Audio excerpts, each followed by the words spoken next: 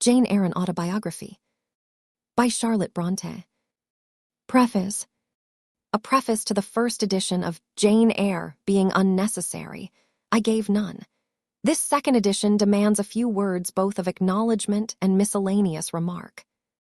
My thanks are due in 3/4. To the public, for the indulgent ear it has inclined to a plain tale with few pretensions. To the press, for the fair field its honest suffrage has opened to an obscure aspirant. To my publishers, for the aid their tact, their energy, their practical sense and frank liberality have afforded an unknown and unrecommended author. The press and the public are but vague personifications for me, and I must thank them in vague terms, but my publishers are definite. So are certain generous critics who have encouraged me as only large-hearted and high-minded men know how to encourage a struggling stranger. To them, i.e., to my publishers and the select reviewers, I say cordially, gentlemen, I thank you from my heart. Having thus acknowledged what I owe those who have aided and approved me, I turn to another class, a small one, so far as I know, but not, therefore, to be overlooked. I mean the timorous or carping few who doubt the tendency of such books as Jane Eyre, in whose eyes whatever is unusual is wrong, whose ears detect in each protest against bigotry, that parent of crime, an insult to piety, that regent of God on earth. I would suggest to such doubters certain obvious distinctions. I would remind them of certain simple truths. Conventionality is not morality. Self-righteousness is not religion. To attack the first is not to assail the last. To pluck the mask from the face of the Pharisee is not to lift an impious hand to the crown of thorns. These things and deeds are diametrically opposed. They are as distinct as is vice from virtue. Men too often confound them. They should not be confounded. Appearance should not be mistaken for truth. Narrow human doctrines that only tend to elate and magnify a few should not be substituted for the world-redeeming creed of Christ. There is, I repeat it, a difference, and it is a good and not a bad action to mark broadly and clearly the line of separation between them. The world may not like to see these ideas dissevered, for it has been accustomed to blend them, finding it convenient to make external show pass for sterling worth, to let whitewashed walls vouch for clean shrines. It may hate him who dares to scrutinize and expose, to raise the gilding and show base metal under it, to penetrate the sepulchre and reveal charnel relics. But hate as it will, it is indebted to him. Ahab did not like Micaiah because he never prophesied good concerning him, but evil. Probably he liked the sycophant son of Chenon better. Yet might Ahab have escaped a bloody death, had he but stopped his ears to flattery and opened them to faithful counsel. There is a man in our own days whose words are not framed to tickle delicate ears, who, to my thinking, comes before the great ones of society, much as the son of Imlah came before the throned kings of Judah and Israel, and who speaks truth as deep, with a power as prophet-like and as vital, a mien as dauntless and as daring. Is the satirist of Vanity Fair, admired in high places? I cannot tell. But I think if some of those amongst whom he hurls the Greek fire of his sarcasm, and over whom he flashes the leaven brand of his denunciation, were to take his warnings in time, they or their seed might yet escape a fatal Ramoth-Gilead. Why have I alluded to this man? I have alluded to him, reader, because I think I see in him an intellect profounder and more unique than his contemporaries have yet recognized, because I regard him as the first social regenerator of the day, as the very master of that working corps who would restore to rectitude the warped system of things, because I think no commentator on his writings has yet found the comparison that suits him, the terms which rightly characterize his talent. They say he is like Fielding. They talk of his wit, humor, comic powers. He resembles Fielding as an eagle does a vulture. Fielding could stoop on carrion, but Thackeray never does. His wit is bright, his humor attractive, but both bear the same relation to his serious genius that the mere lambent sheet lightning playing under the edge of the summer cloud does to the electric death spark hid in its womb. Finally, I have alluded to Mr. Thackeray, because to him, if he will accept the tribute of a total stranger, I have dedicated this second edition of Janeyre. Sewar Bell. December 21, St. 1847. Note to the third edition. I avail myself of the opportunity which a third edition of Jane Eyre affords me of again addressing a word to the public, to explain that my claim to the title of novelist rests on this one work alone. If, therefore, the authorship of other works of fiction has been attributed to me, an honor is awarded where it is not merited, and consequently denied where it is justly due. This explanation will serve to rectify mistakes which may already have been made, and to prevent future errors. Sewar Bell. April 13, th. 1848. Chapter 1. There was no possibility of taking a walk that day. We had been wandering, indeed, in the leafless shrubbery an hour in the morning, but since dinner, Mrs. Reed, when there was no company, dined early. The cold winter wind had brought with it clouds so somber, and a rain so penetrating, that further outdoor exercise was now out of the question. I was glad of it. I never liked long walks, especially on chilly afternoons. Dreadful to me was the coming home in the raw twilight, with nipped fingers and toes, and a heart saddened by the chidings of Bessie, the nurse, and humbled by the consciousness of my physical inferiority to Eliza, John, and Georgiana Reed. The said Eliza, John, and Georgiana were now clustered round their mamma in the drawing-room. She lay reclined on a sofa by the fireside, and with her darlings about her, for the time neither quarreling nor crying, looked perfectly happy. Me she had dispensed from joining the group, saying she regretted to be under the necessity of keeping me at a distance, but that until she heard from Bessie, and could discover by her own observation that I was endeavoring in good earnest to acquire a more sociable and childlike disposition, a more attractive and sprightly manner, something lighter, franker, more natural, as it were. She really must exclude me from privileges intended only for contented, happy little children. "What does Bessie say I have done?" I asked. "Jane, I don't like cavillers or questioners. Besides, there is something truly forbidding in a child taking up her elders in that manner. Be seated somewhere, and until you can speak pleasantly, remain silent." A breakfast room adjoined the drawing room. I slipped in there. It contained a bookcase. I soon possessed myself of a volume, taking care that it should be one stored with pictures. I mounted into the window seat. Gathering up my feet, I sat cross-legged like a Turk, and having drawn the red moreen curtain nearly close, I was shrined in double retirement. Folds of scarlet drapery shut in my view to the right hand. To the left were the clear panes of glass, protecting, but not separating me from the drear November day. At intervals, while turning over the leaves of my book, I studied the aspect of that winter afternoon. Afar, it offered a pale blank of mist and cloud. Near a scene of wet lawn and storm-beat shrub, with ceaseless rain sweeping away wildly before a long and lamentable blast. I returned to my book, Bewick's History of British Birds. The letterpress thereof I cared little for, generally speaking, and yet there were certain introductory pages that, child as I was, I could not pass quite as a blank.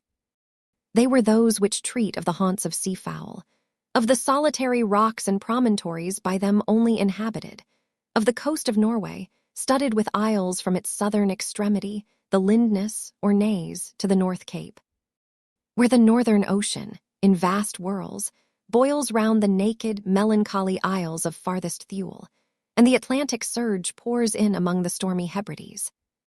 Nor could I pass unnoticed the suggestion of the bleak shores of Lapland, Siberia, Spitzbergen, Nova Zembla, Iceland, Greenland, with the vast sweep of the Arctic zone, and those forlorn regions of dreary space, that reservoir of frost and snow, where firm fields of ice, the accumulation of centuries of winters, glazed in alpine heights above heights, surround the pole and concentre the multiplied rigors of extreme cold. Of these death-white realms I formed an idea of my own, shadowy, like all the half-comprehended notions that float dim through children's brains, but strangely impressive. The words in these introductory pages connected themselves with the succeeding vignettes, and gave significance to the rock standing up alone in a sea of billow and spray, to the broken boat stranded on a desolate coast, to the cold and ghastly moon glancing through bars of cloud at a wreck just sinking. I cannot tell what sentiment haunted the quite solitary churchyard, with its inscribed headstone, its gate, its 2 trees, its low horizon, girdled by a broken wall, and its newly risen crescent, attesting the hour of eventide. The 2 ships becalmed on a torpid sea, I believed to be marine phantoms. The fiend pinning down the thief's pack behind him, I passed over quickly. It was an object of terror. So was the black-horned thing seated aloof on a rock, surveying a distant crowd surrounding a gallows. Each picture told a story, mysterious often to my undeveloped understanding and imperfect feelings, yet ever profoundly interesting. As interesting as the tales Bessie sometimes narrated on winter evenings when she chanced to be in good humor. And when, having brought her ironing table to the nursery hearth, she allowed us to sit about it, and while she got up Mrs. Reed's lace frills and crimped her nightcap borders, fed our eager attention with passages of love and adventure taken from old fairy tales and other ballads, or, as at a later period I discovered, from the pages of Pamela and Henry, Earl of Morland. With Bewick on my knee, I was then happy at least in my way. I feared nothing but interruption, and that came too soon. The breakfast-room door opened. "Bo, Madam Mope," cried the voice of John Reed. Then he paused. He found the room apparently empty. "Where the dickens is she?" he continued. "Lizzie, Georgie." Calling to his sisters, "Joan is not here. Tell Mamma she is run out into the rain, bad animal." It is well I drew the curtain, thought I, and I wished fervently he might not discover my hiding place, nor would John Reed have found it out himself. He was not quick either of vision or conception, but Eliza just put her head in at the door and said at once, "She is in the window seat, to be sure, Jack." And I came out immediately, for I trembled at the idea of being dragged forth by the said Jack.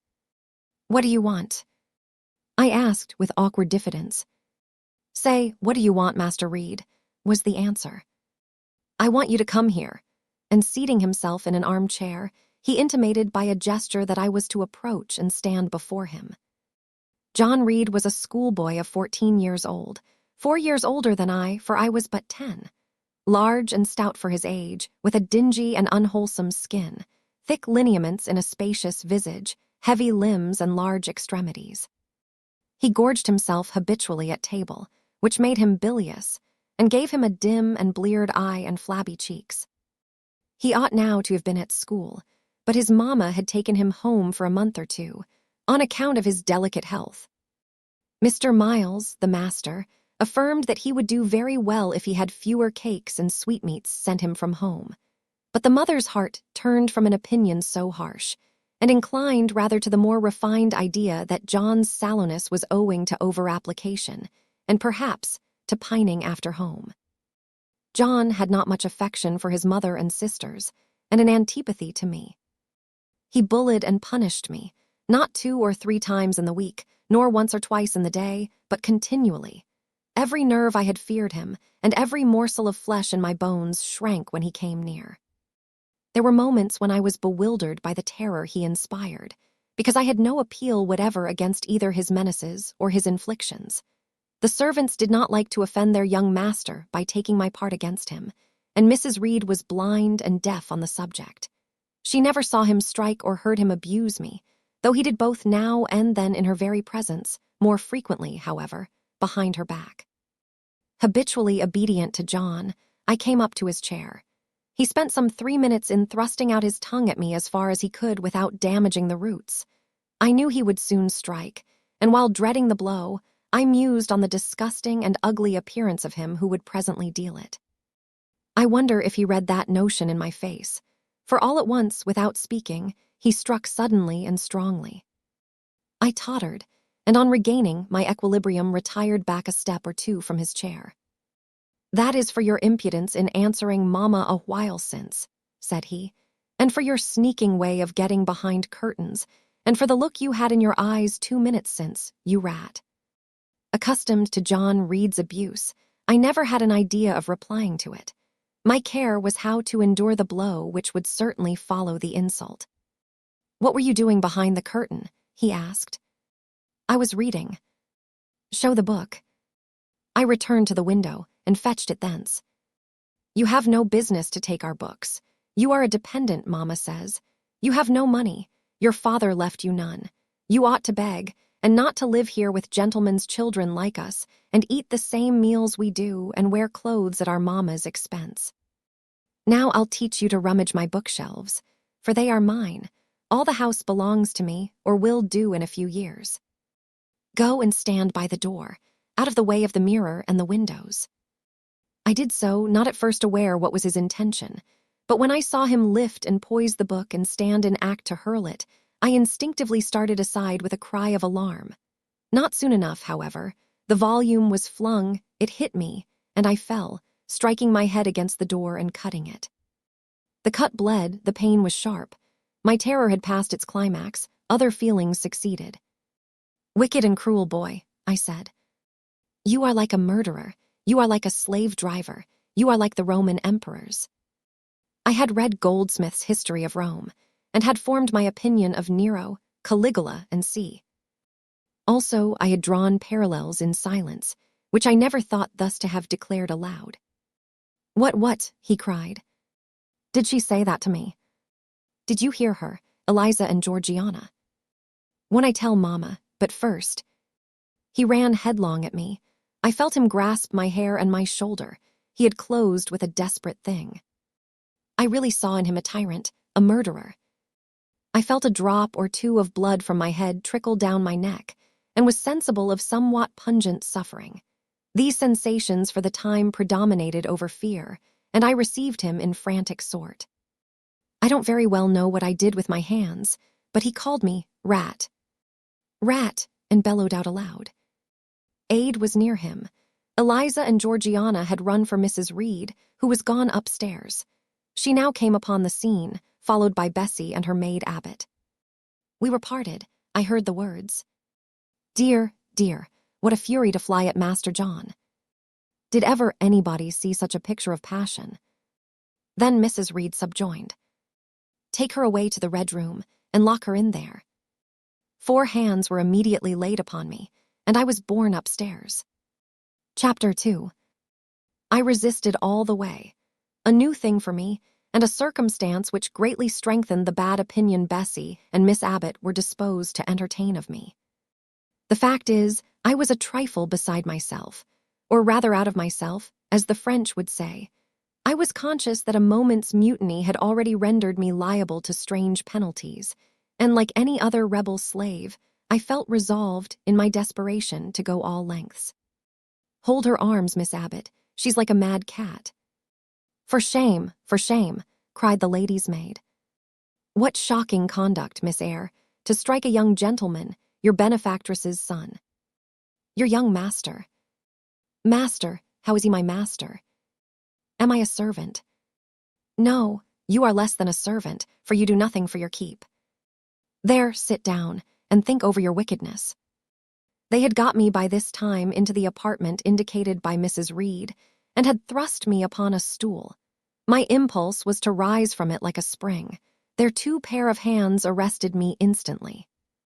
"If you don't sit still, you must be tied down," said Bessie. "Miss Abbott, lend me your garters. She would break mine directly."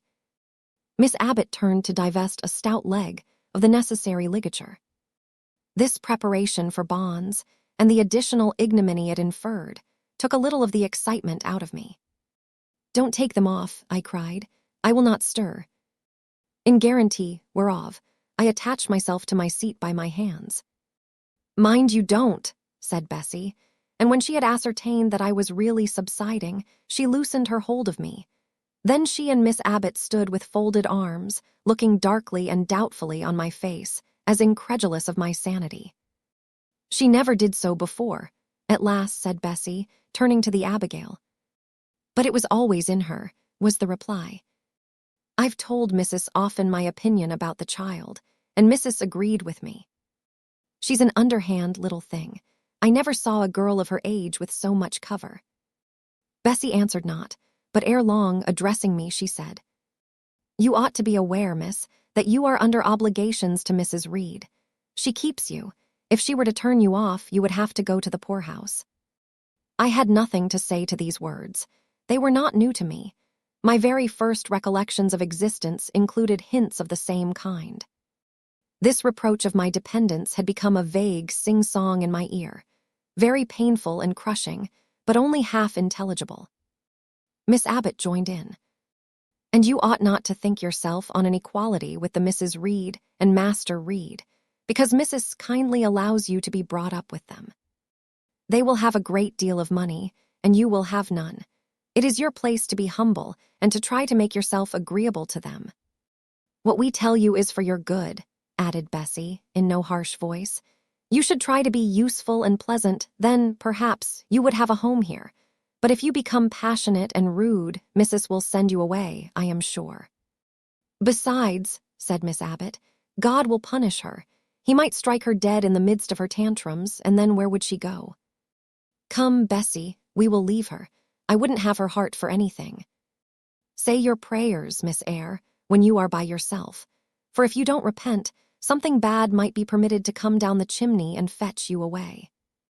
They went, shutting the door and locking it behind them. The Red Room was a square chamber, very seldom slept in. I might say never, indeed, unless when a chance influx of visitors at Gateshead Hall rendered it necessary to turn to account all the accommodation it contained. Yet it was one of the largest and stateliest chambers in the mansion. A bed supported on massive pillars of mahogany, hung with curtains of deep red damask, stood out like a tabernacle in the center. The two large windows, with their blinds always drawn down, were half shrouded in festoons and falls of similar drapery. The carpet was red. The table at the foot of the bed was covered with a crimson cloth. The walls were a soft fawn color with a blush of pink in it. The wardrobe, the toilet table, the chairs were of darkly polished old mahogany. Out of these deep surrounding shades rose high, and glared white, the piled-up mattresses and pillows of the bed, spread with a snowy Marseille counterpane. Scarcely less prominent was an ample cushioned easy-chair near the head of the bed, also white, with a footstool before it, and looking, as I thought, like a pale throne. This room was chill because it seldom had a fire. It was silent because remote from the nursery and kitchen. Solemn because it was known to be so seldom entered. The housemaid alone came here on Saturdays to wipe from the mirrors and the furniture a week's quiet dust. And Mrs. Reed herself, at far intervals, visited it to review the contents of a certain secret drawer in the wardrobe, where were stored divers parchments, her jewel casket, and a miniature of her deceased husband. And in those last words lies the secret of the Red Room, the spell which kept it so lonely in spite of its grandeur. Mr. Reed had been dead 9 years. It was in this chamber he breathed his last. Here he lay in state, hence his coffin was borne by the undertaker's men, and since that day a sense of dreary consecration had guarded it from frequent intrusion. My seat, to which Bessie and the bitter Miss Abbott had left me riveted, was a low ottoman near the marble chimney-piece. The bed rose before me. To my right hand there was the high, dark wardrobe, with subdued, broken reflections varying the gloss of its panels.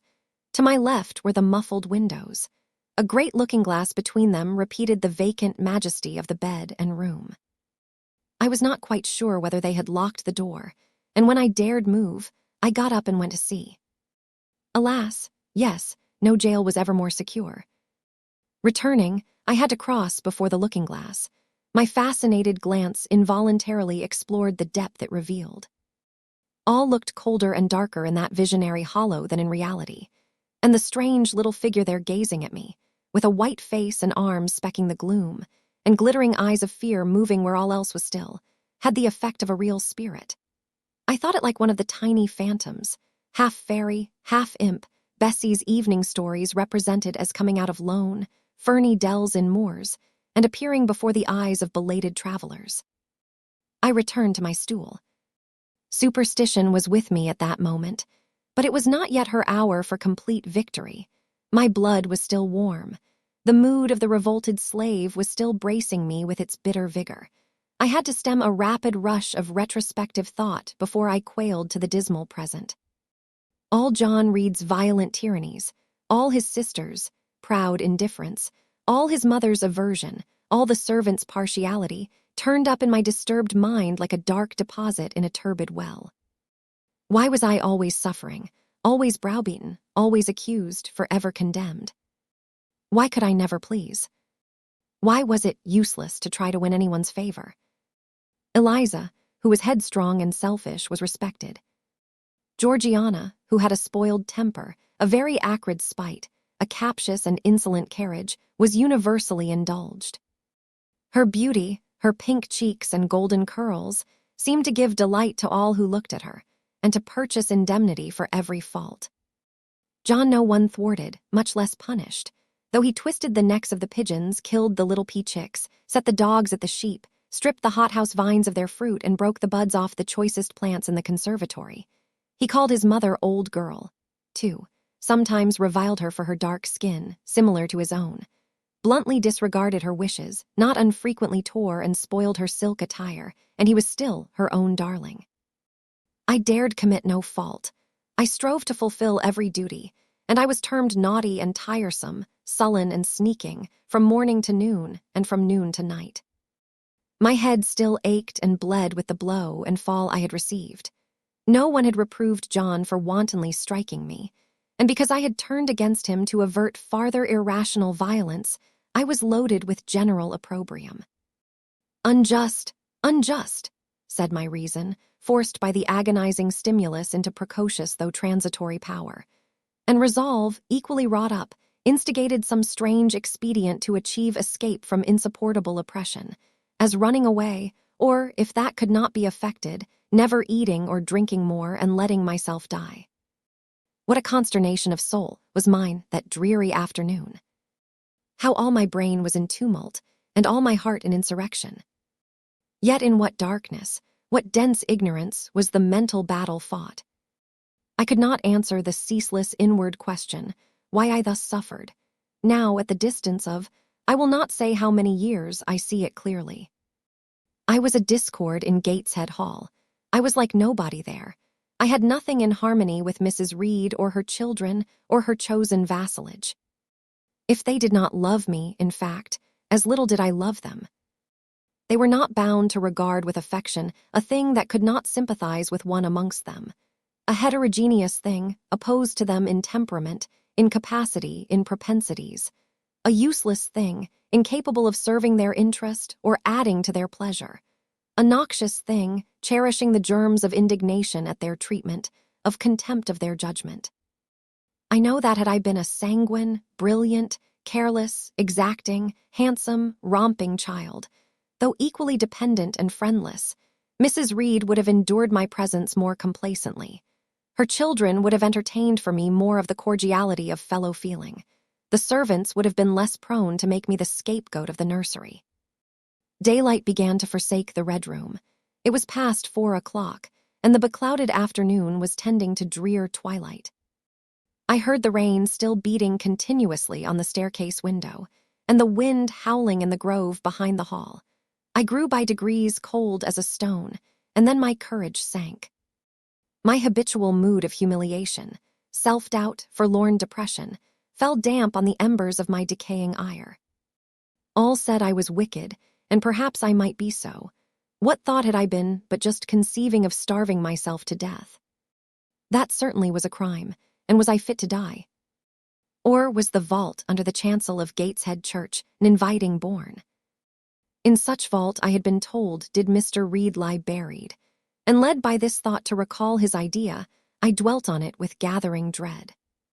I could not remember him, but I knew that he was my own uncle, my mother's brother, that he had taken me when a parentless infant to his house, and that in his last moments he had required a promise of Mrs. Reed that she would rear and maintain me as one of her own children. Mrs. Reed probably considered she had kept this promise, and so she had, I dare say, as well as her nature would permit her.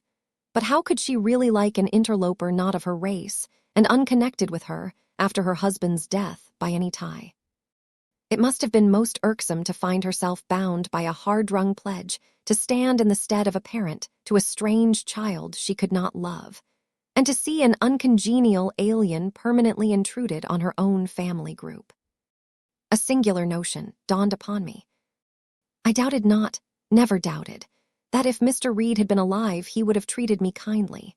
And now, as I sat looking at the white bed and overshadowed walls, occasionally also turning a fascinated eye towards the dimly gleaming mirror, I began to recall what I had heard of dead men, troubled in their graves by the violation of their last wishes, revisiting the earth to punish the perjured and avenge the oppressed.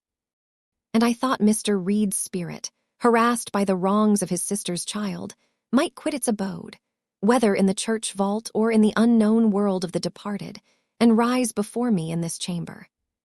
I wiped my tears and hushed my sobs, fearful lest any sign of violent grief might waken a preternatural voice to comfort me, or elicit from the gloom some haloed face, bending over me with strange pity. This idea, consolatory in theory, I felt would be terrible if realized. With all my might I endeavored to stifle it. I endeavored to be firm. Shaking my hair from my eyes, I lifted my head and tried to look boldly round the dark room. At this moment, a light gleamed on the wall. Was it, I asked myself, a ray from the moon penetrating some aperture in the blind? No, moonlight was still, and this stirred. While I gazed, it glided up to the ceiling and quivered over my head. I can now conjecture readily that this streak of light was, in all likelihood, a gleam from a lantern carried by someone across the lawn. But then, prepared as my mind was for horror, shaken as my nerves were by agitation, I thought the swift darting beam was a herald of some coming vision from another world. My heart beat thick, my head grew hot.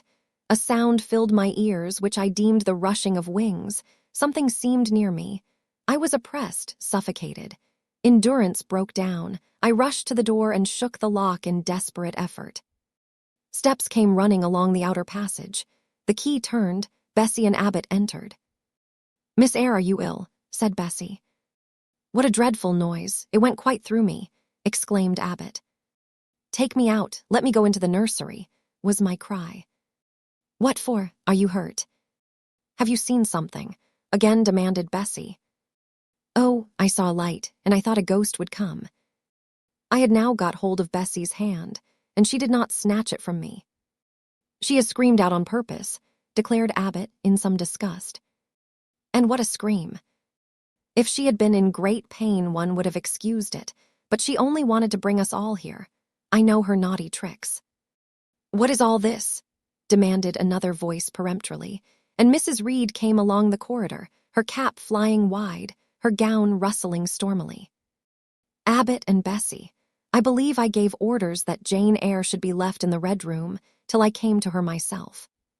"Miss Jane screamed so loud, ma'am," pleaded Bessie. "Let her go," was the only answer. "Loose Bessie's hand, child. You cannot succeed in getting out by these means, be assured. I abhor artifice, particularly in children. It is my duty to show you that tricks will not answer.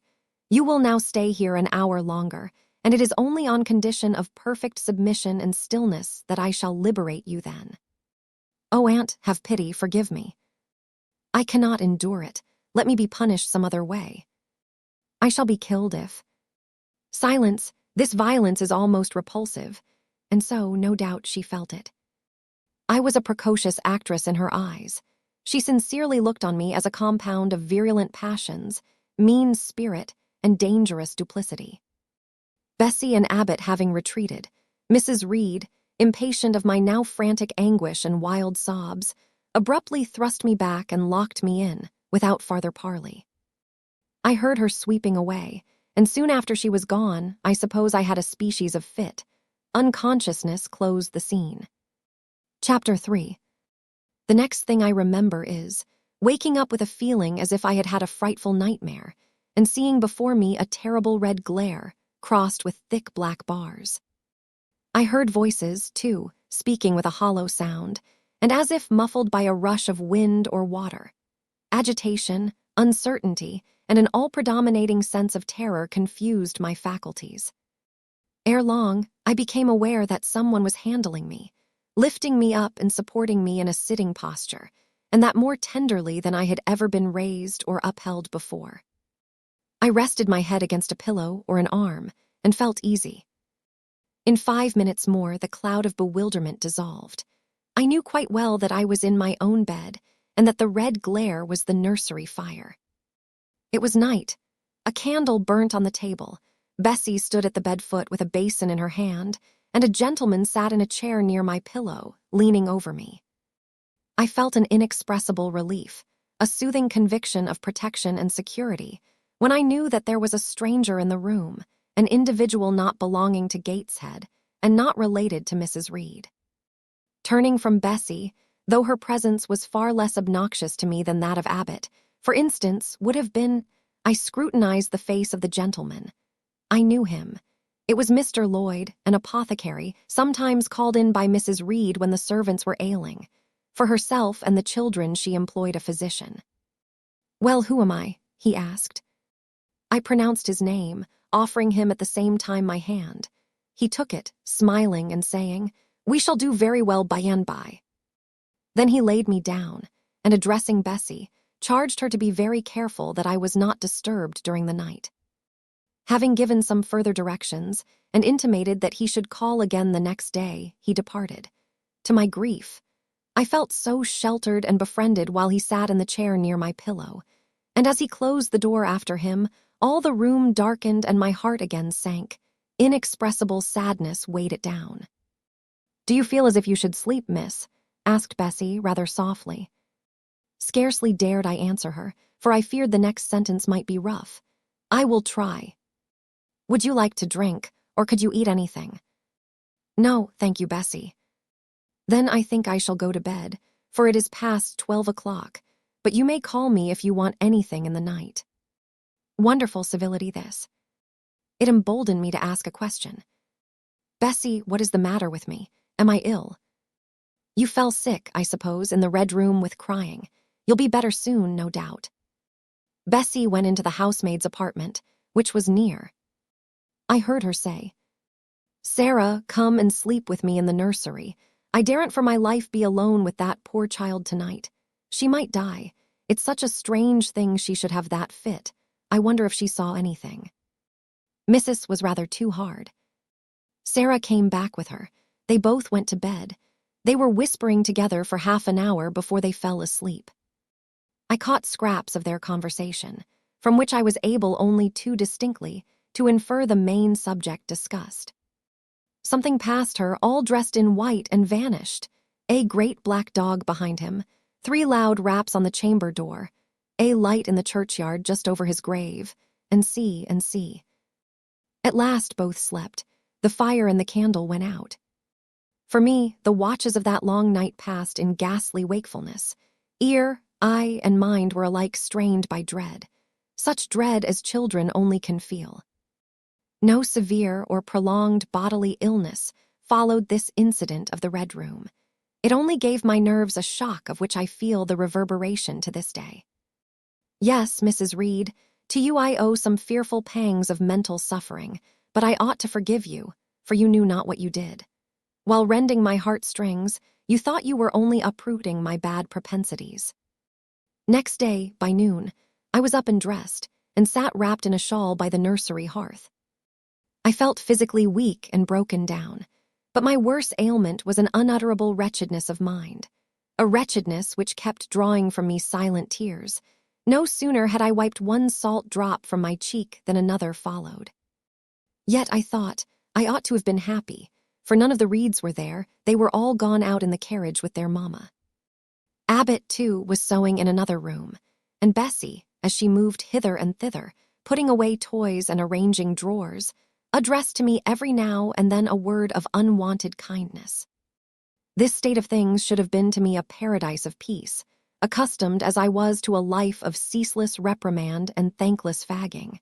But in fact, my racked nerves were now in such a state that no calm could soothe, and no pleasure excite them agreeably. Bessie had been down into the kitchen, and she brought up with her a tart on a certain brightly painted china plate, whose bird of paradise, nestling in a wreath of convolvuli and rosebuds, had been wont to stir in me a most enthusiastic sense of admiration, and which plate I had often petitioned to be allowed to take in my hand in order to examine it more closely. but had always hitherto been deemed unworthy of such a privilege. This precious vessel was now placed on my knee, and I was cordially invited to eat the circlet of delicate pastry upon it. Vain favor, coming, like most other favors long deferred and often wished for, too late. I could not eat the tart, and the plumage of the bird, the tints of the flowers, seemed strangely faded. I put both plate and tart away. Bessie asked if I would have a book.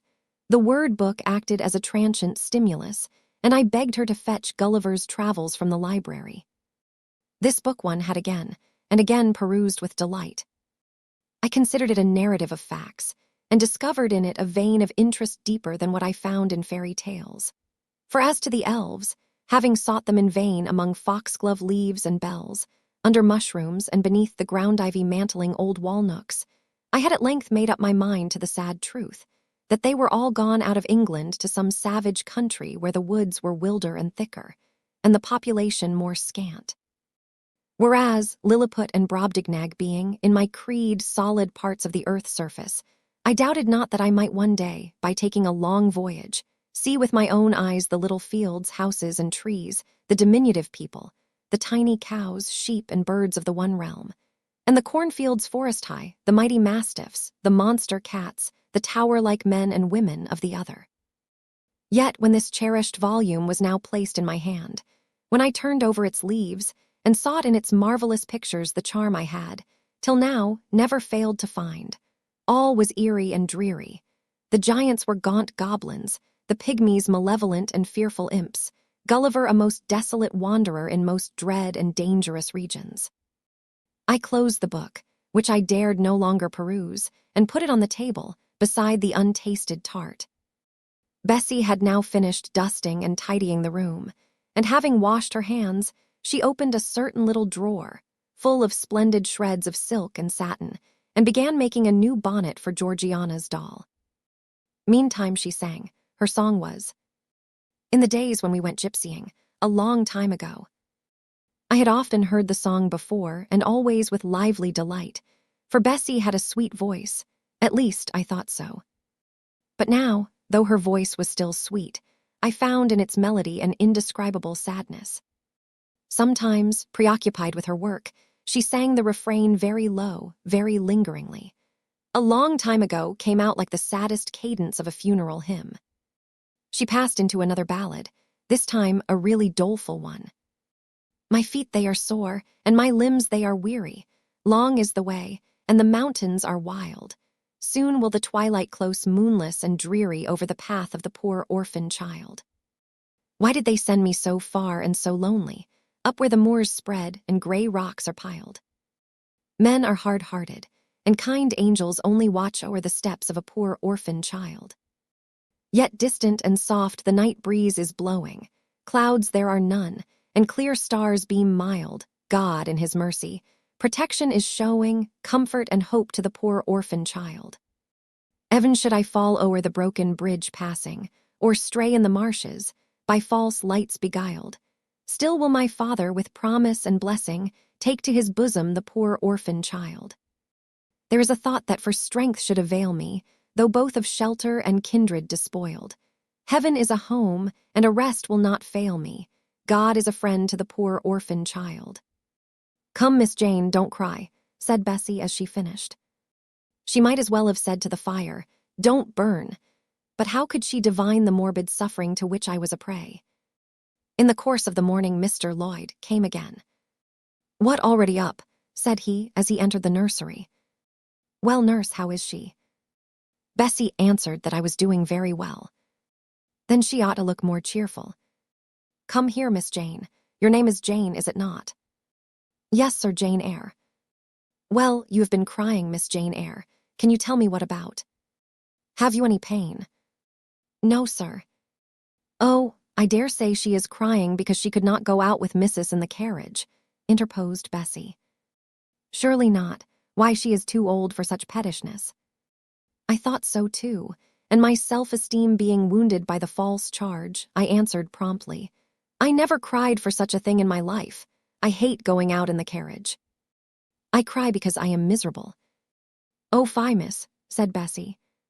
"The good apothecary, appeared a little puzzled. I was standing before him.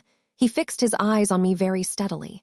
His eyes were small and gray, not very bright, but I dare say I should think them shrewd now. He had a hard-featured yet good-natured-looking face. Having considered me at leisure, he said, "What made you ill yesterday?" "She had a fall," said Bessie, again putting in her word. "Fall? Why, that is like a baby again. Can't she manage to walk at her age? She must be 8 or 9 years old." "I was knocked down," was the blunt explanation, jerked out of me by another pang of mortified pride. "But that did not make me ill," I added, while Mr. Lloyd helped himself to a pinch of snuff. As he was returning the box to his waistcoat pocket, a loud bell rang for the servants' dinner. He knew what it was. "That's for you, nurse," said he. "You can go down. I'll give Miss Jane a lecture till you come back." Bessie would rather have stayed, but she was obliged to go, because punctuality at meals was rigidly enforced at Gateshead Hall. "The fall did not make you ill. What did then?" pursued Mr. Lloyd when Bessie was gone. "I was shut up in a room where there is a ghost till after dark." I saw Mr. Lloyd smile and frown at the same time. "Ghost? What, you are a baby after all. You are afraid of ghosts." "Of Mr. Reed's ghost I am. He died in that room and was laid out there. Neither Bessie nor anyone else will go into it at night, if they can help it, and it was cruel to shut me up alone without a candle, so cruel that I think I shall never forget it." "Nonsense, and is it that makes you so miserable? Are you afraid now in daylight?" "No, but night will come again before long, and besides, I am unhappy, very unhappy for other things." "What other things? Can you tell me some of them?" How much I wished to reply fully to this question.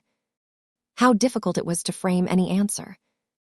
Children can feel, but they cannot analyze their feelings, and if the analysis is partially affected in thought, they know not how to express the result of the process in words. Fearful, however, of losing this first and only opportunity of relieving my grief by imparting it, I, after a disturbed pause, contrived to frame a meager, though as far as it went, true response. "For one thing, I have no father or mother, brothers or sisters."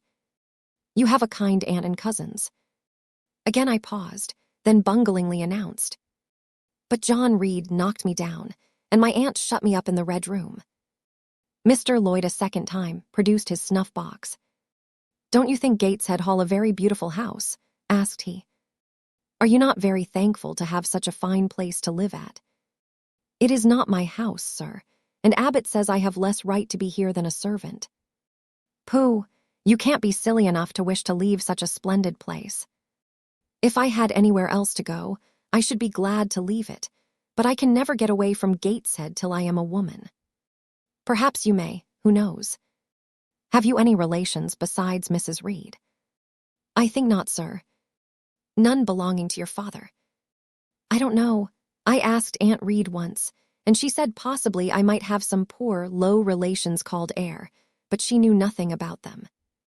"If you had such, would you like to go to them?" I reflected. Poverty looks grim to grown people, still more so to children. They have not much idea of industrious, working, respectable poverty. They think of the word only as connected with ragged clothes, scanty food, fireless grates, rude manners, and debasing vices. Poverty for me was synonymous with degradation. "No, I should not like to belong to poor people," was my reply. "Not even if they were kind to you?" I shook my head. I could not see how poor people had the means of being kind, and then to learn to speak like them, to adopt their manners, to be uneducated, to grow up like one of the poor women I saw sometimes nursing their children or washing their clothes at the cottage doors of the village of Gateshead. No, I was not heroic enough to purchase liberty at the price of caste. "But are your relatives so very poor? Are they working people?" "I cannot tell. Aunt Reed says if I have any, they must be a beggarly set. I should not like to go a-begging." "Would you like to go to school?" Again I reflected. I scarcely knew what school was. Bessie sometimes spoke of it as a place where young ladies sat in the stocks, wore backboards, and were expected to be exceedingly genteel and precise. John Reed hated his school and abused his master.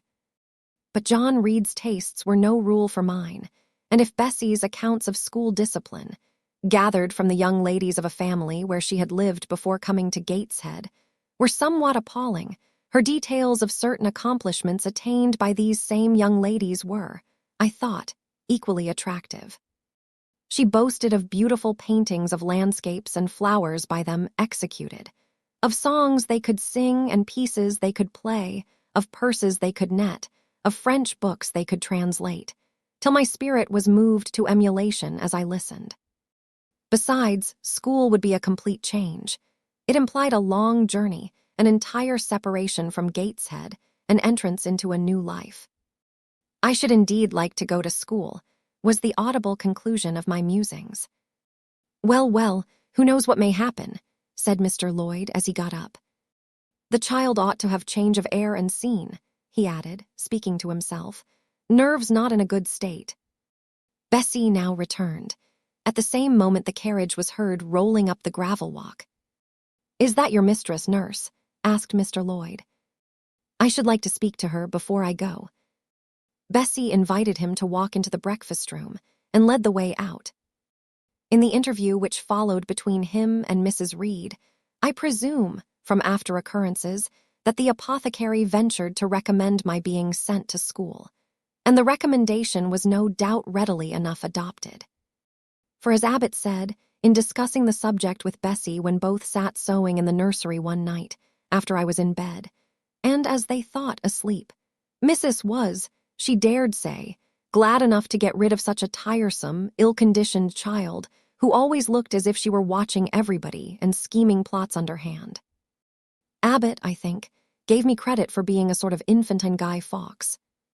On that same occasion I learned, for the first time, from Miss Abbot's communications to Bessie, that my father had been a poor clergyman, that my mother had married him against the wishes of her friends, who considered the match beneath her, that my grandfather Reed was so irritated at her disobedience, he cut her off without a shilling, that after my mother and father had been married a year, the latter caught the typhus fever while visiting among the poor of a large manufacturing town where his curacy was situated, and where that disease was then prevalent, that my mother took the infection from him, and both died within a month of each other.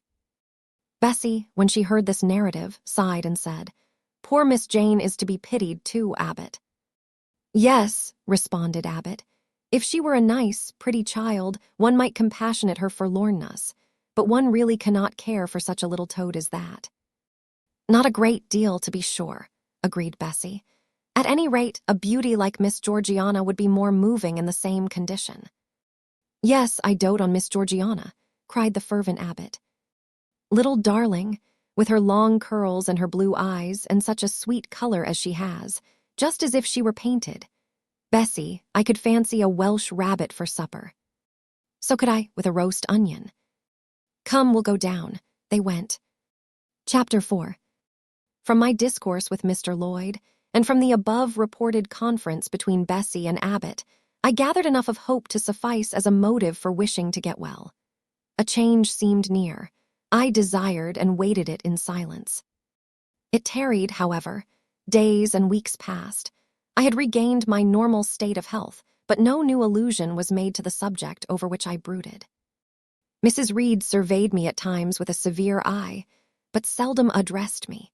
Since my illness, she had drawn a more marked line of separation than ever between me and her own children, appointing me a small closet to sleep in by myself, condemning me to take my meals alone, and pass all my time in the nursery, while my cousins were constantly in the drawing-room. Not a hint, however, did she drop about sending me to school. Still I felt an instinctive certainty that she would not long endure me under the same roof with her, for her glance, now more than ever, when turned on me, expressed an insuperable and rooted aversion. Eliza and Georgiana, evidently acting according to orders, spoke to me as little as possible. John thrust his tongue in his cheek whenever he saw me, and once attempted chastisement. But as I instantly turned against him, roused by the same sentiment of deep ire and desperate revolt which had stirred my corruption before, he thought it better to desist, and ran from me uttering execrations, and vowing I had burst his nose. I had indeed leveled at that prominent feature as hard a blow as my knuckles could inflict, and when I saw that either that or my look daunted him, I had the greatest inclination to follow up my advantage to purpose, but he was already with his mamma. I heard him in a blubbering tone commence the tale of how that nasty Jane Eyre had flown at him like a mad cat. He was stopped rather harshly. "Don't talk to me about her, John. I told you not to go near her. She is not worthy of notice. I do not choose that either you or your sisters should associate with her." Here, leaning over the banister, I cried out suddenly, and without at all deliberating on my words. "They are not fit to associate with me." Mrs. Reed was rather a stout woman, but on hearing this strange and audacious declaration, she ran nimbly up the stair, swept me like a whirlwind into the nursery, and crushing me down on the edge of my crib, dared me in an emphatic voice to rise from that place, or utter one syllable during the remainder of the day. "What would Uncle Reed say to you, if he were alive?" was my scarcely voluntary demand. I say scarcely voluntary, for it seemed as if my tongue pronounced words without my will consenting to their utterance. Something spoke out of me over which I had no control. "What?" said Mrs. Reed under her breath. Her usually cold, composed gray eye became troubled with a look like fear. She took her hand from my arm and gazed at me as if she really did not know whether I were child or fiend. I was now in for it. "My Uncle Reed is in heaven and can see all you do and think, and so can Papa and Mama. They know how you shut me up all day long and how you wish me dead." Mrs. Reed soon rallied her spirits. She shook me most soundly, she boxed both my ears, and then left me without a word. Bessie supplied the hiatus by a homily of an hour's length, in which she proved beyond a doubt that I was the most wicked and abandoned child ever reared under a roof. I half believed her, for I felt indeed only bad feelings surging in my breast. November, December, and half of January passed away. Christmas and the New Year had been celebrated at Gateshead with the usual festive cheer. Presents had been interchanged, dinners and evening parties given. From every enjoyment I was, of course, excluded. My share of the gaiety consisted in witnessing the daily appareling of Eliza and Georgiana, and seeing them descend to the drawing-room, dressed out in thin muslin frocks and scarlet sashes, with hair elaborately ringleted. And afterwards, in listening to the sound of the piano or the harp played below, to the passing to and fro of the butler and footman, to the jingling of glass and china as refreshments were handed, to the broken hum of conversation as the drawing-room door opened and closed. When tired of this occupation, I would retire from the stairhead to the solitary and silent nursery. There, though somewhat sad, I was not miserable. To speak truth, I had not the least wish to go into company, for in company I was very rarely noticed. And if Bessie had but been kind and companionable, I should have deemed it a treat to spend the evenings quietly with her, instead of passing them under the formidable eye of Mrs. Reed, in a room full of ladies and gentlemen. But Bessie, as soon as she had dressed her young ladies, used to take herself off to the lively regions of the kitchen and housekeeper's room, generally bearing the candle along with her.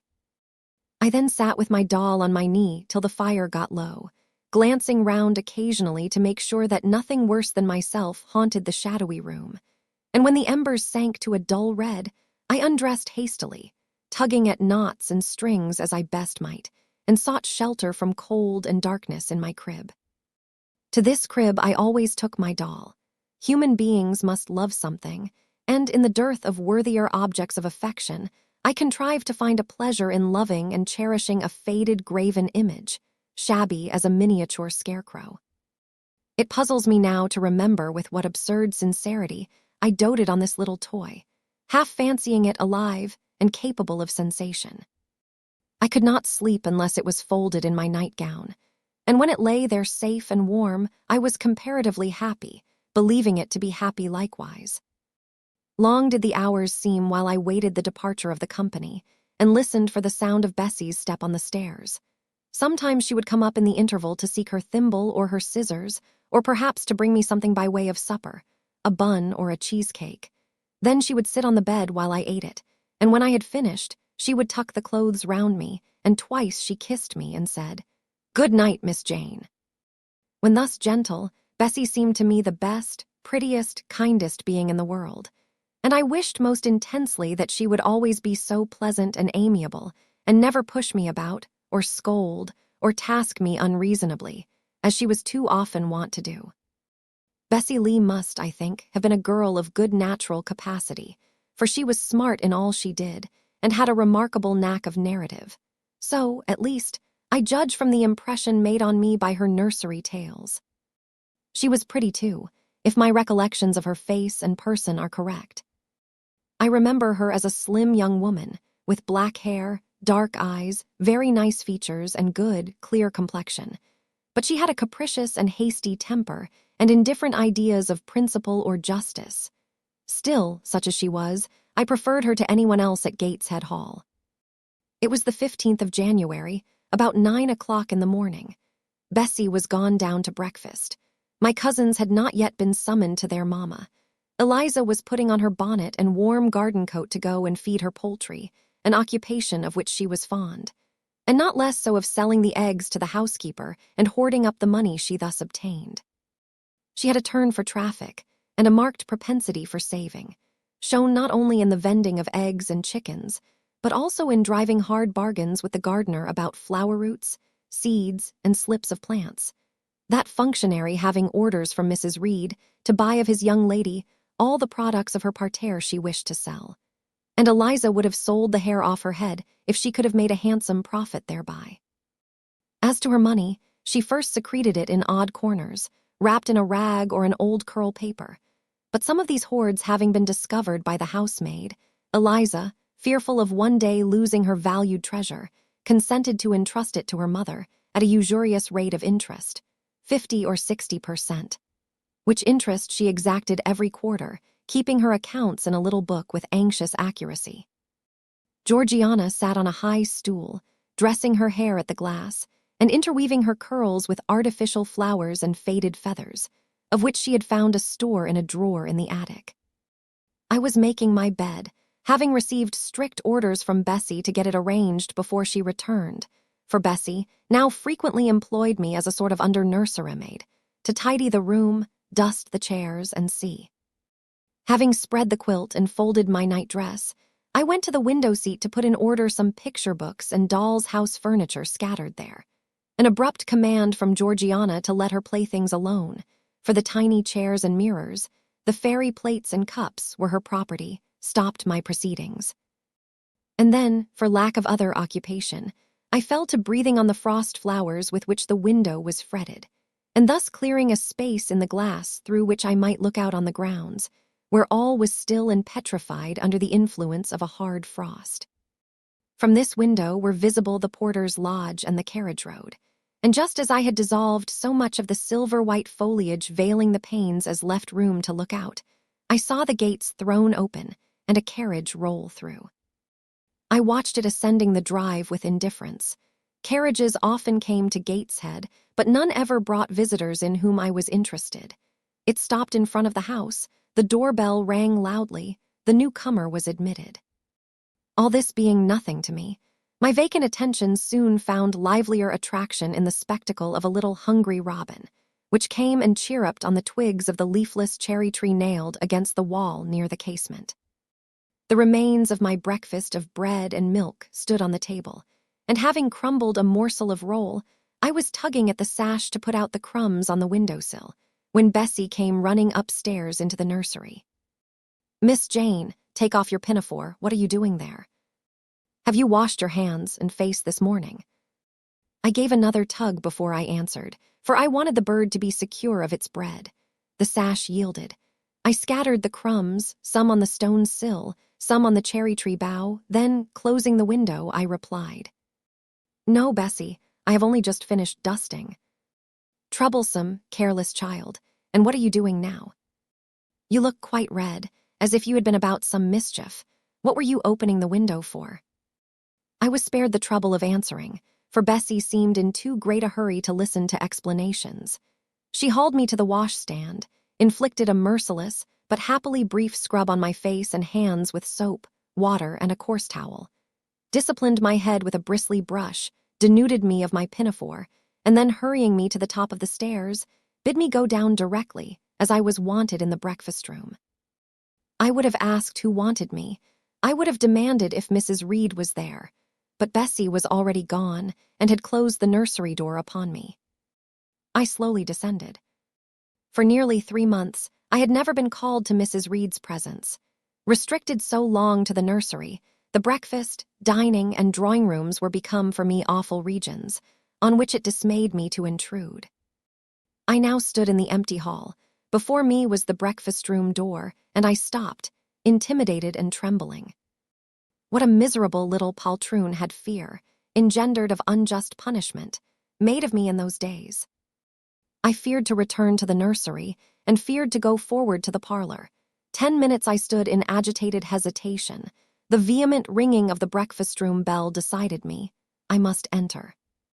Who could want me? I asked inwardly, as with both hands I turned the stiff door handle, which, for a second or two, resisted my efforts. What should I see besides Aunt Reed in the apartment? A man or a woman? The handle turned, the door unclosed, and passing through and curtsying low, I looked up at a black pillar. Such, at least, appeared to me, at first sight, the straight, narrow, sable-clad shape standing erect on the rug. The grim face at the top was like a carved mask, placed above the shaft by way of capital. Mrs. Reed occupied her usual seat by the fireside. She made a signal to me to approach. I did so, and she introduced me to the stony stranger with the words, "This is the little girl respecting whom I applied to you." He, for it was a man, turned his head slowly towards where I stood, and having examined me with the 2 inquisitive-looking gray eyes which twinkled under a pair of bushy brows, said solemnly, and in a bass voice, "Her size is small. What is her age?" 10 years. So much, was the doubtful answer, and he prolonged his scrutiny for some minutes. Presently he addressed me, "Your name, little girl?" "Jane Eyre, sir." In uttering these words I looked up. He seemed to me a tall gentleman, but then I was very little. His features were large, and they and all the lines of his frame were equally harsh and prim. "Well, Jane Eyre, and are you a good child?" Impossible to reply to this in the affirmative. My little world held a contrary opinion. I was silent. Mrs. Reed answered for me by an expressive shake of the head, adding soon, "Perhaps the less said on that subject the better, Mr. Brocklehurst." Sorry indeed to hear it. She and I must have some talk. And bending from the perpendicular, he installed his person in the armchair opposite Mrs. Reed. "Come here," he said. I stepped across the rug. He placed me square and straight before him. What a face he had, now that it was almost on a level with mine. What a great nose, and what a mouth, and what large prominent teeth. "No sight so sad as that of a naughty child," he began, "especially a naughty little girl. Do you know where the wicked go after death?" "They go to hell," was my ready and orthodox answer. "And what is hell? Can you tell me that?" "A pit full of fire." "And should you like to fall into that pit, and to be burning there forever?" "No, sir." "What must you do to avoid it?" I deliberated a moment. My answer, when it did come, was objectionable. "I must keep in good health and not die." "How can you keep in good health?" "Children younger than you die daily." "I buried a little child of 5 years old only a day or 2 since, a good little child, whose soul is now in heaven. It is to be feared, the same could not be said of you were you to be called hence." Not being in a condition to remove his doubt, I only cast my eyes down on the 2 large feet planted on the rug, and sighed, wishing myself far enough away. I hope that sigh is from the heart, and that you repent of ever having been the occasion of discomfort to your excellent benefactress. "Benefactress, benefactress," said I inwardly. "They all call Mrs. Reed my benefactress. If so, a benefactress is a disagreeable thing." "Do you say your prayers night and morning?" continued my interrogator. "Yes, sir." "Do you read your Bible?" "Sometimes." "With pleasure." "Are you fond of it?" "I like Revelations, and the book of Daniel, and Genesis and Samuel, and a little bit of Exodus. and some parts of Kings and Chronicles, and Job and Jonah.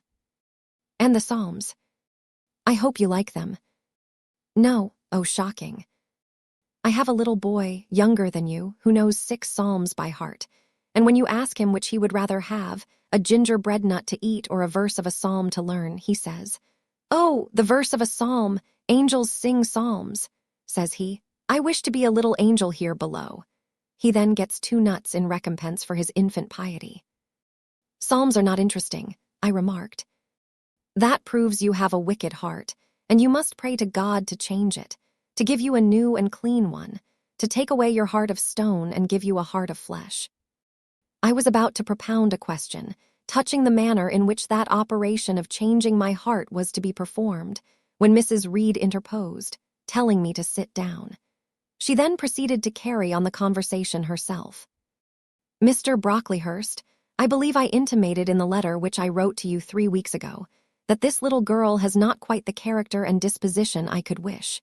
Should you admit her into Lowood School, I should be glad if the superintendent and teachers were requested to keep a strict eye on her, and above all, to guard against her worst fault, a tendency to deceit.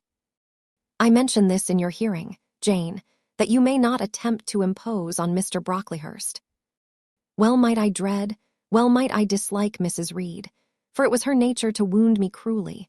Never was I happy in her presence. However carefully I obeyed, however strenuously I strove to please her, my efforts were still repulsed and repaid by such sentences as the above. Now, uttered before a stranger, the accusation cut me to the heart. I dimly perceived that she was already obliterating hope from the new phase of existence which she destined me to enter.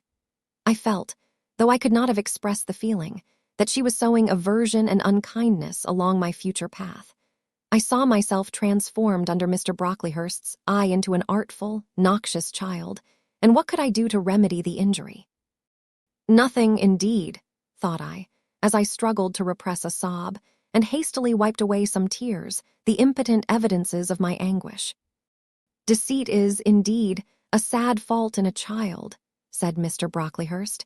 "It is akin to falsehood, and all liars will have their portion in the lake burning with fire and brimstone. She shall, however, be watched, Mrs. Reed. I will speak to Miss Temple and the teachers. I should wish her to be brought up in a manner suiting her prospects," continued my benefactress, "to be made useful, to be kept humble. As for the vacations, she will, with your permission, spend them always at Lowood." "Your decisions are perfectly judicious, madam," returned Mr. Brocklehurst. "Humility is a Christian grace, and one peculiarly appropriate to the pupils of Lowood. I, therefore, direct that a special care shall be bestowed on its cultivation amongst them. I have studied how best to mortify in them the worldly sentiment of pride, and only the other day I had a pleasing proof of my success. My second daughter, Augusta, went with her mamma to visit the school, and on her return she exclaimed, "Oh, dear papa, how quiet and plain all the girls at Lowood look, with their hair combed behind their ears, and their long pinafores, and those little Holland pockets outside their frocks. They are almost like poor people's children. And," said she, "they looked at my dress and mamma's as if they had never seen a silk gown before." "This is the state of things I quite approve," returned Mrs. Reed. "Had I sought all England over, I could scarcely have found a system more exactly fitting a child like Jane Eyre. Consistency, my dear Mr. Brocklehurst. I advocate consistency in all things. Consistency, madam, is the first of Christian duties, and it has been observed in every arrangement connected with the establishment of Lowood. Plain fare, simple attire, unsophisticated accommodations, hearty and active habits. Such is the order of the day in the house and its inhabitants." "Quite right, sir. I may then depend upon this child being received as a pupil at Lowood, and their being trained in conformity to her position and prospects." "Madam, you may. She shall be placed in that nursery of chosen plants, and I trust she will show herself grateful for the inestimable privilege of her election." "I will send her, then, as soon as possible, Mr. Brocklehurst, for I assure you, I feel anxious to be relieved of a responsibility that was becoming too irksome." No doubt, madam, and now I wish you good morning." I shall return to Brocklehurst Hall in the course of a week or two. My good friend, the Archdeacon, will not permit me to leave him sooner. I shall send Miss Temple notice that she is to expect a new girl, so that there will be no difficulty about receiving her. Goodbye. Goodbye, Mr. Brocklehurst. Remember me to Mrs. and Miss Brocklehurst, and to Augusta and Theodore, and Master Broughton Brocklehurst. I will, madam. Little girl, here is a book entitled The Child's Guide. Read it with prayer, especially that part containing an account of the awfully sudden death of Martha G., a naughty child addicted to falsehood and deceit. With these words, Mr. Brocklehurst put into my hand a thin pamphlet sewn in a cover, and having rung for his carriage, he departed. Mrs. Reed and I were left alone. Some minutes passed in silence. She was sewing, I was watching her. Mrs. Reed might be at that time some 6 or 7 and 30. She was a woman of robust frame, square-shouldered and strong-limbed, not tall and though stout, not obese. She had a somewhat large face, the under jaw being much developed and very solid. Her brow was low, her chin large and prominent, mouth and nose sufficiently regular. Under her light eyebrows glimmered an eye devoid of ruth. Her skin was dark and opaque, her hair nearly flaxen. Her constitution was sound as a bell. Illness never came near her. She was an exact, clever manager. Her household and tenantry were thoroughly under her control.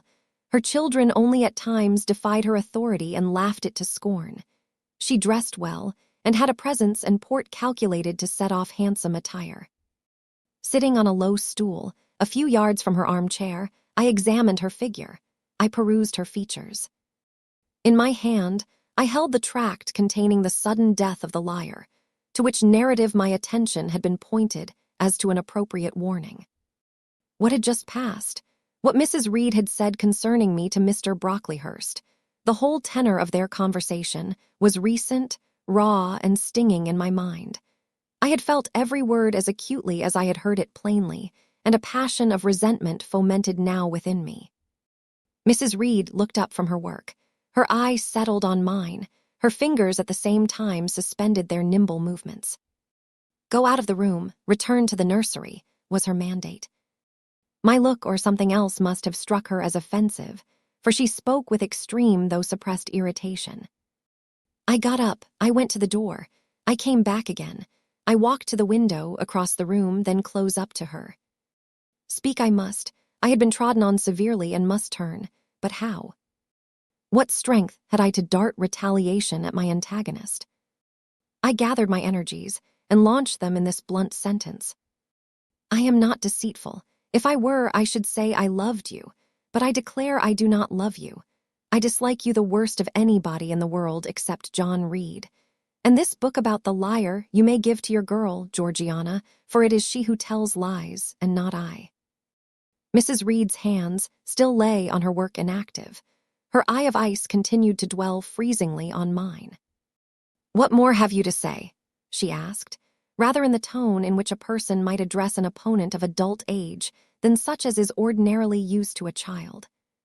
That eye of hers, that voice stirred every antipathy I had. Shaking from head to foot, thrilled with ungovernable excitement, I continued.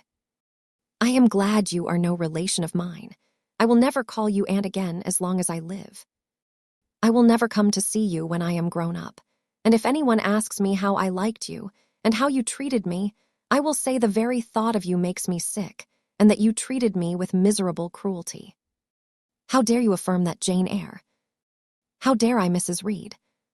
How dare I, because it is the truth. You think I have no feelings, and that I can do without one bit of love or kindness, but I cannot live so, and you have no pity. I shall remember how you thrust me back, roughly and violently thrust me back, into the red room and locked me up there to my dying day. Though I was in agony, though I cried out while suffocating with distress, have mercy. Have mercy, Aunt Reed. And that punishment you made me suffer because your wicked boys struck me, knocked me down for nothing. I will tell anybody who asks me questions this exact tale. People think you a good woman, but you are bad, hard-hearted. You are deceitful."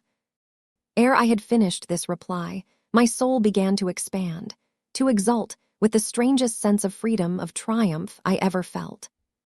It seemed as if an invisible bond had burst, and that I had struggled out into unhoped-for liberty. Not without cause was this sentiment.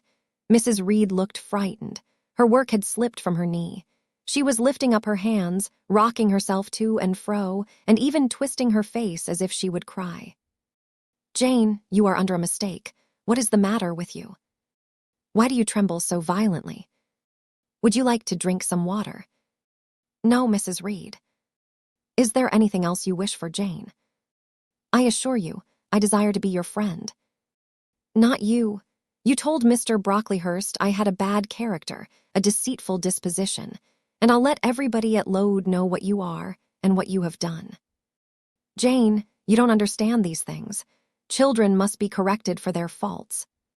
"Deceit is not my fault," I cried out in a savage, high voice.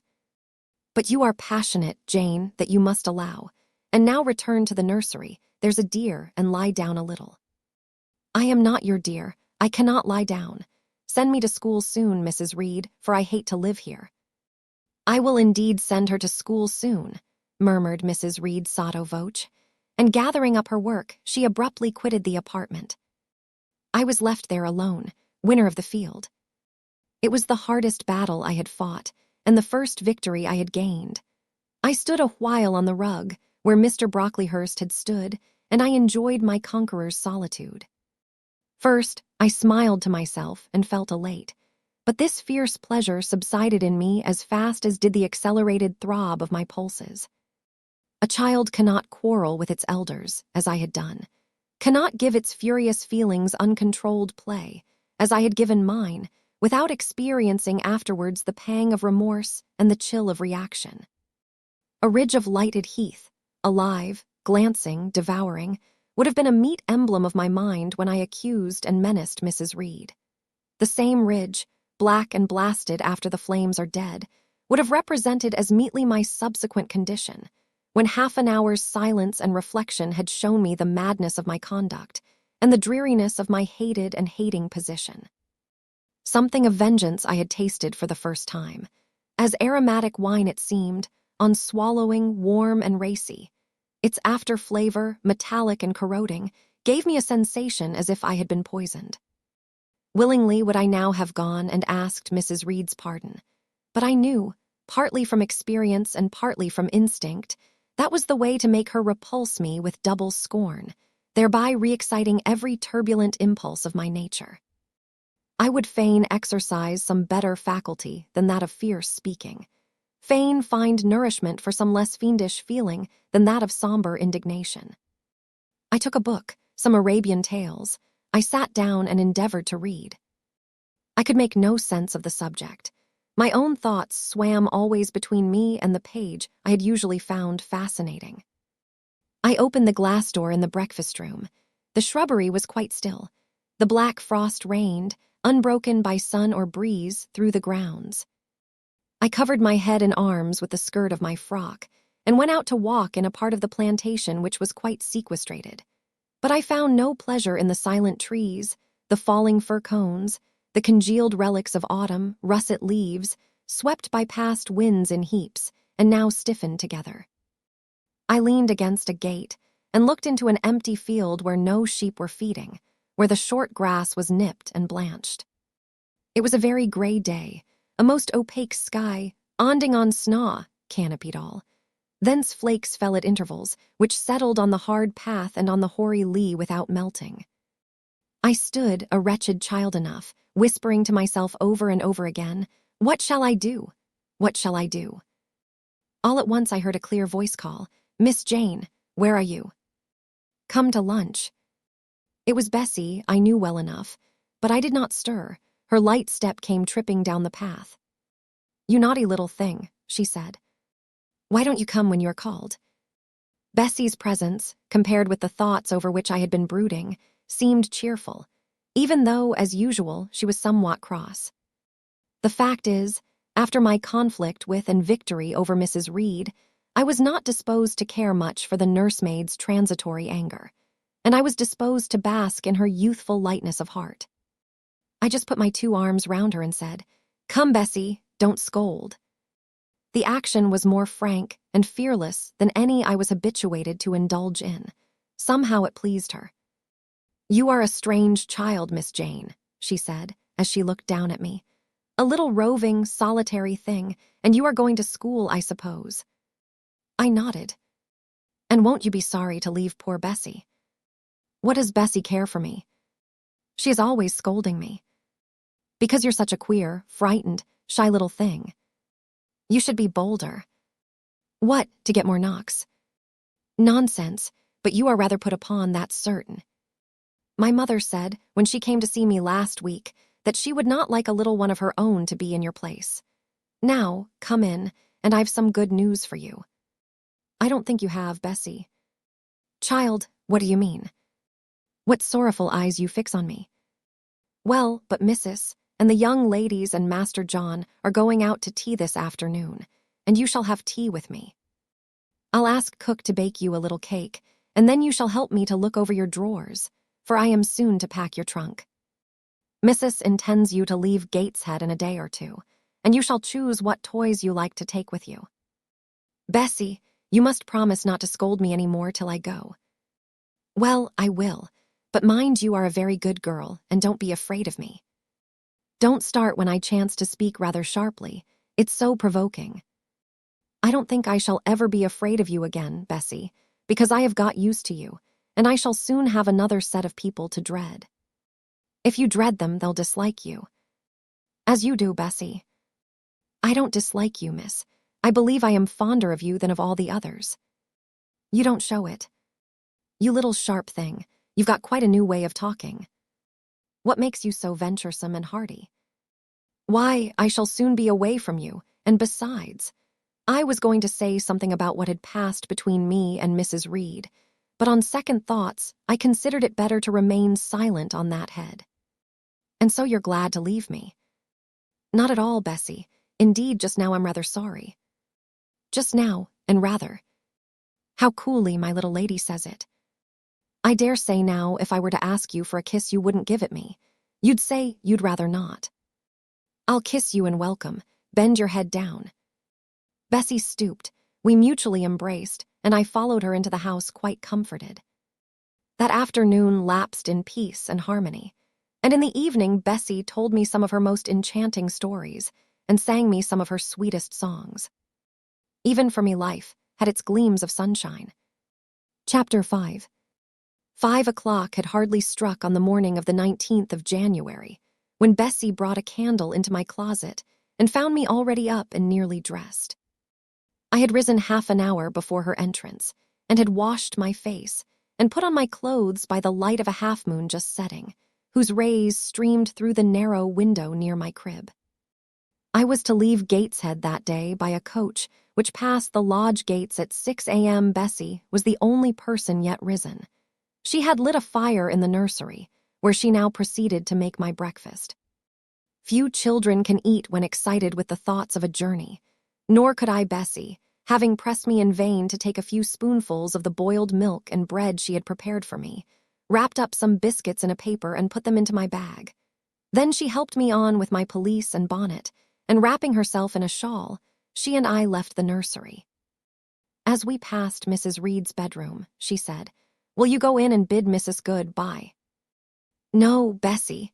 She came to my crib last night when you were gone down to supper, and said I need not disturb her in the morning, or my cousins either. And she told me to remember that she had always been my best friend, and to speak of her and be grateful to her accordingly." "What did you say, miss?" "Nothing. I covered my face with the bedclothes and turned from her to the wall." "That was wrong, Miss Jane." "It was quite right, Bessie. Your missus has not been my friend. She has been my foe." "Oh, Miss Jane, don't say so." "Goodbye to Gateshead," cried I, as we passed through the hall and went out at the front door. The moon was set, and it was very dark. Bessie carried a lantern, whose light glanced on wet steps and gravel road sodden by a recent thaw. Raw and chill was the winter morning. My teeth chattered as I hastened down the drive. There was a light in the porter's lodge. When we reached it, we found the porter's wife just kindling her fire. My trunk, which had been carried down the evening before, stood corded at the door. It wanted but a few minutes of 6, and shortly after that hour had struck, the distant roll of wheels announced the coming coach. I went to the door and watched its lamps approach rapidly through the gloom. "Is she going by herself?" asked the porter's wife. "Yes." "And how far is it?" 50 miles. What a long way. I wonder Mrs. Reed is not afraid to trust her so far alone. The coach drew up. There it was at the gates with its 4 horses and its top laden with passengers. The guard and coachman loudly urged haste. My trunk was hoisted up. I was taken from Bessie's neck, to which I clung with kisses.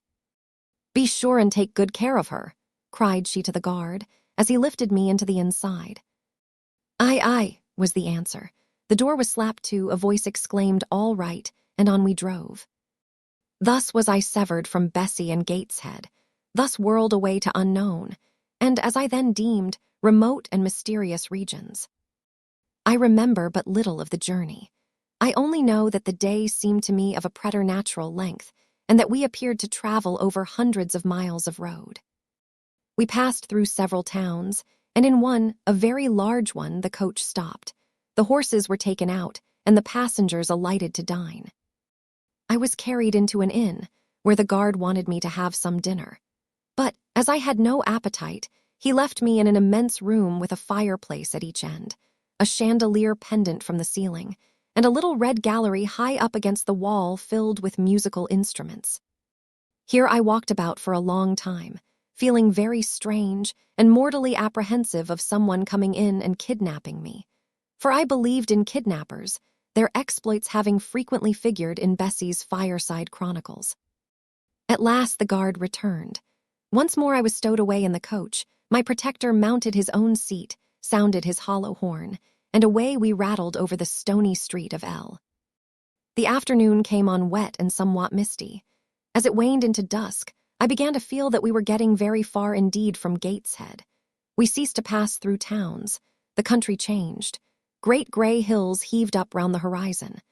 As twilight deepened, we descended a valley dark with wood, and long after night had overclouded the prospect, I heard a wild wind rushing amongst trees. Lulled by the sound, I at last dropped asleep. I had not long slumbered when the sudden cessation of motion awoke me. The coach door was open, and a person like a servant was standing at it. I saw her face and dress by the light of the lamps. "Is there a little girl called Jane Eyre here?" she asked. I answered yes, and was then lifted out. My trunk was handed down, and the coach instantly drove away. I was stiff with long sitting, and bewildered with the noise and motion of the coach. Gathering my faculties, I looked about me. Rain, wind, and darkness filled the air. Nevertheless, I dimly discerned a wall before me and a door open in it. Through this door I passed with my new guide. She shut and locked it behind her. There was now visible a house or houses, for the building spread far, with many windows and lights burning in some. We went up a broad, pebbly path, splashing wet, and were admitted at a door. Then the servant led me through a passage into a room with a fire, where she left me alone. I stood and warmed my numbed fingers over the blaze, then I looked round. There was no candle, but the uncertain light from the hearth showed, by intervals, papered walls, carpet, curtains, shining mahogany furniture. It was a parlor, not so spacious or splendid as the drawing-room at Gateshead, but comfortable enough.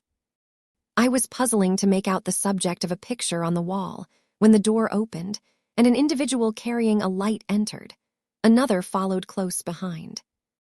The first was a tall lady with dark hair, dark eyes, and a pale and large forehead. Her figure was partly enveloped in a shawl, her countenance was grave, her bearing erect. "The child is very young to be sent alone," said she, putting her candle down on the table. She considered me attentively for a minute or two, then further added, "She had better be put to bed soon. She looks tired. Are you tired?" she asked, placing her hand on my shoulder. "A little, ma'am." "And hungry, too, no doubt. Let her have some supper before she goes to bed, Miss Miller.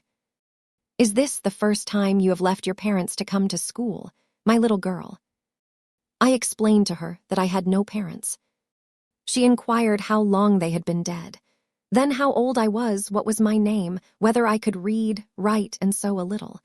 Then she touched my cheek gently with her forefinger, and saying, she hoped I should be a good child, dismissed me along with Miss Miller. The lady I had left might be about 29. The one who went with me appeared some years younger. The first impressed me by her voice, look, and air. Miss Miller was more ordinary, ruddy in complexion, though of a careworn countenance, hurried in gait and action, like one who had always a multiplicity of tasks on hand. She looked, indeed, what I afterwards found she really was, an under-teacher. Led by her, I passed from compartment to compartment, from passage to passage, of a large and irregular building, till, emerging from the total and somewhat dreary silence pervading that portion of the house we had traversed, we came upon the hum of many voices, and presently entered a wide, long room with great deal tables, 2 at each end, on each of which burnt a pair of candles, and seated all round on benches, a congregation of girls of every age, from 9 or 10 to 20. Seen by the dim light of the dips, their number to me appeared countless, though not in reality exceeding 80. They were uniformly dressed in brown stuff frocks of quaint fashion and long Holland pinafores. It was the hour of study. They were engaged in conning over their tomorrow's task, and the hum I had heard was the combined result of their whispered repetitions. Miss Miller signed to me to sit on a bench near the door. Then, walking up to the top of the long room, she cried out, "Monitors, collect the lesson books and put them away." 4 tall girls arose from different tables, and going round, gathered the books and removed them. Miss Miller again gave the word of command. "Monitors, fetch the supper trays." The tall girls went out and returned presently, each bearing a tray, with portions of something, I knew not what, arranged thereon, and a pitcher of water and mug in the middle of each tray. The portions were handed round. Those who liked took a draught of the water, the mug being common to all. When it came to my turn, I drank, for I was thirsty, but did not touch the food, excitement and fatigue rendering me incapable of eating. I now saw, however, that it was a thin oaten cake shared into fragments. The meal over, prayers were read by Miss Miller, and the classes filed off 2 and 2 upstairs. Overpowered by this time with weariness, I scarcely noticed what sort of a place the bedroom was, except that, like the schoolroom, I saw it was very long. Tonight I was to be Miss Miller's bedfellow. She helped me to undress. When laid down, I glanced at the long rows of beds, each of which was quickly filled with 2 occupants. In 10 minutes the single light was extinguished, and amidst silence and complete darkness I fell asleep. The night passed rapidly. I was too tired even to dream. I only once awoke to hear the wind rave in furious gusts and the rain fall in torrents, and to be sensible that Miss Miller had taken her place by my side. When I again unclosed my eyes, a loud bell was ringing. The girls were up and dressing. Day had not yet begun to dawn, and a rushlight or 2 burned in the room. I too rose reluctantly. It was bitter cold, and I dressed as well as I could for shivering, and washed when there was a basin at liberty, which did not occur soon, as there was but 1 basin to 6 girls, on the stands down the middle of the room. Again the bell rang. All formed in file, 2 and 2, and in that order descended the stairs and entered the cold and dimly lit schoolroom. Here prayers were read by Miss Miller. Afterwards she called out, "Form classes." A great tumult succeeded for some minutes, during which Miss Miller repeatedly exclaimed, "Silence!" and "Order." When it subsided, I saw them all drawn up in 4 semicircles, before 4 chairs, placed at the 4 tables. All held books in their hands, and a great book, like a Bible, lay on each table before the vacant seat. A pause of some seconds succeeded, filled up by the low, vague hum of numbers. Miss Miller walked from class to class, hushing this indefinite sound. A distant bell tinkled. Immediately 3 ladies entered the room. Each walked to a table and took her seat. Miss Miller assumed the 4th vacant chair, which was that nearest the door, and around which the smallest of the children were assembled. To this inferior class I was called and placed at the bottom of it. Business now began. The day's collect was repeated, then certain texts of Scripture were said, and to these succeeded a protracted reading of chapters in the Bible, which lasted an hour. By the time that exercise was terminated, day had fully dawned. The indefatigable bell now sounded for the 4th time. The classes were marshaled and marched into another room to breakfast. How glad I was to behold a prospect of getting something to eat. I was now nearly sick from inanition, having taken so little the day before. The refectory was a great, low-ceiled, gloomy room. On 2 long tables smoked basins of something hot, which, however, to my dismay, sent forth an odor far from inviting. I saw a universal manifestation of discontent when the fumes of the repast met the nostrils of those destined to swallow it. From the van of the procession, the tall girls of the 1st class, rose the whispered words. "Disgusting, the porridge is burnt again." "Silence!"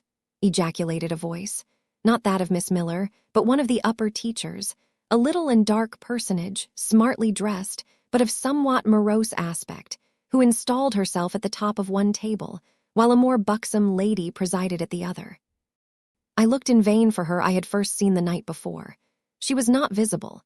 Miss Miller occupied the foot of the table where I sat, and a strange, foreign-looking, elderly lady, the French teacher, as I afterwards found, took the corresponding seat at the other board. A long grace was said, and a hymn sung. Then a servant brought in some tea for the teachers, and the meal began. Ravenous, and now very faint, I devoured a spoonful or 2 of my portion without thinking of its taste. But the first edge of hunger blunted, I perceived I had got in hand a nauseous mess. Burnt porridge is almost as bad as rotten potatoes. Famine itself soon sickens over it. The spoons were moved slowly. I saw each girl taste her food and try to swallow it, but in most cases the effort was soon relinquished. Breakfast was over, and none had breakfasted. Thanks being returned for what we had not got, and a second hymn chanted, the refectory was evacuated for the schoolroom. I was one of the last to go out, and in passing the tables, I saw one teacher take a basin of the porridge and taste it. She looked at the others. All their countenances expressed displeasure, and one of them, the stout one, whispered, "Abominable stuff, how shameful." A quarter of an hour passed before lessons again began, during which the schoolroom was in a glorious tumult. For that space of time, it seemed to be permitted to talk loud and more freely, and they used their privilege. The whole conversation ran on the breakfast, which one and all abused roundly. Poor things, it was the sole consolation they had. Miss Miller was now the only teacher in the room. A group of great girls standing about her spoke, with serious and sullen gestures. I heard the name of Mr. Brocklehurst pronounced by some lips, at which Miss Miller shook her head disapprovingly, but she made no great effort to check the general wrath. Doubtless she shared in it. A clock in the schoolroom struck 9. Miss Miller left her circle, and standing in the middle of the room, cried, "Silence, to your seats." Discipline prevailed. In 5 minutes the confused throng was resolved into order, and comparative silence quelled the Babel clamor of tongues. The upper teachers now punctually resumed their posts, but still all seemed to wait. Ranged on benches down the sides of the room, the 80 girls sat motionless and erect. A quaint assemblage they appeared, all with plain locks combed from their faces, not a curl visible, in brown dresses, made high and surrounded by a narrow tucker about the throat, with little pockets of holland, shaped something like a Highlander's purse, tied in front of their frocks, and destined to serve the purpose of a work-bag. All, too, wearing woolen stockings and country-made shoes, fastened with brass buckles. Above 20 of those clad in this costume were full-grown girls, or rather young women. It suited them ill, and gave an air of oddity even to the prettiest. I was still looking at them, and also at intervals examining the teachers, none of whom precisely pleased me, for the stout one was a little coarse, the dark one not a little fierce, the foreigner harsh and grotesque, and Miss Miller, poor thing, looked purple, weather-beaten, and overworked.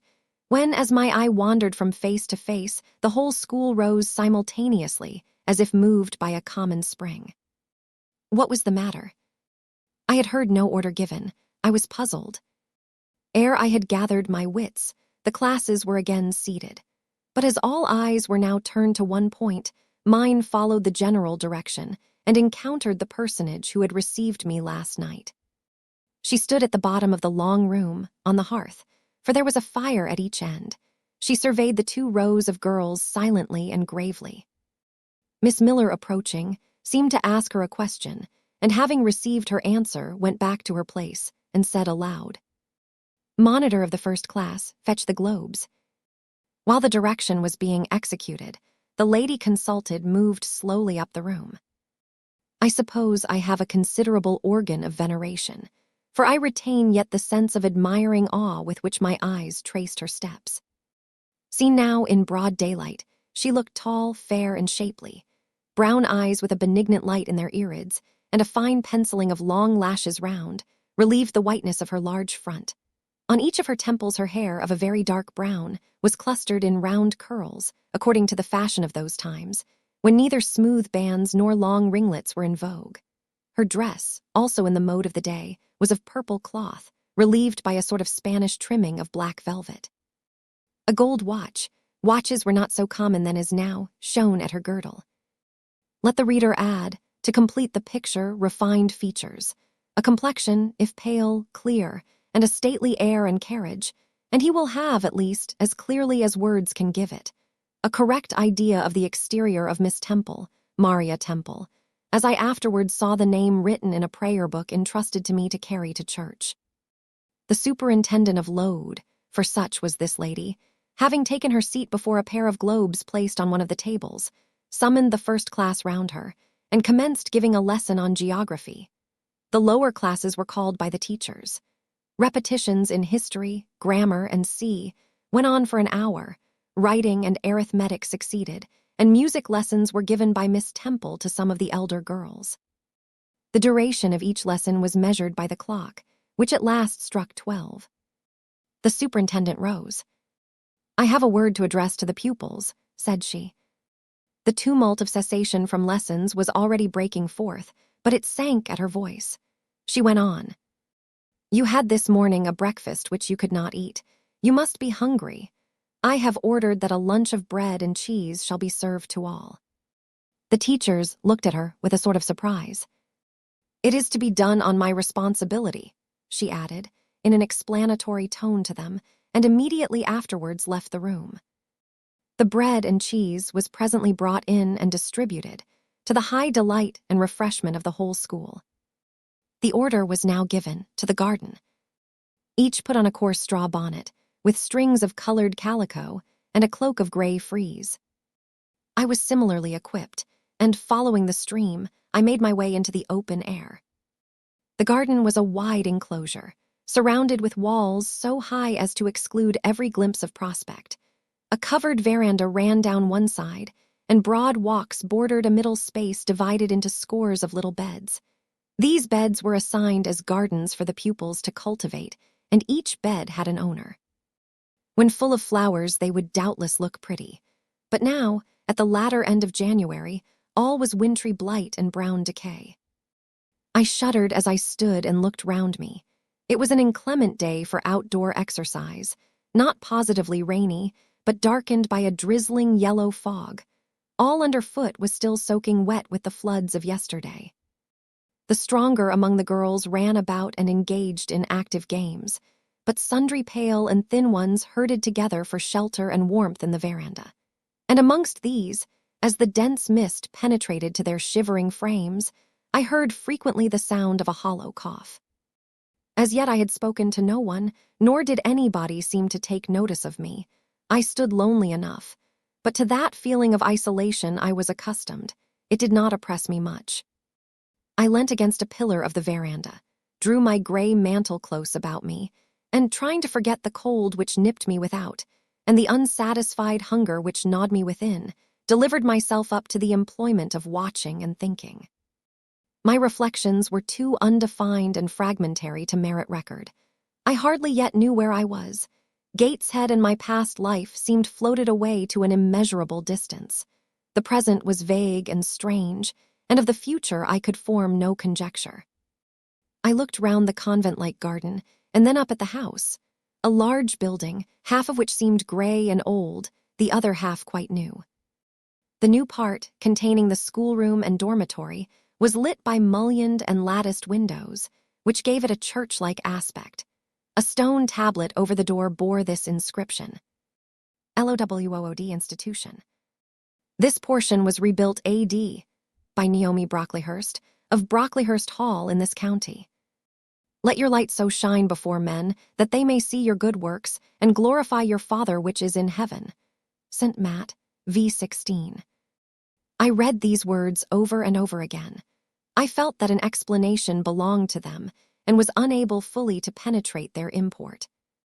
I was still pondering the signification of institution and endeavoring to make out a connection between the first words and the verse of Scripture, when the sound of a cough close behind me made me turn my head. I saw a girl sitting on a stone bench near. She was bent over a book, on the perusal of which she seemed intent.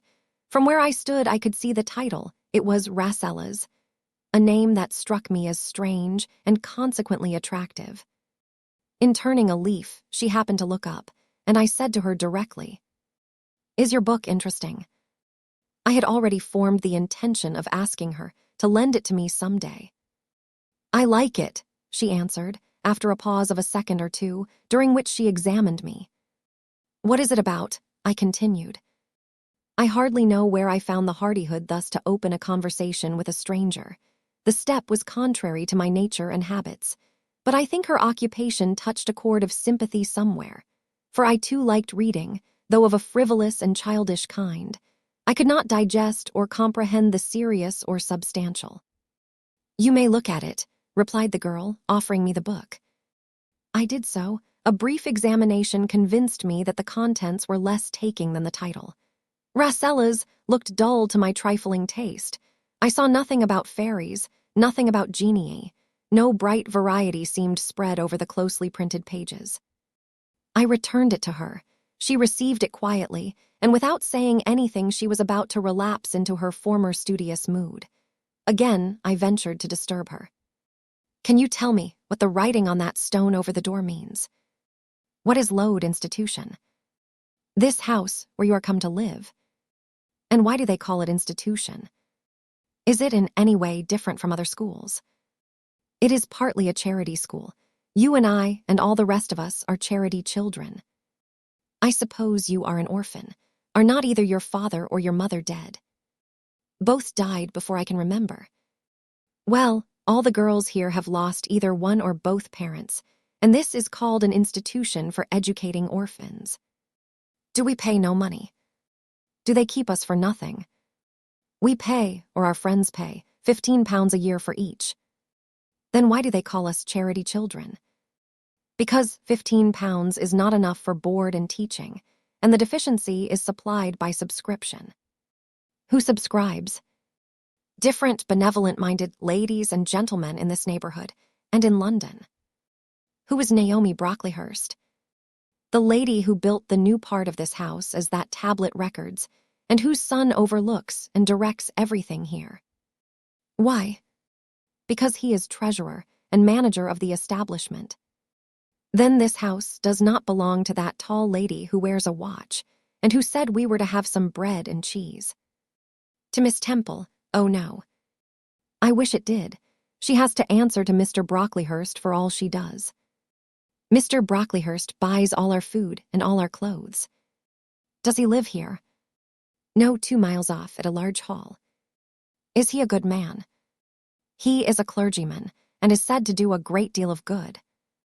"Did you say that tall lady was called Miss Temple? And what are the other teachers called?" "The one with red cheeks is called Miss Smith. She attends to the work and cuts out, for we make our own clothes, our frocks and pelisses and everything. The little one with black hair is Miss Scatcherd. She teaches history and grammar and hears the second-class repetitions. And the one who wears a shawl and has a pocket handkerchief tied to her side with a yellow ribband is Madame Pierrot. She comes from Lille in France and teaches French." "Do you like the teachers?" "Well enough." "Do you like the little black one and the Madame? I cannot pronounce her name as you do." "Miss Scatcherd is hasty. You must take care not to offend her. Madame Pierrot is not a bad sort of person." "But Miss Temple is the best, isn't she?" Miss Temple is very good and very clever. She is above the rest, because she knows far more than they do. Have you been long here? 2 years. Are you an orphan? My mother is dead. Are you happy here? You ask rather too many questions. I have given you answers enough for the present. Now I want to read. But at that moment the summons sounded for dinner. All re-entered the house. The odor which now filled the refectory was scarcely more appetizing than that which had regaled our nostrils at breakfast. The dinner was served in 2 huge tin-plated vessels, whence rose a strong steam redolent of rancid fat. I found the mess to consist of indifferent potatoes and strange shreds of rusty meat, mixed and cooked together. Of this preparation, a tolerably abundant plateful was apportioned to each pupil. I ate what I could, and wondered within myself whether every day's fare would be like this. After dinner, we immediately adjourned to the schoolroom. Lessons recommenced, and were continued till 5 o'clock. The only marked event of the afternoon was that I saw the girl with whom I had conversed in the veranda dismissed in disgrace by Miss Scatcherd from a history class, and sent to stand in the middle of the large schoolroom. The punishment seemed to me in a high degree ignominious, especially for so great a girl. She looked 13 or upwards. I expected she would show signs of great distress and shame, but to my surprise she neither wept nor blushed. Composed, though grave, she stood, the central mark of all eyes. How can she bear it so quietly, so firmly? I asked of myself. Were I in her place, it seems to me I should wish the earth to open and swallow me up. She looks as if she were thinking of something beyond her punishment, beyond her situation, of something not round her nor before her. I have heard of daydreams. Is she in a daydream now? Her eyes are fixed on the floor, but I am sure they do not see it. Her sight seems turned in, gone down into her heart. She is looking at what she can remember, I believe, not at what is really present. I wonder what sort of a girl she is, whether good or naughty. Soon after 5 p.m. we had another meal, consisting of a small mug of coffee and half a slice of brown bread. I devoured my bread and drank my coffee with relish, but I should have been glad of as much more. I was still hungry. Half an hour's recreation succeeded, then study, then the glass of water and the piece of oat cake, prayers, and bed. Such was my first day at Lowood. Chapter 6. The next day commenced as before, getting up and dressing by rushlight, but this morning we were obliged to dispense with the ceremony of washing. The water in the pitchers was frozen. A change had taken place in the weather the preceding evening, and a keen northeast wind, whistling through the crevices of our bedroom windows all night long, had made us shiver in our beds and turned the contents of the ewers to ice. Before the long hour and a half of prayers and Bible reading was over, I felt ready to perish with cold. Breakfast time came at last, and this morning the porridge was not burnt. The quality was eatable, the quantity small. How small my portion seemed. I wished it had been doubled. In the course of the day, I was enrolled a member of the 4th class, and regular tasks and occupations were assigned me. Hitherto, I had only been a spectator of the proceedings at Lowood. I was now to become an actor therein. At first, being little accustomed to learn by heart, the lessons appeared to me both long and difficult. The frequent change from task to task, too, bewildered me, and I was glad when, about 3 o'clock in the afternoon, Miss Smith put into my hands a border of muslin 2 yards long, together with needle, thimble, and C, and sent me to sit in a quiet corner of the schoolroom, with directions to hem the same. At that hour most of the others were sewing likewise, but one class still stood round Miss Scatcherd's chair reading, and as all was quiet, the subject of their lessons could be heard, together with the manner in which each girl acquitted herself, and the animadversions or commendations of Miss Scatcherd on the performance. It was English history. Among the readers I observed my acquaintance of the veranda. At the commencement of the lesson, her place had been at the top of the class, but for some error of pronunciation or some inattention to stops, she was suddenly sent to the very bottom. Even in that obscure position, Miss Scatcherd continued to make her an object of constant notice. She was continually addressing to her such phrases as the following. Burns, such it seems was her name. The girls here were all called by their surnames, as boys are elsewhere. Burns, you are standing on the side of your shoe. Turn your toes out immediately. Burns, you poke your chin most unpleasantly. Draw it in. Burns, I insist on your holding your head up. I will not have you before me in that attitude. And see. A chapter having been read through twice, the books were closed and the girls examined. The lesson had comprised part of the reign of Charles I, and there were sundry questions about tonnage and poundage and ship money, which most of them appeared unable to answer. Still, every little difficulty was solved instantly when it reached Burns. Her memory seemed to have retained the substance of the whole lesson, and she was ready with answers on every point.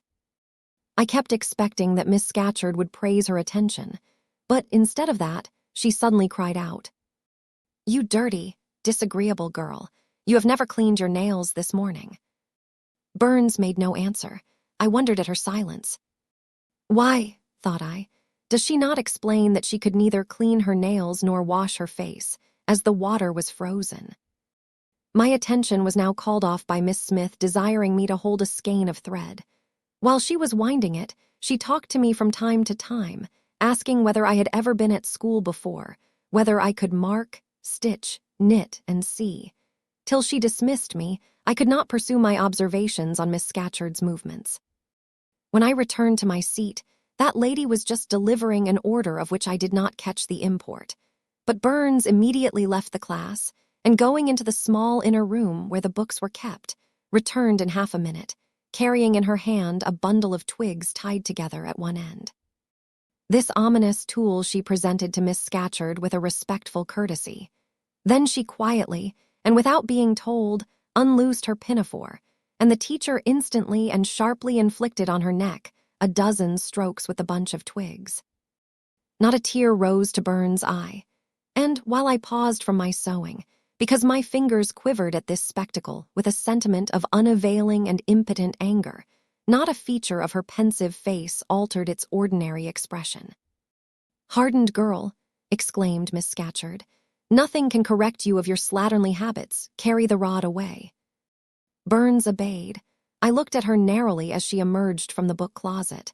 She was just putting back her handkerchief into her pocket, and the trace of a tear glistened on her thin cheek. The play hour in the evening I thought the pleasantest fraction of the day at Lowood. The bit of bread, the draught of coffee swallowed at 5 o'clock had revived vitality, if it had not satisfied hunger. The long restraint of the day was slackened. The schoolroom felt warmer than in the morning, its fires being allowed to burn a little more brightly, to supply, in some measure, the place of candles, not yet introduced. The ruddy gloaming, the licensed uproar, the confusion of many voices gave one a welcome sense of liberty. On the evening of the day on which I had seen Miss Scatcherd flog her pupil, Burns, I wandered as usual among the forms and tables and laughing groups without a companion, yet not feeling lonely. When I passed the windows, I now and then lifted a blind and looked out. It snowed fast. A drift was already forming against the lower panes.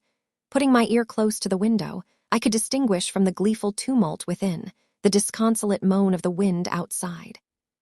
Probably, if I had lately left a good home and kind parents, this would have been the hour when I should most keenly have regretted the separation. That wind would then have saddened my heart. This obscure chaos would have disturbed my peace. As it was, I derived from both a strange excitement and, reckless and feverish, I wished the wind to howl more wildly, the gloom to deepen to darkness, and the confusion to rise to clamor. Jumping over forms and creeping under tables, I made my way to one of the fireplaces.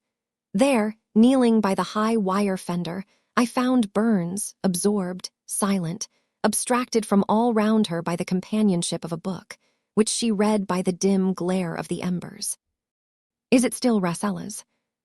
I asked, coming behind her. "Yes," she said, "and I have just finished it." And in 5 minutes more she shut it up. I was glad of this. Now, thought I can perhaps get her to talk.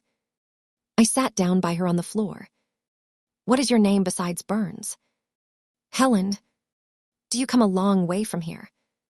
I come from a place farther north, quite on the borders of Scotland. Will you ever go back? I hope so, but nobody can be sure of the future. You must wish to leave Lowood. No, why should I? I was sent to Lowood to get an education, and it would be of no use going away until I have attained that object. But that teacher, Miss Scatcherd, is so cruel to you. Cruel? Not at all. She is severe. She dislikes my faults. And if I were in your place, I should dislike her. I should resist her. If she struck me with that rod, I should get it from her hand.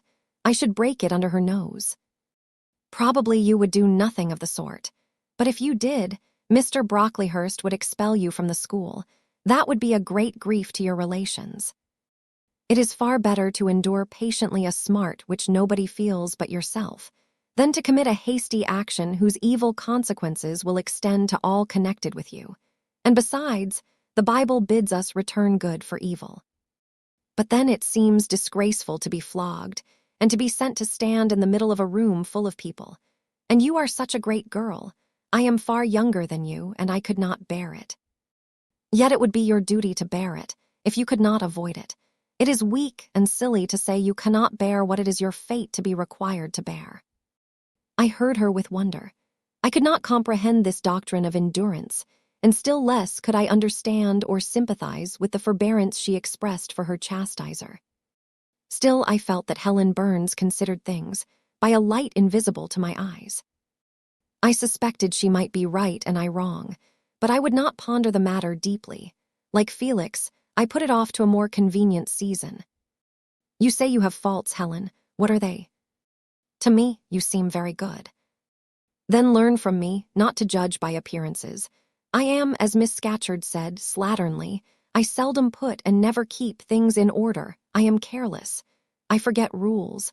I read when I should learn my lessons. I have no method. And sometimes I say, like you, I cannot bear to be subjected to systematic arrangements. This is all very provoking to Miss Scatcherd, who is naturally neat, punctual, and particular. And cross and cruel, I added, but Helen Burns would not admit my addition. She kept silence. Is Miss Temple as severe to you as Miss Scatcherd? At the utterance of Miss Temple's name, a soft smile flitted over her grave face. Miss Temple is full of goodness. It pains her to be severe to anyone, even the worst in the school. She sees my errors and tells me of them gently, and if I do anything worthy of praise, she gives me my meed liberally. One strong proof of my wretchedly defective nature is that even her expostulations, so mild, so rational, have not influence to cure me of my faults. And even her praise, though I value it most highly, cannot stimulate me to continued care and foresight. That is curious, said I. It is so easy to be careful. For you, I have no doubt it is. I observed you in your class this morning, and saw you were closely attentive. Your thoughts never seemed to wander while Miss Miller explained the lesson and questioned you. Now mine continually rove away, when I should be listening to Miss Scatcherd, and collecting all she says with assiduity. Often I lose the very sound of her voice. I fall into a sort of dream. Sometimes I think I am in Northumberland, and that the noises I hear round me are the bubbling of a little brook which runs through Deepden, near our house. Then, when it comes to my turn to reply, I have to be awakened, and having heard nothing of what was read for listening to the visionary brook, I have no answer ready. Yet how well you replied this afternoon. It was mere chance. The subject on which we had been reading had interested me. This afternoon, instead of dreaming of Deepden, I was wondering how a man who wished to do right could act so unjustly and unwisely as Charles I sometimes did. And I thought what a pity it was that, with his integrity and conscientiousness, he could see no farther than the prerogatives of the crown. If he had but been able to look to a distance and see how what they call the spirit of the age was tending. Still, I like Charles. I respect him. I pity him, poor murdered king. Yes, his enemies were the worst. They shed blood they had no right to shed. How dared they kill him? Helen was talking to herself now.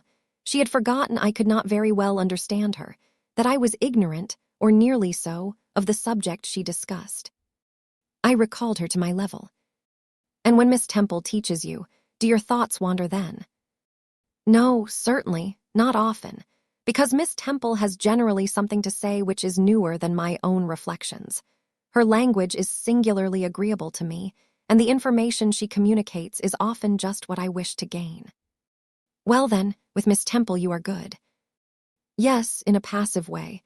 I make no effort. I follow as inclination guides me. There is no merit in such goodness. A great deal. You are good to those who are good to you. It is all I ever desire to be.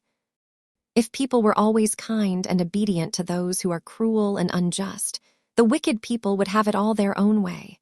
They would never feel afraid, and so they would never alter, but would grow worse and worse. When we are struck at without a reason, we should strike back again very hard. I am sure we should, so hard as to teach the person who struck us never to do it again. You will change your mind, I hope, when you grow older.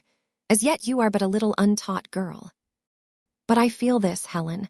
I must dislike those who, whatever I do to please them, persist in disliking me. I must resist those who punish me unjustly.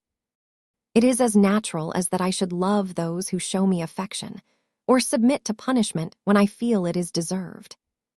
Heathens and savage tribes hold that doctrine, but Christians and civilized nations disown it. How? I don't understand. It is not violence that best overcomes hate, nor vengeance that most certainly heals injury. What then? Read the New Testament and observe what Christ says and how he acts. Make his word your rule and his conduct your example. What does he say? Love your enemies, bless them that curse you, do good to them that hate you and despitefully use you. Then I should love Mrs. Reed, which I cannot do. I should bless her son John, which is impossible. In her turn, Helen Burns asked me to explain, and I proceeded forthwith to pour out, in my own way, the tale of my sufferings and resentments. Bitter and truculent when excited, I spoke as I felt, without reserve or softening. Helen heard me patiently to the end. I expected she would then make a remark, but she said nothing. Well, I asked impatiently, is not Mrs. Reed a hard-hearted, bad woman? She has been unkind to you, no doubt, because you see, she dislikes your cast of character, as Miss Scatcherd does mine.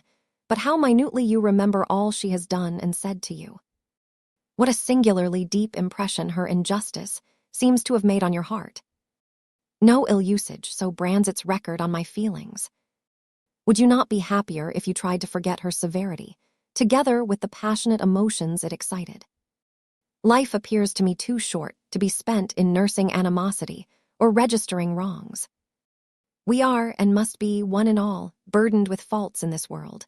But the time will soon come when, I trust, we shall put them off in putting off our corruptible bodies, when debasement and sin will fall from us with this cumbrous frame of flesh, and only the spark of the spirit will remain, the impalpable principle of light and thought, pure as when it left the Creator to inspire the creature. Whence it came it will return.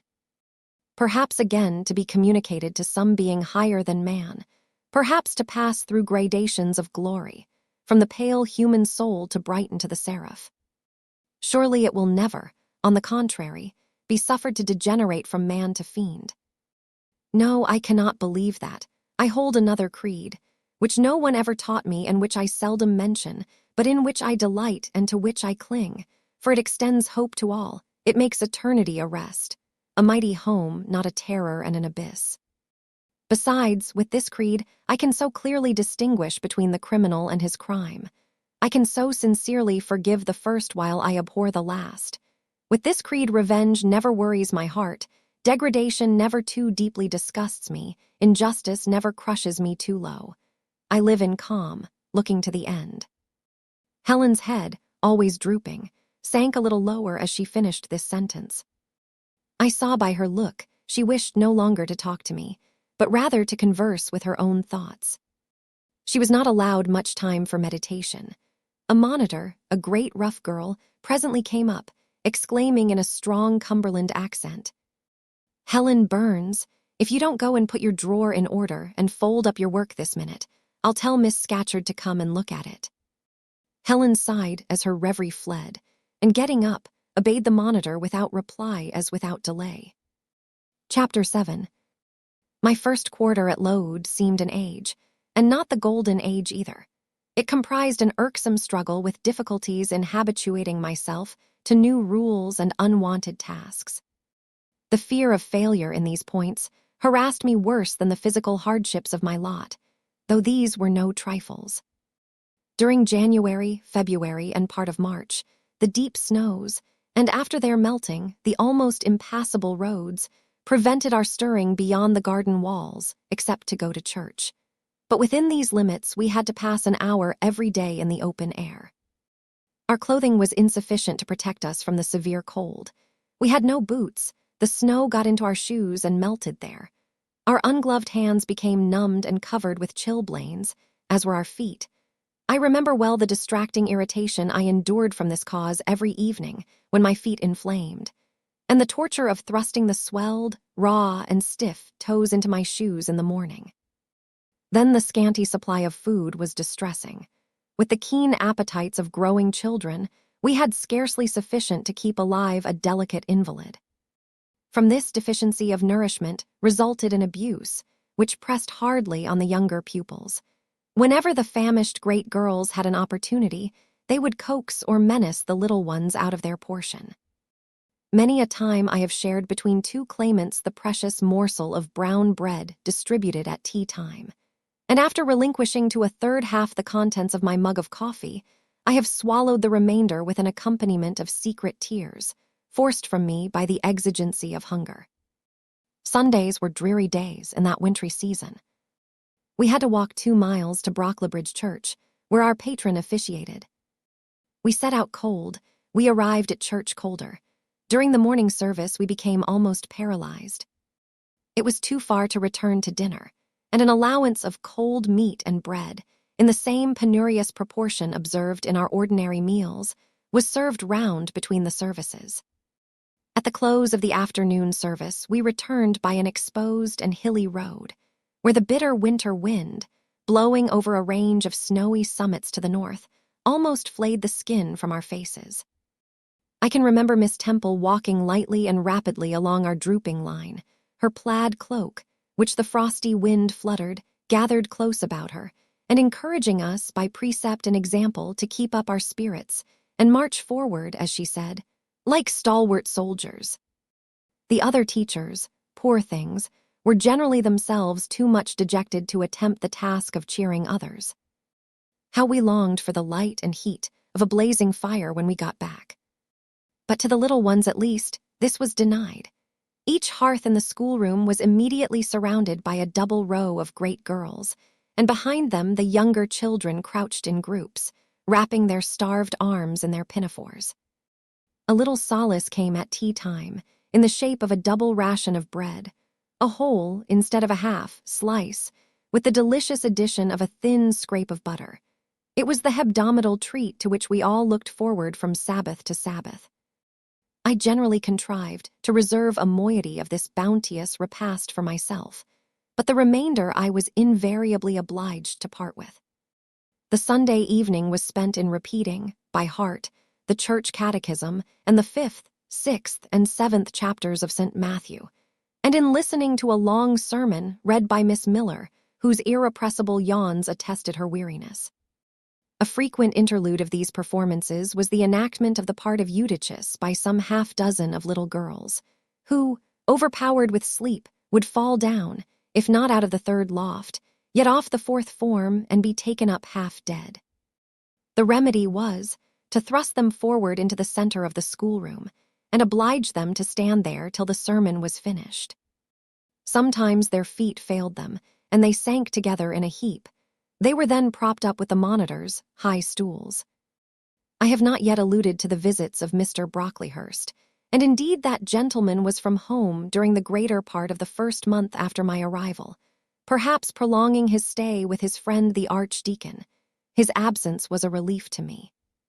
I need not say that I had my own reasons for dreading his coming, but come he did at last. One afternoon, I had then been 3 weeks at Lowood. As I was sitting with a slate in my hand, puzzling over a sum in long division, my eyes, raised in abstraction to the window, caught sight of a figure just passing. I recognized almost instinctively that gaunt outline.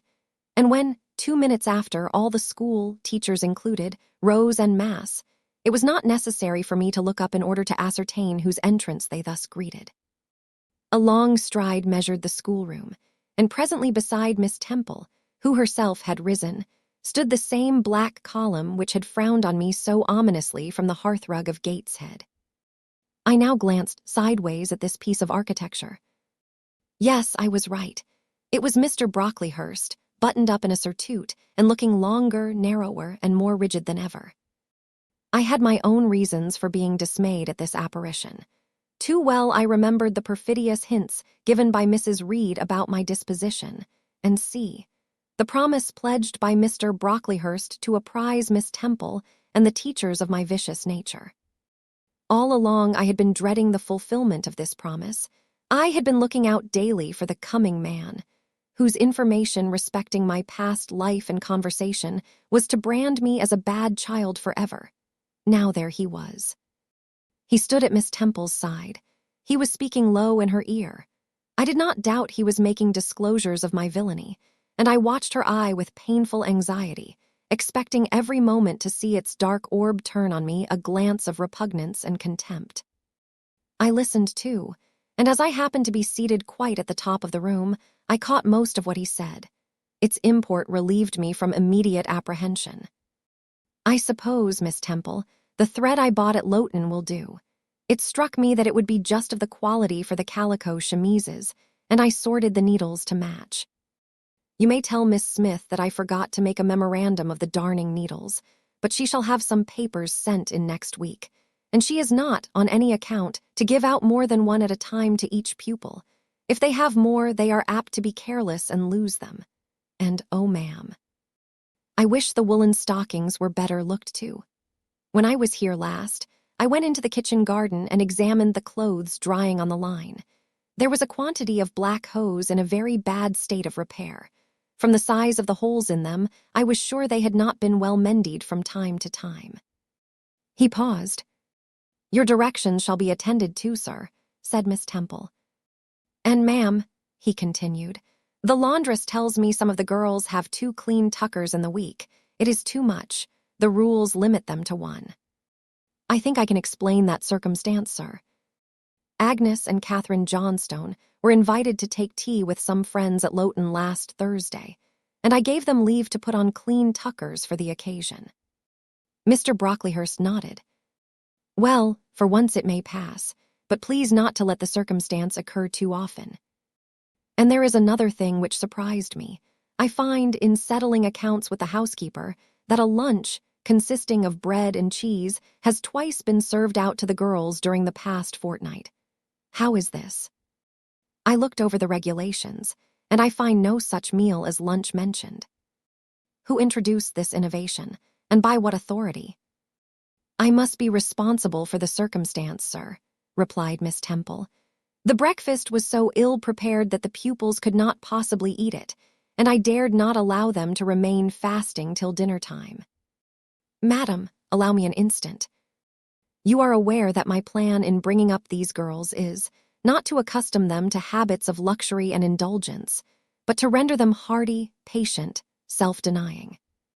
Should any little accidental disappointment of the appetite occur, such as the spoiling of a meal, the under or the overdressing of a dish, the incident ought not to be neutralized by replacing with something more delicate the comfort lost, thus pampering the body and obviating the aim of this institution. It ought to be improved to the spiritual edification of the pupils, by encouraging them to evince fortitude under the temporary privation. A brief address on those occasions would not be mistimed, wherein a judicious instructor would take the opportunity of referring to the sufferings of the primitive Christians, to the torments of martyrs, to the exhortations of our blessed Lord himself, calling upon his disciples to take up their cross and follow him. To his warnings, that man shall not live by bread alone, but by every word that proceedeth out of the mouth of God. To his divine consolations, if ye suffer hunger or thirst for my sake, happy are ye. Oh, madam, when you put bread and cheese, instead of burnt porridge, into these children's mouths, you may indeed feed their vile bodies, but you little think how you starve their immortal souls." Mr. Brocklehurst again paused, perhaps overcome by his feelings. Miss Temple had looked down when he first began to speak to her, but she now gazed straight before her, and her face, naturally pale as marble, appeared to be assuming also the coldness and fixity of that material, especially her mouth, closed as if it would have required a sculptor's chisel to open it, and her brow settled gradually into petrified severity. Meantime, Mr. Brocklehurst, standing on the hearth with his hands behind his back, majestically surveyed the whole school. Suddenly his eye gave a blink, as if it had met something that either dazzled or shocked its pupil. Turning, he said in more rapid accents than he had hitherto used, Miss Temple, what is that girl with curled hair?" "Red hair, ma'am, curled all over." And extending his cane, he pointed to the awful object, his hand shaking as he did so. "It is Julia Severn," replied Miss Temple very quietly. "Julia Severn, ma'am. And why has she, or any other, curled hair? Why, in defiance of every precept and principle of this house, does she conform to the world so openly, here in an evangelical, charitable establishment, as to wear her hair one mass of curls?" "Julia's hair curls naturally," returned Miss Temple, still more quietly. "Naturally, yes, but we are not to conform to nature. I wish these girls to be the children of grace, and why that abundance? I have again and again intimated that I desire the hair to be arranged closely, modestly, plainly. Miss Temple, that girl's hair must be cut off entirely. I will send a barber tomorrow, and I see others who have far too much of the excrescence. That tall girl, tell her to turn round. Tell all the first form to rise up and direct their faces to the wall." Miss Temple passed her handkerchief over her lips, as if to smooth away the involuntary smile that curled them. She gave the order, however, and when the first class could take in what was required of them, they obeyed. Leaning a little back on my bench, I could see the looks and grimaces with which they commented on this maneuver. It was a pity Mr. Brocklehurst could not see them too. He would perhaps have felt that, whatever he might do with the outside of the cup and platter, the inside was further beyond his interference than he imagined. He scrutinized the reverse of these living metals some 5 minutes, then pronounced sentence. These words fell like the knell of doom. "All those top knots must be cut off." Miss Temple seemed to remonstrate. "Madam," he pursued, "I have a master to serve whose kingdom is not of this world. My mission is to mortify in these girls the lusts of the flesh, to teach them to clothe themselves with shamefacedness and sobriety, not with braided hair and costly apparel. And each of the young persons before us has a string of hair twisted in plaits which vanity itself might have woven. These, I repeat, must be cut off. Think of the time wasted, of—" Mr. Brocklehurst was here interrupted. 3 other visitors, ladies, now entered the room. They ought to have come a little sooner to have heard his lecture on dress, for they were splendidly attired in velvet, silk, and furs. The 2 younger of the trio, fine girls of 16 and 17, had gray beaver hats, then in fashion, shaded with ostrich plumes, and from under the brim of this graceful headdress fell a profusion of light tresses, elaborately curled. The elder lady was enveloped in a costly velvet shawl, trimmed with ermine, and she wore a false front of French curls. These ladies were deferentially received by Miss Temple, as Mrs. and the Misses Brocklehurst, and conducted to seats of honor at the top of the room. It seems they had come in the carriage with their reverend relative, and had been conducting a rummaging scrutiny of the room upstairs, while he transacted business with the housekeeper, questioned the laundress, and lectured the superintendent. They now proceeded to address divers remarks and reproofs to Miss Smith, who was charged with the care of the linen and the inspection of the dormitories. But I had no time to listen to what they said. Other matters called off and enchanted my attention. Hitherto, while gathering up the discourse of Mr. Brocklehurst and Miss Temple, I had not, at the same time, neglected precautions to secure my personal safety, which I thought would be effected if I could only elude observation. To this end I had sat well back on the form, and while seeming to be busy with my sum, had held my slate in such a manner as to conceal my face. I might have escaped notice, had not my treacherous slate somehow happened to slip from my hand, and falling with an obtrusive crash, directly drawn every eye upon me. I knew it was all over now, and as I stooped to pick up the 2 fragments of slate, I rallied my forces for the worst. It came. "A careless girl," said Mr. Brocklehurst, and immediately after, "It is the new pupil, I perceive." And before I could draw breath, "I must not forget I have a word to say respecting her." Then aloud, how loud it seemed to me, "Let the child who broke her slate come forward." Of my own accord, I could not have stirred. I was paralyzed. But the 2 great girls who sat on each side of me set me on my legs and pushed me towards the dread judge, and then Miss Temple gently assisted me to his very feet, and I caught her whispered counsel. "Don't be afraid, Jane. I saw it was an accident. You shall not be punished." The kind whisper went to my heart like a dagger. Another minute, and she will despise me for a hypocrite, thought I, and an impulse of fury against Reed, Brocklehurst, and Co. bounded in my pulses at the conviction. I was no Helen Burns. "Fetch that stool," said Mr. Brocklehurst, pointing to a very high one from which a monitor had just risen. It was brought.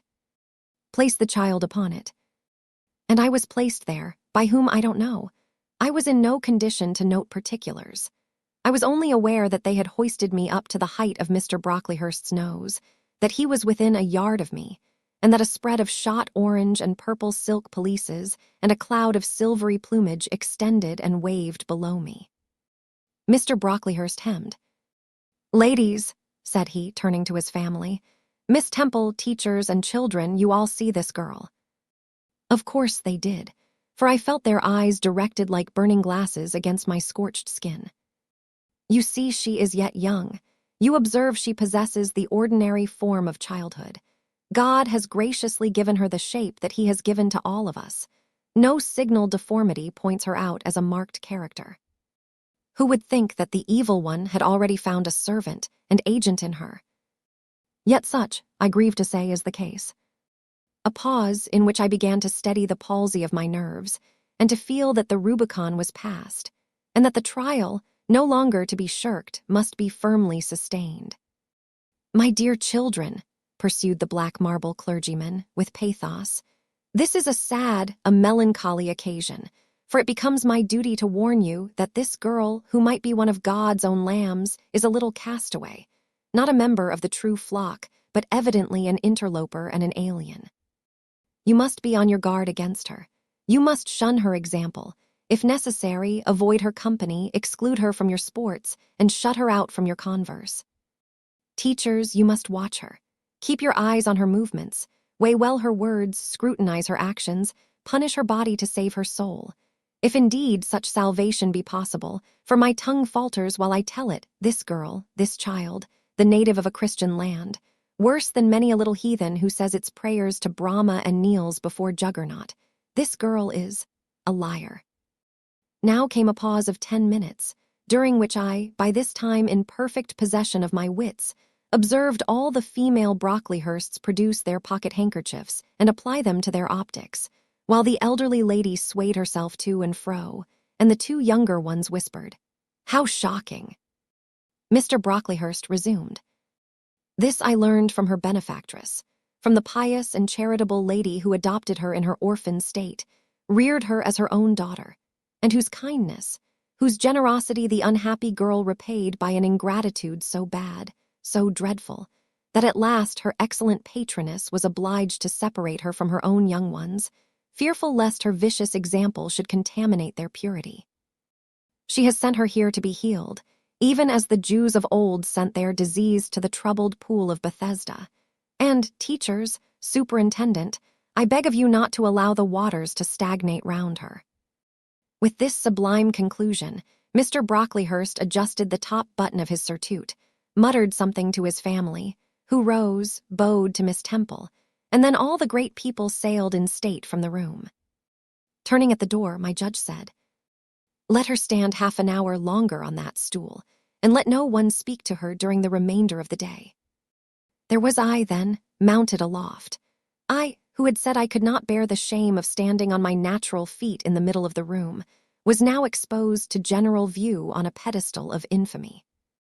What my sensations were, no language can describe, but just as they all rose, stifling my breath and constricting my throat, a girl came up and passed me. In passing, she lifted her eyes. What a strange light inspired them. What an extraordinary sensation that ray sent through me. How the new feeling bore me up. It was as if a martyr, a hero, had passed a slave or victim and imparted strength in the transit. I mastered the rising hysteria, lifted up my head, and took a firm stand on the stool. Helen Burns asked some slight question about her work of Miss Smith, was chidden for the triviality of the inquiry, returned to her place, and smiled at me as she again went by. What a smile.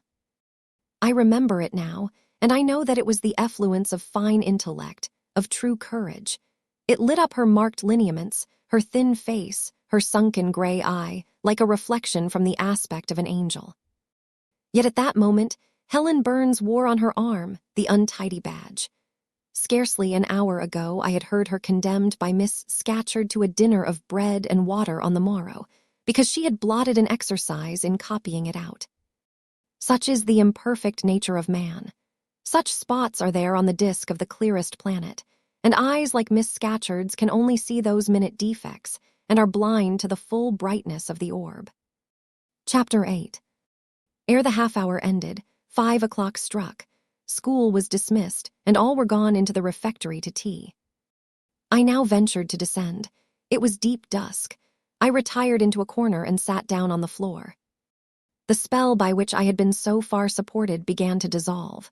Reaction took place, and soon, so overwhelming was the grief that seized me, I sank prostrate with my face to the ground.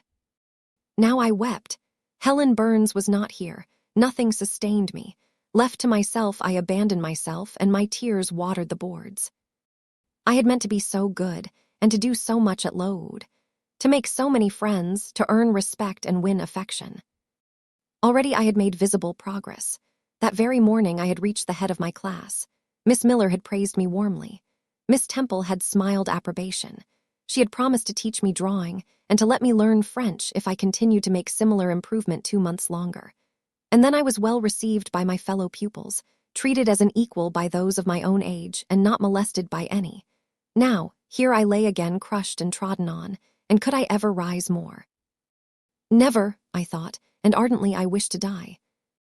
While sobbing out this wish in broken accents, someone approached. I started up. Again Helen Burns was near me. The fading fires just showed her coming up the long, vacant room. She brought my coffee and bread. "Come, eat something," she said, but I put both away from me, feeling as if a drop or a crumb would have choked me in my present condition. Helen regarded me, probably with surprise. I could not now abate my agitation, though I tried hard. I continued to weep aloud. She sat down on the ground near me, embraced her knees with her arms, and rested her head upon them. In that attitude, she remained silent as an Indian. I was the first who spoke. "Helen, why do you stay with a girl whom everybody believes to be a liar?" "Everybody, Jane." "Why, there are only 80 people who have heard you called so, and the world contains hundreds of millions." "But what have I to do with millions? The 80 I know despise me." "Jane, you are mistaken. Probably not one in the school either despises or dislikes you. Many, I am sure, pity you much." "How can they pity me, after what Mr. Brocklehurst has said?" "Mr. Brocklehurst is not a god, nor is he even a great and admired man. He is little liked here. He never took steps to make himself liked. Had he treated you as an especial favorite, you would have found enemies, declared or covert, all around you. As it is, the greater number would offer you sympathy if they dared. Teachers and pupils may look coldly on you for a day or two, but friendly feelings are concealed in their hearts. And if you persevere in doing well, these feelings will ere long appear so much the more evidently for their temporary suppression. Besides, Jane," she paused.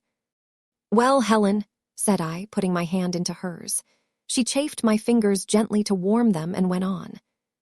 "If all the world hated you and believed you wicked, while your own conscience approved you and absolved you from guilt, you would not be without friends.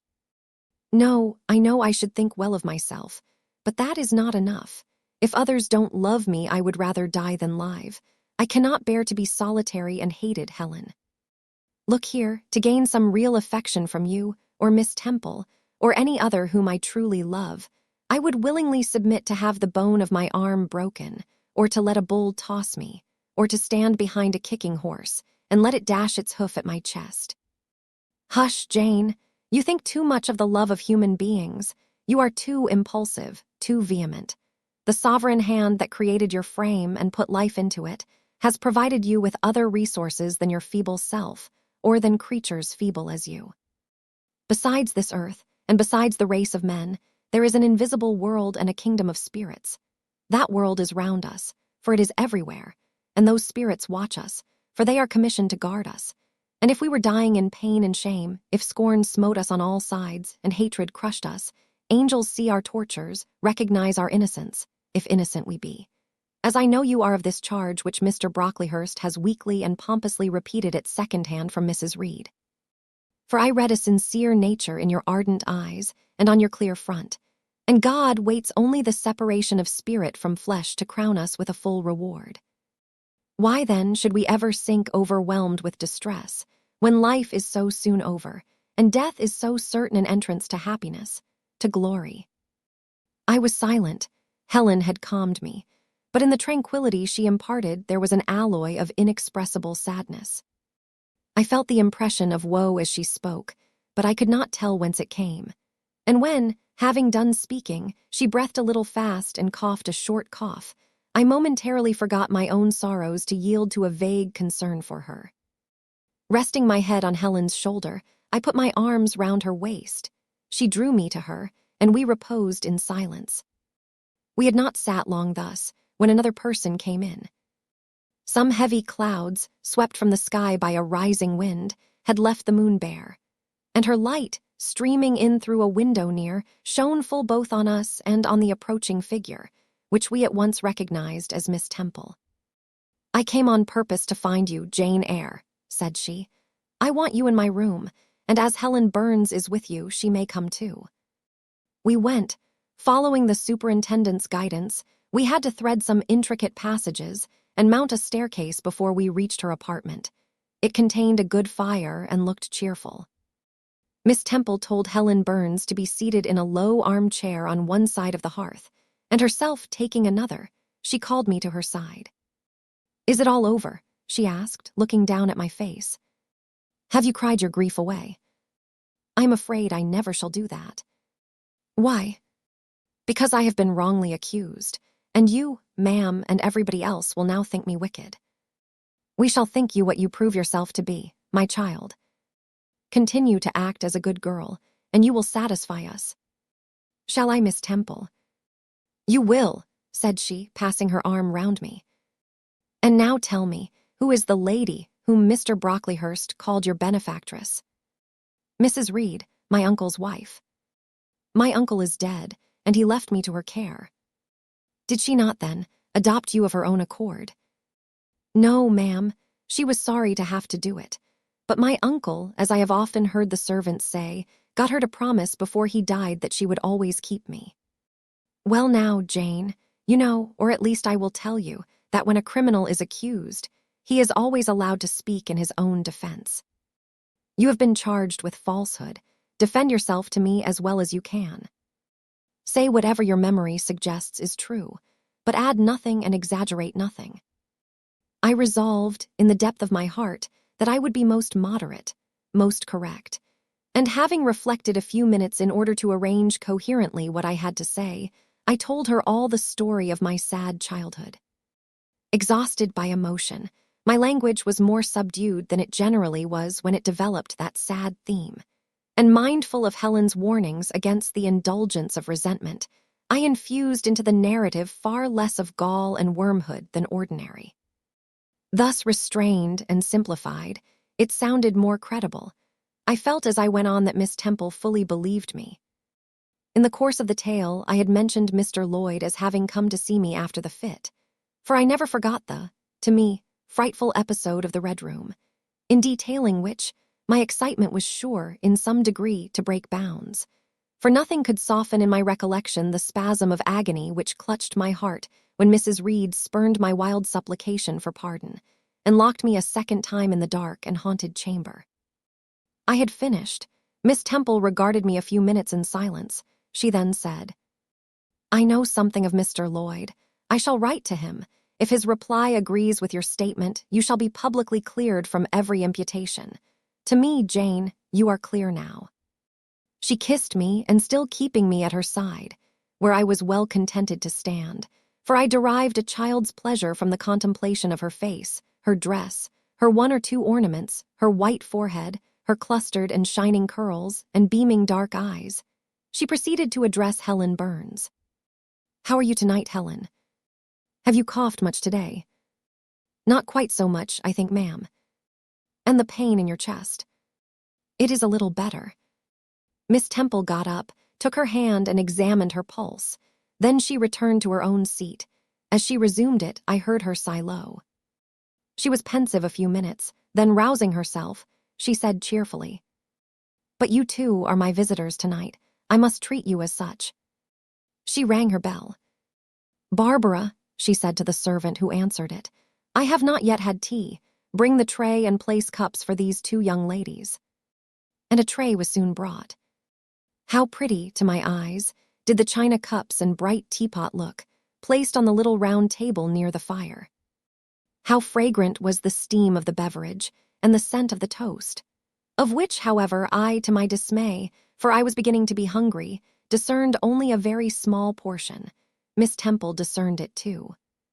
"Barbara," said she, "can you not bring a little more bread and butter? There is not enough for 3. Barbara went out. She returned soon. "Madam, Mrs. Harden says she has sent up the usual quantity." Mrs. Harden, be it observed, was the housekeeper, a woman after Mr. Brocklehurst's own heart, made up of equal parts of whalebone and iron. "Oh, very well," returned Miss Temple. "We must make it do, Barbara, I suppose." And as the girl withdrew, she added, smiling, "Fortunately, I have it in my power to supply deficiencies for this once." Having invited Helen and me to approach the table, and placed before each of us a cup of tea with one delicious but thin morsel of toast, she got up, unlocked a drawer, and taking from it a parcel wrapped in paper, disclosed presently to our eyes a good-sized seed cake. "I meant to give each of you some of this to take with you," said she, "but as there is so little toast, you must have it now," and she proceeded to cut slices with a generous hand. We feasted that evening as on nectar and ambrosia, and not the least delight of the entertainment was the smile of gratification with which our hostess regarded us, as we satisfied our famished appetites on the delicate fare she liberally supplied. Tea over and the tray removed, she again summoned us to the fire. We sat one on each side of her, and now a conversation followed between her and Helen, which it was indeed a privilege to be admitted to hear. Miss Temple had always something of serenity in her air, of state in her mien, of refined propriety in her language, which precluded deviation into the ardent, the excited, the eager. Something which chastened the pleasure of those who looked on her and listened to her by a controlling sense of awe, and such was my feeling now. But as to Helen Burns, I was struck with wonder. The refreshing meal, the brilliant fire, the presence and kindness of her beloved instructress, or perhaps more than all these, something in her own unique mind, had roused her powers within her. They woke, they kindled. First, they glowed in the bright tint of her cheek, which till this hour I had never seen but pale and bloodless. Then they shone in the liquid luster of her eyes, which had suddenly acquired a beauty more singular than that of Miss Temple's, a beauty neither of fine color nor long eyelash, nor penciled brow, but of meaning, of movement, of radiance. Then her soul sat on her lips, and language flowed, from what source I cannot tell. Has a girl of 14 a heart large enough, vigorous enough, to hold the swelling spring of pure, full, fervid eloquence? Such was the characteristic of Helen's discourse on that, to me, memorable evening. Her spirit seemed hastening to live within a very brief span as much as many live during a protracted existence. They conversed of things I had never heard of nations and times past, of countries far away, Of secrets of nature discovered or guessed at, they spoke of books, how many they had read, what stores of knowledge they possessed. Then they seemed so familiar with French names and French authors. But my amazement reached its climax when Miss Temple asked Helen if she sometimes snatched a moment to recall the Latin her father had taught her, and taking a book from a shelf, bade her read and construe a page of Virgil. And Helen obeyed, my organ of veneration expanding at every sounding line. She had scarcely finished ere the bell announced bedtime. No delay could be admitted. Miss Temple embraced us both, saying, as she drew us to her heart, "God bless you, my children." Helen she held a little longer than me. She let her go more reluctantly. It was Helen her eye followed to the door. It was for her she a second time breathed a sad sigh. For her she wiped a tear from her cheek. On reaching the bedroom, we heard the voice of Miss Scatcherd. She was examining drawers.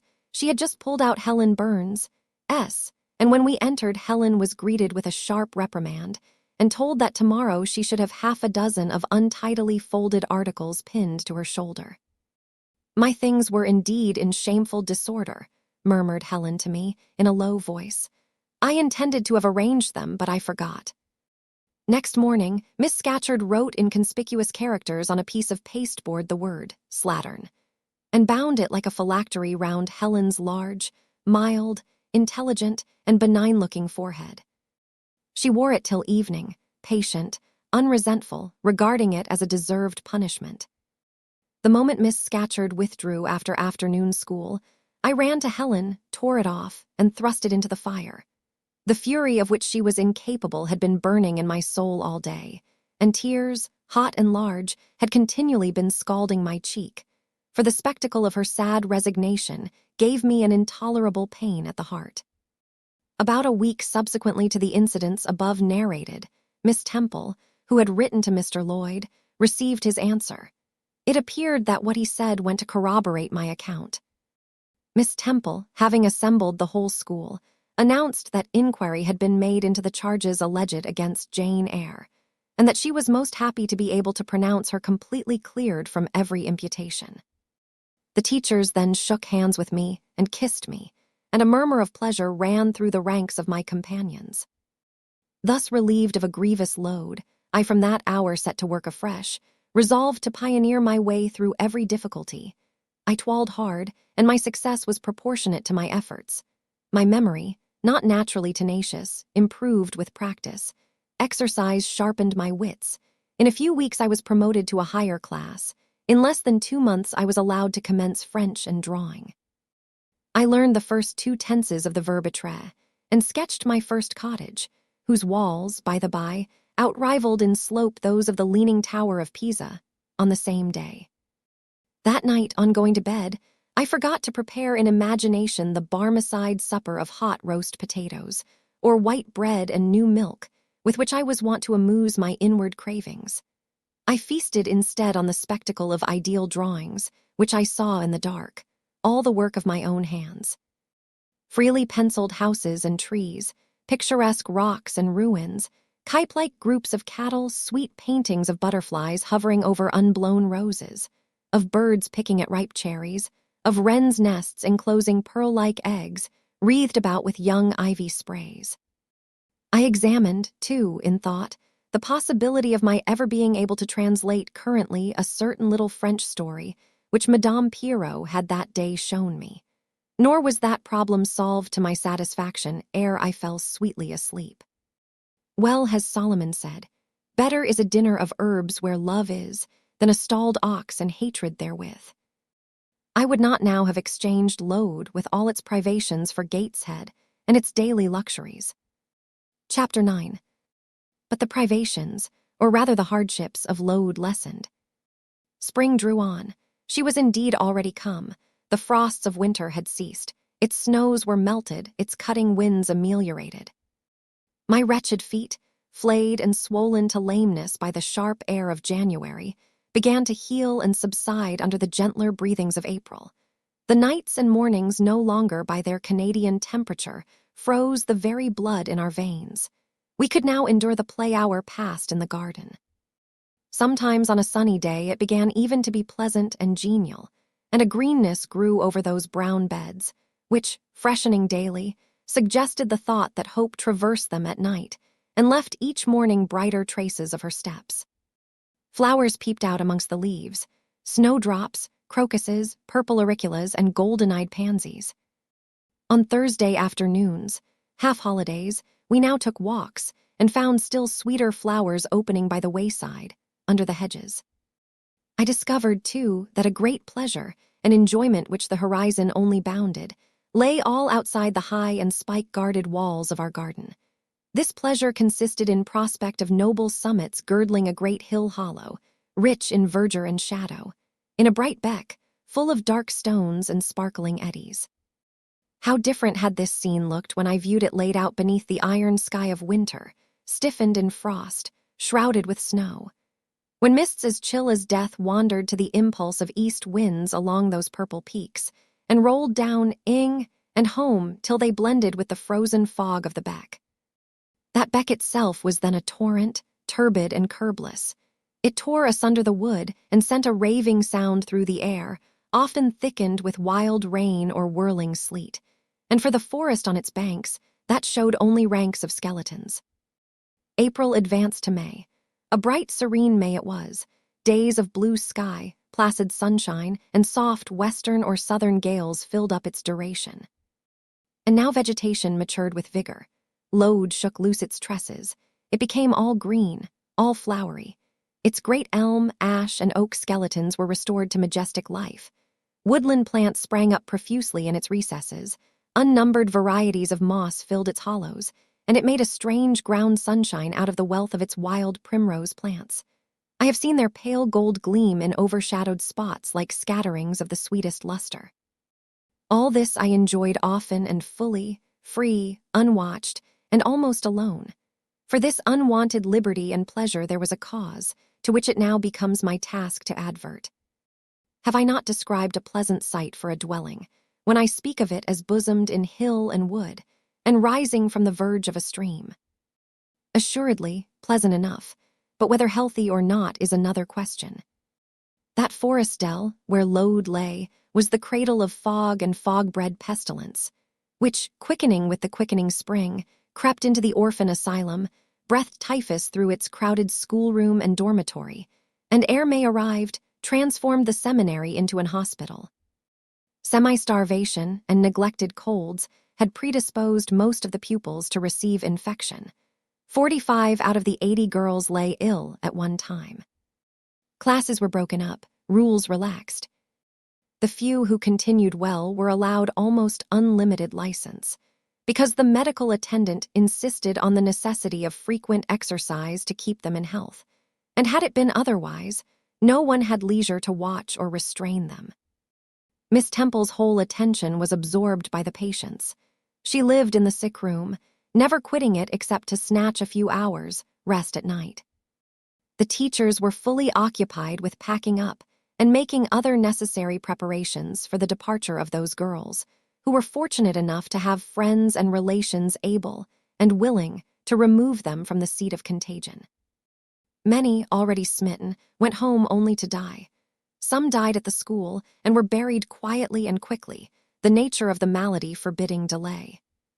While disease had thus become an inhabitant of Lowood, and death its frequent visitor, while there was gloom and fear within its walls, while its rooms and passages steamed with hospital smells, the drug and the pastiles striving vainly to overcome the effluvia of mortality, that bright May shone unclouded over the bold hills and beautiful woodland out of doors. Its garden, too, glowed with flowers. Hollyhocks had sprung up tall as trees, lilies had opened, tulips and roses were in bloom. The borders of the little beds were gay with pink thrift and crimson double daisies. The sweetbriars gave out, morning and evening, their scent of spice and apples, and these fragrant treasures were all useless for most of the inmates of Lowood, except to furnish now and then a handful of herbs and blossoms to put in a coffin. But I and the rest who continued well enjoyed fully the beauties of the scene and season. They let us ramble in the wood like gypsies from morning till night. We did what we liked, went where we liked. We lived better, too. Mr. Brocklehurst and his family never came near Lowood now. Household matters were not scrutinized into. The cross housekeeper was gone, driven away by the fear of infection. Her successor, who had been matron at the Lowton dispensary, unused to the ways of her new abode, provided with comparative liberality. Besides, there were fewer to feed. The sick could eat little. Our breakfast basins were better filled. When there was no time to prepare a regular dinner, which often happened, she would give us a large piece of cold pie or a thick slice of bread and cheese, and this we carried away with us to the wood, where we each chose the spot we liked best and dined sumptuously. My favorite seat was a smooth and broad stone, rising white and dry from the very middle of the beck, and only to be got at by wading through the water, a feat I accomplished barefoot. The stone was just broad enough to accommodate, comfortably, another girl and me, at that time my chosen comrade, one Mary Ann Wilson, a shrewd, observant personage whose society I took pleasure in, partly because she was witty and original, and partly because she had a manner which set me at my ease. Some years older than I, she knew more of the world, and could tell me many things I liked to hear. With her my curiosity found gratification. To my faults also she gave ample indulgence, never imposing curb or rein on anything I said. She had a turn for narrative, I for analysis. She liked to inform, I to question, so we got on swimmingly together, deriving much entertainment, if not much improvement, from our mutual intercourse. And where, meantime, was Helen Burns? Why did I not spend these sweet days of liberty with her? Had I forgotten her, or was I so worthless as to have grown tired of her pure society? Surely the Mary Ann Wilson I have mentioned was inferior to my first acquaintance. She could only tell me amusing stories and reciprocate any racy and pungent gossip I chose to indulge in. While, if I have spoken truth of Helen, she was qualified to give those who enjoyed the privilege of her converse a taste of far higher things. True, reader, and I knew and felt this. And though I am a defective being with many faults and few redeeming points, yet I never tired of Helen Burns, nor ever ceased to cherish for her a sentiment of attachment, as strong, tender, and respectful as any that ever animated my heart. How could it be otherwise, when Helen, at all times and under all circumstances, evinced for me a quiet and faithful friendship, which ill humor never soured, nor irritation never troubled? But Helen was ill at present. For some weeks she had been removed from my sight to I knew not what room upstairs. She was not, I was told, in the hospital portion of the house with the fever patients, for her complaint was consumption, not typhus, and by consumption I, in my ignorance, understood something mild, which time and care would be sure to alleviate. I was confirmed in this idea by the fact of her once or twice coming downstairs on very warm, sunny afternoons, and being taken by Miss Temple into the garden. But on these occasions, I was not allowed to go and speak to her. I only saw her from the schoolroom window, and then not distinctly, for she was much wrapped up and sat at a distance under the veranda. One evening, in the beginning of June, I had stayed out very late with Mary Ann in the wood. We had, as usual, separated ourselves from the others, and had wandered far, so far that we lost our way, and had to ask it at a lonely cottage, where a man and woman lived, who looked after a herd of half-wild swine that fed on the mast in the wood. When we got back, it was after moonrise. A pony, which we knew to be the surgeon S, was standing at the garden door. Mary Ann remarked that she supposed someone must be very ill, as Mr. Bates had been sent for at that time of the evening. She went into the house. I stayed behind a few minutes to plant in my garden a handful of roots I had dug up in the forest, and which I feared would wither if I left them till the morning. This done, I lingered yet a little longer. The flowers smelt so sweet as the dew fell. It was such a pleasant evening, so serene, so warm. The still glowing west promised so fairly another fine day on the morrow.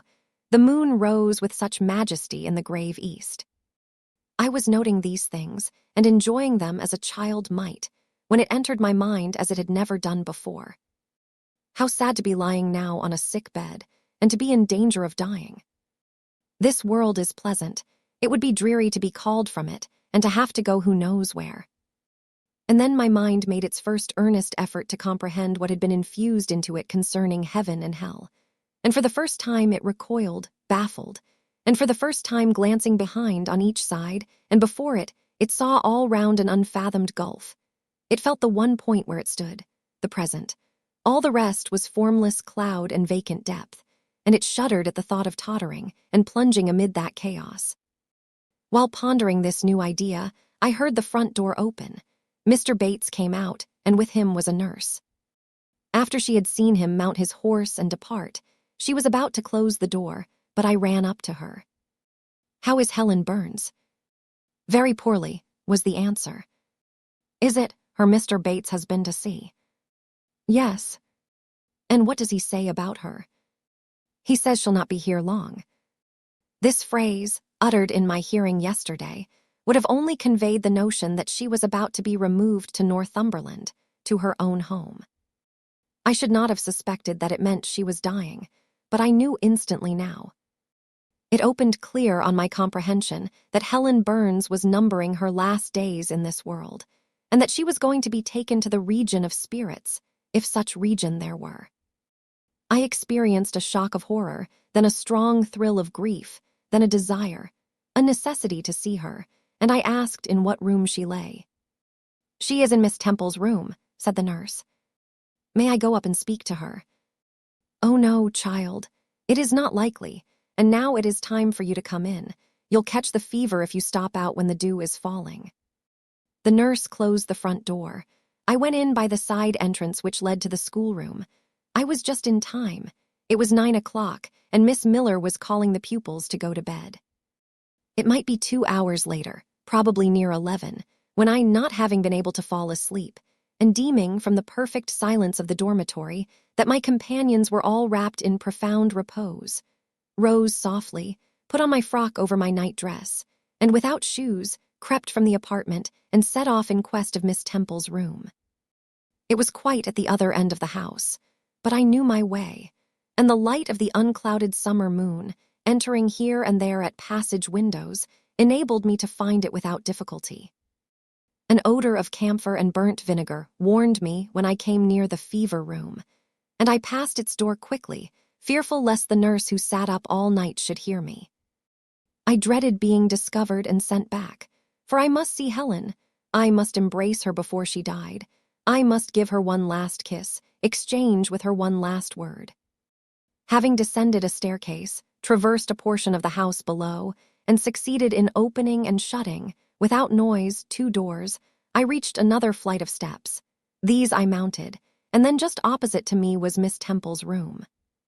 A light shone through the keyhole, and from under the door. A profound stillness pervaded the vicinity. Coming near, I found the door slightly ajar, probably to admit some fresh air into the close abode of sickness. Indisposed to hesitate, and full of impatient impulses, soul and senses quivering with keen throes, I put it back and looked in. My eye sought Helen, and feared to find death. Close by Miss Temple's bed, and half covered with its white curtains, there stood a little crib. I saw the outline of a form under the clothes, but the face was hid by the hangings. The nurse I had spoken to in the garden sat in an easy chair asleep. An unsnuffed candle burnt dimly on the table. Miss Temple was not to be seen. I knew afterwards that she had been called to a delirious patient in the fever room. I advanced, then paused by the crib's side. My hand was on the curtain, but I preferred speaking before I withdrew it. I still recoiled at the dread of seeing a corpse. "Helen," I whispered softly, "are you awake?" She stirred herself, put back the curtain, and I saw her face, pale, wasted, but quite composed. She looked so little changed that my fear was instantly dissipated. "Can it be you, Jane?" she asked in her own gentle voice. "Oh," I thought, "she is not going to die. They are mistaken. She could not speak and look so calmly if she were." I got onto her crib and kissed her. Her forehead was cold, and her cheek both cold and thin, and so were her hand and wrist, but she smiled as of old. "Why are you come here, Jane?" "It is past 11 o'clock. I heard it strike some minutes since." "I came to see you, Helen. I heard you were very ill, and I could not sleep till I had spoken to you." "You came to bid me goodbye, then. You are just in time, probably." "Are you going somewhere, Helen?" Are you going home? Yes, to my long home, my last home. No, no, Helen.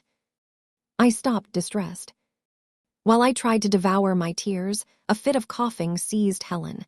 It did not, however, wake the nurse. When it was over, she lay some minutes exhausted.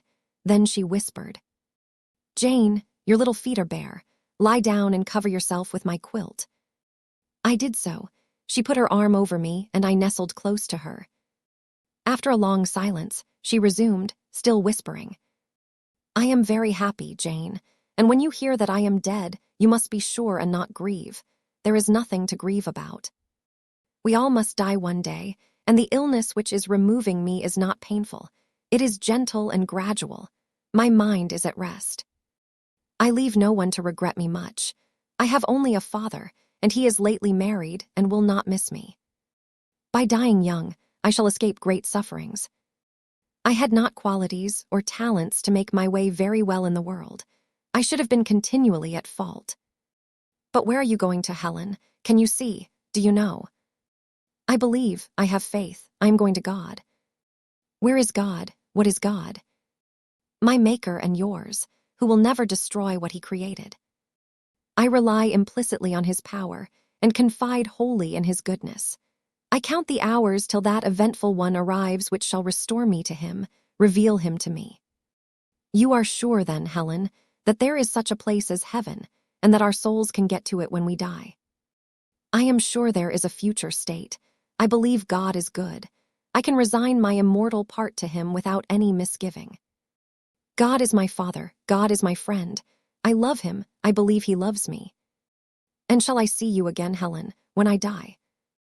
You will come to the same region of happiness, be received by the same mighty, universal parent, no doubt, dear Jane. Again I questioned, but this time only in thought. Where is that region? Does it exist? And I clasped my arms closer round Helen. She seemed dearer to me than ever. I felt as if I could not let her go. I lay with my face hidden on her neck. Presently she said, in the sweetest tone, "How comfortable I am. That last fit of coughing has tired me a little. I feel as if I could sleep. But don't leave me, Jane. I like to have you near me. I'll stay with you, dear Helen. No one shall take me away. Are you warm, darling?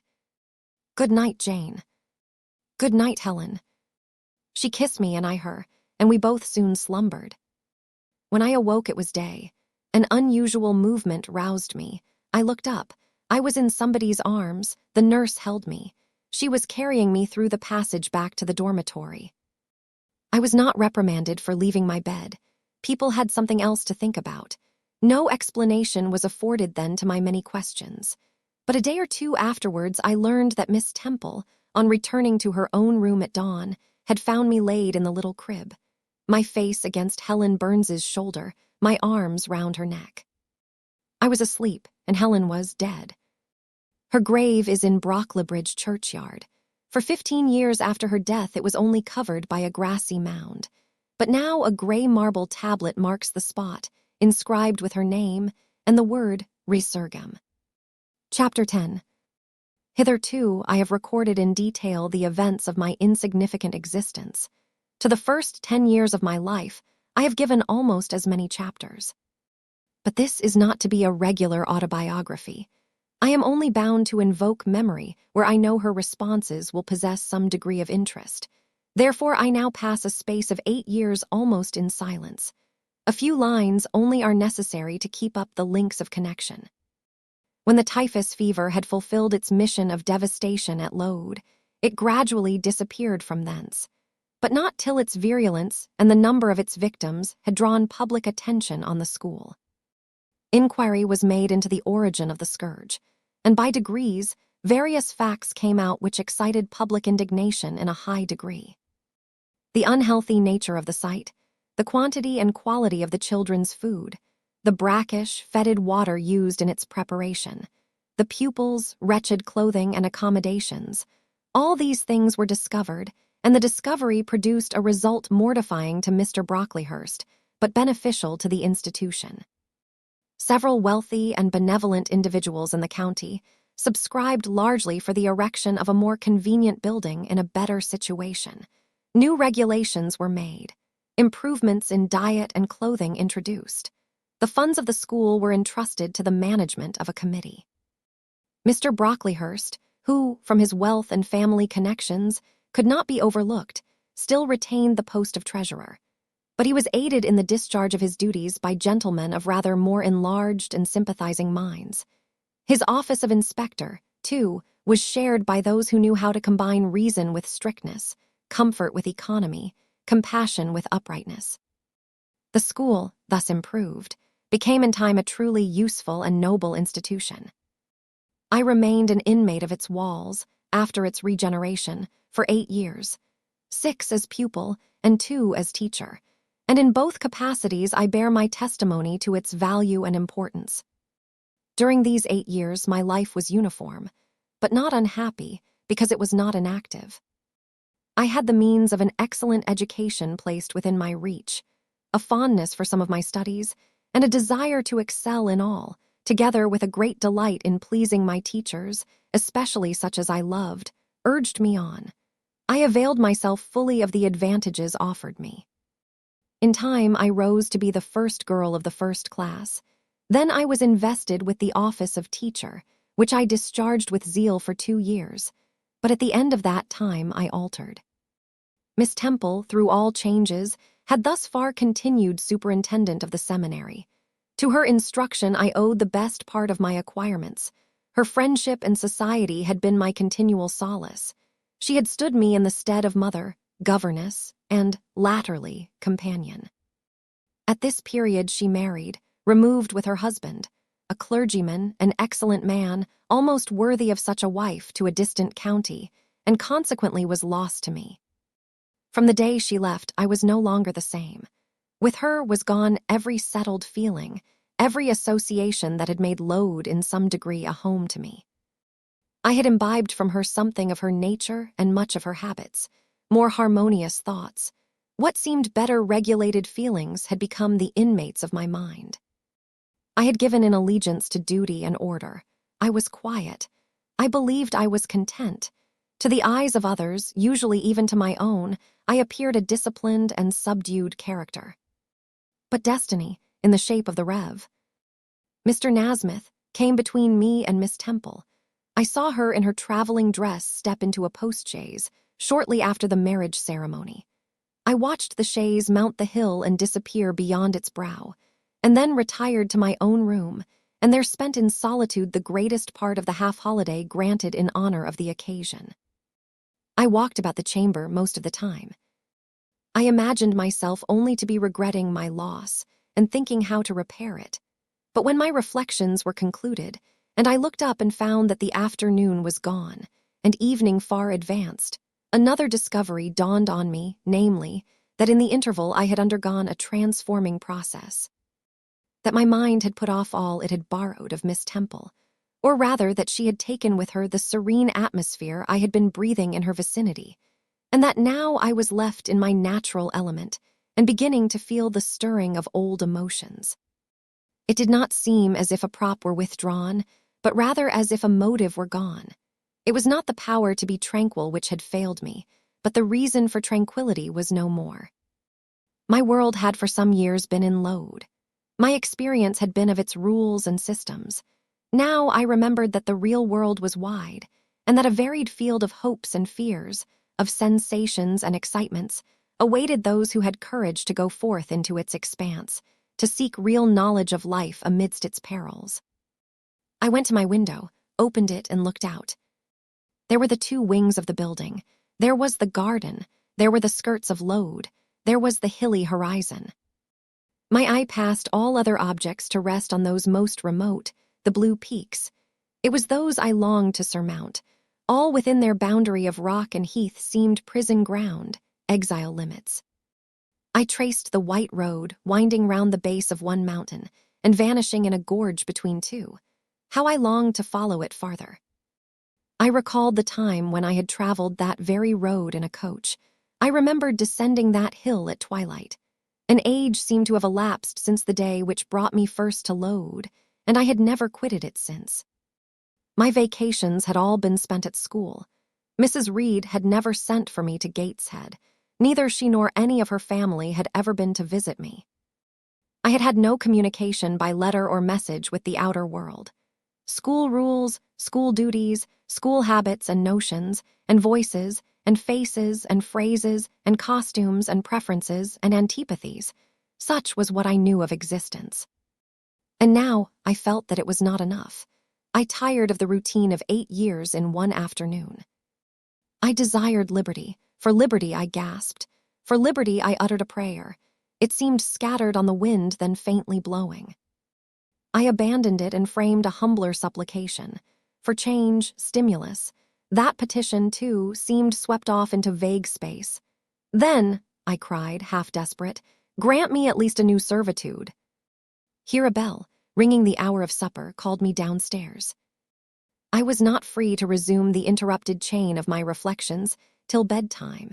Even then, a teacher who occupied the same room with me kept me from the subject to which I longed to recur by a prolonged effusion of small talk. How I wished sleep would silence her. It seemed as if, could I but go back to the idea which had last entered my mind as I stood at the window, some inventive suggestion would rise for my relief. Miss Gryce snored at last. She was a heavy Welshwoman.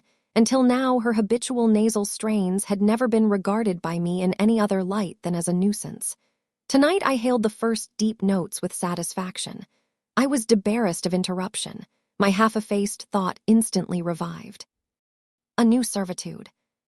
There is something in that, I soliloquized, mentally, be it understood. I did not talk aloud. I know there is because it does not sound too sweet. It is not like such words as liberty, excitement, enjoyment. Delightful sounds truly, but no more than sounds for me, and so hollow and fleeting that it is mere waste of time to listen to them. But servitude. That must be matter of fact. Anyone may serve. I have served here 8 years. Now all I want is to serve elsewhere. Can I not get so much of my own will? Is not the thing feasible? Yes, yes. The end is not so difficult, if I had only a brain active enough to ferret out the means of attaining it. I sat up in bed by way of arousing this said brain. It was a chilly night. I covered my shoulders with a shawl, and then I proceeded to think again with all my might. What do I want? A new place, in a new house, amongst new faces, under new circumstances. I want this because it is of no use wanting anything better. How do people do to get a new place? They apply to friends, I suppose. I have no friends. There are many others who have no friends, who must look about for themselves and be their own helpers. And what is their resource? I could not tell. Nothing answered me. I then ordered my brain to find a response, and quickly. It worked and worked faster. I felt the pulses throb in my head and temples, but for nearly an hour it worked in chaos, and no result came of its efforts. Feverish with vain labor, I got up and took a turn in the room, undrew the curtain, noted a star or two, shivered with cold, and again crept to bed. A kind fairy, in my absence, had surely dropped the required suggestion on my pillow, for as I lay down, it came quietly and naturally to my mind. Those who want situations advertise. You must advertise in the Shire Herald. How? I know nothing about advertising. Replies rose smooth and prompt now. You must enclose the advertisement and the money to pay for it under a cover directed to the editor of the Herald. You must put it, the first opportunity you have, into the post at Loughton. Answers must be addressed to J.E. at the post office there. You can go and inquire in about a week after you send your letter, if any are come, and act accordingly. This scheme I went over twice, thrice. It was then digested in my mind. I had it in a clear, practical form. I felt satisfied and fell asleep. With earliest day, I was up. I had my advertisement written, enclosed, and directed before the bell rang to rouse the school. It ran thus. A young lady accustomed to tuition, had I not been a teacher 2 years, is desirous of meeting with a situation in a private family where the children are under 14. I thought that as I was barely 18, it would not do to undertake the guidance of pupils nearer my own age. She is qualified to teach the usual branches of a good English education, together with French, drawing, and music. In those days, reader, this now narrow catalogue of accomplishments would have been held tolerably comprehensive. Address J.E. Post Office, Loughton, Shire. This document remained locked in my drawer all day. After tea, I asked leave of the new superintendent to go to Loughton in order to perform some small commissions for myself and one or two of my fellow teachers. Permission was readily granted. I went. It was a walk of 2 miles, and the evening was wet, but the days were still long. I visited a shop or two, slipped the letter into the post office, and came back through heavy rain with streaming garments but with a relieved heart. The succeeding week seemed long. It came to an end at last, however, like all sublunary things, and once more, towards the close of a pleasant autumn day, I found myself afoot on the road to Loughton.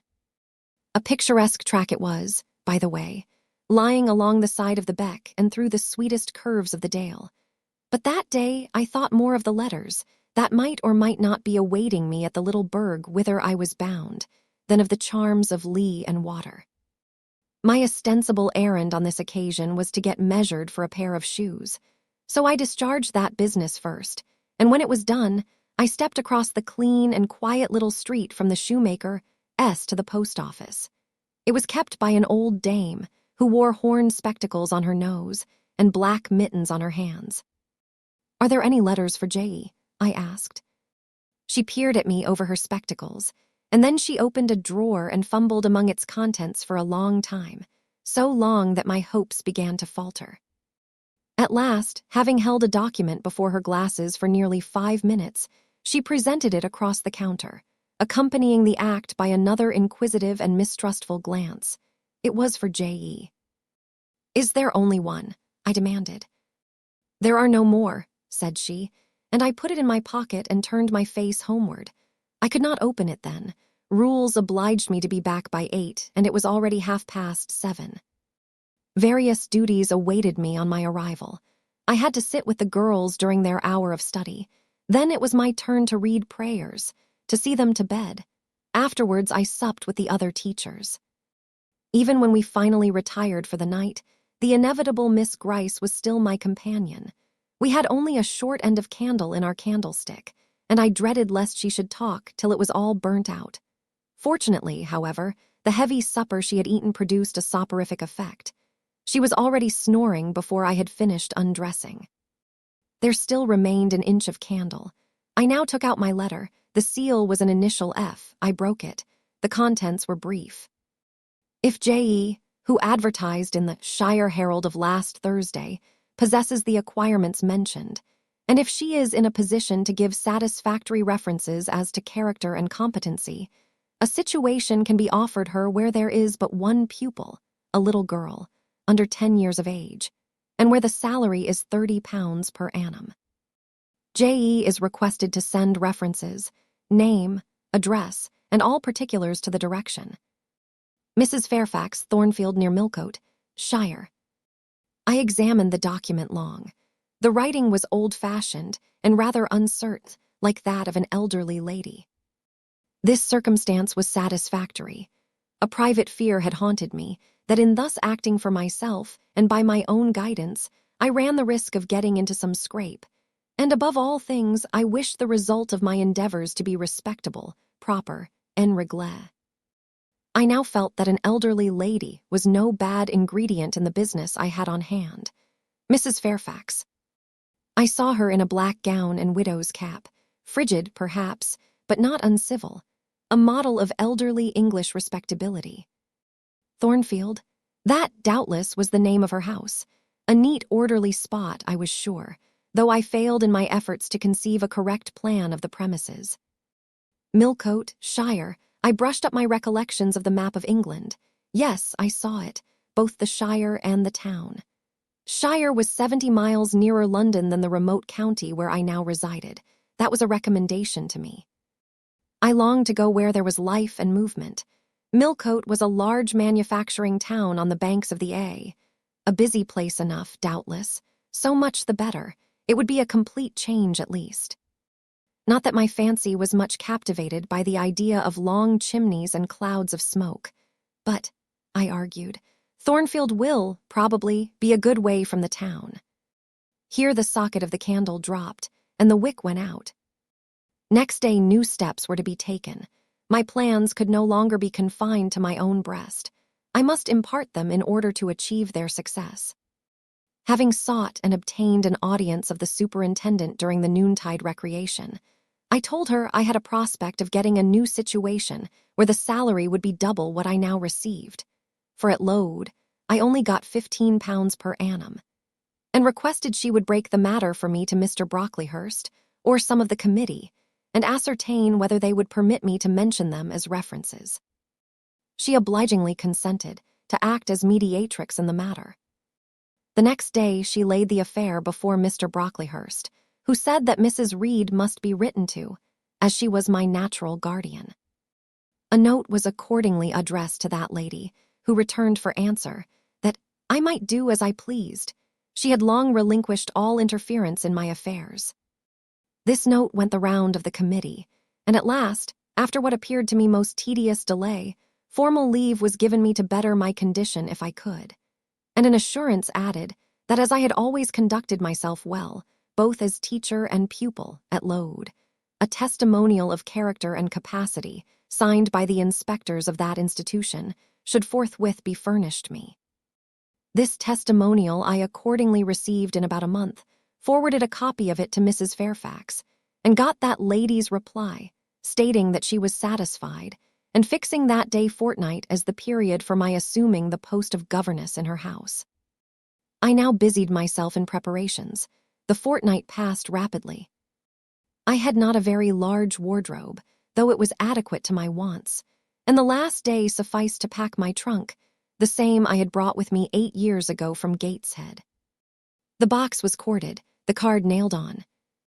In half an hour the carrier was to call for it to take it to Loughton, whither I myself was to repair at an early hour the next morning to meet the coach.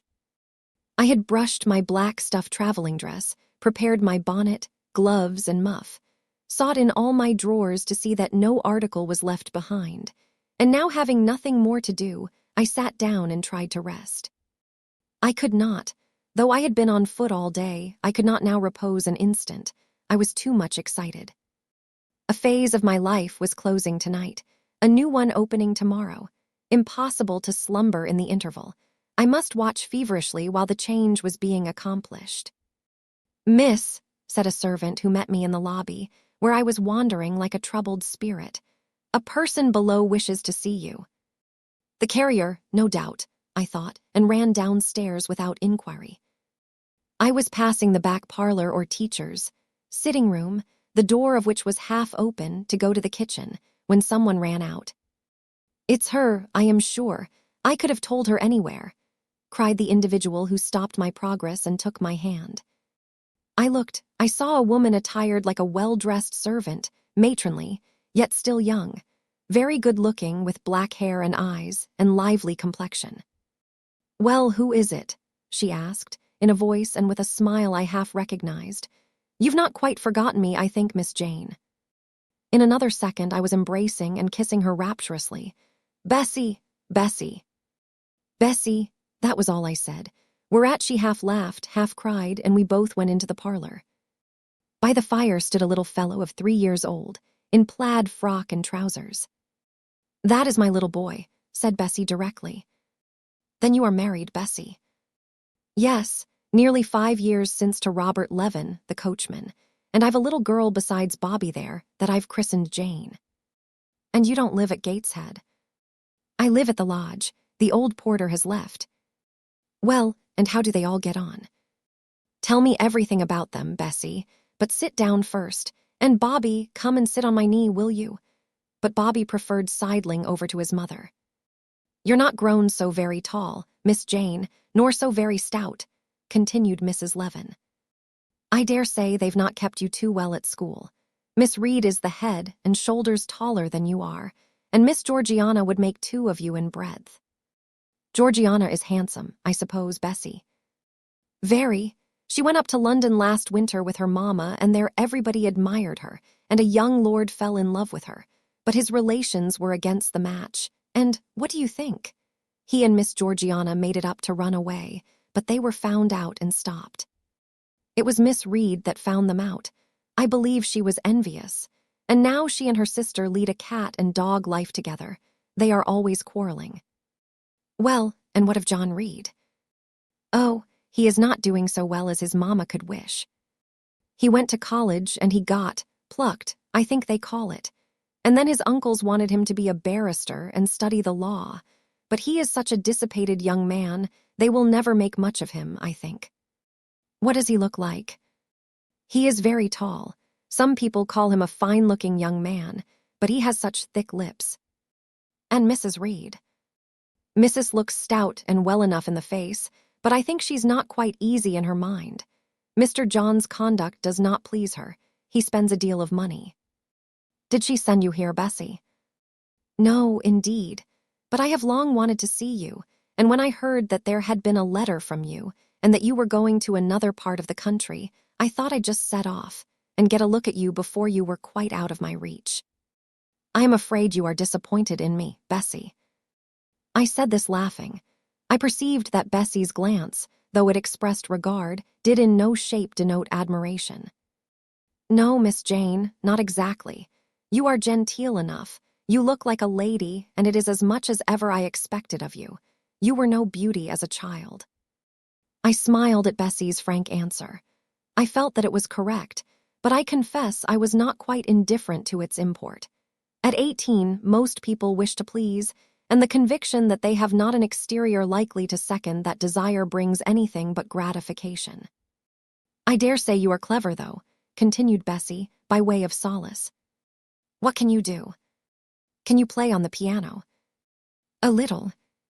There was one in the room. Bessie went and opened it, and then asked me to sit down and give her a tune. I played a waltz or two, and she was charmed. The Miss Reeds could not play as well, said she exultingly. I always said you would surpass them in learning. And can you draw? That is one of my paintings over the chimney-piece. It was a landscape in watercolors, of which I had made a present to the superintendent, in acknowledgment of her obliging mediation with the committee on my behalf, and which she had framed and glazed. Well, that is beautiful, Miss Jane. It is as fine a picture as any Miss Reed's drawing master could paint, let alone the young ladies themselves, who could not come near it. And have you learnt French? Yes, Bessie, I can both read it and speak it. And you can work on muslin and canvas? I can. Oh, you're quite a lady, Miss Jane. I knew you would be. You will get on whether your relations notice you or not. There was something I wanted to ask you. Have you ever heard anything from your father's kinsfolk, the Eyres? Never in my life. Well, you know, Mrs. always said they were poor and quite despicable, and they may be poor, but I believe they are as much gentry as the Reeds are. For one day, nearly 7 years ago, a Mr. Eyre came to Gateshead and wanted to see you. Mrs. said you were at school 50 miles off. He seemed so much disappointed, for he could not stay.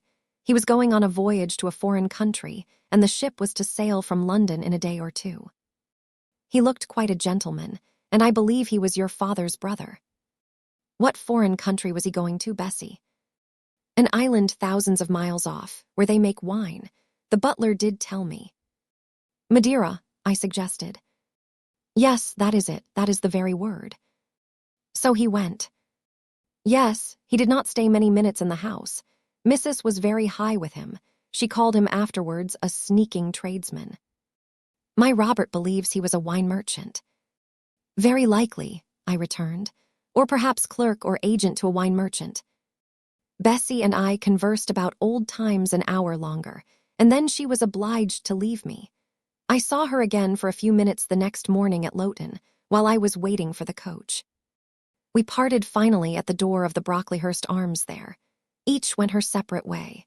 She set off for the brow of Lowood Fell to meet the conveyance which was to take her back to Gateshead. I mounted the vehicle which was to bear me to new duties and a new life in the unknown environs of Millcote. Chapter 11. A new chapter in a novel is something like a new scene in a play. And when I draw up the curtain this time, reader, you must fancy you see a room in the George Inn at Millcote, with such large figured papering on the walls as inn-rooms have. Such a carpet, such furniture, such ornaments on the mantelpiece, such prints, including a portrait of George III and another of the Prince of Wales, and a representation of the death of Wolfe. All this is visible to you by the light of an oil lamp hanging from the ceiling, and by that of an excellent fire, near which I sit in my cloak and bonnet. My muff and umbrella lie on the table, and I am warming away the numbness and chill contracted by 16 hours, exposure to the rawness of an October day. I left Loughton at 4:00 a.m., and the Millcote town clock is now just striking 8. Reader, though I look comfortably accommodated, I am not very tranquil in my mind.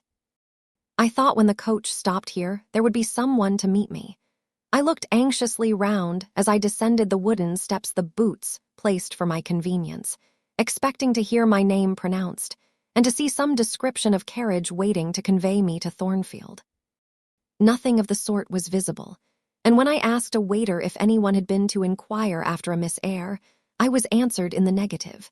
So I had no resource but to request to be shown into a private room, and here I am waiting, while all sorts of doubts and fears are troubling my thoughts. It is a very strange sensation to inexperienced youth to feel itself quite alone in the world, cut adrift from every connection, uncertain whether the port to which it is bound can be reached, and prevented by many impediments from returning to that it has quitted. The charm of adventure sweetens that sensation, the glow of pride warms it, but then the throb of fear disturbs it, and fear with me became predominant when half an hour elapsed and still I was alone. I bethought myself to ring the bell. Is there a place in this neighborhood called Thornfield? I asked of the waiter, who answered the summons. Thornfield, I don't know, ma'am, I'll inquire at the bar. He vanished, but reappeared instantly. Is your name Eyre, miss? Yes.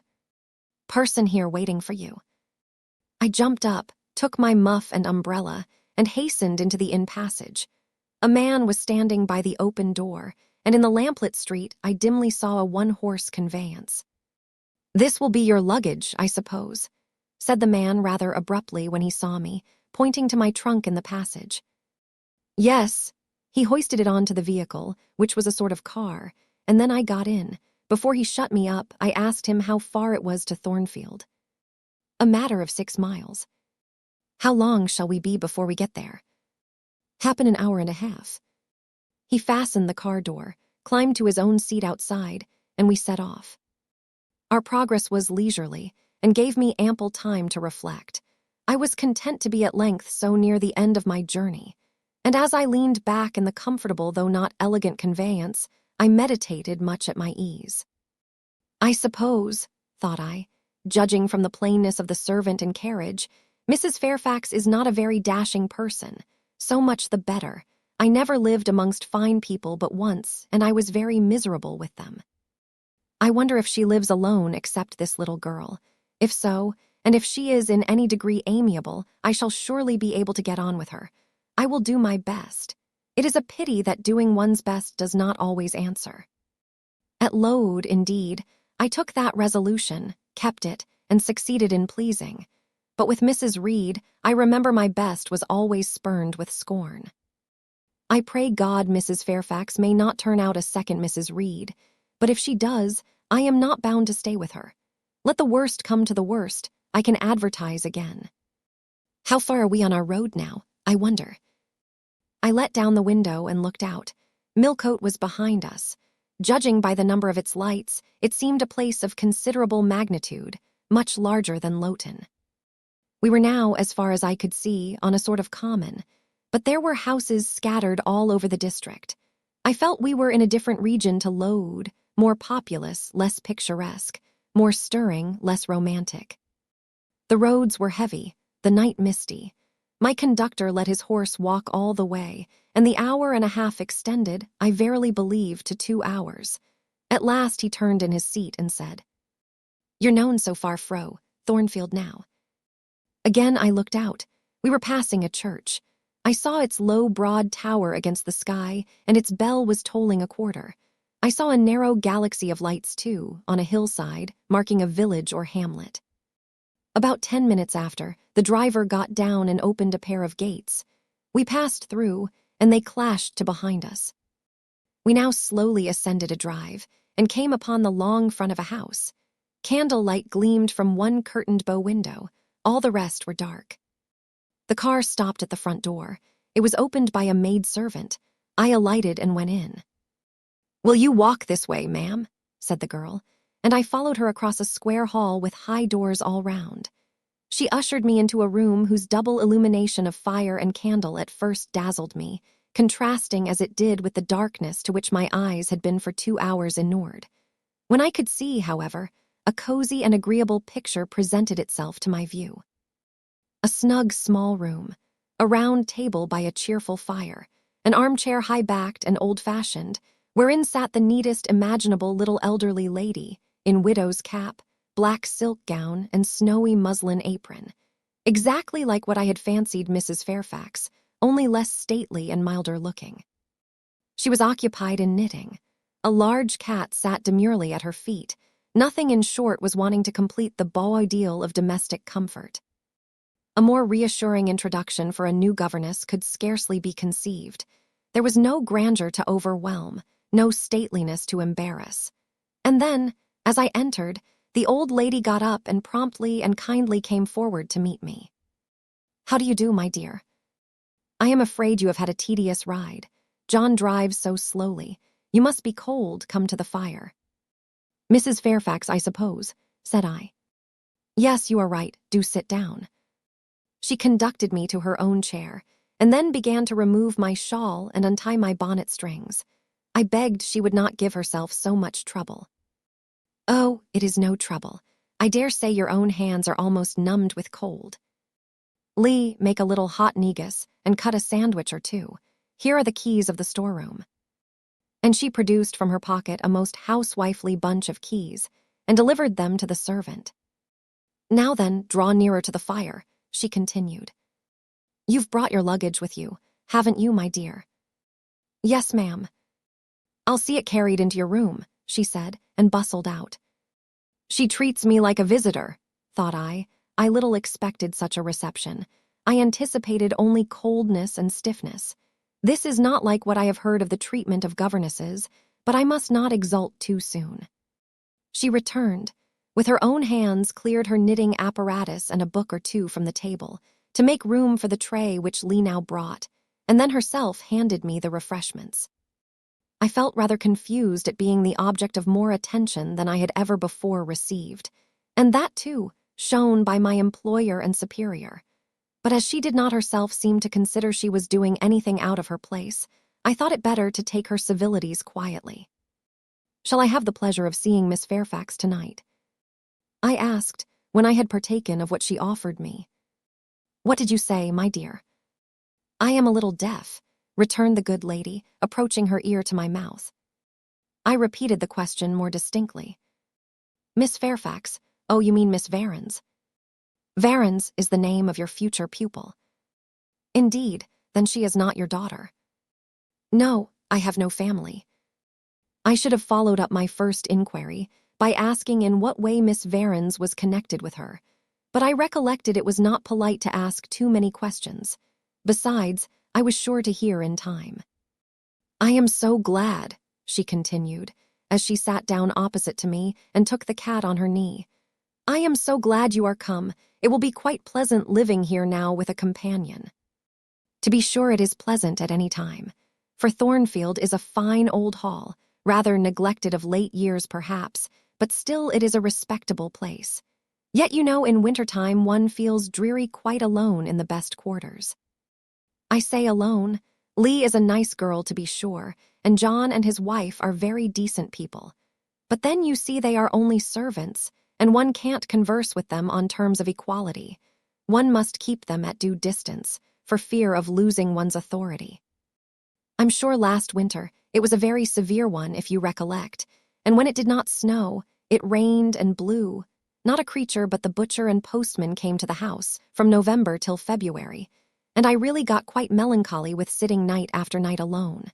I had Lee in to read to me sometimes, but I don't think the poor girl liked the task much.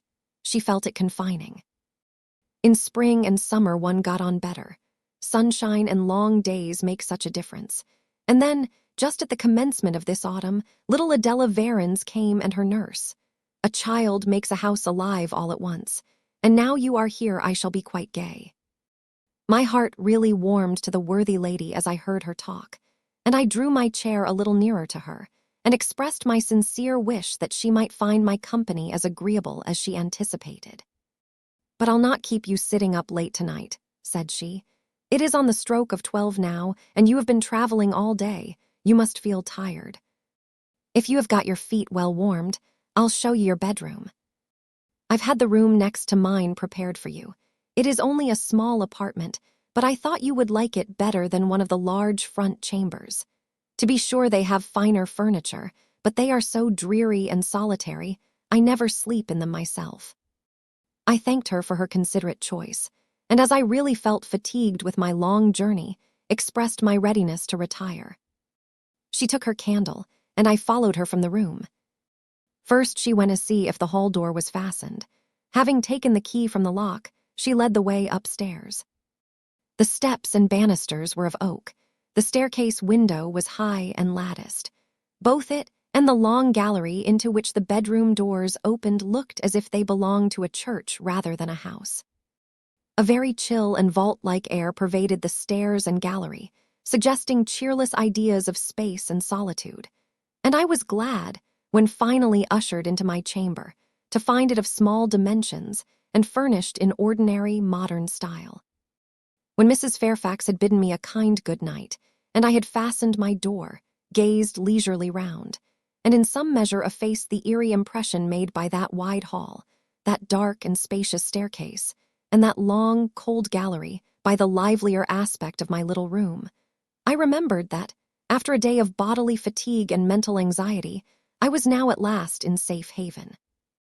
The impulse of gratitude swelled my heart, and I knelt down at the bedside and offered up thanks where thanks were due, not forgetting, ere I rose, to implore aid on my further path, and the power of meriting the kindness which seemed so frankly offered me before it was earned. My couch had no thorns in it that night, my solitary room no fears. At once weary and content, I slept soon and soundly. When I awoke it was broad day. The chamber looked such a bright little place to me as the sun shone in between the gay blue chintz window curtains, showing papered walls and a carpeted floor, so unlike the bare planks and stained plaster of Lowood, that my spirits rose at the view. Externals have a great effect on the young. I thought that a fairer era of life was beginning for me, one that was to have its flowers and pleasures, as well as its thorns and toils. My faculties, roused by the change of scene, the new field offered to hope, seemed all astir. I cannot precisely define what they expected, but it was something pleasant, not perhaps that day or that month, but at an indefinite future period. I rose, I dressed myself with care, obliged to be plain, for I had no article of attire that was not made with extreme simplicity. I was still by nature solicitous to be neat. It was not my habit to be disregardful of appearance or careless of the impression I made. On the contrary, I ever wished to look as well as I could, and to please as much as my want of beauty would permit. I sometimes regretted that I was not handsomer. I sometimes wished to have rosy cheeks, a straight nose, and small cherry mouth. I desired to be tall, stately, and finely developed in figure. I felt it a misfortune that I was so little, so pale, and had features so irregular and so marked. And why had I these aspirations and these regrets? It would be difficult to say. I could not then distinctly say it to myself, yet I had a reason, and a logical, natural reason too. However, when I had brushed my hair very smooth, and put on my black frock, which, Quaker-like as it was, at least had the merit of fitting to a nicety, and adjusted my clean white tucker, I thought I should do respectably enough to appear before Mrs. Fairfax, and that my new pupil would not at least recoil from me with antipathy. Having opened my chamber window, and seen that I left all things straight and neat on the toilet table, I ventured forth. Traversing the long and matted gallery, I descended the slippery steps of oak. Then I gained the hall. I halted there a minute. I looked at some pictures on the walls. One, I remember, represented a grim man in a cuirass, and one a lady with powdered hair and a pearl necklace. at a bronze lamp pendant from the ceiling, at a great clock whose case was of oak curiously carved, and ebon black with time and rubbing. Everything appeared very stately and imposing to me, but then I was so little accustomed to grandeur. The hall door, which was half of glass, stood open. I stepped over the threshold. It was a fine autumn morning. The early sun shone serenely on embrowned groves and still green fields. Advancing on to the lawn, I looked up and surveyed the front of the mansion. It was 3 stories high, of proportions not vast, though considerable. A gentleman's manor house, not a nobleman's seat. Battlements round the top gave it a picturesque look. Its grey front stood out well from the background of a rookery, whose cawing tenants were now on the wing. They flew over the lawn and grounds to alight in a great meadow, from which these were separated by a sunk fence, and where an array of mighty old thorn trees, strong, knotty, and broad as oaks, at once explained the etymology of the mansion's designation. Farther off were hills, not so lofty as those round Lowood, nor so craggy, nor so like barriers of separation from the living world, but yet quiet and lonely hills enough, and seeming to embrace Thornfield with a seclusion I had not expected to find existent so near the stirring locality of Millcote. A little hamlet, whose roofs were blent with trees, straggled up the side of one of these hills. The church of the district stood nearer Thornfield. Its old tower top looked over a knoll between the house and gates. I was yet enjoying the calm prospect and pleasant fresh air, yet listening with delight to the cawing of the rooks, yet surveying the wide, hoary front of the hall, and thinking what a great place it was for one lonely little dame like Mrs. Fairfax to inhabit, when that lady appeared at the door. "What, out already?" said she. "I see you are an early riser." I went up to her, and was received with an affable kiss and shake of the hand. "How do you like Thornfield?" she asked. I told her I liked it very much. "Yes," she said, "it is a pretty place, but I fear it will be getting out of order unless Mr. Rochester should take it into his head to come and reside here permanently, or, at least, visit it rather oftener. Great houses and fine grounds require the presence of the proprietor." "Mr. Rochester," I exclaimed. "Who is he?" "The owner of Thornfield," she responded quietly. "Did you not know he was called Rochester?" Of course I did not. I had never heard of him before, but the old lady seemed to regard his existence as a universally understood fact, with which everybody must be acquainted by instinct. "I thought," I continued, "Thornfield belonged to you." "To me? Bless you, child, what an idea, to me. I am only the housekeeper, the manager. To be sure, I am distantly related to the Rochesters by the mother's side, or at least my husband was. He was a clergyman, incumbent of Hay, that little village yonder on the hill, and that church near the gates was his. The present Mr. Rochester's mother was a Fairfax, and second cousin to my husband, but I never presume on the connection. In fact, it is nothing to me. I consider myself quite in the light of an ordinary housekeeper. My employer is always civil, and I expect nothing more. And the little girl, my pupil, she is Mr. Rochester's ward. He commissioned me to find a governess for her. He intended to have her brought up in Shire, I believe. Here she comes with her bonne, as she calls her nurse." The enigma then was explained. This affable and kind little widow was no great dame, but a dependent like myself. I did not like her the worse for that. On the contrary, I felt better pleased than ever.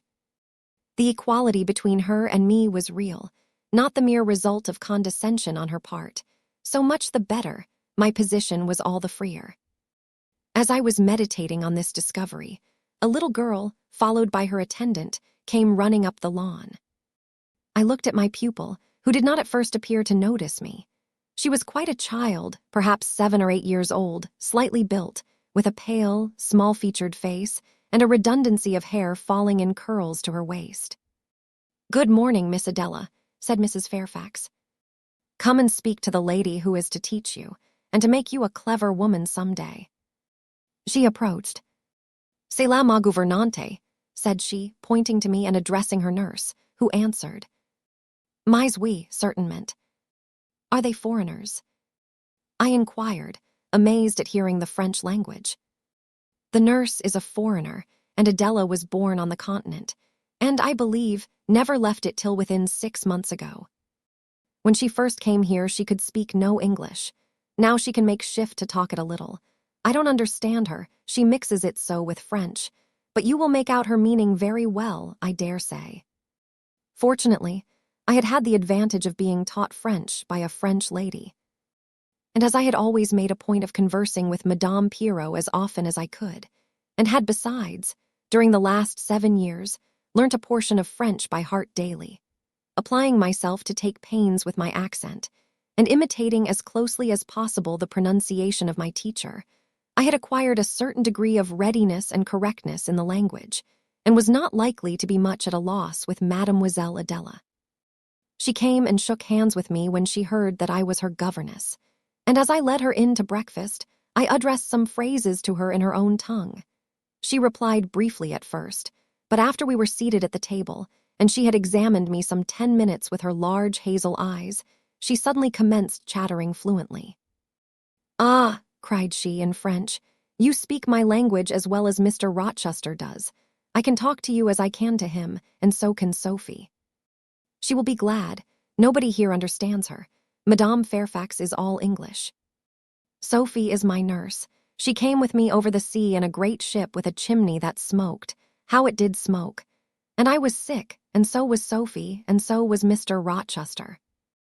Mr. Rochester lay down on a sofa in a pretty room called the salon, and Sophie and I had little beds in another place. I nearly fell out of mine. It was like a shelf. And mademoiselle, what is your name? Eyre, Jane Eyre. Eyre, bah, I cannot say it. Well, our ship stopped in the morning, before it was quite daylight, at a great city. A huge city with very dark houses and all smoky. Not at all like the pretty clean town I came from. And Mr. Rochester carried me in his arms over a plank to the land, and Sophie came after, and we all got into a coach, which took us to a beautiful large house, larger than this and finer, called an hotel. We stayed there nearly a week. I and Sophie used to walk every day in a great green place full of trees, called the park, and there were many children there besides me, and a pond with beautiful birds in it that I fed with crumbs. Can you understand her when she runs on so fast? Asked Mrs. Fairfax. I understood her very well, for I had been accustomed to the fluent tongue of Madame Pirot. I wish, continued the good lady, you would ask her a question or two about her parents. I wonder if she remembers them. Adele, I inquired, with whom did you live when you were in that pretty clean town you spoke of? I lived long ago with Mamma, but she is gone to the Holy Virgin. Mamma used to teach me to dance and sing, and to say verses. A great many gentlemen and ladies came to see Mamma, and I used to dance before them, or to sit on their knees and sing to them. I liked it. Shall I let you hear me sing now?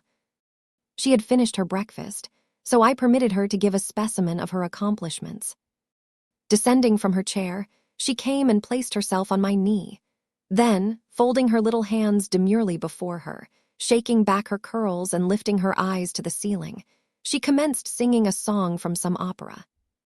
It was the strain of a forsaken lady, who, after bewailing the perfidy of her lover, calls pride to her aid, desires her attendant to deck her in her brightest jewels and richest robes, and resolves to meet the false one that night at a ball, and prove to him, by the gaiety of her demeanor, how little his desertion has affected her.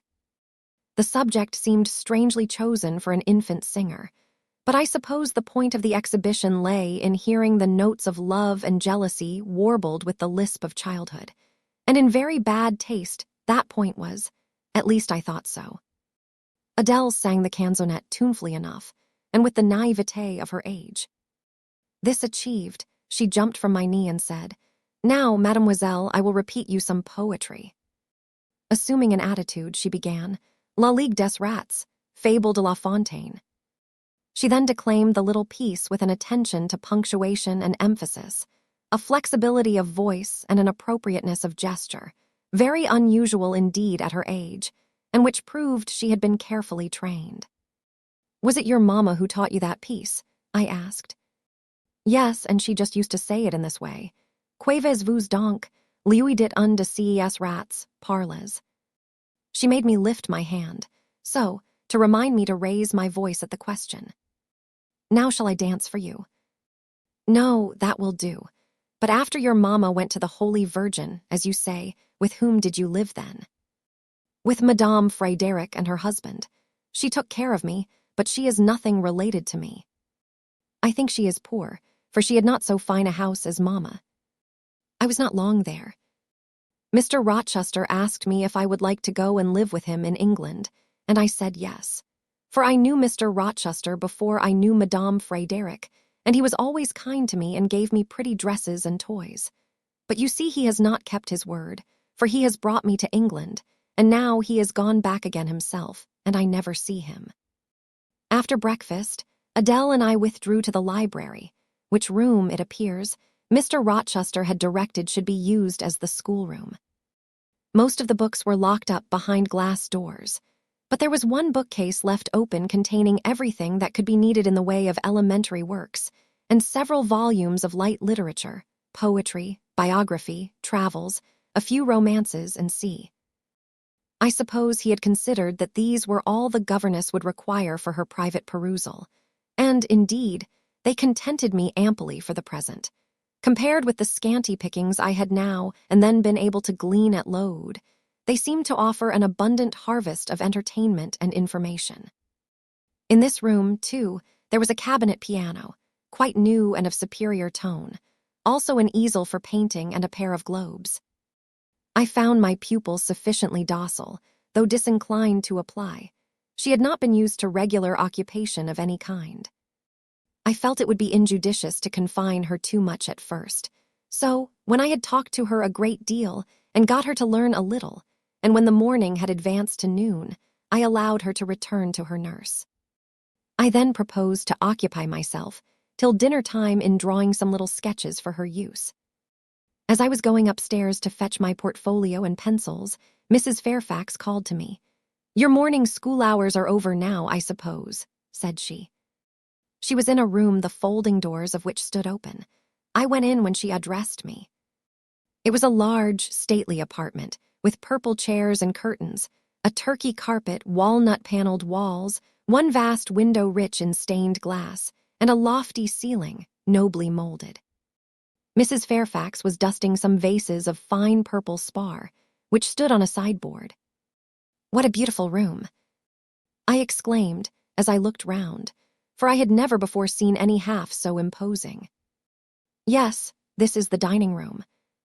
I have just opened the window to let in a little air and sunshine, for everything gets so damp in apartments that are seldom inhabited. The drawing room yonder feels like a vault." She pointed to a wide arch corresponding to the window, and hung like it with a Tyrian-dyed curtain, now looped up.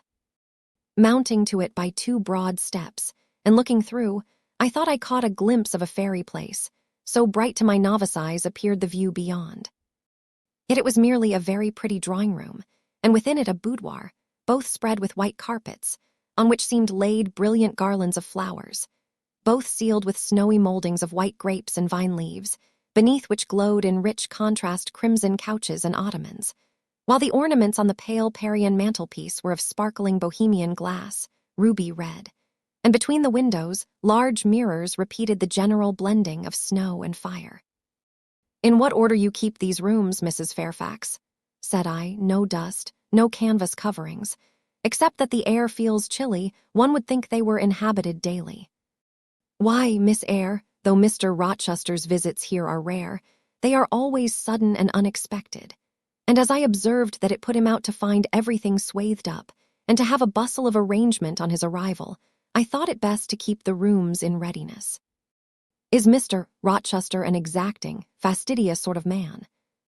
"Not particularly so, but he has a gentleman's tastes and habits, and he expects to have things managed in conformity to them." "Do you like him? Is he generally liked?" "Oh, yes. The family have always been respected here. Almost all the land in this neighborhood, as far as you can see, has belonged to the Rochesters' time out of mind." "Well, but, leaving his land out of the question, do you like him? Is he liked for himself?"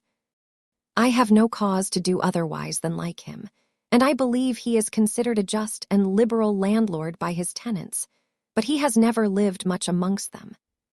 But has he no peculiarities? What, in short, is his character? Oh, his character is unimpeachable, I suppose. He is rather peculiar, perhaps. He has traveled a great deal and seen a great deal of the world, I should think. I dare say he is clever, but I never had much conversation with him. In what way is he peculiar? I don't know, it is not easy to describe, nothing striking, but you feel it when he speaks to you. You cannot be always sure whether he is in jest or earnest, whether he is pleased or the contrary. You don't thoroughly understand him, in short. At least, I don't. But it is of no consequence. He is a very good master. This was all the account I got from Mrs. Fairfax, of her employer and mine. There are people who seem to have no notion of sketching a character, or observing and describing salient points, either in persons or things. The good lady evidently belonged to this class. My queries puzzled, but did not draw her out. Mr. Rochester was Mr. Rochester in her eyes, a gentleman, a landed proprietor, nothing more. She inquired and searched no further, and evidently wondered at my wish to gain a more definite notion of his identity. When we left the dining room, she proposed to show me over the rest of the house, and I followed her upstairs and downstairs, admiring as I went, for all was well arranged and handsome. The large front chambers I thought especially grand, and some of the third-story rooms, though dark and low, were interesting from their air of antiquity.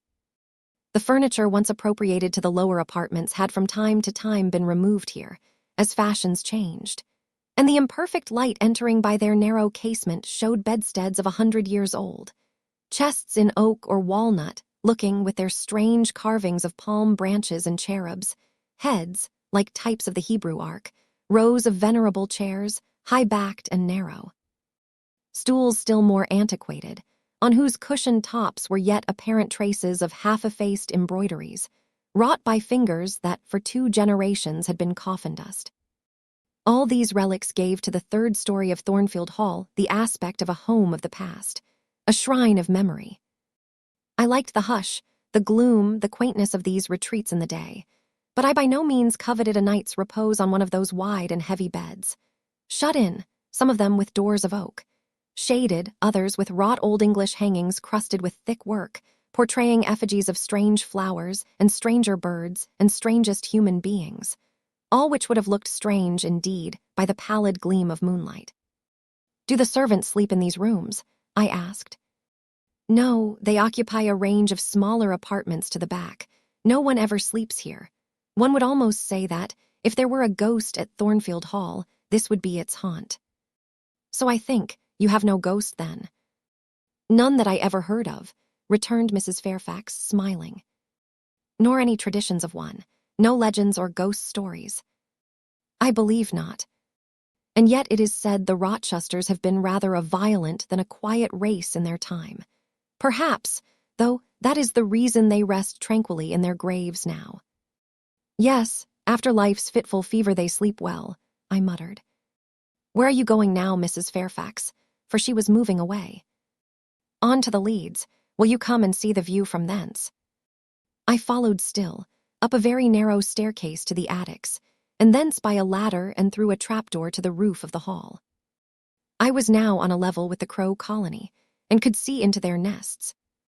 Leaning over the battlements and looking far down, I surveyed the grounds laid out like a map, the bright and velvet lawn closely girdling the gray base of the mansion, the field, wide as a park, dotted with its ancient timber, the wood, dun and sere, divided by a path visibly overgrown, greener with moss than the trees were with foliage, the church at the gates, the road, the tranquil hills, all reposing in the autumn day's sun, the horizon bounded by a propitious sky, azure, marbled with pearly white.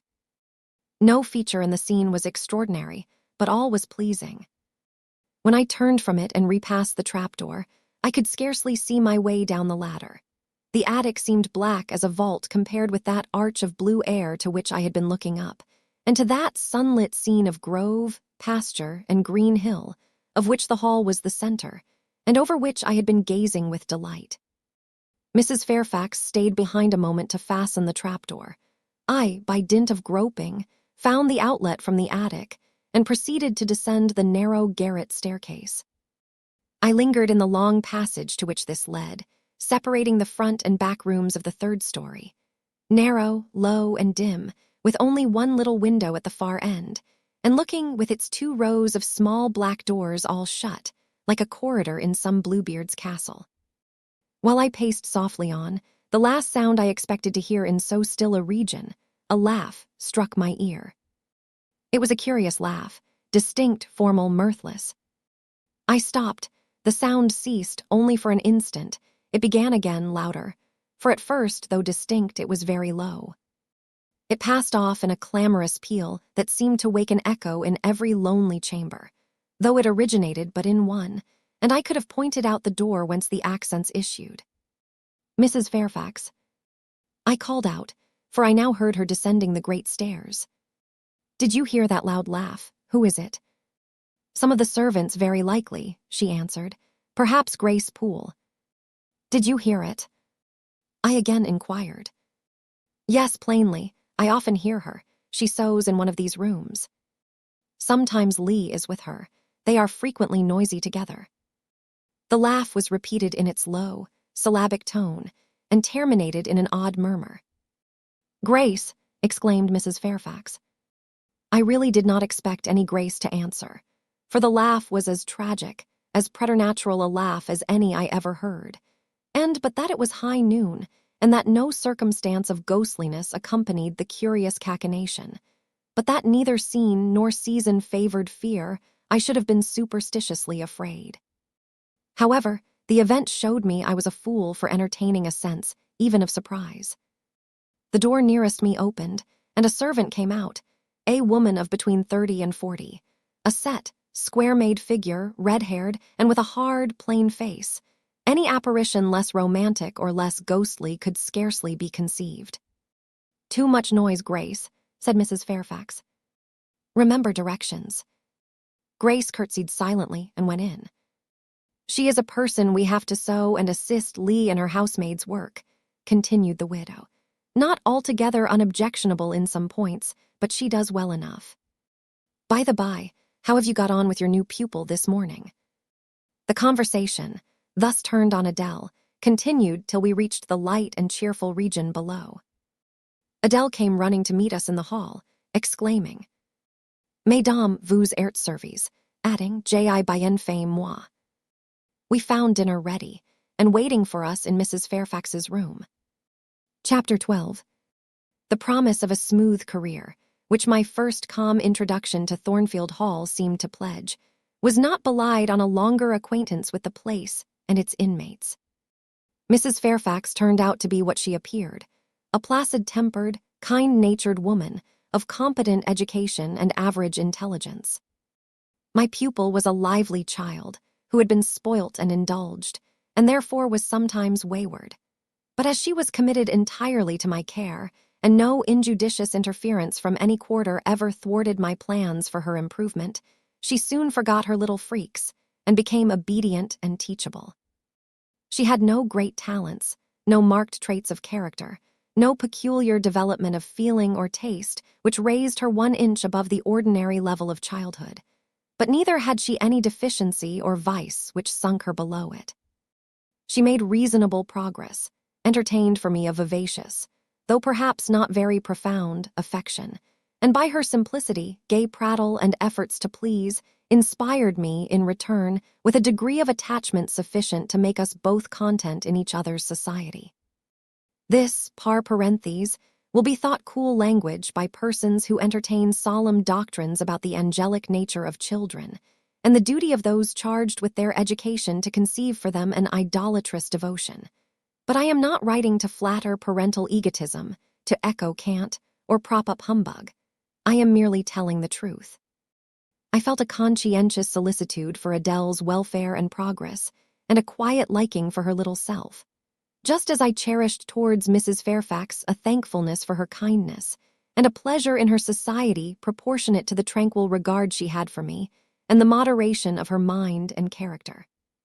Anybody may blame me who likes, when I add further that, now and then, when I took a walk by myself in the grounds, when I went down to the gates and looked through them along the road, or when, while Adele played with her nurse, and Mrs. Fairfax made jellies in the storeroom, I climbed the 3 staircases, raised the trapdoor of the attic, and having reached the leads, looked out afar over sequestered field and hill, and along dim skyline, that then I longed for a power of vision which might overpass that limit, which might reach the busy world, towns, regions full of life I had heard of but never seen, that then I desired more of practical experience than I possessed, more of intercourse with my kind, of acquaintance with variety of character, than was here within my reach.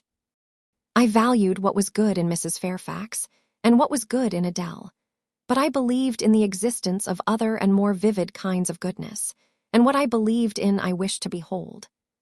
Who blames me? Many, no doubt, and I shall be called discontented. I could not help it. The restlessness was in my nature. It agitated me to pain sometimes. Then my sole relief was to walk along the corridor of the 3rd story, backwards and forwards, safe in the silence and solitude of the spot, and allow my mind's eye to dwell on whatever bright visions rose before it. And, certainly, they were many and glowing. To let my heart be heaved by the exultant movement, which, while it swelled it in trouble, expanded it with life. And best of all, to open my inward ear to a tale that was never ended. A tale my imagination created, and narrated continuously. Quickened with all of incident, life, fire, feeling, that I desired and had not in my actual existence. It is in vain to say human beings ought to be satisfied with tranquility. They must have action, and they will make it if they cannot find it. Millions are condemned to a stiller doom than mine, and millions are in silent revolt against their lot. Nobody knows how many rebellions, besides political rebellions, ferment in the masses of life, which people earth. Women are supposed to be very calm generally, but women feel just as men feel. They need exercise for their faculties, and a field for their efforts as much as their brothers do. They suffer from too rigid a restraint, too absolute a stagnation, precisely as men would suffer. And it is narrow-minded in their more privileged fellow creatures to say that they ought to confine themselves to making puddings and knitting stockings, to playing on the piano and embroidering bags. It is thoughtless to condemn them, or laugh at them, if they seek to do more or learn more than custom has pronounced necessary for their sex. When thus alone, I not unfrequently heard Grace Poole's laugh, the same peal, the same low, slow ha, which when first heard had thrilled me. I heard, too, her eccentric murmurs, stranger than her laugh. There were days when she was quite silent, but there were others when I could not account for the sounds she made. Sometimes I saw her. She would come out of her room with a basin or a plate or a tray in her hand, go down to the kitchen and shortly return, generally, oh, romantic reader, forgive me for telling the plain truth, bearing a pot of porter. Her appearance always acted as a damper to the curiosity raised by her oral oddities. Hard-featured and staid, she had no point to which interest could attach. I made some attempts to draw her into conversation, but she seemed a person of few words. A monosyllabic reply usually cut short every effort of that sort. The other members of the household, viz., John and his wife, Lee the housemaid, and Sophie the French nurse, were decent people, but in no respect remarkable. With Sophie I used to talk French, and sometimes I asked her questions about her native country. But she was not of a descriptive or narrative turn, and generally gave such vapid and confused answers as were calculated rather to check than encourage inquiry. October, November, December passed away. One afternoon in January, Mrs. Fairfax had begged a holiday for Adele, because she had a cold. And, as Adele seconded the request with an ardor that reminded me how precious occasional holidays had been to me in my own childhood, I accorded it, deeming that I did well in showing pliability on the point. It was a fine, calm day, though very cold. I was tired of sitting still in the library through a whole long morning. Mrs. Fairfax had just written a letter which was waiting to be posted, so I put on my bonnet and cloak and volunteered to carry it to Hay. The distance, 2 miles, would be a pleasant winter afternoon walk. Having seen Adele comfortably seated in her little chair by Mrs. Fairfax's parlor fireside, and given her her best wax doll, which I usually kept enveloped in silver paper in a drawer to play with, and a storybook for change of amusement. And having replied to her, Revenez Bientot, ma bonne Amy, ma cheer em deal. Jeanette, with a kiss I set out. The ground was hard, the air was still, my road was lonely. I walked fast till I got warm, and then I walked slowly to enjoy and analyze the species of pleasure brooding for me in the hour and situation. It was 3 o'clock. The church bell tolled as I passed under the belfry. The charm of the hour lay in its approaching dimness, in the low gliding and pale beaming sun. I was a mile from Thornfield, in a lane noted for wild roses in summer, for nuts and blackberries in autumn, and even now possessing a few coral treasures in hips and haws, but whose best winter delight lay in its utter solitude and leafless repose. If a breath of air stirred, it made no sound here, for there was not a holly, not an evergreen to rustle, and the stripped hawthorn and hazel bushes were as still as the white, worn stones which causewayed the middle of the path. Far and wide on each side, there were only fields, where no cattle now browsed, and the little brown birds which stirred occasionally in the hedge looked like single russet leaves that had forgotten to drop. This lane inclined uphill all the way to hay. Having reached the middle, I sat down on a stile which led thence into a field. Gathering my mantle about me, and sheltering my hands in my muff, I did not feel the cold, though it froze keenly, as was attested by a sheet of ice covering the causeway, where a little brooklet, now congealed, had overflowed after a rapid thaw some days since. From my seat I could look down on Thornfield. The gray and battlemented hall was the principal object in the vale below me. Its woods and dark rookery rose against the west. I lingered till the sun went down amongst the trees, and sank crimson and clear behind them. I then turned eastward. On the hilltop above me sat the rising moon. Pale yet as a cloud, but brightening momentarily, she looked over hay, which, half lost in trees, sent up a blue smoke from its few chimneys. It was yet a mile distant, but in the absolute hush I could hear plainly its thin murmurs of life. My ear, too, felt the flow of currents, in what dales and depths I could not tell, but there were many hills beyond hay, and doubtless many becks threading their passes. That evening calm betrayed alike the tinkle of the nearest streams, the sough of the most remote. A rude noise broke on these fine ripplings and whisperings, at once so far away and so clear. A positive tramp, a metallic clatter which effaced the soft wave wanderings. As in a picture, the solid mass of a crag or the rough boles of a great oak, drawn in dark and strong on the foreground, effaced the aerial distance of azure hill, sunny horizon, and blended clouds where tint melts into tint. The din was on the causeway. A horse was coming. The windings of the lane yet hid it, but it approached. I was just leaving the stile, yet, as the path was narrow, I sat still to let it go by. In those days I was young, and all sorts of fancies bright and dark tenanted my mind. The memories of nursery stories were there amongst other rubbish, and when they recurred, maturing youth added to them a vigor and vividness beyond what childhood could give. As this horse approached, and as I watched for it to appear through the dusk, I remembered certain of Bessie's tales, wherein figured a North of England spirit called a jitrash, which, in the form of horse, mule, or large dog, haunted solitary ways, and sometimes came upon belated travelers, as this horse was now coming upon me. It was very near, but not yet in sight, when, in addition to the tramp, I heard a rush under the hedge, and close down by the hazel stems glided a great dog, whose black and white color made him a distinct object against the trees. It was exactly one form of Bessie's jitrash, a lion-like creature with long hair and a huge head.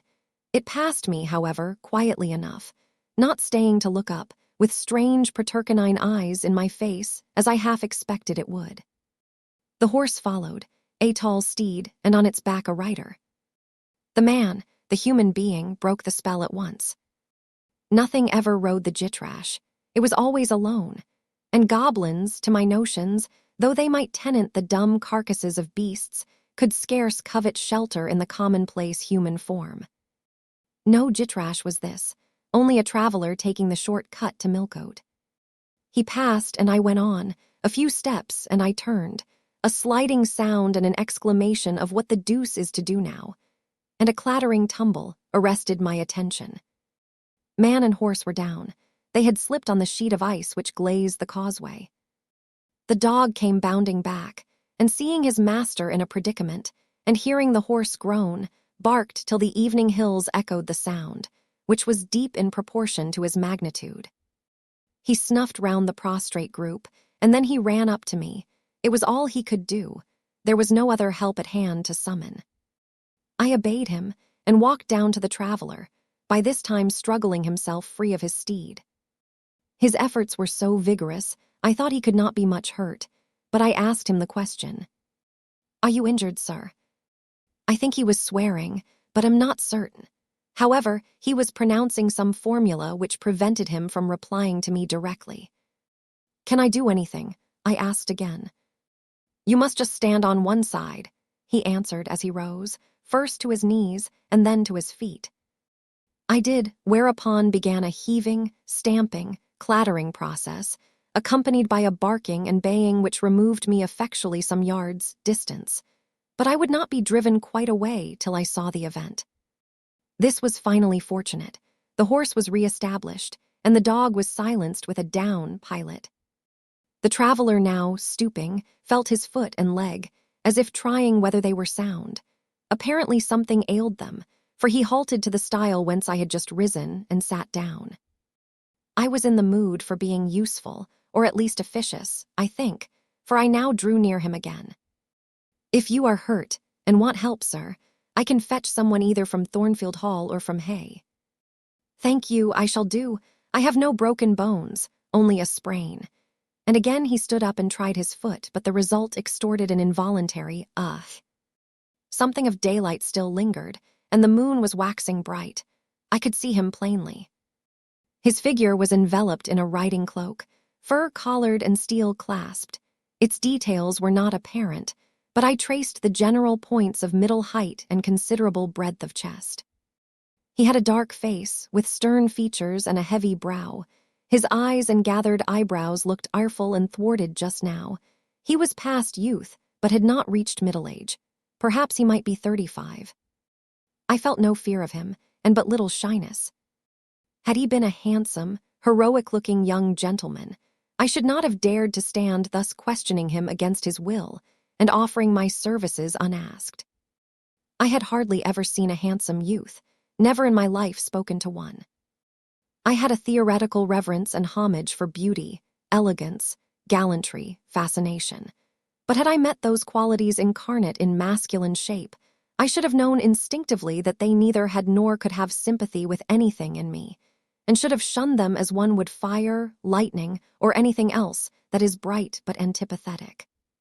If even this stranger had smiled and been good-humored to me when I addressed him, if he had put off my offer of assistance gaily, and with thanks, I should have gone on my way and not felt any vocation to renew inquiries. But the frown, the roughness of the traveler, set me at my ease. I retained my station when he waved to me to go, and announced, "I cannot think of leaving you, sir, at so late an hour in this solitary lane, till I see you are fit to mount your horse." He looked at me when I said this. He had hardly turned his eyes in my direction before. "I should think you ought to be at home yourself," said he. "If you have a home in this neighborhood, where do you come from?" "From just below, and I am not at all afraid of being out late when it is moonlight. I will run over to Hay for you with pleasure if you wish it. Indeed, I am going there to post a letter." "You live just below. Do you mean at that house with the battlements?"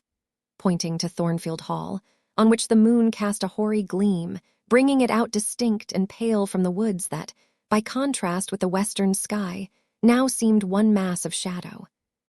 "Yes, sir." "Whose house is it?" "Mr. Rochester, S." "Do you know Mr. Rochester?" "No, I have never seen him." "He is not resident, then?" "No." "Can you tell me where he is?" "I cannot." "You are not a servant at the hall, of course." "You are." He stopped, ran his eye over my dress, which, as usual, was quite simple. A black merino cloak, a black beaver bonnet, neither of them half fine enough for a lady's maid. He seemed puzzled to decide what I was. I helped him. I am the governess. Ah, the governess, he repeated. Deuce take me if I had not forgotten. The governess, and again my raiment underwent scrutiny. In 2 minutes, he rose from the stile. His face expressed pain when he tried to move. I cannot commission you to fetch help, he said, but you may help me a little yourself if you will be so kind. You have not an umbrella that I can use as a stick. Try to get hold of my horse's bridle and lead him to me. You are not afraid. I should have been afraid to touch a horse when alone, but when told to do it, I was disposed to obey. I put down my muff on the stile and went up to the tall steed. I endeavored to catch the bridle, but it was a spirited thing and would not let me come near its head. I made effort on effort, though in vain. Meantime, I was mortally afraid of its trampling forefeet. The traveler waited and watched for some time, and at last he laughed. I see, he said. The mountain will never be brought to Mahomet, so all you can do is to aid Mahomet to go to the mountain. I must beg of you to come here. I came. Excuse me, he continued. Necessity compels me to make you useful. He laid a heavy hand on my shoulder, and leaning on me with some stress, limped to his horse. Having once caught the bridle, he mastered it directly and sprang to his saddle, grimacing grimly as he made the effort, for it wrenched his sprain. Now, said he, releasing his underlip from a hard bite, just hand me my whip. It lies there under the hedge. I sought it and found it. Thank you. Now make haste with the letter to Hay, and return as fast as you can. A touch of a spurred heel made his horse first start and rear, and then bound away. The dog rushed in his traces. All three vanished. Like heath that, in the wilderness, the wild wind whirls away. I took up my muff and walked on. The incident had occurred and was gone for me. It was an incident of no moment, no romance, no interest in a sense. Yet it marked with change one single hour of a monotonous life. My help had been needed and claimed. I had given it. I was pleased to have done something. Trivial, transitory though the deed was, it was yet an active thing, and I was weary of an existence all passive. The new face, too, was like a new picture introduced to the gallery of memory, and it was dissimilar to all the others hanging there. Firstly, because it was masculine, and secondly, because it was dark, strong, and stern. I had it still before me when I entered Hay, and slipped the letter into the post office. I saw it as I walked fast downhill all the way home. When I came to the stile, I stopped a minute, looked round and listened, with an idea that a horse's hoofs might ring on the causeway again, and that a rider in a cloak and a jitrash-like Newfoundland dog might be again apparent. I saw only the hedge and a pollard willow before me, rising up still and straight to meet the moonbeams. I heard only the faintest waft of wind roaming fitful among the trees round Thornfield, a mile distant. And when I glanced down in the direction of the murmur, my eye, traversing the hall front, caught a light kindling in a window. It reminded me that I was late, and I hurried on. I did not like re-entering Thornfield. To pass its threshold was to return to stagnation, to cross the silent hall, to ascend the darksome staircase, to seek my own lonely little room, and then to meet tranquil Mrs. Fairfax and spend the long winter evening with her, and her only was to quell wholly the faint excitement wakened by my walk, to slip again over my faculties the viewless fetters of an uniform and too still existence. Of an existence whose very privileges of security and ease I was becoming incapable of appreciating. What good it would have done me at that time to have been tossed in the storms of an uncertain struggling life, and to have been taught by rough and bitter experience to long for the calm amidst which I now repined. Yes, just as much good as it would do a man tired of sitting still in a too-easy chair to take a long walk, and just as natural was the wish to stir, under my circumstances, as it would be under his. I lingered at the gates. I lingered on the lawn. I paced backwards and forwards on the pavement. The shutters of the glass door were closed. I could not see into the interior, and both my eyes and spirit seemed drawn from the gloomy house, from the gray hollow filled with rayless cells, as it appeared to me, to that sky expanded before me, a blue sea absolved from taint of cloud, the moon ascending it in solemn march. her orb seeming to look up as she left the hilltops, from behind which she had come, far and farther below her, and aspired to the zenith, midnight dark in its fathomless depth and measureless distance. And for those trembling stars that followed her course, they made my heart tremble, my veins glow when I viewed them. Little things recall us to earth. The clock struck in the hall, that sufficed. I turned from moon and stars, opened a side door, and went in. The hall was not dark, nor yet was it lit, only by the high-hung bronze lamp. A warm glow suffused both it and the lower steps of the oak staircase. This ruddy shine issued from the great dining room, whose two-leaved door stood open, and showed a genial fire in the grate, glancing on marble hearth and brass fire irons, and revealing purple draperies and polished furniture in the most pleasant radiance. It revealed, too, a group near the mantelpiece. I had scarcely caught it, and scarcely become aware of a cheerful mingling of voices, amongst which I seemed to distinguish the tones of Adele, when the door closed. I hastened to Mrs. Fairfax's room. There was a fire there, too, but no candle, and no Mrs. Fairfax. Instead, all alone, sitting upright on the rug, and gazing with gravity at the blaze, I beheld a great black and white long-haired dog, just like the jitrash of the lane. It was so like it that I went forward and said, "Pilot," and the thing got up and came to me and snuffed me. I caressed him, and he wagged his great tail, but he looked an eerie creature to be alone with, and I could not tell whence he had come. I rang the bell, for I wanted a candle, and I wanted, too, to get an account of this visitant. Lee entered. "What dog is this?" "He came with master." "With whom?" "With master, Mr. Rochester. He is just arrived." "Indeed, and is Mrs. Fairfax with him?" "Yes, and Miss Adele. They are in the dining room, and John is gone for a surgeon, for master has had an accident. His horse fell and his ankle is sprained." "Did the horse fall in Hay Lane?"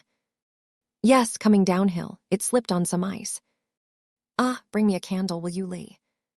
Lee brought it. She entered, followed by Mrs. Fairfax, who repeated the news, adding that Mr. Carter, the surgeon, was come, and was now with Mr. Rochester. Then she hurried out to give orders about tea, and I went upstairs to take off my things. Chapter 13. Mr. Rochester, it seems, by the surgeon's orders, went to bed early that night, nor did he rise soon next morning. When he did come down, it was to attend to business. His agent and some of his tenants were arrived, and waiting to speak with him. Adele and I had now to vacate the library. It would be in daily requisition as a reception room for callers. A fire was lit in an apartment upstairs, and there I carried our books and arranged it for the future schoolroom. I discerned in the course of the morning that Thornfield Hall was a changed place. No longer silent as a church, it echoed every hour or two to a knock at the door or a clang of the bell. Steps, too, often traversed the hall, and new voices spoke in different keys below. A rill from the outer world was flowing through it. It had a master. For my part, I liked it better. Adele was not easy to teach that day. She could not apply. She kept running to the door and looking over the banisters to see if she could get a glimpse of Mr. Rochester. Then she coined pretexts to go downstairs, in order, as I shrewdly suspected, to visit the library, where I knew she was not wanted. Then, when I got a little angry and made her sit still, she continued to talk incessantly of her ami, Monsieur Edouard Fairfax de Rochester, as she dubbed him. I had not before heard his pronomens, and to conjecture what presents he had brought her. For it appears he had intimated the night before that when his luggage came from Millcote, there would be found amongst it a little box in whose contents she had an interest. "Et cela doit signifier," said she, "quil y aura la dedans un cadeau pour moi, et peut-être pour vous aussi, mademoiselle. Monsieur a parlé de vous. Il m'a demandé le nom de ma gouvernante, et si elle n'était pas une petite personne, à ses minces et un pupille. J'ai dit oui, car c'est vrai, n'est-ce pas, mademoiselle?" I and my pupil dined as usual in Mrs. Fairfax's parlor. The afternoon was wild and snowy, and we passed it in the schoolroom. At dark I allowed Adele to put away books and work, and to run downstairs, for, from the comparative silence below, and from the cessation of appeals to the doorbell, I conjectured that Mr. Rochester was now at liberty. Left alone, I walked to the window, but nothing was to be seen thence. Twilight and snowflakes together thickened the air and hid the very shrubs on the lawn. I let down the curtain and went back to the fireside. In the clear embers I was tracing a view, not unlike a picture I remembered to have seen of the castle of Heidelberg, on the Rhine, when Mrs. Fairfax came in, breaking up by her entrance the fiery mosaic I had been piercing together, and scattering too some heavy, unwelcome thoughts that were beginning to throng on my solitude. "Mr. Rochester would be glad if you and your pupil would take tea with him in the drawing-room this evening," said she. "He has been so much engaged all day that he could not ask to see you before." "When is his tea time?" I inquired. "Oh, at 6 o'clock. He keeps early hours in the country." "You had better change your frock now. I will go with you and fasten it. Here is a candle." "Is it necessary to change my frock?" "Yes, you had better. I always dress for the evening when Mr. Rochester is here." This additional ceremony seemed somewhat stately. However, I repaired to my room, and with Mrs. Fairfax's aid, replaced my black stuff dress by one of black silk, the best and the only additional one I had, except one of light gray, which, in my low notions of the toilette, I thought too fine to be worn, except on first-rate occasions. "You want a brooch," said Mrs. Fairfax. I had a single little pearl ornament which Miss Temple gave me as a parting keepsake. I put it on, and then we went downstairs. Unused as I was to strangers, it was rather a trial to appear thus formally summoned in Mr. Rochester's presence. I let Mrs. Fairfax precede me into the dining-room, and kept in her shade as we crossed that apartment, and, passing the arch, whose curtain was now dropped, entered the elegant recess beyond. 2 wax candles stood lighted on the table, and 2 on the mantelpiece. Basking in the light and heat of a superb fire, lay Pilot. Adele knelt near him. Half reclined on a couch appeared Mr. Rochester, his foot supported by the cushion. He was looking at Adele and the dog. The fire shone full on his face. I knew my traveler with his broad and jetty eyebrows, his square forehead, made squarer by the horizontal sweep of his black hair. I recognized his decisive nose, more remarkable for character than beauty, his full nostrils denoting, I thought, choler, his grim mouth, chin, and jaw. Yes, all 3 were very grim and no mistake. His shape, now divested of cloak, I perceived harmonized in squareness with his physiognomy. I suppose it was a good figure in the athletic sense of the term, broad-chested and thin-flanked, though neither tall nor graceful. Mr. Rochester must have been aware of the entrance of Mrs. Fairfax and myself, but it appeared he was not in the mood to notice us, for he never lifted his head as we approached. "Here is Miss Eyre, sir," said Mrs. Fairfax in her quiet way. He bowed, still not taking his eyes from the group of the dog and child. "Let Miss Eyre be seated," said he, and there was something in the forced stiff bow, in the impatient yet formal tone, which seemed further to express, "What the deuce is it to me whether Miss Eyre be there or not? At this moment, I am not disposed to accost her." I sat down quite disembarrassed.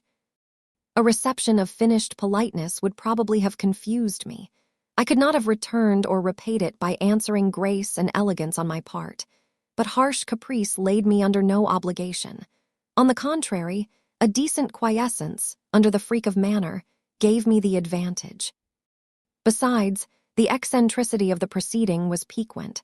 I felt interested to see how he would go on. He went on as a statue would, that is, he neither spoke nor moved.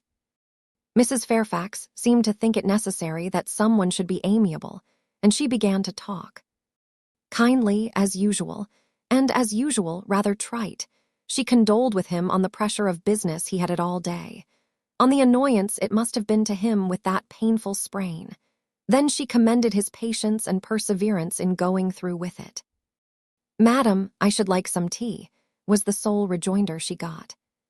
She hastened to ring the bell, and when the tray came, she proceeded to arrange the cups, spoons, and with assiduous celerity. I and Adele went to the table, but the master did not leave his couch. "Will you hand Mr. Rochester's cup?" said Mrs. Fairfax to me. Adele might perhaps spill it. I did as requested. As he took the cup from my hand, Adele, thinking the moment propitious for making a request in my favor, cried out, "N'est-ce pas, monsieur, quil y a un cadeau pour Mademoiselle Eyre dans votre petit coffre?" "Who talks of cadeaux?" said he gruffly. "Did you expect a present, Miss Eyre? Are you fond of presents?" And he searched my face with eyes that I saw were dark, irate, and piercing. "I hardly know, sir. I have little experience of them. They are generally thought pleasant things." "Generally thought. But what do you think?"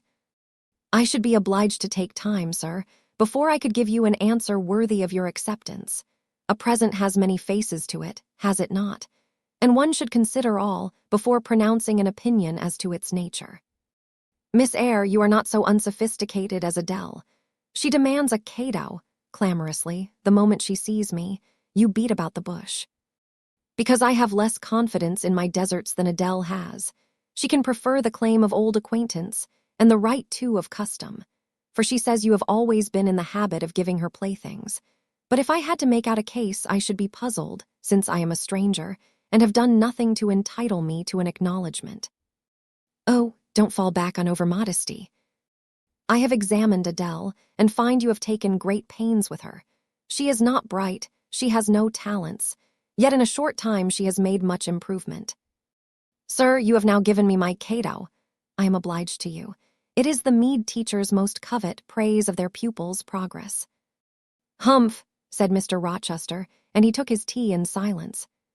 "Come to the fire," said the master, when the tray was taken away, and Mrs. Fairfax had settled into a corner with her knitting, while Adele was leading me by the hand round the room, showing me the beautiful books and ornaments on the consoles and chiffoniers. We obeyed, as in duty bound.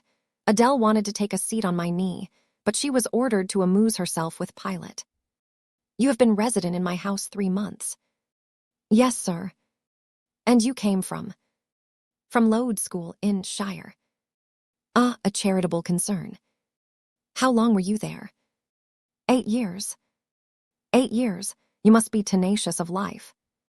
I thought half the time in such a place would have done up any constitution. No wonder, you have rather the look of another world. I marveled where you had got that sort of face. When you came on me in Hay Lane last night, I thought unaccountably of fairy tales, and had half a mind to demand whether you had bewitched my horse. I am not sure yet. Who are your parents?" "I have none." "Nor ever had, I suppose. Do you remember them?" "No." "I thought not. And so you were waiting for your people when you sat on that stile." "For whom, sir?" "For the men in green. It was a proper moonlight evening for them." "Did I break through one of your rings, that you spread that damned ice on the causeway?" I shook my head. "The men in green all forsook England 100 years ago," said I, speaking as seriously as he had done. "And not even in Hay Lane, or the fields about it, could you find a trace of them. I don't think either summer or harvest, or winter moon, will ever shine on their revels more." Mrs. Fairfax had dropped her knitting, and with raised eyebrows, seemed wondering what sort of talk this was. "Well," resumed Mr. Rochester, "if you disown parents, you must have some sort of kinsfolk, uncles and aunts." "No, none that I ever saw." "And your home? Where do your brothers and sisters live?" "I have no brothers or sisters." "Who recommended you to come here?" "I advertised, and Mrs. Fairfax answered my advertisement." "Yes," said the good lady, who now knew what ground we were upon, "and I am daily thankful for the choice Providence led me to make. Miss Eyre has been an invaluable companion to me, and a kind and careful teacher to Adele." "Don't trouble yourself to give her a character," returned Mr. Rochester. "Eulogiums will not bias me. I shall judge for myself. She began by felling my horse." "Sir," said Mrs. Fairfax, "I have to thank her for this sprain." The widow looked bewildered. "Miss Eyre, have you ever lived in a town?" "No, sir." "Have you seen much society?" "None but the pupils and teachers of Lowood, and now the inmates of Thornfield." "Have you read much?"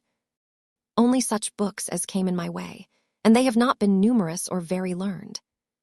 You have lived the life of a nun. No doubt you are well drilled in religious forms. Brocklehurst, who I understand directs Lowood, is a parson, is he not? And you girls probably worshipped him, as a convent full of religieuses would worship their director. Oh, no. You are very cool. No, what? A novice not worship her priest? That sounds blasphemous. I disliked Mr. Brocklehurst, and I was not alone in the feeling. He is a harsh man, at once pompous and meddling.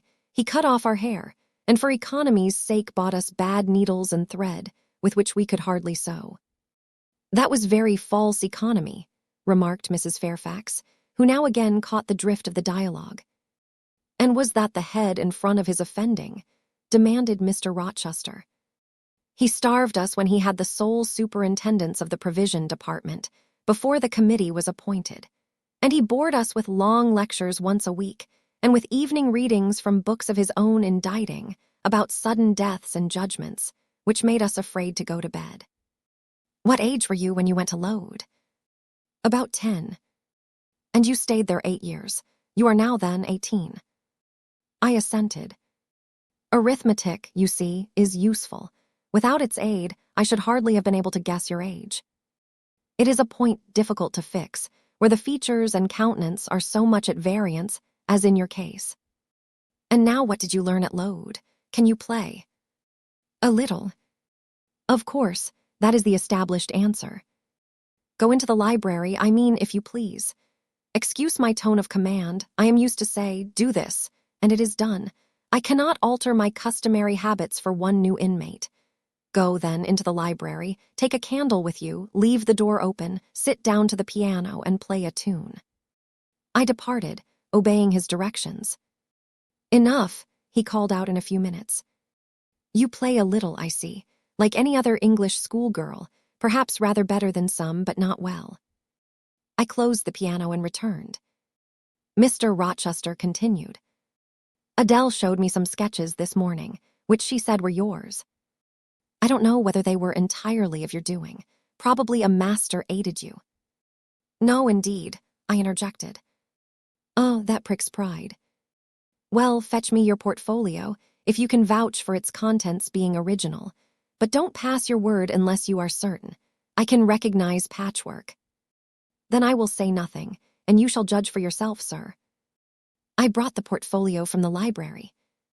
Approach the table, said he, and I wheeled it to his couch. Adele and Mrs. Fairfax drew near to see the pictures.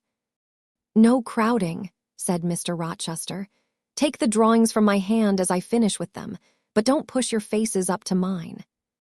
He deliberately scrutinized each sketch and painting. 3 he laid aside. The others, when he had examined them, he swept from him. Take them off to the other table, Mrs. Fairfax, said he, and look at them with Adele.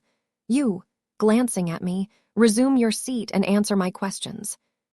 I perceive those pictures were done by one hand. Was that hand yours? Yes. And when did you find time to do them? They have taken much time, and some thought. I did them in the last 2 vacations I spent at Lowood, when I had no other occupation. Where did you get your copies? Out of my head. That head I see now on your shoulders. Has it other furniture of the same kind within? I should think it may have. I should hope better. He spread the pictures before him, and again surveyed them alternately. While he is so occupied, I will tell you, reader, what they are. And first, I must premise that they are nothing wonderful. The subjects had, indeed, risen vividly on my mind. As I saw them with the spiritual eye, before I attempted to embody them, they were striking. But my hand would not second my fancy, and in each case it had wrought out but a pale portrait of the thing I had conceived. These pictures were in watercolors. The first represented clouds low and livid, rolling over a swollen sea. All the distance was in eclipse, so, too, was the foreground, or rather the nearest billows, for there was no land. One gleam of light lifted into relief a half-submerged mast, on which sat a cormorant, dark and large, with wings flecked with foam.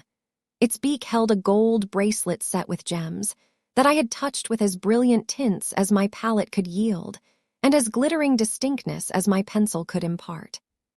Sinking below the bird and mast, a drowned corpse glanced through the green water. A fair arm was the only limb clearly visible, whence the bracelet had been washed or torn. The second picture contained for foreground only the dim peak of a hill, with grass and some leaves slanting as if by a breeze. Beyond and above spread an expanse of sky, dark blue as at twilight.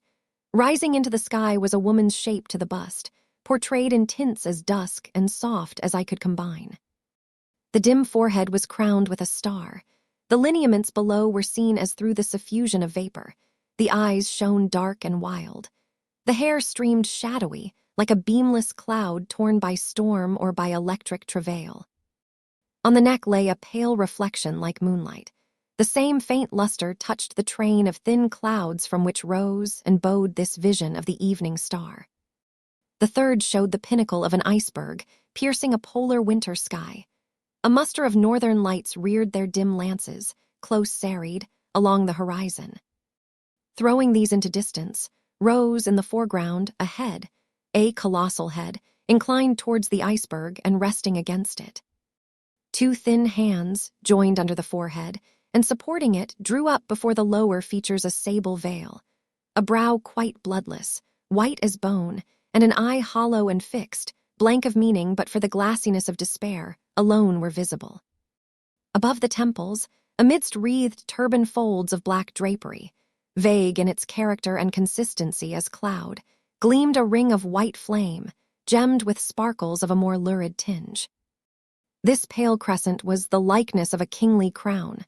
What it diademed was the shape which shape had none. "Were you happy when you painted these pictures?" asked Mr. Rochester presently. "I was absorbed, sir. Yes, and I was happy. To paint them, in short, was to enjoy one of the keenest pleasures I have ever known." "That is not saying much. Your pleasures, by your own account, have been few, but I dare say you did exist in a kind of artist's dreamland while you blent and arranged these strange tints. Did you sit at them long each day?"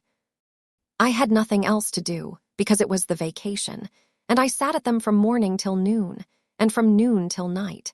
The length of the midsummer days favored my inclination to apply." "And you felt self-satisfied with the result of your ardent labors?" "Far from it. I was tormented by the contrast between my idea and my handiwork. In each case, I had imagined something which I was quite powerless to realize." "Not quite. You have secured the shadow of your thought, but no more, probably. You had not enough of the artist's skill and science to give it full being. Yet the drawings are, for a schoolgirl, peculiar. As to the thoughts, they are elfish. These eyes and the evening star you must have seen in a dream. How could you make them look so clear, and yet not at all brilliant? For the planet above quells their rays. And what meaning is that in their solemn depth? And who taught you to paint wind? There is a high gale in that sky, and on this hilltop. Where did you see Latmos? For that is Latmos. There, put the drawings away." I had scarce tied the strings of the portfolio, when, looking at his watch, he said abruptly, "It is 9 o'clock. What are you about, Miss Eyre, to let Adele sit up so long? Take her to bed." Adele went to kiss him before quitting the room. He endured the caress, but scarcely seemed to relish it more than Pilate would have done, nor so much. "I wish you all good night now," said he, making a movement of the hand towards the door, in token that he was tired of our company and wished to dismiss us. Mrs. Fairfax folded up her knitting. I took my portfolio. We curtsied to him, received a frigid bow in return, and so withdrew. "You said Mr. Rochester was not strikingly peculiar, Mrs. Fairfax," I observed, when I rejoined her in her room after putting Adele to bed. "Well, is he?"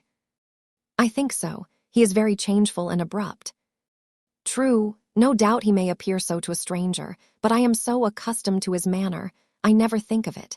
And then, if he has peculiarities of temper, allowance should be made." "Why?" "Partly because it is his nature, and we can none of us help our nature, and partly because he has painful thoughts, no doubt, to harass him and make his spirits unequal." What about? Family troubles, for one thing. But he has no family. Not now, but he has had, or at least relatives. He lost his elder brother a few years since. His elder brother? Yes, the present Mr. Rochester has not been very long in possession of the property, only about 9 years. 9 years is a tolerable time.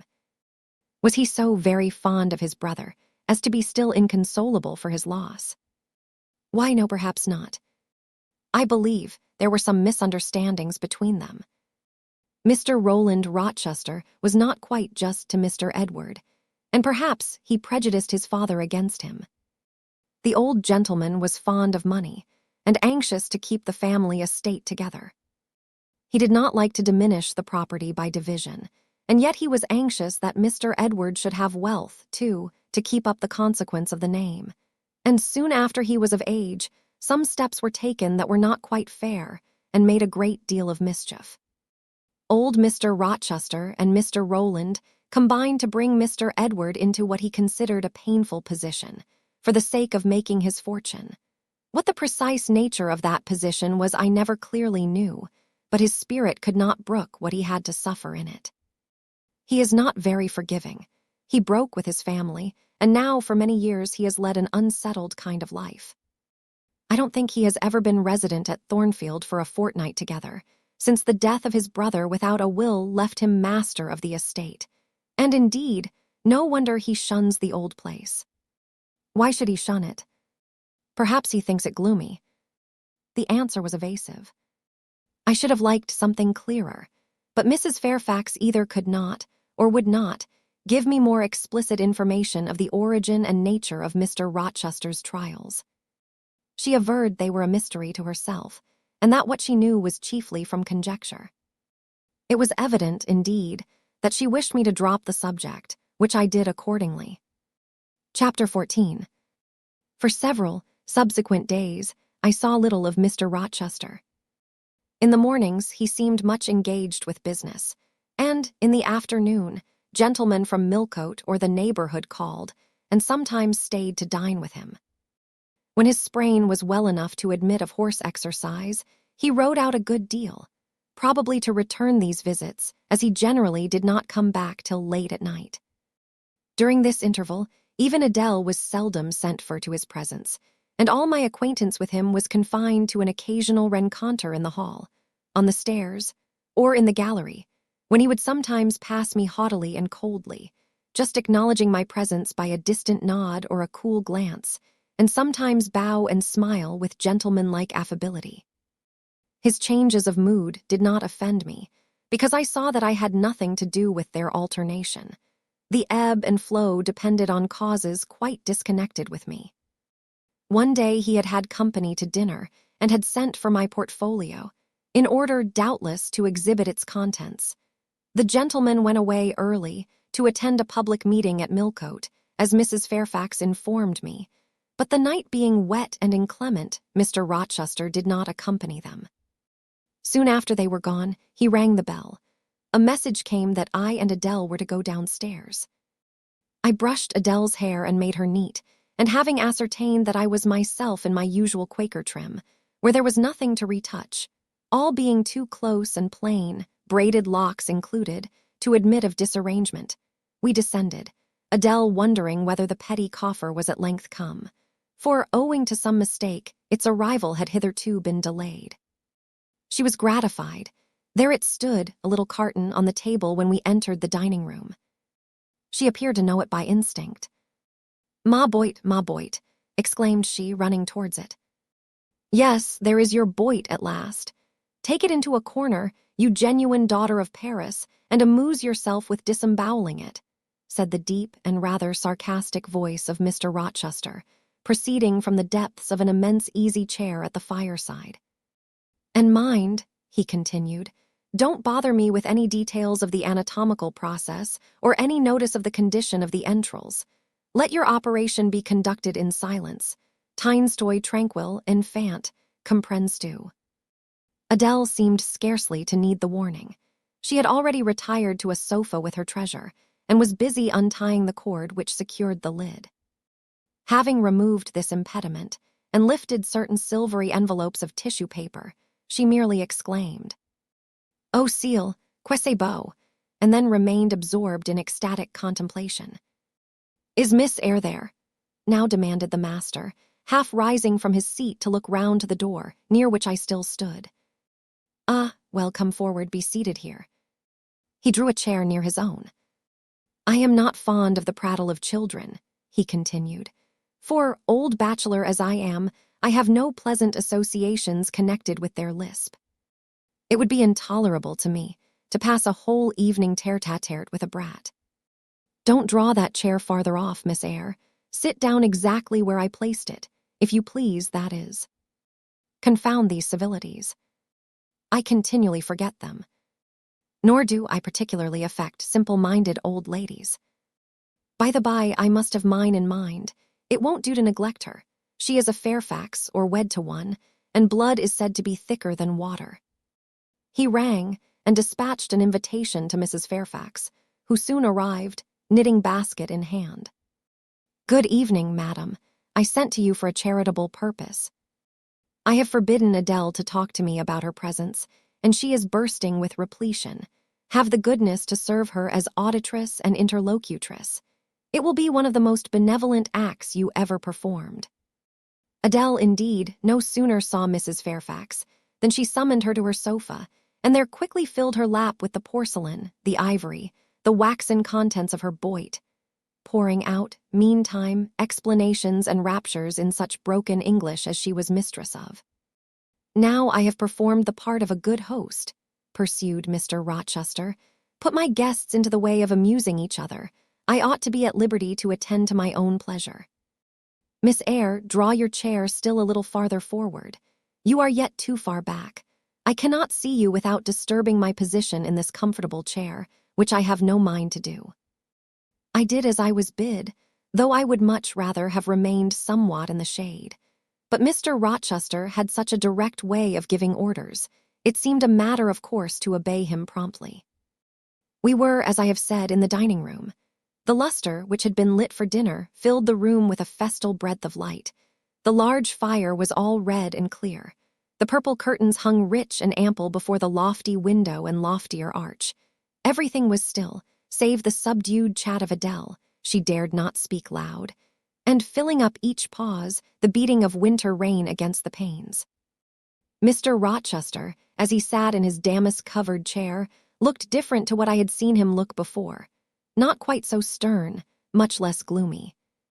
There was a smile on his lips, and his eyes sparkled, whether with wine or not I am not sure, but I think it very probable. He was, in short, in his after-dinner mood, more expanded and genial, and also more self-indulgent than the frigid and rigid temper of the morning.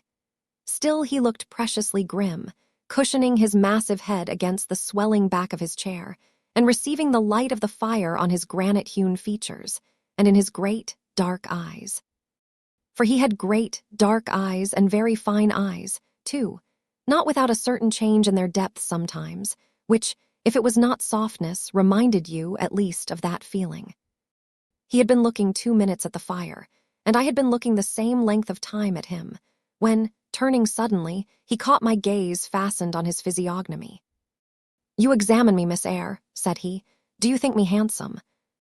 I should, if I had deliberated, have replied to this question by something conventionally vague and polite, but the answer somehow slipped from my tongue before I was aware. "No, sir." "Ah, by my word, there is something singular about you," said he. "You have the air of a little nonnette, quaint, quiet, grave, and simple, as you sit with your hands before you, and your eyes generally bent on the carpet, except, by the by, when they are directed piercingly to my face, as just now, for instance. And when one asks you a question, or makes a remark to which you are obliged to reply, you rap out a round rejoinder, which, if not blunt, is at least brusque." "What do you mean by it?" "Sir, I was too plain. I beg your pardon. I ought to have replied that it was not easy to give an impromptu answer to a question about appearances, that tastes mostly differ, and that beauty is of little consequence, or something of that sort. You ought to have replied no such thing. Beauty of little consequence, indeed. And so, under pretense of softening the previous outrage, of stroking and soothing me into placidity, you stick a sly penknife under my ear. Go on, what fault do you find with me, pray? I suppose I have all my limbs and all my features like any other man. Mr. Rochester, allow me to disown my first answer. I intended no pointed repartee, it was only a blunder. Just so, I think so, and you shall be answerable for it. Criticize me, does my forehead not please you? He lifted up the sable waves of hair which lay horizontally over his brow, and showed a solid enough mass of intellectual organs, but an abrupt deficiency where the suave sign of benevolence should have risen. Now, ma'am, am I a fool? Far from it, sir. You would, perhaps, think me rude if I inquired in return whether you are a philanthropist. There again, another stick of the penknife, when she pretended to pat my head, and that is because I said I did not like the society of children and old women, low be it spoken. No, young lady, I am not a general philanthropist, but I bear a conscience. And he pointed to the prominences which are said to indicate that faculty, and which, fortunately for him, were sufficiently conspicuous, giving, indeed, a marked breadth to the upper part of his head. And besides, I once had a kind of rude tenderness of heart. When I was as old as you, I was a feeling fellow enough, partial to the unfledged, unfostered, and unlucky. But fortune has knocked me about since. She has even kneaded me with her knuckles, and now I flatter myself I am hard and tough as an india-rubber ball. Pervious, though, through a chink or two still, and with one sentient point in the middle of the lump. Yes, does that leave hope for me? Hope of what, sir? Of my final retransformation from india-rubber back to flesh. Decidedly he has had too much wine, I thought, and I did not know what answer to make to his queer question. How could I tell whether he was capable of being retransformed? You looked very much puzzled, Miss Eyre, and though you are not pretty any more than I am handsome, yet a puzzled air becomes you. Besides, it is convenient, for it keeps those searching eyes of yours away from my physiognomy, and busies them with the worsted flowers of the rug. So puzzle on. Young lady, I am disposed to be gregarious and communicative tonight. With this announcement he rose from his chair, and stood, leaning his arm on the marble mantelpiece. In that attitude his shape was seen plainly as well as his face, his unusual breadth of chest, disproportionate almost to his length of limb. I am sure most people would have thought him an ugly man, yet there was so much unconscious pride in his port, so much ease in his demeanor, such a look of complete indifference to his own external appearance, so haughty a reliance on the power of other qualities, intrinsic or adventitious, to atone for the lack of mere personal attractiveness, that, in looking at him, one inevitably shared the indifference, and even in a blind, imperfect sense, put faith in the confidence. I am disposed to be gregarious and communicative tonight, he repeated, and that is why I sent for you. The fire and the chandelier were not sufficient company for me, nor would Pilate have been, for none of these can talk. Adele is a degree better, but still far below the mark. Mrs. Fairfax ditto. You, I am persuaded, can suit me if you will. You puzzled me the first evening I invited you down here. I have almost forgotten you since. Other ideas have driven yours from my head, but tonight I am resolved to be at ease, to dismiss what importunes and recall what pleases. It would please me now to draw you out, to learn more of you, therefore speak. Instead of speaking, I smiled, and not a very complacent or submissive smile either. Speak, he urged. What about, sir? Whatever you like. I leave both the choice of subject and the manner of treating it entirely to yourself. Accordingly, I sat and said nothing. If he expects me to talk for the mere sake of talking and showing off, he will find he has addressed himself to the wrong person, I thought. You are dumb, Miss Eyre. I was dumb still. He bent his head a little towards me, and with a single hasty glance seemed to dive into my eyes. Stubborn, he said, and annoyed. Ah, it is consistent. I put my request in an absurd, almost insolent form. Miss Eyre, I beg your pardon. The fact is, once for all, I don't wish to treat you like an inferior. That is, correcting himself, I claim only such superiority as must result from 20 years, difference in age, and a century's advance in experience. This is legitimate, et ji tines, as Adele would say, and it is by virtue of this superiority, and this alone, that I desire you to have the goodness to talk to me a little now, and divert my thoughts, which are galled with dwelling on one point, cankering as a rusty nail. He had deigned an explanation, almost an apology, and I did not feel insensible to his condescension, and would not seem so. I am willing to amuse you if I can, sir, quite willing, but I cannot introduce a topic, because how do I know what will interest you?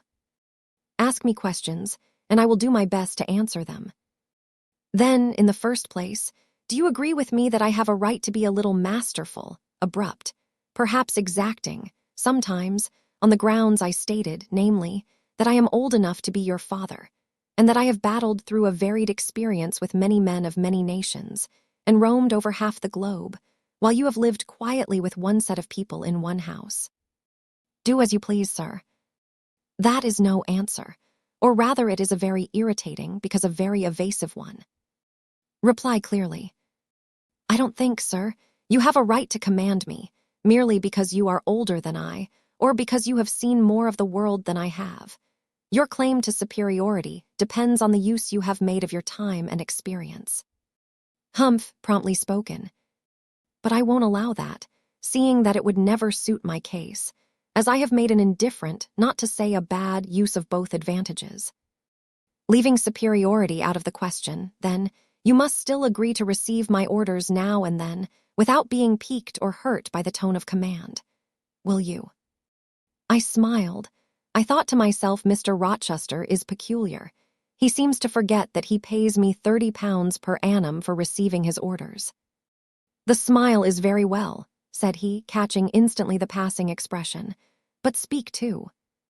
I was thinking, sir, that very few masters would trouble themselves to inquire whether or not their paid subordinates were piqued and hurt by their orders.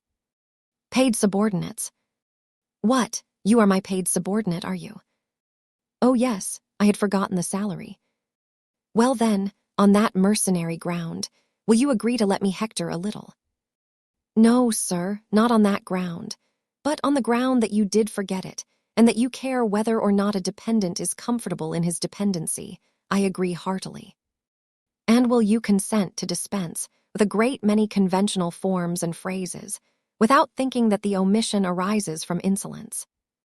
I am sure, sir, I should never mistake informality for insolence. One I rather like, the other nothing free-born would submit to, even for a salary. Humbug, most things free-born will submit to anything for a salary. Therefore, keep to yourself, and don't venture on generalities of which you are intensely ignorant. However, I mentally shake hands with you for your answer, despite its inaccuracy, and as much for the manner in which it was said, as for the substance of the speech. The manner was frank and sincere. One does not often see such a manner. No, on the contrary, affectation, or coldness, or stupid, coarse-minded misapprehension of one's meaning are the usual rewards of candor. Not 3 in 3,000 raw schoolgirl governesses would have answered me as you have just done. But I don't mean to flatter you. If you are cast in a different mold to the majority, it is no merit of yours. Nature did it. And then, after all, I go too fast in my conclusions. For what I yet know, you may be no better than the rest. You may have intolerable defects to counterbalance your few good points.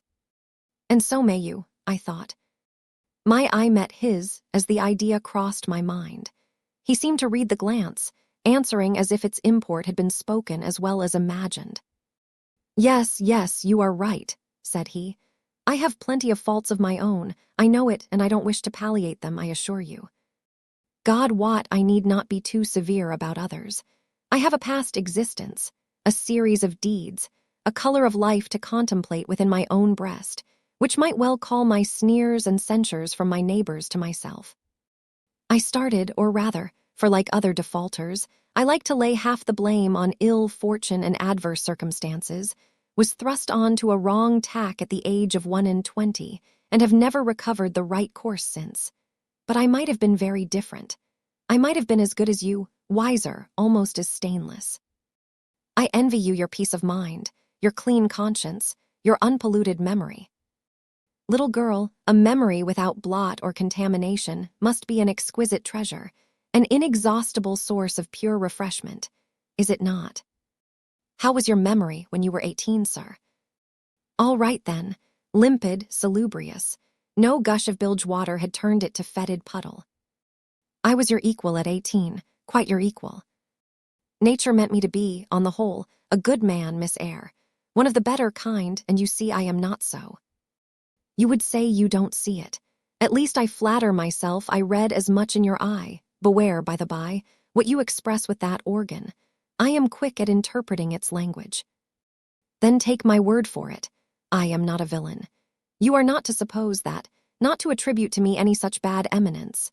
But owing, I verily believe, rather to circumstances than to my natural bent, I am a trite commonplace sinner, hackneyed in all the poor petty dissipations with which the rich and worthless try to put on life.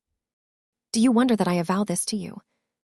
Know that in the course of your future life you will often find yourself elected the involuntary confidant of your acquaintances' secrets. People will instinctively find out, as I have done, that it is not your forte to tell of yourself, but to listen while others talk of themselves. They will feel, too, that you listen with no malevolent scorn of their indiscretion, but with a kind of innate sympathy, not the less comforting and encouraging because it is very unobtrusive in its manifestations. How do you know? How can you guess all this, sir? I know it well. Therefore I proceed almost as freely as if I were writing my thoughts in a diary. You would say I should have been superior to circumstances. So I should, but you see I was not. When fate wronged me, I had not the wisdom to remain cool. I turned desperate, then I degenerated. Now, when any vicious simpleton excites my disgust by his paltry ribaldry, I cannot flatter myself that I am better than he. I am forced to confess that he and I are on a level. I wish I had stood firm. God knows I do. Dread remorse when you are tempted to err, Miss Eyre. Remorse is the poison of life. Repentance is said to be its cure, sir. It is not its cure. Reformation may be its cure, and I could reform. I have strength yet for that. But where is the use of thinking of it, hampered, burdened, cursed as I am? Besides, since happiness is irrevocably denied me, I have a right to get pleasure out of life, and I will get it, cost what it may. Then you will degenerate still more, sir. Possibly, yet why should I if I can get sweet, fresh pleasure? And I may get it as sweet and fresh as the wild honey the bee gathers on the moor. It will sting, it will taste bitter, sir. How do you know? You never tried it. How very serious, how very solemn you look, and you are as ignorant of the matter as this cameo head, taking one from the mantelpiece. You have no right to preach to me, you neophyte, that have not passed the porch of life, and are absolutely unacquainted with its mysteries. I only remind you of your own words, sir. You said error brought remorse, and you pronounced remorse the poison of existence. And who talks of error now? I scarcely think the notion that flittered across my brain was an error. I believe it was an inspiration rather than a temptation. It was very genial, very soothing. I know that. Here it comes again. It is no devil, I assure you, or if it be, it has put on the robes of an angel of light. I think I must admit so fair a guest when it asks entrance to my heart. Distrust it, sir. It is not a true angel. Once more, how do you know?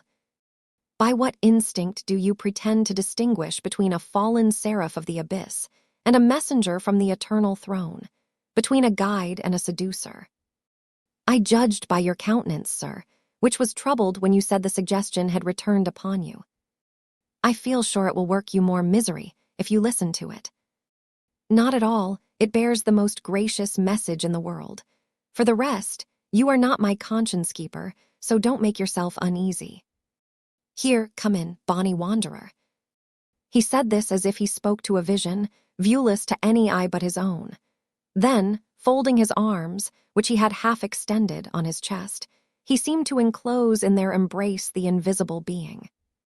Now, he continued, again addressing me, I have received the pilgrim, a disguised deity, as I verily believe. Already it has done me good. My heart was a sort of charnel. It will now be a shrine. To speak truth, sir, I don't understand you at all. I cannot keep up the conversation because it has got out of my depth. Only one thing, I know. You said you were not as good as you should like to be, and that you regretted your own imperfection. One thing I can comprehend. You intimated that to have a sullied memory was a perpetual bane. It seems to me that if you tried hard, you would in time find it possible to become what you yourself would approve. And that if from this day you began with resolution to correct your thoughts and actions, you would in a few years have laid up a new and stainless store of recollections, to which you might revert with pleasure. Justly thought, rightly said, Miss Eyre, and at this moment I am paving hell with energy. Sir, I am laying down good intentions, which I believe durable as flint. Certainly, my associates and pursuits shall be other than they have been. And better, so much better as pure ore is than foul dross. You seem to doubt me. I don't doubt myself. I know what my aim is, what my motives are, and at this moment I pass a law, unalterable as that of the Medes and Persians, that both are right. They cannot be, sir, if they require a new statute to legalize them. They are, Miss Eyre, though they absolutely require a new statute. Unheard-of combinations of circumstances demand unheard-of rules. That sounds a dangerous maxim, sir, because one can see at once that it is liable to abuse. Sententious sage, so it is, but I swear by my household gods not to abuse it. You are human and fallible. I am, so are you, what then? The human and fallible should not arrogate a power with which the divine and perfect alone can be safely entrusted. What power? That of saying of any strange, unsanctioned line of action, let it be right. Let it be right, the very words. You have pronounced them.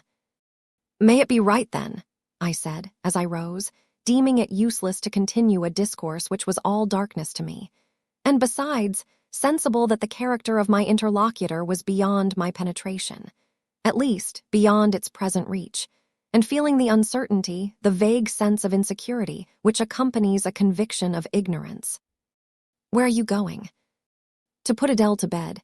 It is past her bedtime. You are afraid of me, because I talk like a sphinx. Your language is enigmatical, sir, but though I am bewildered, I am certainly not afraid. You are afraid. Your self-love dreads a blunder. In that sense, I do feel apprehensive. I have no wish to talk nonsense. If you did, it would be in such a grave, quiet manner. I should mistake it for sense. Do you never laugh, Miss Eyre? Don't trouble yourself to answer. I see you laugh rarely, but you can laugh very merrily. Believe me, you are not naturally austere, any more than I am naturally vicious. The load constraint still clings to you somewhat, controlling your features, muffling your voice, and restricting your limbs, and you fear in the presence of a man and a brother, or father, or master, or what you will, to smile too gaily, speak too freely, or move too quickly. But in time, I think you will learn to be natural with me, as I find it impossible to be conventional with you. And then your looks and movements will have more vivacity and variety than they dare offer now. I see at intervals the glance of a curious sort of bird through the close-set bars of a cage. A vivid, restless, resolute captive is there. Were it but free, it would soar cloud-high. You are still bent on going. It has struck 9, sir. Never mind. Wait a minute. Adele is not ready to go to bed yet. My position, Miss Eyre, with my back to the fire, and my face to the room, favors observation. While talking to you, I have also occasionally watched Adele. I have my own reasons for thinking her a curious study, reasons that I may, nay, that I shall, impart to you some day. She pulled out of her box about 10 minutes ago a little pink silk frock. Rapture lit her face as she unfolded it. Coquetry runs in her blood, blends with her brains, and seasons the marrow of her bones. Il faut que je laisse, cried she, et à l'instant même, and she rushed out of the room. She is now with Sophie, undergoing a robing process. In a few minutes she will re-enter, and I know what I shall see, a miniature of Céline Varens, as she used to appear on the boards at the rising of, but never mind that. However, my tenderest feelings are about to receive a shock. Such is my presentiment. Stay now to see whether it will be realized. Ere long, Adele's little foot was heard tripping across the hall. She entered, transformed as her guardian had predicted. A dress of rose-colored satin, very short, and as full in the skirt as it could be gathered, replaced the brown frock she had previously worn. A wreath of rosebuds circled her forehead. Her feet were dressed in silk stockings and small white satin sandals. "Estc que ma robe va bien," cried she, bounding forwards. "Et mes souliers, et mes bas. Tenez, je crois que je vais danser." And spreading out her dress, she chassed across the room till, having reached Mr. Rochester, she wheeled lightly round before him on tiptoe, then dropped on one knee at his feet, exclaiming, "Monsieur, je vous remercie mille fois de votre bonté." Then rising, she added, "C'est comme cela que maman fait, n'est-ce pas, monsieur?" "Precisely," was the answer, and comme cela, she charmed my English gold out of my British breeches pocket. "I have been green, too, Miss Eyre. Aye, grass green. Not a more vernal tint freshens you now than once freshened me. My spring is gone, however, but it has left me that French floweret on my hands, which, in some moods, I would fain be rid of. Not valuing now the root whence it sprang, having found that it was of a sort which nothing but gold dust could manure, I have but half a liking to the blossom, especially when it looks so artificial as just now. I keep it and rear it rather on the Roman Catholic principle of expiating numerous sins, great or small, by one good work. I'll explain all this some day. Good night." Chapter 15. Mr. Rochester did, on a future occasion, explain it. It was one afternoon, when he chanced to meet me and Adele in the grounds, and while she played with Pilot and her shuttlecock, he asked me to walk up and down a long beech avenue within sight of her. He then said that she was the daughter of a French opera dancer, Céline Varens, towards whom he had once cherished what he called a grand passion. This passion Céline had professed to return with even superior ardor. He thought himself her idol, ugly as he was. He believed, as he said, that she preferred his tailed athlete to the elegance of the Apollo Belvedere. And Miss Eyre, so much was I flattered by this preference of the Gallic sylph for her British gnome, that I installed her in an hotel, gave her a complete establishment of servants, a carriage, cashmeres, diamonds, dentelle, and sea. In short, I began the process of ruining myself in the received style, like any other spoony. I had not, it seems, the originality to chalk out a new road to shame and destruction, but trode the old track with stupid exactness not to deviate an inch from the beaten center. I had, as I deserved to have, the fate of all other spoonies. Happening to call one evening when Céline did not expect me, I found her out, but it was a warm night, and I was tired with strolling through Paris, so I sat down in her boudoir, happy to breathe the air consecrated so lately by her presence. No, I exaggerate. I never thought there was any consecrating virtue about her. It was rather a sort of pastille perfume she had left, a scent of musk and amber than an odor of sanctity. I was just beginning to stifle with the fumes of conservatory flowers and sprinkled essences, when I bethought myself to open the window and step out onto the balcony. It was moonlight and gaslight besides, and very still and serene. The balcony was furnished with a chair or two. I sat down and took out a cigar. "I will take one now, if you will excuse me." Here ensued a pause, filled up by the producing and lighting of a cigar. Having placed it to his lips and breathed a trail of Havana incense on the freezing and sunless air, he went on. "I liked bonbons too in those days, Miss Eyre, and I was croquant, overlook the barbarism, croquant chocolate comfits, and smoking alternately, watching meantime the equipages that rolled along the fashionable streets towards the neighboring opera house, when in an elegant close carriage drawn by a beautiful pair of English horses, and distinctly seen in the brilliant city night, I recognized the voiture I had given Céline. She was returning. Of course my heart thumped with impatience against the iron rails I leant upon. The carriage stopped, as I had expected, at the hotel door. My flame, that is the very word for an opera inamorata, alighted. Though muffed in a cloak, An unnecessary encumbrance, by the by, on so warm a June evening. I knew her instantly by her little foot, seen peeping from the skirt of her dress as she skipped from the carriage step. Bending over the balcony, I was about to murmur "Moan Ange," in a tone, of course, which should be audible to the ear of love alone, when a figure jumped from the carriage after her, cloaked also. But that was a spurred heel which had rung on the pavement, and that was a hatted head which now passed under the arched porte-cochere of the hotel. You never felt jealousy, did you, Miss Eyre? Of course not. I need not ask you, because you never felt love. You have both sentiments yet to experience. Your soul sleeps. The shock is yet to be given which shall waken it. You think all existence lapses in as quiet a flow as that in which your youth has hitherto slid away. Floating on with closed eyes and muffled ears, you neither see the rocks bristling not far off in the bed of the flood, nor hear the breakers boil at their base. But I tell you, and you may mark my words, you will come some day to a craggy pass in the channel, where the whole of life's stream will be broken up into whirl and tumult, foam and noise. Either you will be dashed to atoms on crag points, or lifted up and borne on by some master wave into a calmer current, as I am now. I like this day. I like that sky of steel. I like the sternness and stillness of the world under this frost. I like Thornfield, its antiquity, its retirement, its old crow trees and thorn trees, its gray facade, and lines of dark windows reflecting that metal welkin. And yet how long have I abhorred the very thought of it, shunned it like a great plague house. How I do still abhor. He ground his teeth and was silent. He arrested his step and struck his boot against the hard ground. Some hated thought seemed to have him in its grip, and to hold him so tightly that he could not advance. We were ascending the avenue when he thus paused. The hall was before us. Lifting his eye to its battlements, he cast over them a glare such as I never saw before or since. Pain, shame, ire, impatience, disgust, detestation seemed momentarily to hold a quivering conflict in the large pupil dilating under his ebon eyebrow. Wild was the wrestle which should be paramount, but another feeling rose and triumphed, something hard and cynical, self-willed and resolute.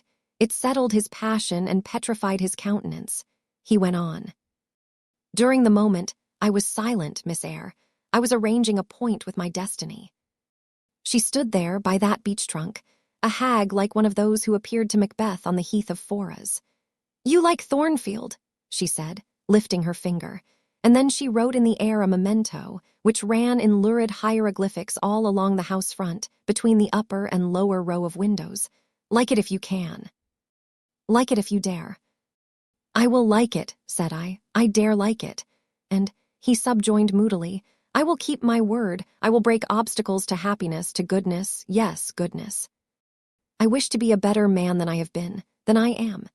As Job's Leviathan broke the spear, the dart, and the habergeon, hindrances which others count as iron and brass, I will esteem but straw and rotten wood. Adele here ran before him with her shuttlecock. Away, he cried harshly. Keep at a distance, child, or go into Sophie. Continuing then to pursue his walk in silence, I ventured to recall him to the point whence he had abruptly diverged. Did you leave the balcony, sir? I asked. When M. Deal? Varens entered. I almost expected a rebuff for this hardly well-timed question, but, on the contrary, waking out of his scowling abstraction, he turned his eyes towards me, and the shade seemed to clear off his brow. Oh, I had forgotten saline. Well, to resume. When I saw my charmer thus come in accompanied by a cavalier, I seemed to hear a hiss, and the green snake of jealousy, rising on undulating coils from the moonlit balcony, glided within my waistcoat, and ate its way in 2 minutes to my heart's core. Strange, he exclaimed, suddenly starting again from the point. Strange that I should choose you for the confidant of all this, young lady. Passing strange that you should listen to me quietly, as if it were the most usual thing in the world for a man like me to tell stories of his opera mistresses to a quaint, inexperienced girl like you. But the last singularity explains the first, as I intimated once before. You, with your gravity, considerateness, and caution, were made to be the recipient of secrets. Besides, I know what sort of a mind I have placed in communication with my own. I know it is one not liable to take infection. It is a peculiar mind. It is a unique one. Happily, I do not mean to harm it, but if I did, it would not take harm from me. The more you and I converse, the better, for while I cannot blight you, you may refresh me. After this digression, he proceeded. I remained in the balcony. They will come to her boudoir, no doubt, thought I. Let me prepare an ambush.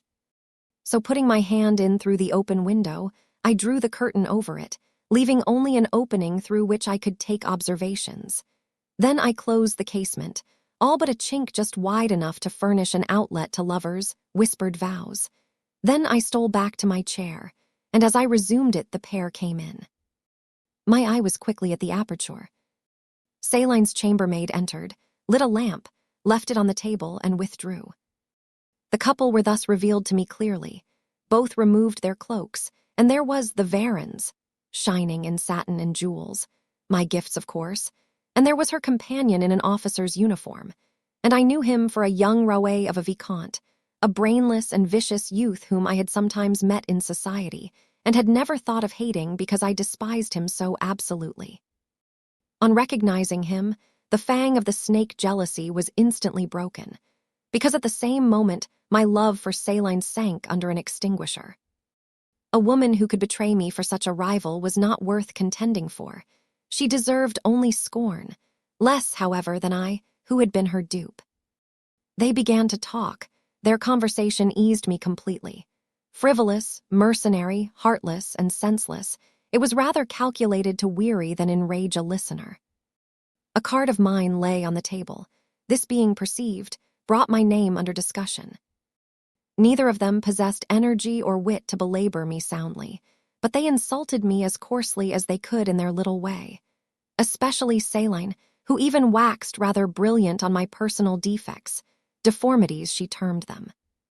Now it had been her custom to launch out into fervent admiration of what she called my beauté male, wherein she differed diametrically from you, who told me point-blank, at the second interview, that you did not think me handsome. The contrast struck me at the time, and Adele here came running up again. Monsieur, John has just been to say that your agent has called and wishes to see you. Ah, in that case I must abridge. Opening the window, I walked in upon them, liberated Celine from my protection, gave her notice to vacate her hotel, offered her a purse for immediate exigencies, disregarded screams, hysterics, prayers, protestations, convulsions, made an appointment with the Vicomte for a meeting at the Bois de Boulogne. Next morning, I had the pleasure of encountering him, left a bullet in one of his poor, etiolated arms, feeble as the wing of a chicken in the pip, and then thought I had done with the whole crew. But unluckily, the Varens, 6 months before, had given me this Philette Adele, who, she affirmed, was my daughter, and perhaps she may be, though I see no proofs of such grim paternity written in her countenance. Pilot is more like me than she. Some years after I had broken with the mother, she abandoned her child and ran away to Italy with a musician or singer. I acknowledged no natural claim on Adele's part to be supported by me, nor do I now acknowledge any, for I am not her father. But hearing that she was quite destitute, I e'en took the poor thing out of the slime and mud of Paris and transplanted it here, to grow up clean in the wholesome soil of an English country garden. Mrs. Fairfax found you to train it, but now you know that it is the illegitimate offspring of a French opera girl, you will perhaps think differently of your post and protégé. You will be coming to me some day with notice that you have found another place, that you beg me to look out for a new governess, and see. A. No, Adele is not answerable for either her mother's faults or yours. I have a regard for her, and now that I know she is, in a sense, parentless, forsaken by her mother and disowned by you, sir, I shall cling closer to her than before. How could I possibly prefer the spoilt pet of a wealthy family, who would hate her governess as a nuisance, to a lonely little orphan, who leans towards her as a friend? Oh, that is the light in which you view it. Well, I must go in now, and you too, it darkens. But I stayed out a few minutes longer with Adele and Pilot, ran a race with her, and played a game of battledore and shuttlecock. When we went in, and I had removed her bonnet and coat, I took her on my knee, kept her there an hour, allowing her to prattle as she liked, not rebuking even some little freedoms and trivialities into which she was apt to stray when much noticed, and which betrayed in her a superficiality of character, inherited probably from her mother, hardly congenial to an English mind. Still, she had her merits, and I was disposed to appreciate all that was good in her to the utmost. I sought in her countenance and features a likeness to Mr. Rochester, but found none. No trait, no turn of expression announced relationship. It was a pity. If she could but have been proved to resemble him, he would have thought more of her. It was not till after I had withdrawn to my own chamber for the night that I steadily reviewed the tale Mr. Rochester had told me. As he had said, there was probably nothing at all extraordinary in the substance of the narrative itself. A wealthy Englishman's passion for a French dancer, and her treachery to him, were everyday matters enough, no doubt, in society. But there was something decidedly strange in the paroxysm of emotion which had suddenly seized him when he was in the act of expressing the present contentment of his mood, and his newly revived pleasure in the old hall and its environs. I meditated wonderingly on this incident, but gradually quitting it, as I found it for the present inexplicable, I turned to the consideration of my master's manner to myself. The confidence he had thought fit to repose in me seemed a tribute to my discretion. I regarded and accepted it as such. His deportment had now, for some weeks, been more uniform towards me than at the first. I never seemed in his way. He did not take fits of chilling hauteur. When he met me unexpectedly, the encounter seemed welcome. He had always a word and sometimes a smile for me. When summoned by formal invitation to his presence, I was honored by a cordiality of reception that made me feel I really possessed the power to amuse him, and that these evening conferences were sought as much for his pleasure as for my benefit. I, indeed, talked comparatively little, but I heard him talk with relish. It was his nature to be communicative. He liked to open to a mind unacquainted with the world glimpses of its scenes and ways. I do not mean its corrupt scenes and wicked ways, but such as derived their interest from the great scale on which they were acted, the strange novelty by which they were characterized. And I had a keen delight in receiving the new ideas he offered, in imagining the new pictures he portrayed, and following him in thought through the new regions he disclosed, never startled or troubled by one noxious illusion. The ease of his manner freed me from painful restraint. The friendly frankness, as correct as cordial, with which he treated me, drew me to him. I felt at times as if he were my relation rather than my master, yet he was imperious sometimes still, but I did not mind that. I saw it was his way. So happy, so gratified did I become with this new interest added to life, that I ceased to pine after kindred. My thin crescent destiny seemed to enlarge. The blanks of existence were filled up. My bodily health improved. I gathered flesh and strength. And was Mr. Rochester now ugly in my eyes? No, reader. Gratitude, and many associations, all pleasurable and genial, made his face the object I best liked to see. His presence in a room was more cheering than the brightest fire. Yet I had not forgotten his faults. Indeed, I could not, for he brought them frequently before me. He was proud, sardonic, harsh to inferiority of every description. In my secret soul, I knew that his great kindness to me was balanced by unjust severity to many others. He was moody, too, unaccountably so. I more than once, when sent for to read to him, found him sitting in his library alone with his head bent on his folded arms. And when he looked up, a morose, almost a malignant, scowl blackened his features. But I believed that his moodiness, his harshness, and his former faults of morality, I say former, for now he seemed corrected of them, had their source in some cruel cross of fate.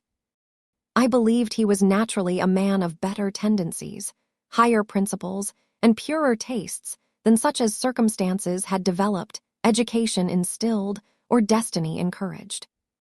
I thought there were excellent materials in him, though for the present they hung together, somewhat spoiled and tangled. I cannot deny that I grieved for his grief, whatever that was, and would have given much to assuage it.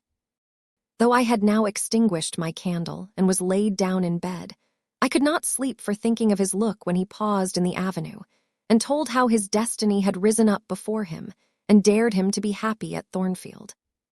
Why not? I asked myself. What alienates him from the house? Will he leave it again soon? Mrs. Fairfax said he seldom stayed here longer than a fortnight at a time, and he has now been resident 8 weeks. If he does go, the change will be doleful. Suppose he should be absent spring, summer, and autumn. How joyless sunshine and fine days will seem. I hardly know whether I had slept or not after this musing. At any rate, I started wide awake on hearing a vague murmur, peculiar and lugubrious, which sounded, I thought, just above me. I wished I had kept my candle burning. The night was drearily dark. My spirits were depressed. I rose and sat up in bed, listening. The sound was hushed. I tried again to sleep, but my heart beat anxiously. My inward tranquility was broken. The clock, far down in the hall, struck 2. Just then it seemed my chamber door was touched, as if fingers had swept the panels in groping a way along the dark gallery outside. I said, "Who is there?" Nothing answered. I was chilled with fear. All at once I remembered that it might be Pilot, who, when the kitchen door chanced to be left open, not unfrequently found his way up to the threshold of Mr. Rochester's chamber. I had seen him lying there myself in the mornings. The idea calmed me somewhat. I lay down. Silence composes the nerves, and as an unbroken hush now reigned again through the whole house, I began to feel the return of slumber. But it was not fated that I should sleep that night. A dream had scarcely approached my ear, when it fled affrighted, scared by a marrow-freezing incident enough. This was a demoniac laugh, low, suppressed, and deep, uttered, as it seemed, at the very keyhole of my chamber door. The head of my bed was near the door, and I thought at first the goblin laugher stood at my bedside, or rather, crouched by my pillow. But I rose, looked round, and could see nothing, while, as I still gazed, the unnatural sound was reiterated, and I knew it came from behind the panels. My first impulse was to rise and fasten the bolt, my next again to cry out, "Who is there?" Something gurgled and moaned. Ere long, steps retreated up the gallery towards the 3rd-story staircase. A door had lately been made to shut in that staircase. I heard it open and close, and all was still. Was that Grace Poole, and is she possessed with a devil? Thought I impossible now to remain longer by myself. I must go to Mrs. Fairfax. I hurried on my frock and a shawl.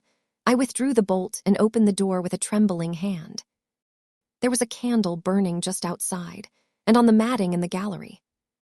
I was surprised at this circumstance, but still more was I amazed to perceive the air quite dim, as if filled with smoke, and while looking to the right hand and left to find whence these blue wreaths issued, I became further aware of a strong smell of burning. Something creaked. It was a door ajar, and that door was Mr. Rochester's, and the smoke rushed in a cloud from thence. I thought no more of Mrs. Fairfax. I thought no more of Grace Poole or the laugh. In an instant I was within the chamber. Tongues of flame darted round the bed. The curtains were on fire. In the midst of blaze and vapor, Mr. Rochester lay stretched motionless, in deep sleep. "Wake, wake," I cried. I shook him, but he only murmured and turned. The smoke had stupefied him. Not a moment could be lost. The very sheets were kindling. I rushed to his basin and ewer. Fortunately, one was wide and the other deep, and both were filled with water. I heaved them up, deluged the bed and its occupant, flew back to my own room, brought my own water jug, baptized the couch afresh, and by God's aid, succeeded in extinguishing the flames which were devouring it.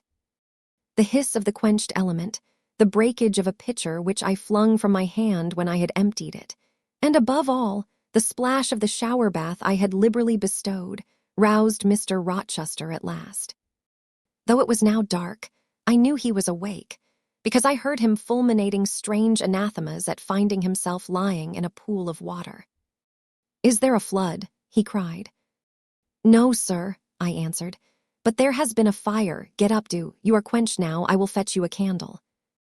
In the name of all the elves in Christendom, is that Jane Eyre? He demanded. What have you done with me, witch sorceress? Who is in the room besides you? Have you plotted to drown me? I will fetch you a candle, sir, and, in heaven's name, get up. Somebody has plotted something. You cannot too soon find out who and what it is. There, I am up now, but at your peril you fetch a candle yet. Wait 2 minutes till I get into some dry garments, if any dry there be. Yes, here is my dressing gown. Now run. I did run. I brought the candle which still remained in the gallery. He took it from my hand, held it up, and surveyed the bed all blackened and scorched, the sheets drenched, the carpet round swimming in water. What is it, and who did it? He asked. I briefly related to him what had transpired. The strange laugh I had heard in the gallery, the step ascending to the 3rd story, the smoke, the smell of fire which had conducted me to his room, in what state I had found matters there, and how I had deluged him with all the water I could lay hands on. He listened very gravely. His face, as I went on, expressed more concern than astonishment. He did not immediately speak when I had concluded. Shall I call Mrs. Fairfax? I asked. Mrs. Fairfax? No, what the deuce would you call her for? What can she do? Let her sleep unmolested. Then I will fetch Lee, and wake John and his wife. Not at all, just be still. You have a shawl on. If you are not warm enough, you may take my cloak yonder, wrap it about you and sit down in the armchair. There, I will put it on. Now place your feet on the stool, to keep them out of the wet. I am going to leave you a few minutes. I shall take the candle. Remain where you are till I return. Be as still as a mouse. I must pay a visit to the 2nd story. Don't move, remember, or call anyone. He went. I watched the light withdraw. He passed up the gallery very softly, unclosed the staircase door with as little noise as possible, shut it after him, and the last ray vanished. I was left in total darkness. I listened for some noise, but heard nothing. A very long time elapsed. I grew weary. It was cold in spite of the cloak, and then I did not see the use of staying, as I was not to rouse the house. I was on the point of risking Mr. Rochester's displeasure by disobeying his orders, when the light once more gleamed dimly on the gallery wall, and I heard his unshod feet tread the matting. I hope it is he, thought I, and not something worse. He re-entered, pale and very gloomy. I have found it all out, said he, setting his candle down on the washstand. It is as I thought. How, sir? He made no reply, but stood with his arms folded, looking on the ground. At the end of a few minutes, he inquired in rather a peculiar tone. I forget whether you said you saw anything when you opened your chamber door. No, sir, only the candlestick on the ground. But you heard an odd laugh. You have heard that laugh before, I should think, or something like it. Yes, sir, there is a woman who sews here called Grace Poole. She laughs in that way. She is a singular person. Just so, Grace Poole, you have guessed it. She is, as you say, singular, very. Well, I shall reflect on the subject. Meantime, I am glad that you are the only person, besides myself, acquainted with the precise details of tonight's incident. You are no talking fool. Say nothing about it. I will account for this state of affairs, pointing to the bed, and now return to your own room. I shall do very well on the sofa in the library for the rest of the night. It is near 4. In 2 hours the servants will be up. Good night then, sir, said I, departing. He seemed surprised, very inconsistently so, as he had just told me to go. What, he exclaimed, are you quitting me already and in that way? You said I might go, sir.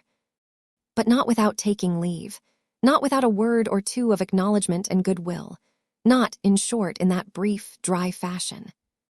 Why, you have saved my life, snatched me from a horrible and excruciating death, and you walk past me as if we were mutual strangers. At least shake hands. He held out his hand. I gave him mine. He took it first in one, then in both his own. You have saved my life. I have a pleasure in owing you so immense a debt. I cannot say more. Nothing else that has being would have been tolerable to me in the character of creditor for such an obligation. But you, it is different. I feel your benefits no burden, Jane." He paused, gazed at me. Words almost visible trembled on his lips, but his voice was checked. "Good night again, sir. There is no debt, benefit, burden, obligation in the case. I knew," he continued, "you would do me good in some way at some time. I saw it in your eyes when I first beheld you. Their expression and smile did not." Again he stopped. "Did not," he proceeded hastily, "strike delight to my very inmost heart so for nothing.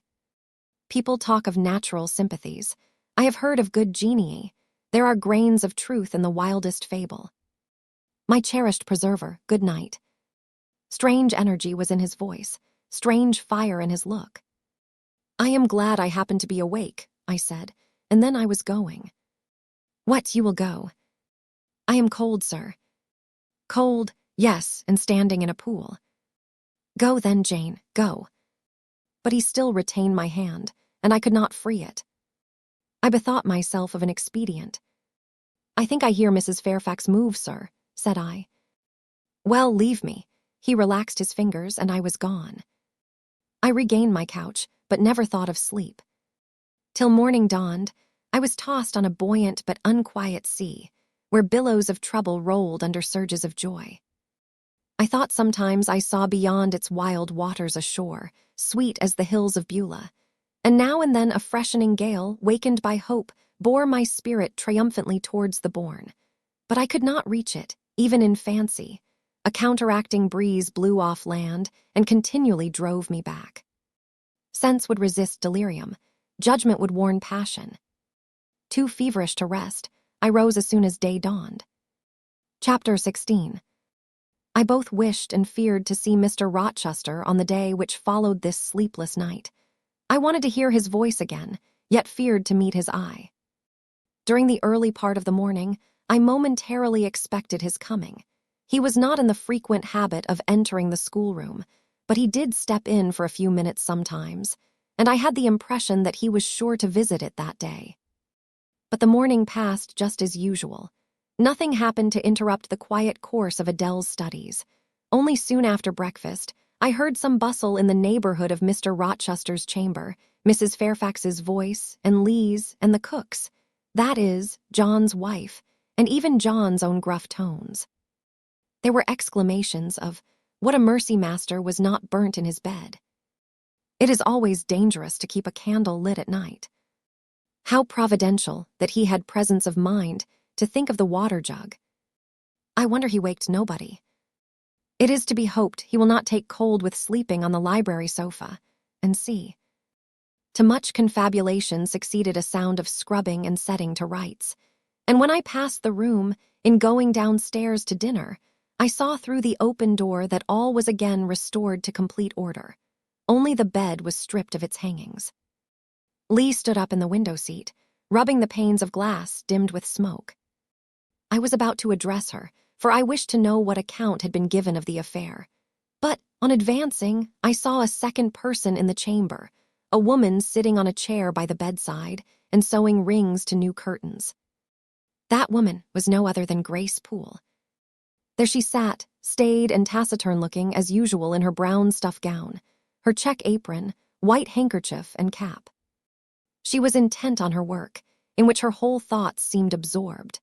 On her hard forehead, and in her commonplace features, was nothing either of the paleness or desperation one would have expected to see marking the countenance of a woman who had attempted murder, and whose intended victim had followed her last night to her lair, and, as I believed, charged her with the crime she wished to perpetrate. I was amazed, confounded. She looked up while I still gazed at her. No start, no increase or failure of color betrayed emotion, consciousness of guilt, or fear of detection. She said, "Good morning, miss," in her usual phlegmatic and brief manner, and taking up another ring and more tape, went on with her sewing. I will put her to some test, thought I. Such absolute impenetrability is past comprehension. "Good morning, Grace," I said. "Has anything happened here? I thought I heard the servants all talking together a while ago." Only Master had been reading in his bed last night. He fell asleep with his candle lit, and the curtains got on fire. But fortunately, he awoke before the bedclothes or the woodwork caught, and contrived to quench the flames with the water in the ewer. A strange affair, I said in a low voice. Then, looking at her fixedly, did Mr. Rochester wake nobody? Did no one hear him move? She again raised her eyes to me, and this time there was something of consciousness in their expression. She seemed to examine me warily. Then she answered, "The servants sleep so far off, you know, miss, they would not be likely to hear. Mrs. Fairfax's room and yours are the nearest to Master S, but Mrs. Fairfax said she heard nothing. When people get elderly, they often sleep heavy." She paused and then added with a sort of assumed indifference, but still in a marked and significant tone, "But you are young, miss, and I should say a light sleeper. Perhaps you may have heard a noise." "I did," said I, dropping my voice, so that Lee, who was still polishing the panes, could not hear me. "And at first I thought it was Pilot. But Pilot cannot laugh, and I am certain I heard a laugh and a strange one." She took a new needleful of thread, waxed it carefully, threaded her needle with a steady hand, and then observed with perfect composure, "It is hardly likely Master would laugh. I should think, miss, when he was in such danger, you must have been dreaming." "I was not dreaming," I said with some warmth, for her brazen coolness provoked me. Again she looked at me, and with the same scrutinizing and conscious eye. "Have you told Master that you heard a laugh?" she inquired. "I have not had the opportunity of speaking to him this morning." "You did not think of opening your door and looking out into the gallery?" she further asked. She appeared to be cross-questioning me, attempting to draw from me information unawares. The idea struck me that if she discovered I knew or suspected her guilt, she would be playing of some of her malignant pranks on me. I thought it advisable to be on my guard. "On the contrary," said I bolted my door." "Then you are not in the habit of bolting your door every night before you get into bed." Fiend, she wants to know my habits that she may lay her plans accordingly. Indignation again prevailed over prudence. I replied sharply, "Hitherto I have often omitted to fasten the bolt. I did not think it necessary." I was not aware any danger or annoyance was to be dreaded at Thornfield Hall, but in future, and I laid marked stress on the words, "I shall take good care to make all secure before I venture to lie down." "It will be wise so to do," was her answer. "This neighborhood is as quiet as any I know, and I never heard of the hall being attempted by robbers since it was a house, though there are hundreds of pounds worth of plate in the plate closet, as is well known. And you see, for such a large house, there are very few servants, because Master has never lived here much, and when he does come, being a bachelor, he needs little waiting on. But I always think it best to err on the safe side. A door is soon fastened, and it is as well to have a drawn bolt between one and any mischief that may be about. A deal of people, miss, are for trusting all to Providence, but I say Providence will not dispense with the means, though he often blesses them when they are used discreetly." And here she closed her harangue, a long one for her, and uttered with the demureness of a quackeress. I still stood absolutely dumbfounded at what appeared to me her miraculous self-possession and most inscrutable hypocrisy, when the cook entered. "Mrs. Poole," said she, addressing Grace, "the servants' dinner will soon be ready. Will you come down?" "No, just put my pint of porter and bit of pudding on a tray, and I'll carry it upstairs." "You'll have some meat." "Just a morsel, and a taste of cheese, that's all." "And the sago." "Never mind it at present. I shall be coming down before tea time. I'll make it myself." The cook here turned to me, saying that Mrs. Fairfax was waiting for me, so I departed. I hardly heard Mrs. Fairfax's account of the curtain conflagration during dinner. So much was I occupied in puzzling my brains over the enigmatical character of Grace Poole, and still more in pondering the problem of her position at Thornfield and questioning why she had not been given into custody that morning, or, at the very least, dismissed from her master's service. He had almost as much as declared his conviction of her criminality last night. What mysterious cause withheld him from accusing her? Why had he enjoined me, too, to secrecy? It was strange. A bold, vindictive, and haughty gentleman seemed somehow in the power of one of the meanest of his dependents. So much in her power that even when she lifted her hand against his life, he dared not openly charge her with the attempt, much less punish her for it. Had Grace been young and handsome, I should have been tempted to think that tenderer feelings than prudence or fear influenced Mr. Rochester in her behalf. But, hard-favored and matronly as she was, the idea could not be admitted. Yet, I reflected, she has been young once. Her youth would be contemporary with her master S. Mrs. Fairfax told me once she had lived here many years. I don't think she can ever have been pretty, but, for aught I know, she may possess originality and strength of character to compensate for the want of personal advantages. Mr. Rochester is an amateur of the decided and eccentric. Grace is eccentric at least. What if a former caprice, a freak very possible to a nature so sudden and headstrong as his, has delivered him into her power, and she now exercises over his actions a secret influence, the result of his own indiscretion, which he cannot shake off and dare not disregard. But having reached this point of conjecture, Mrs. Poole's square, flat figure and uncomely, dry, even coarse face recurred so distinctly to my mind's eye that I thought, no, impossible.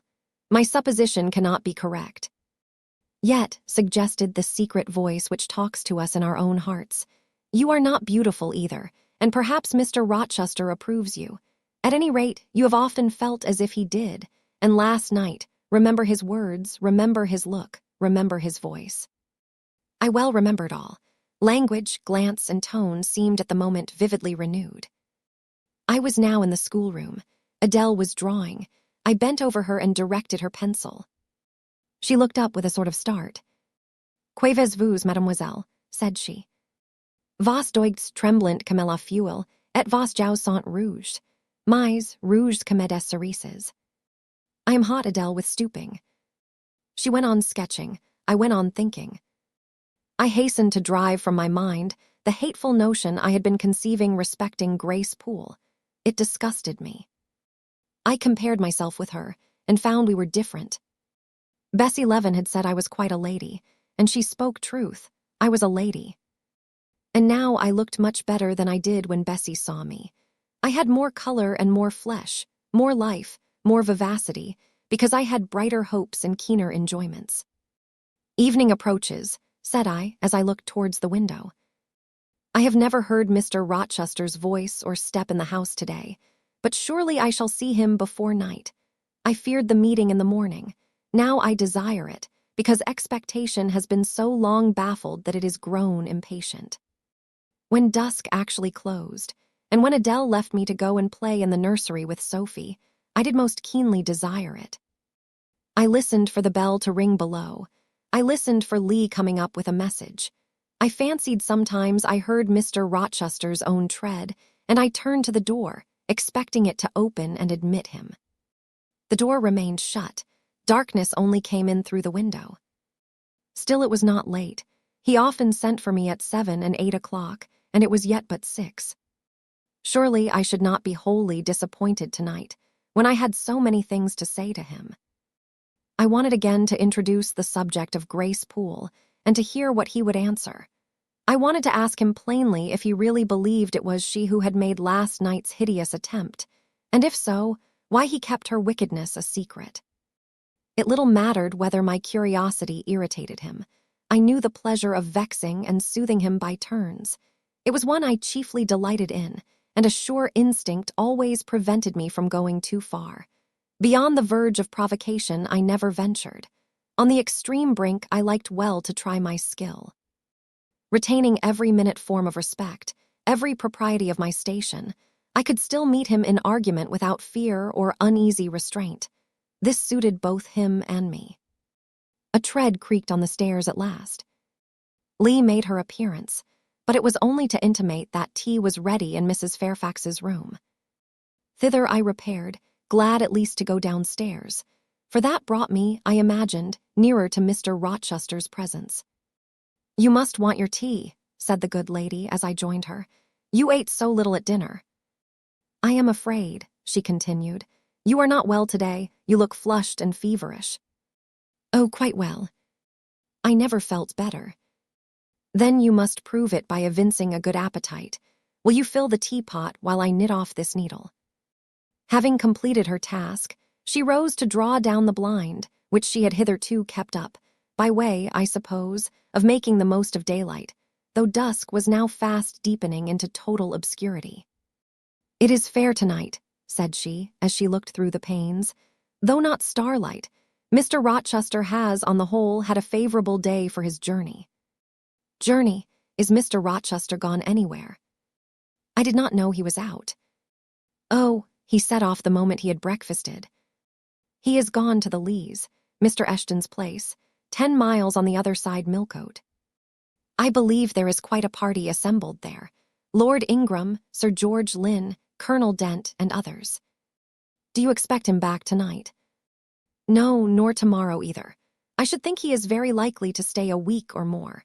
When these fine, fashionable people get together, they are so surrounded by elegance and gaiety, so well provided with all that can please and entertain, they are in no hurry to separate.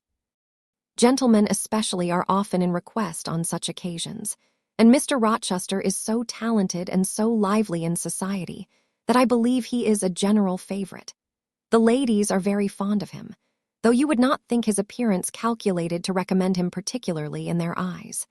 But I suppose his acquirements and abilities, perhaps his wealth and good blood, make amends for any little fault of look.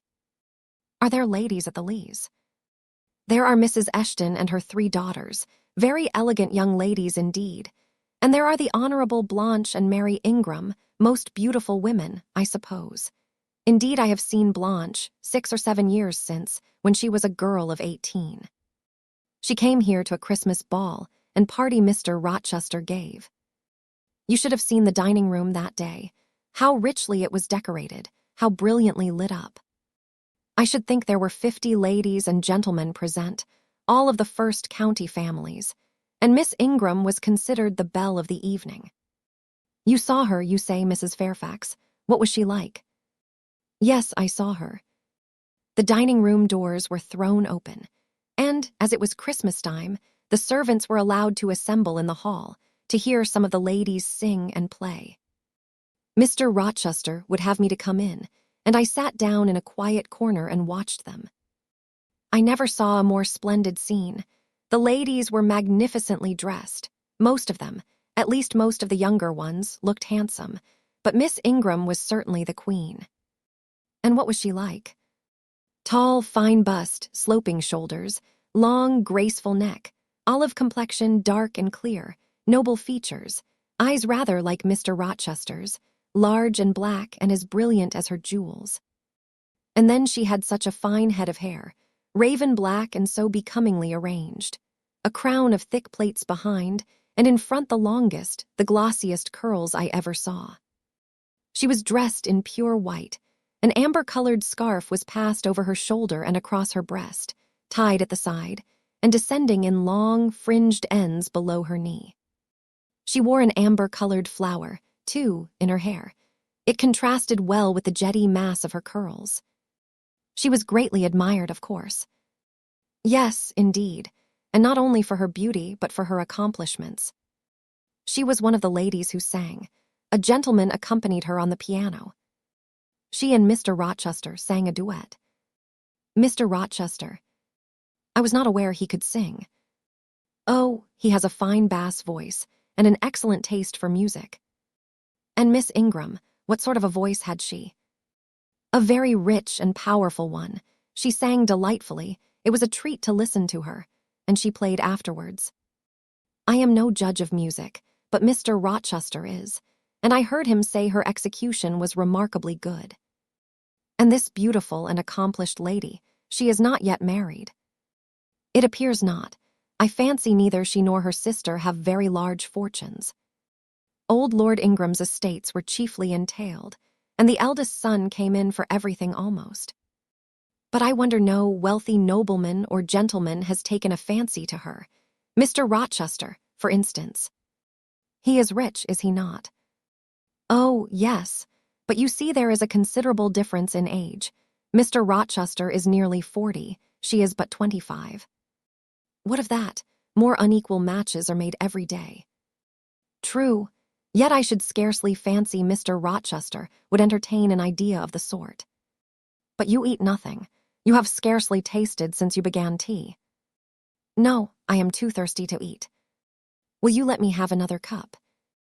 I was about again to revert to the probability of a union between Mr. Rochester and the beautiful Blanche, but Adele came in, and the conversation was turned into another channel. When once more alone, I reviewed the information I had got, looked into my heart, examined its thoughts and feelings, and endeavored to bring back with a strict hand such as had been straying through imagination's boundless and trackless waste into the safe fold of common sense. Arraigned at my own bar, memory having given her evidence of the hopes, wishes, sentiments I had been cherishing since last night, of the general state of mind in which I had indulged for nearly a fortnight past, reason having come forward and told, in her own quiet way, a plain, unvarnished tale, showing how I had rejected the real and rabidly devoured the ideal, I pronounced judgment to this effect: that a greater fool than Jane Eyre had never breathed the breath of life, that a more fantastic idiot had never surfeited herself on sweet lies and swallowed poison as if it were nectar. You, I said, a favorite with Mr. Rochester. You gifted with the power of pleasing him. You of importance to him in any way. Go, your folly sickens me. And you have derived pleasure from occasional tokens of preference, equivocal tokens shown by a gentleman of family and a man of the world to a dependent and a novice. How dared you? Poor stupid dupe, could not even self-interest make you wiser? You repeated to yourself this morning the brief scene of last night. Cover your face and be ashamed. He said something in praise of your eyes, did he? Blind puppy. Open their bleared lids and look on your own accursed senselessness. It does good to no woman to be flattered by her superior, who cannot possibly intend to marry her, and it is madness in all women to let a secret love kindle within them, which, if unreturned and unknown, must devour the life that feeds it, and if discovered and responded to, must lead, ignes fadus like, into miry wilds whence there is no extrication. Listen then, Jane Eyre, to your sentence. Tomorrow, place the glass before you and draw in chalk your own picture, faithfully, without softening one defect.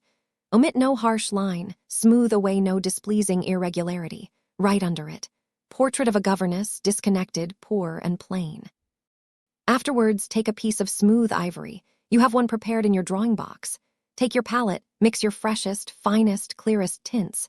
Choose your most delicate camel hair pencils. Delineate carefully the loveliest face you can imagine. Paint it in your softest shades and sweetest lines, according to the description given by Mrs. Fairfax of Blanche Ingram. Remember the raven ringlets, the oriental eye. What? You revert to Mr. Rochester as a model. Order.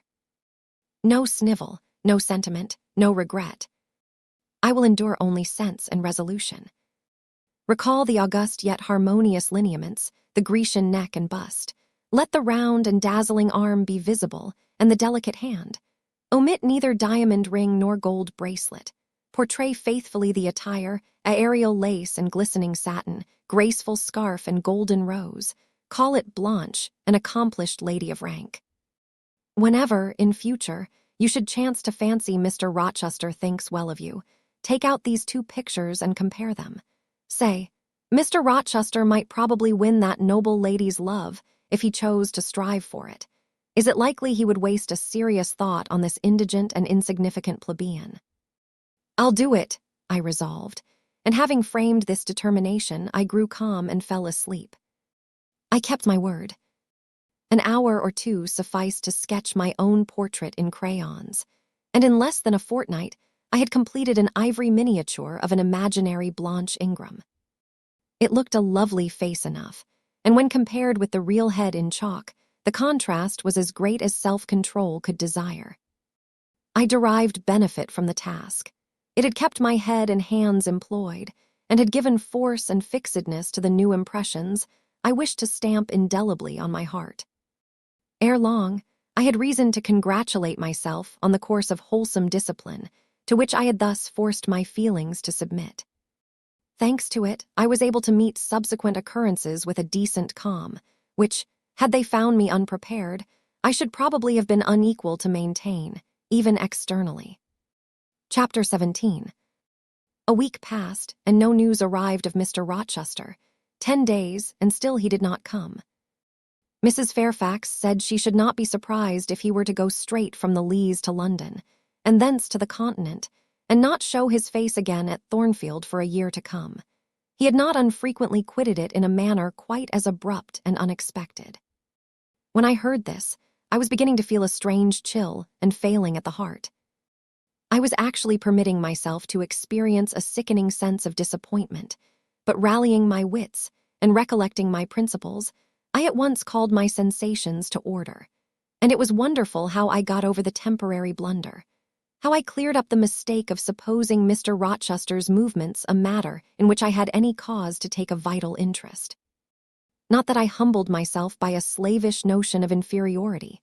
On the contrary, I just said, "You have nothing to do with the master of Thornfield, further than to receive the salary he gives you for teaching his protégé, and to be grateful for such respectful and kind treatment as, if you do your duty, you have a right to expect at his hands. Be sure that is the only tie he seriously acknowledges between you and him, so don't make him the object of your fine feelings, your raptures, agonies, and so forth. He is not of your order. Keep to your caste, and be too self-respecting to lavish the love of the whole heart, soul, and strength, where such a gift is not wanted and would be despised."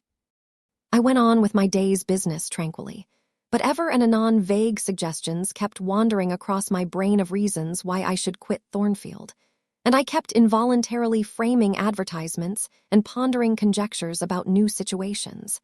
These thoughts I did not think to check. They might germinate and bear fruit if they could. Mr. Rochester had been absent upwards of a fortnight, when the post brought Mrs. Fairfax a letter. "It is from the master," said she, as she looked at the direction.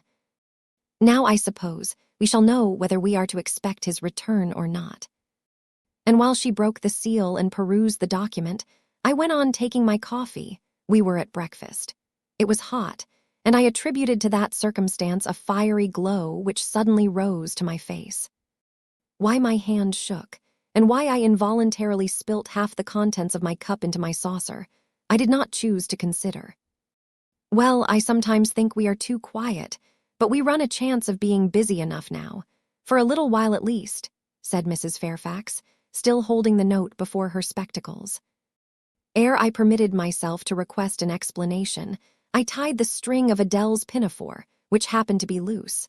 Having helped her also to another bun and refilled her mug with milk, I said, nonchalantly, "Mr. Rochester is not likely to return soon, I suppose." "Indeed he is, in 3 days, he says. That will be next Thursday, and not alone either. I don't know how many of the fine people at the Leas are coming with him. He sends directions for all the best bedrooms to be prepared, and the library and drawing rooms are to be cleaned out. I am to get more kitchen hands from the George Inn, at Millcote, and from wherever else I can, and the ladies will bring their maids and the gentlemen their valets, so we shall have a full house of it." And Mrs. Fairfax swallowed her breakfast and hastened away to commence operations. The 3 days were, as she had foretold, busy enough. I had thought all the rooms at Thornfield beautifully clean and well arranged, but it appears I was mistaken. 3 women were got to help, and such scrubbing, such brushing, such washing of paint and beating of carpets, such taking down and putting up of pictures, such polishing of mirrors and lustres, such lighting of fires in bedrooms, such airing of sheets and feather beds on hearths, I never beheld either before or since. Adele ran quite wild in the midst of it. The preparations for company and the prospect of their arrival seemed to throw her into ecstasies. She would have Sophie to look over all her toilettes, as she called frocks, to furbish up any that were passés, and to air and arrange the new. For herself, she did nothing but caper about in the front chambers, jump on and off the bedsteads, and lie on the mattresses and piled up bolsters and pillows before the enormous fires roaring in the chimneys. From school duties, she was exonerated. Mrs. Fairfax had pressed me into her service, and I was all day in the storeroom, helping or hindering her and the cook, learning to make custards and cheesecakes and French pastry, to truss game and garnish dessert dishes. The party were expected to arrive on Thursday afternoon, in time for dinner at 6. During the intervening period, I had no time to nurse chimeras, and I believe I was as active and gay as anybody, Adele excepted. Still, now and then, I received a damping check to my cheerfulness, and was, in spite of myself, thrown back on the region of doubts and portents and dark conjectures. This was when I chanced to see the third-story staircase door, which of late had always been kept locked, open slowly, and give passage to the form of Grace Poole in prim cap, white apron, and handkerchief. When I watched her glide along the gallery, her quiet tread muffled in a list slipper. When I saw her look into the bustling, topsy-turvy bedrooms, just say a word, perhaps, to the charwoman about the proper way to polish a grate, or clean a marble mantelpiece, or take stains from papered walls, and then pass on. She would thus descend to the kitchen once a day, eat her dinner, smoke a moderate pipe on the hearth, and go back, carrying her pot of porter with her for her private solace in her own gloomy upper haunt. Only 1 hour in the 24 did she pass with her fellow servants below. All the rest of her time was spent in some low-ceiled, oaken chamber of the second story. There she sat and sewed, and probably laughed drearily to herself, as companionless as a prisoner in his dungeon. The strangest thing of all was that not a soul in the house, except me, noticed her habits or seemed to marvel at them. No one discussed her position or employment. No one pitied her solitude or isolation. I once, indeed, overheard part of a dialogue between Lee and one of the charwomen, of which Grace formed the subject. Lee had been saying something I had not caught, and the charwoman remarked, "She gets good wages, I guess." "Yes," said Lee. "I wish I had as good, not that mine are to complain of. There's no stinginess at Thornfield, but they're not 1/5 of the sum Mrs. Poole receives. And she is laying by. She goes every quarter to the bank at Millcote. I should not wonder but she has saved enough to keep her independent if she liked to leave. But I suppose she's got used to the place. And then she's not 40 yet, and strong and able for anything. It is too soon for her to give up business." "She is a good hand, I dare say," said the charwoman.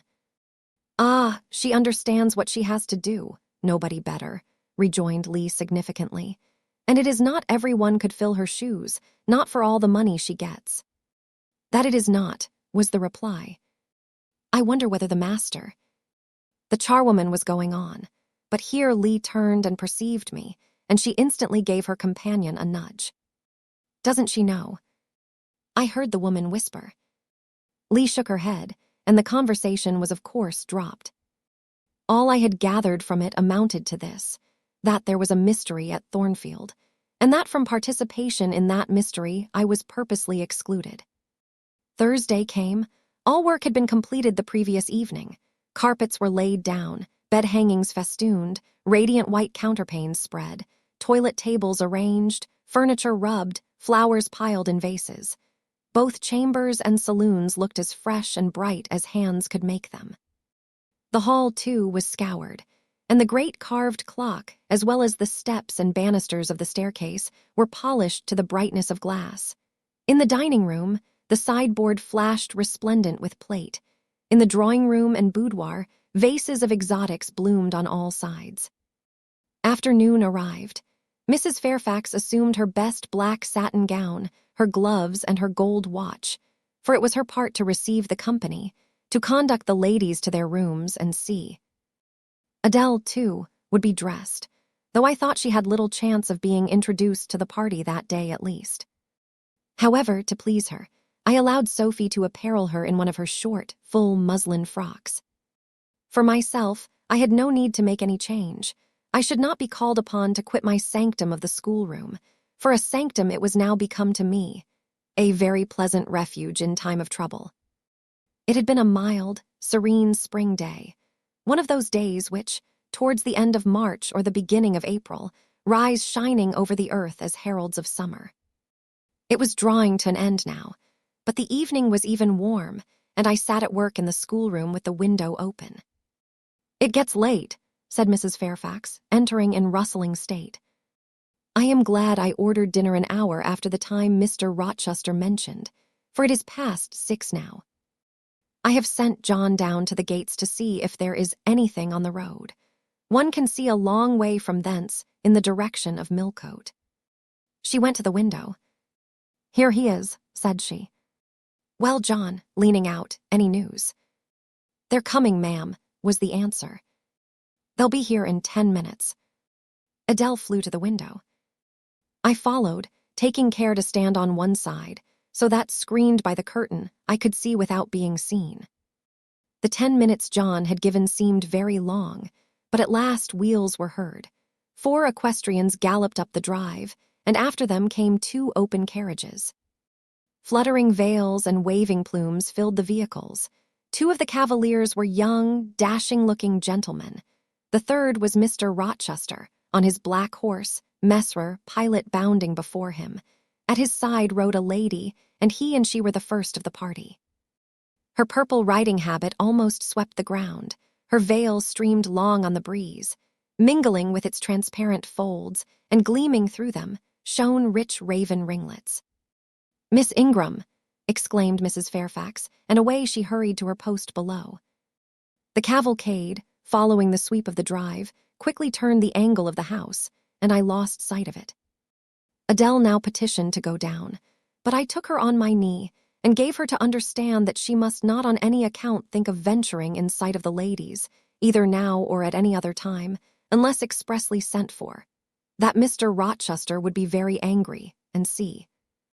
Some natural tears she shed on being told this, but as I began to look very grave, she consented at last to wipe them. A joyous stir was now audible in the hall. Gentlemen's deep tones and ladies' silvery accents blent harmoniously together, and distinguishable above all, though not loud, was the sonorous voice of the master of Thornfield Hall, welcoming his fair and gallant guests under its roof.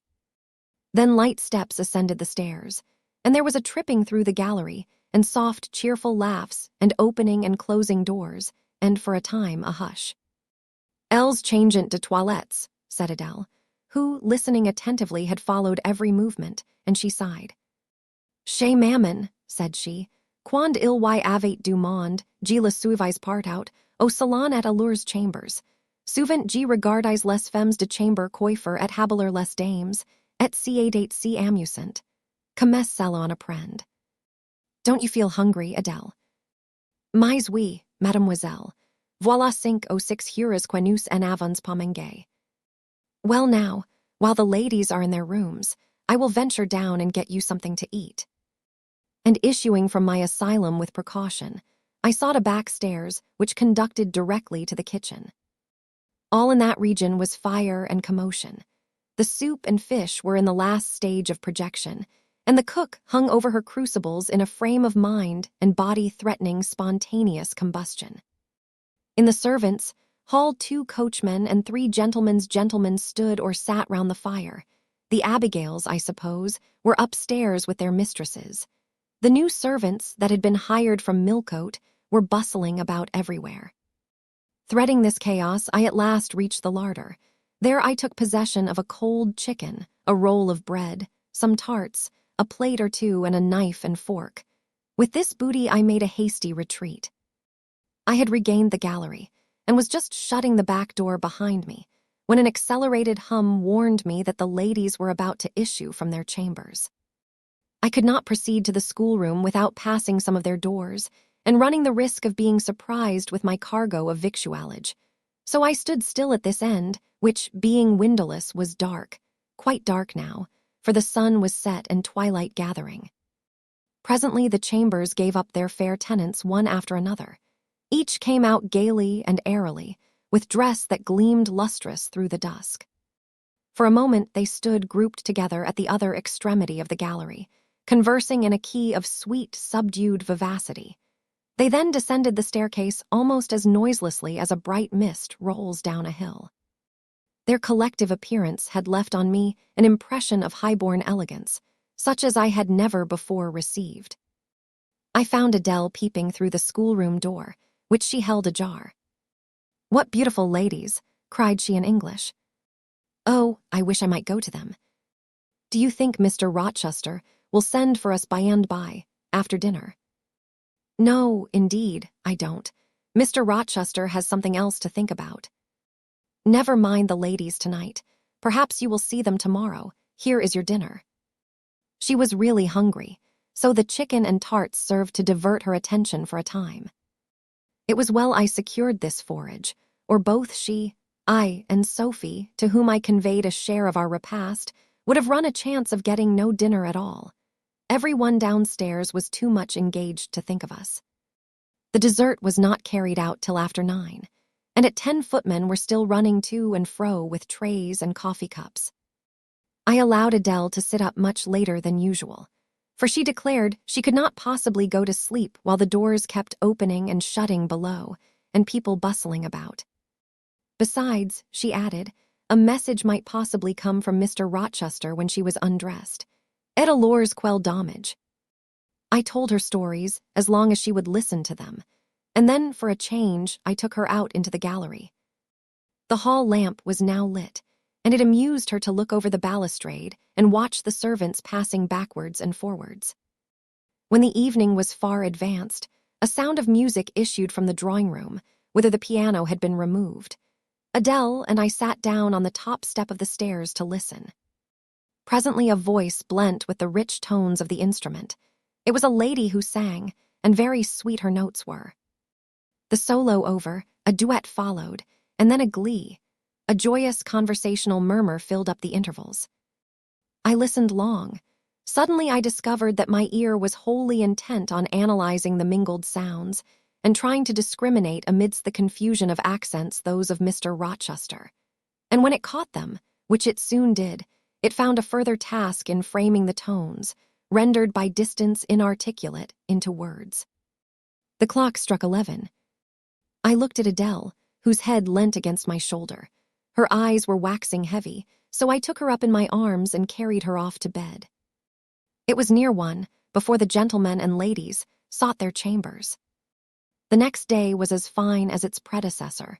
It was devoted by the party to an excursion to some site in the neighborhood. They set out early in the forenoon, some on horseback, the rest in carriages. I witnessed both the departure and the return. Miss Ingram, as before, was the only lady equestrian, and, as before, Mr. Rochester galloped at her side. The two rode a little apart from the rest. I pointed out this circumstance to Mrs. Fairfax, who was standing at the window with me. "You said it was not likely they should think of being married," said I, "but you see Mr. Rochester evidently prefers her to any of the other ladies." "Yes, I dare say. No doubt he admires her." "And she him," I added. "Look how she leans her head towards him as if she were conversing confidentially. I wish I could see her face. I have never had a glimpse of it yet." "You will see her this evening," answered Mrs. Fairfax. I happened to remark to Mr. Rochester how much Adele wished to be introduced to the ladies, and he said, "Oh, let her come into the drawing-room after dinner, and request Miss Eyre to accompany her." "Yes, he said that from mere politeness. I need not go, I am sure," I answered. "Well, I observed to him that as you were unused to company, I did not think you would like appearing before so gay a party, all strangers," and he replied in his quick way, "Nonsense. If she objects, tell her it is my particular wish, and if she resists, say I shall come and fetch her in case of contumacy." "I will not give him that trouble," I answered. "I will go, if no better may be, but I don't like it." "Shall you be there, Mrs. Fairfax?" "No," I pleaded off, and he admitted my plea. "I'll tell you how to manage, so as to avoid the embarrassment of making a formal entrance, which is the most disagreeable part of the business. You must go into the drawing-room while it is empty, before the ladies leave the dinner table. Choose your seat in any quiet nook you like. You need not stay long after the gentlemen come in, unless you please. Just let Mr. Rochester see you are there and then slip away. Nobody will notice you." "Will these people remain long, do you think?" "Perhaps 2 or 3 weeks, certainly not more." After the Easter recess, Sir George Lynn, who was lately elected member for Millcote, will have to go up to town and take his seat. I dare say Mr. Rochester will accompany him. It surprises me that he has already made so protracted a stay at Thornfield. It was with some trepidation that I perceived the hour approach, when I was to repair with my charge to the drawing-room. Adele had been in a state of ecstasy all day, after hearing she was to be presented to the ladies in the evening, and it was not till Sophie commenced the operation of dressing her that she sobered down. Then the importance of the process quickly steadied her, and by the time she had her curls arranged in well-smoothed, drooping clusters, her pink satin frock put on, her long sash tied, and her lace mittens adjusted, she looked as grave as any judge. No need to warn her not to disarrange her attire. When she was dressed, she sat demurely down in her little chair, taking care previously to lift up the satin skirt for fear she should crease it, and assured me she would not stir thence till I was ready. This I quickly was. My best dress, the silver-gray one, purchased for Miss Temple's wedding and never worn since, was soon put on. My hair was soon smoothed. My sole ornament, the pearl brooch, soon assumed. We descended. Fortunately, there was another entrance to the drawing-room than that through the saloon where they were all seated at dinner.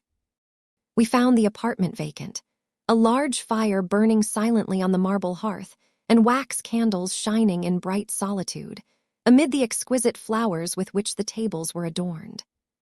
The crimson curtain hung before the arch.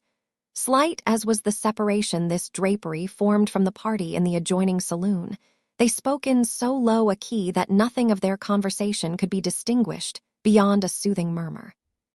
Adele, who appeared to be still under the influence of a most solemnizing impression, sat down, without a word, on the footstool I pointed out to her.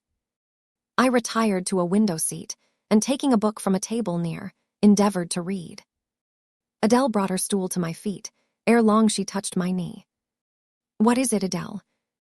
"ESDC, quegini puis pas prendre une seule de ces fleurs magnifiques, mademoiselle. Seulement pour compléter ma toilette." "You think too much of your toilette, Adele, but you may have a flower." And I took a rose from a vase and fastened it in her sash. She sighed a sigh of ineffable satisfaction, as if her cup of happiness were now full. I turned my face away to conceal a smile I could not suppress.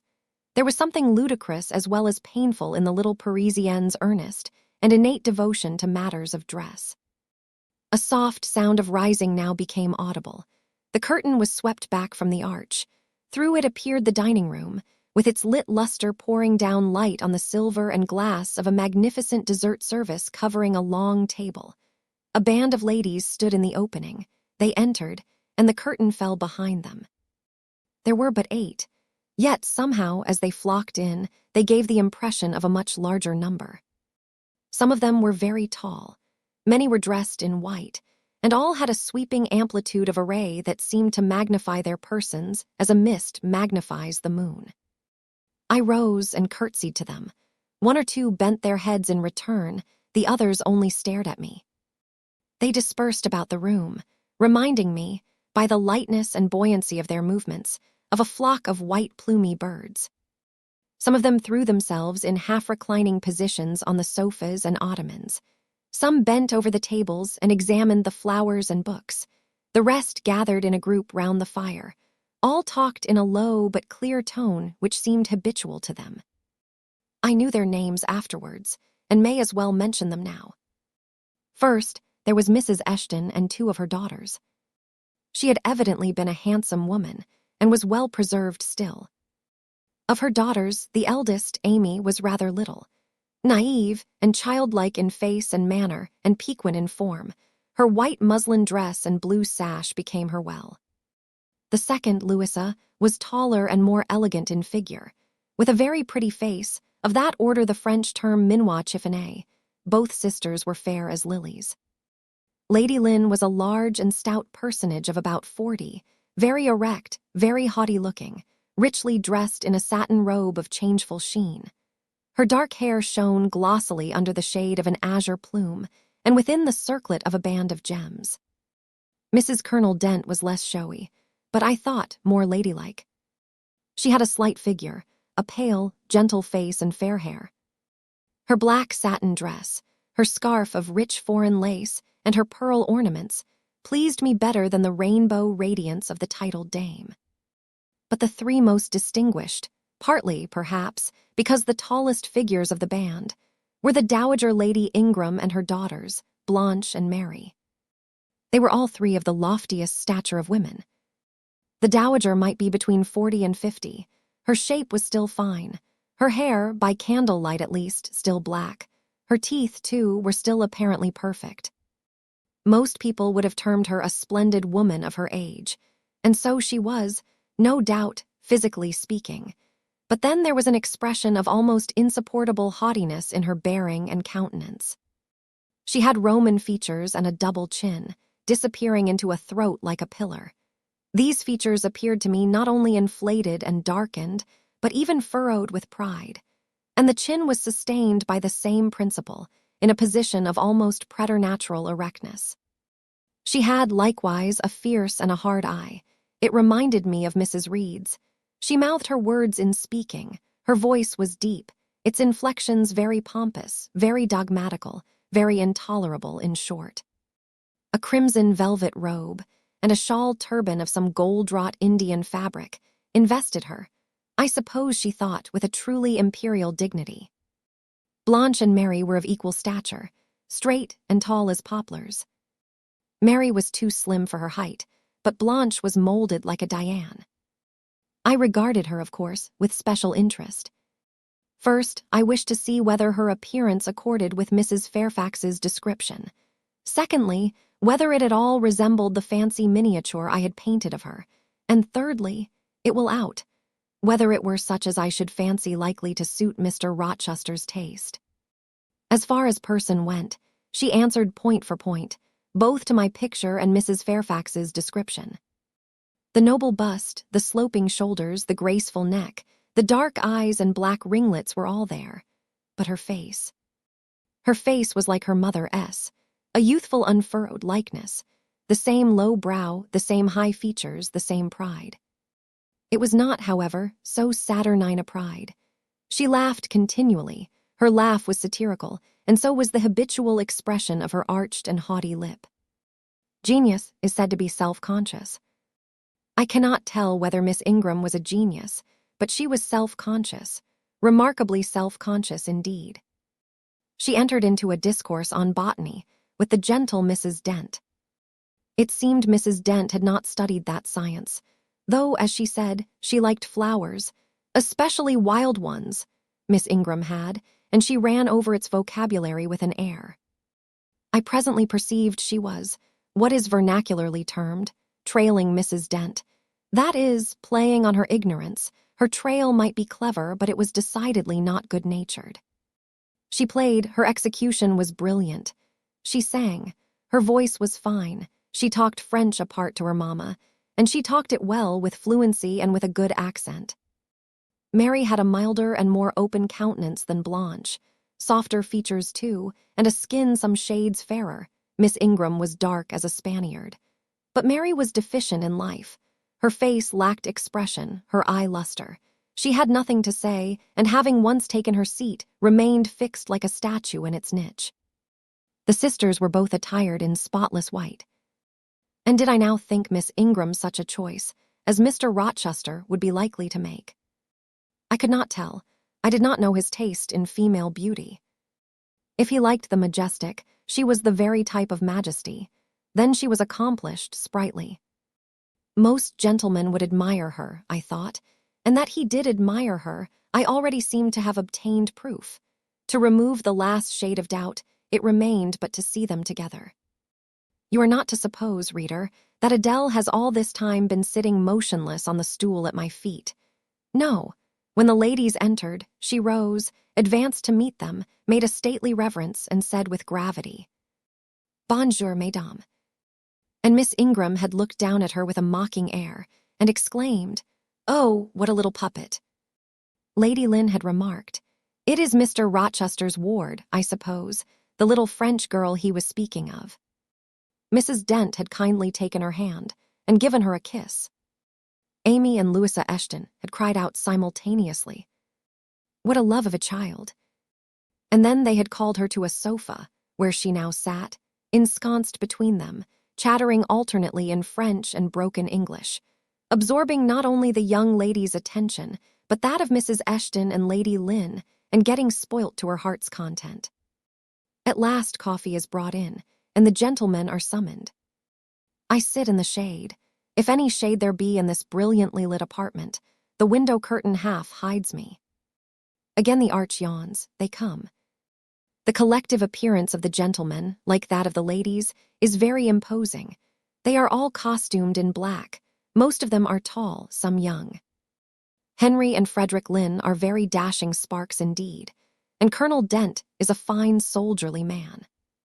Mr. Eshton, the magistrate of the district, is gentlemanlike. His hair is quite white, his eyebrows and whiskers still dark, which gives him something of the appearance of a pure noble de theatre. Lord Ingram, like his sisters, is very tall. Like them, also, he is handsome, but he shares Mary's apathetic and listless look. He seems to have more length of limb than vivacity of blood or vigor of brain. And where is Mr. Rochester? He comes in last. I am not looking at the arch, yet I see him enter. I try to concentrate my attention on those netting needles, on the meshes of the purse I am forming. I wish to think only of the work I have in my hands, to see only the silver beads and silk threads that lie in my lap. Whereas, I distinctly behold his figure, and I inevitably recall the moment when I last saw it. Just after I had rendered him what he deemed an essential service, and he, holding my hand and looking down on my face, surveyed me with eyes that revealed a heart full and eager to overflow, in whose emotions I had a part. How near had I approached him at that moment? What had occurred since, calculated to change his and my relative positions? Yet now, how distant, how far estranged we were. So far estranged that I did not expect him to come and speak to me. I did not wonder when, without looking at me, he took a seat at the other side of the room and began conversing with some of the ladies. No sooner did I see that his attention was riveted on them, and that I might gaze without being observed, than my eyes were drawn involuntarily to his face. I could not keep their lids under control. They would rise, and the irids would fix on him. I looked and had an acute pleasure in looking, a precious yet poignant pleasure, pure gold with a steely point of agony, a pleasure like what the thirst-perishing man might feel who knows the well to which he has crept is poisoned, yet stoops and drinks divine draughts nevertheless. Most true is it that beauty is in the eye of the gazer. My master's colorless, olive face, square, massive brow, broad and jetty eyebrows, deep eyes, strong features, firm, grim mouth, all energy, decision, will, were not beautiful according to rule. But they were more than beautiful to me. They were full of an interest, an influence that quite mastered me, that took my feelings from my own power and fettered them in his. I had not intended to love him. The reader knows I had wrought hard to extirpate from my soul the germs of love there detected. And now, at the first renewed view of him, they spontaneously arrived, green and strong. He made me love him without looking at me. I compared him with his guests. What was the gallant grace of the Lynns, the languid elegance of Lord Ingram, even the military distinction of Colonel Dent, contrasted with his look of native pith and genuine power. I had no sympathy in their appearance, their expression, yet I could imagine that most observers would call them attractive, handsome, imposing, while they would pronounce Mr. Rochester at once harsh-featured and melancholy-looking. I saw them smile, laugh. It was nothing. The light of the candles had as much soul in it as their smile, the tinkle of the bell as much significance as their laugh. I saw Mr. Rochester smile. His stern features softened. His eye grew both brilliant and gentle, its ray both searching and sweet. He was talking at the moment to Louisa and Amy Eshton. I wondered to see them receive with calm that look which seemed to me so penetrating. I expected their eyes to fall, their color to rise under it. Yet I was glad when I found they were in no sense moved. He is not to them what he is to me, I thought. He is not of their kind. I believe he is of mine. I am sure he is. I feel akin to him. I understand the language of his countenance and movements. Though rank and wealth sever us widely, I have something in my brain and heart, in my blood and nerves, that assimilates me mentally to him. Did I say, a few days since, that I had nothing to do with him but to receive my salary at his hands? Did I forbid myself to think of him in any other light than as a paymaster? Blasphemy against nature. Every good, true, vigorous feeling I have gathers impulsively round him. I know I must conceal my sentiments. I must smother hope. I must remember that he cannot care much for me. For when I say that I am of his kind, I do not mean that I have his force to influence and his spell to attract. I mean only that I have certain tastes and feelings in common with him. I must, then, repeat continually that we are forever sundered. And yet, while I breathe and think, I must love him. Coffee is handed. The ladies, since the gentlemen entered, have become lively as larks. Conversation waxes brisk and merry. Colonel Dent and Mr. Eshton argue on politics. Their wives listen. The two proud dowagers, Lady Lynn and Lady Ingram, confabulate together. Sir George, whom, by the by, I have forgotten to describe, a very big and very fresh-looking country gentleman, stands before their sofa, coffee cup in hand, and occasionally puts in a word. Mr. Frederick Lynn has taken a seat beside Mary Ingram and is showing her the engravings of a splendid volume. She looks, smiles now and then, but apparently says little. The tall and phlegmatic Lord Ingram leans with folded arms on the chairback of the little and lively Amy Eshton. She glances up at him and chatters like a wren. She likes him better than she does Mr. Rochester. Henry Lynn has taken possession of an ottoman at the feet of Louisa. Adele shares it with him. He is trying to talk French with her, and Louisa laughs at his blunders. With whom will Blanche Ingram pair? She is standing alone at the table, bending gracefully over an album. She seems waiting to be sought, but she will not wait too long. She herself selects a mate. Mr. Rochester, having quitted the Eshtons, stands on the hearth as solitary as she stands by the table. She confronts him, taking her station on the opposite side of the mantelpiece. Mr. Rochester, I thought you were not fond of children. Nor am I. Then, what induced you to take charge of such a little doll as that? Pointing to Adele. Where did you pick her up? I did not pick her up. She was left on my hands. You should have sent her to school. I could not afford it. Schools are so dear.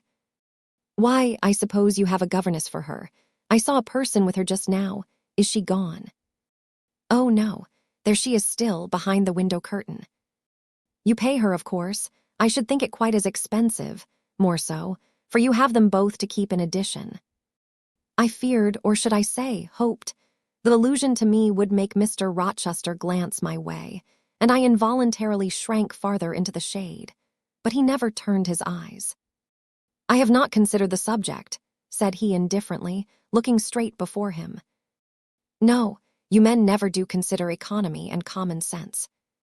You should hear Mamma on the chapter of governesses.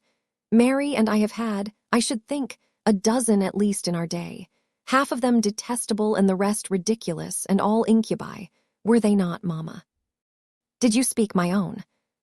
The young lady, thus claimed as the dowager's special property, reiterated her question with an explanation. My dearest, don't mention governesses. The word makes me nervous. I have suffered a martyrdom from their incompetency and caprice. I thank heaven I have now done with them. Mrs. Dent here bent over to the pious lady and whispered something in her ear. I suppose, from the answer elicited, it was a reminder that one of the anathematized race was present. Tant pies, said her ladyship, I hope it may do her good.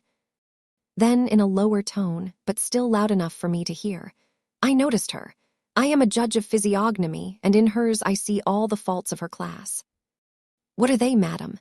Inquired Mr. Rochester aloud. I will tell you in your private ear, replied she, wagging her turban 3 times with portentous significancy. But my curiosity will be past its appetite. It craves food now. Ask Blanche. She is nearer you than I. Don't refer him to me, Mama. I have just one word to say of the whole tribe. They are a nuisance. Not that I ever suffered much from them. I took care to turn the tables. What tricks Theodore and I used to play on our Miss Wilsons, and Mrs. Grays, and Madame Joubert's. Mary was always too sleepy to join in a plot with spirit. The best fun was with Madame Joubert. Miss Wilson was a poor sickly thing, lachrymose and low-spirited, not worth the trouble of vanquishing, in short. And Mrs. Gray was coarse and insensible. No blow took effect on her. But poor Madame Joubert. I see her yet in her raging passions, when we had driven her to extremities, spilt our tea, crumbled our bread and butter, tossed our books up to the ceiling, and played a charivari with the ruler and desk, the fender and fire-irons. Theodore, do you remember those merry days?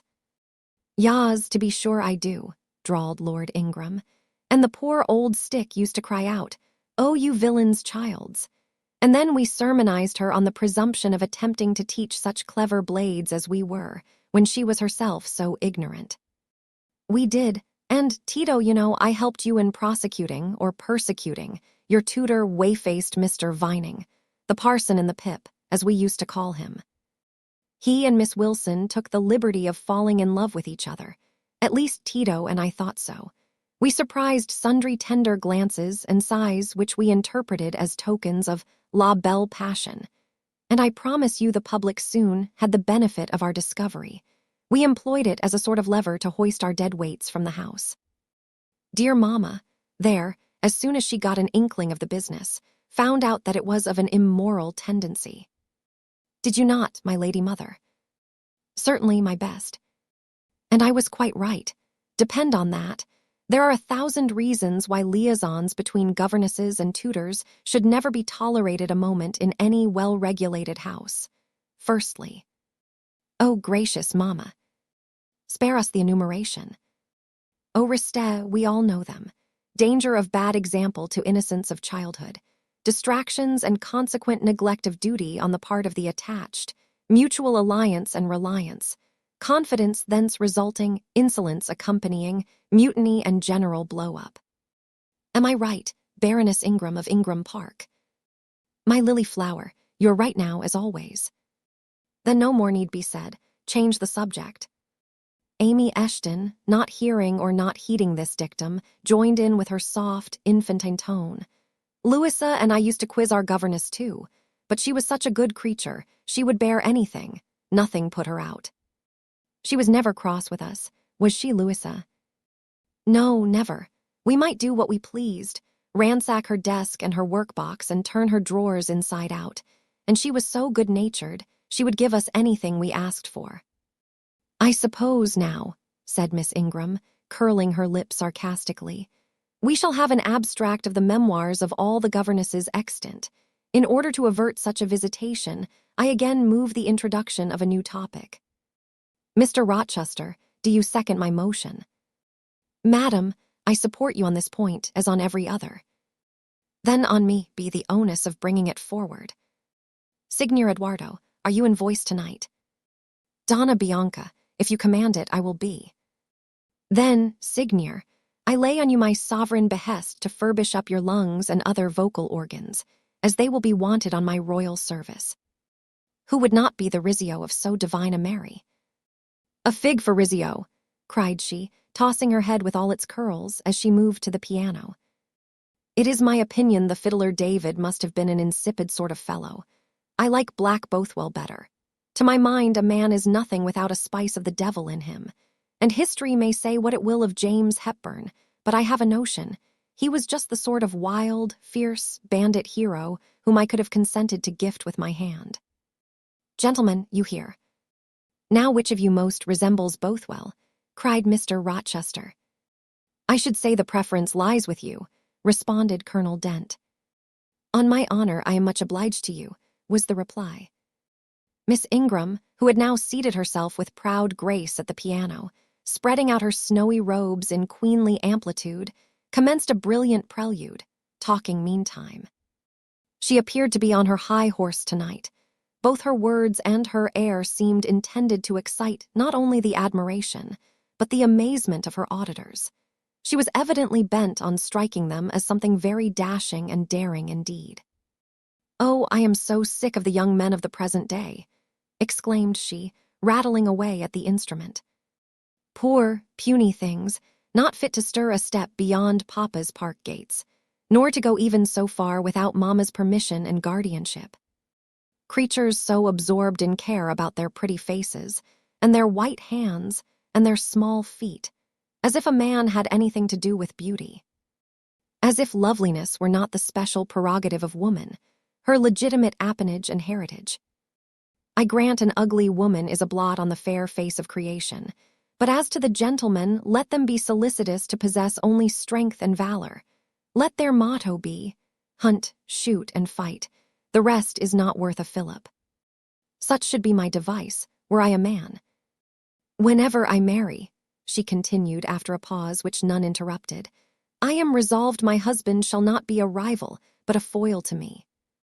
I will suffer no competitor near the throne. I shall exact an undivided homage.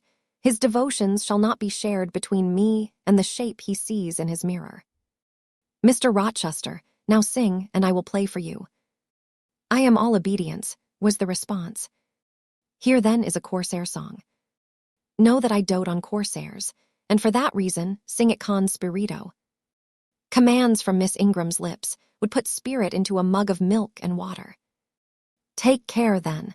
If you do please me, I will shame you by showing how such things should be done. That is offering a premium on incapacity. I shall now endeavor to fail. Gardez-vous en bien. If you err willfully, I shall devise a proportionate punishment. Miss Ingram ought to be clement, for she has it in her power to inflict a chastisement beyond mortal endurance." "Ha, explain," commanded the lady. "Pardon me, madam. No need of explanation. Your own fine sense must inform you that one of your frowns would be a sufficient substitute for capital punishment." "Sing," said she, and again touching the piano, she commenced an accompaniment in spirited style. Now is my time to slip away, thought I, but the tones that then severed the air arrested me. Mrs. Fairfax had said Mr. Rochester possessed a fine voice. He did, a mellow, powerful bass into which he threw his own feeling, his own force, finding a way through the ear to the heart and their waking sensations strangely. I waited till the last deep and full vibration had expired, till the tide of talk, checked an instant, had resumed its flow. I then quitted my sheltered corner and made my exit by the side door, which was fortunately near. Thence a narrow passage led into the hall. In crossing it, I perceived my sandal was loose. I stopped to tie it, kneeling down for that purpose on the mat at the foot of the staircase. I heard the dining-room door unclose. A gentleman came out. Rising hastily, I stood face to face with him. It was Mr. Rochester. "How do you do?" he asked. "I am very well, sir." "Why did you not come and speak to me in the room?" I thought I might have retorted the question on him who put it, but I would not take that freedom. I answered, "I did not wish to disturb you, as you seemed engaged, sir." "What have you been doing during my absence?" "Nothing particular, teaching Adele as usual." "And getting a good deal paler than you were, as I saw at first sight." "What is the matter?" "Nothing at all, sir." "Did you take any cold that night you half drowned me?" "Not the least." "Return to the drawing-room. You are deserting too early." "I am tired, sir." He looked at me for a minute. "And a little depressed," he said. "What about, tell me?" "Nothing, nothing, sir." "I am not depressed." "But I affirm that you are. So much depressed that a few more words would bring tears to your eyes. Indeed, they are there now, shining and swimming, and a bead has slipped from the lash and fallen onto the flag. If I had time, and was not in mortal dread of some prating prig of a servant passing, I would know what all this means. Well, tonight I excuse you, but understand that so long as my visitors stay, I expect you to appear in the drawing-room every evening. It is my wish. Don't neglect it. Now go, and send Sophie for Adele. Good night, my—" He stopped, bit his lip, and abruptly left me. Chapter 18. Merry days were these at Thornfield Hall, and busy days, too. How different from the first 3 months of stillness, monotony, and solitude I had passed beneath its roof. All sad feelings seemed now driven from the house, all gloomy associations forgotten. There was life everywhere, movement all day long. You could not now traverse the gallery, once so hushed, nor enter the front chambers, once so tenantless, without encountering a smart lady's maid or a dandy valet. The kitchen, the butler's pantry, the servants' hall, the entrance hall, were equally alive, and the saloons were only left void and still when the blue sky and halcyon sunshine of the genial spring weather called their occupants out into the grounds. Even when that weather was broken, and continuous rain set in for some days, no damp seemed cast over enjoyment. Indoor amusements only became more lively and varied in consequence of the stop put to outdoor gaiety. I wondered what they were going to do the first evening a change of entertainment was proposed. They spoke of playing charades, but in my ignorance I did not understand the term. The servants were called in, the dining room tables wheeled away, the lights otherwise disposed, the chairs placed in a semicircle opposite the arch. While Mr. Rochester and the other gentlemen directed these alterations, the ladies were running up and down stairs ringing for their maids. Mrs. Fairfax was summoned to give information respecting the resources of the house in shawls, dresses, draperies of any kind, and certain wardrobes of the third story were ransacked, and their contents, in the shape of brocaded and whooped petticoats, satin sacks, black modes, lace lappets, and were brought down in armfuls by the Abigails. Then a selection was made, and such things as were chosen were carried to the boudoir within the drawing-room. Meantime, Mr. Rochester had again summoned the ladies round him, and was selecting certain of their number to be of his party. "Miss Ingram is mine, of course," said he. Afterwards he named the 2 Mrs. Eshton and Mrs. Dent. He looked at me. I happened to be near him, as I had been fastening the clasp of Mrs. Dent's bracelet, which had got loose. "Will you play?" he asked. I shook my head. He did not insist, which I rather feared he would have done. He allowed me to return quietly to my usual seat. He and his aides now withdrew behind the curtain. The other party, which was headed by Colonel Dent, sat down on the crescent of chairs.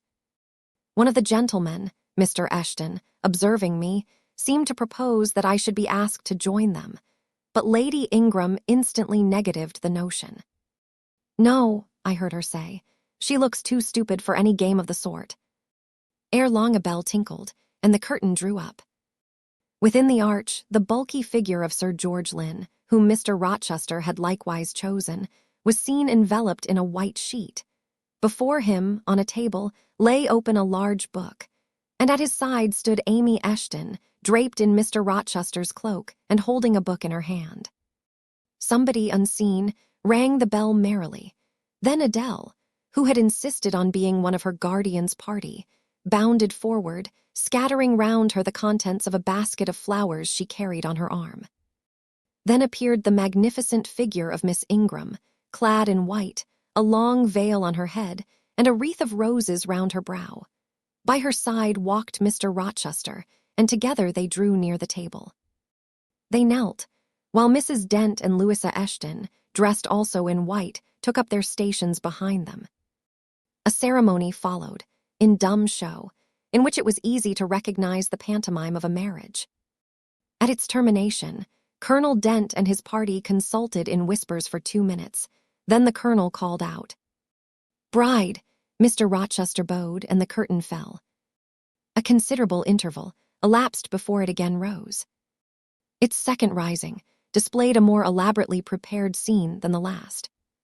The drawing-room, as I have before observed, was raised 2 steps above the dining-room, and on the top of the upper step, placed a yard or 2 back within the room, appeared a large marble basin, which I recognized as an ornament of the conservatory, where it usually stood, surrounded by exotics and tenanted by goldfish, and whence it must have been transported with some trouble, on account of its size and weight. Seated on the carpet, by the side of this basin, was seen Mr. Rochester, costumed in shawls, with a turban on his head. His dark eyes and swarthy skin and Panem features suited the costume exactly. He looked the very model of an Eastern emir, an agent or a victim of the bowstring. Presently advanced into view Miss Ingram. She, too, was attired in Oriental fashion, a crimson scarf tied sash-like round the waist, an embroidered handkerchief knotted about her temples, her beautifully molded arms bare, one of them upraised in the act of supporting a pitcher, poised gracefully on her head.